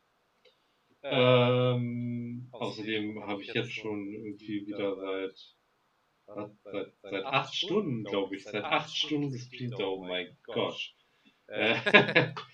Naja, so schlimm ist es nur auch wieder nicht, das schaffe ich schon. Bin ja noch nicht so weit. Also, zumindest in meiner Vorstellung. Also, Leute, habt noch einen schönen Tag, habt noch einen schönen Abend, eine gute Nacht, wann auch immer ihr das hier schaut. Und ich hoffe, wie gesagt, es hat euch gefallen. Morgen gibt es... Muss ich tatsächlich überlegen, wo ich jetzt wirklich durch bin. Entweder gibt es morgen Warrior oder es gibt diese Inferno. Und wir haben ja noch die Auswertung. Oh, stimmt ja, wir haben ja noch die Auswertung. Die werden wir zusammen machen. Aber wie gesagt, also morgen gibt es entweder das Inferno oder Warrior oder beides, muss ich noch überlegen. Und die Woche startet dann aber wieder mit... Die Woche starte ich dann wieder mit The Warrior, die nächste Woche. Tyler und Allison. Allison war enttäuscht, dass Tyler die Truhe aufgebrochen hat. 14% haben die Truhe aufgebrochen. 86% haben das Rätsel gelöst. Ach, Schreck. Ja, dann gratuliere ich den 86%. Ich habe es nicht geschafft.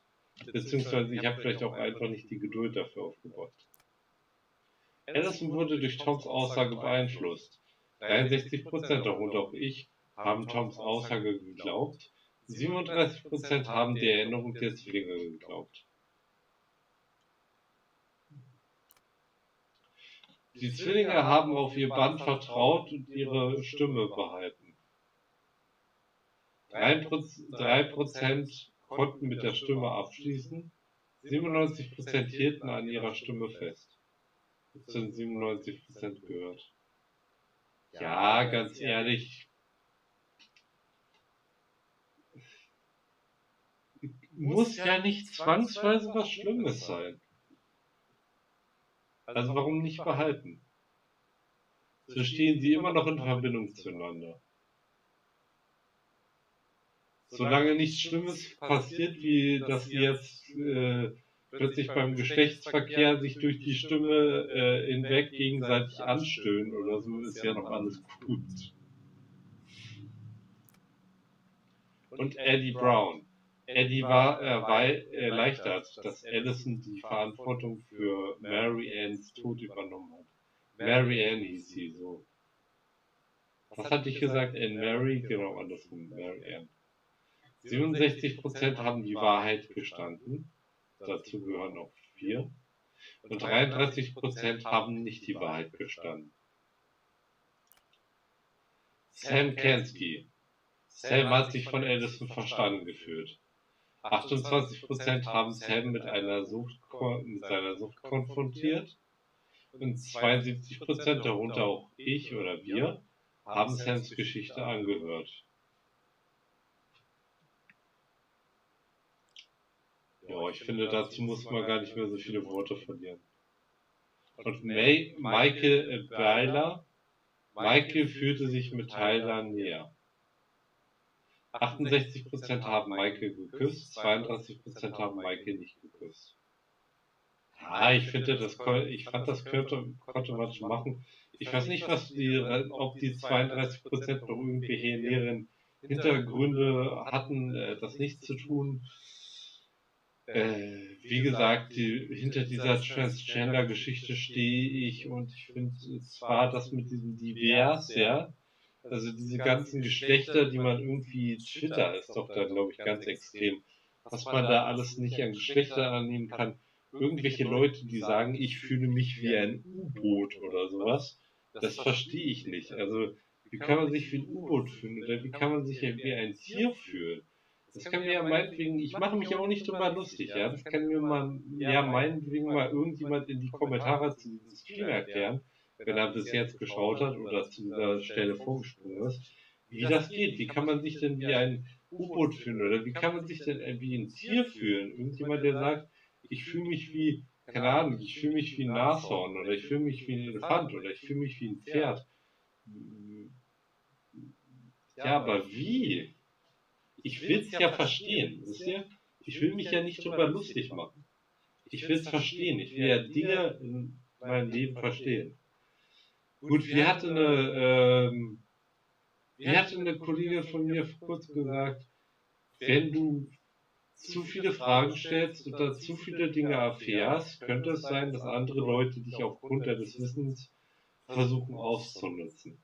Ja, aber ich denke mal, aufgrund dieses Wissens würde niemand versuchen, mich auszunutzen.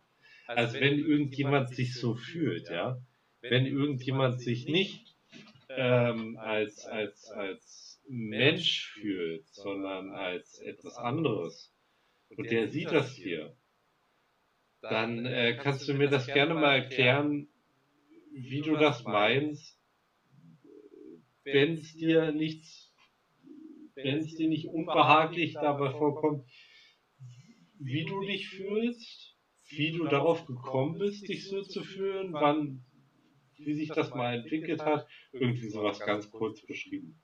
Muss ja kein Roman sein. Ich weiß, ich schreibe immer gerne Romane, aber ist tatsächlich so. Aber kannst du ja versuchen, ganz kurz mal zu beschreiben. Würde mich wirklich interessieren und ohne Witz, ich würde mich nicht drüber lustig machen und ich würde euch bitten, euch nicht drüber lustig zu machen und das einfach zu akzeptieren, dass es heterosexuelle, homosexuelle und bisexuelle Leute gibt. Und dass es eben auch Transgender gibt. Das ist nun mal, jeder hat seine eigene Identität, jeden soll seine eigene Identitätsfindung geschaffen, ja.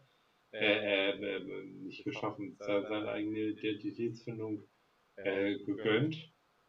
Und muss halt jeder für sich selbst ausmachen. Jeder Mensch ist frei und jeder Mensch ist gleich. Frei genau in solchen Dingen und gleich auch in solchen Dingen. Jeder kann zu sich selbst stehen, ob er Frauen mag, ob er Männer mag. Es gibt auch Asexuelle, das sind Leute, die mit keinem Geschlecht was anfangen können. Auch sowas gibt es. Da mögen die Leute sonst was für Gründe für haben. Ist ja auch erstmal wurscht. Ich finde, das Wichtige ist, dass man das akzeptieren sollte. Einfach akzeptieren. Also, liebe Leute, bevor ich das jetzt noch weiter in die Länge ziehe, wie gesagt, ich wünsche euch was und wir schauen, ob hier noch was kommt. Ansonsten schon mal. Ne? Schönen Sonntag und morgen geht's wieder um 17 Uhr oder 17:15 Uhr weiter, irgendwie sowas. Genau. Schreibe ich dann aber auch noch mal einen Kommentar unter diesen Stream. Na dann, tschüssi!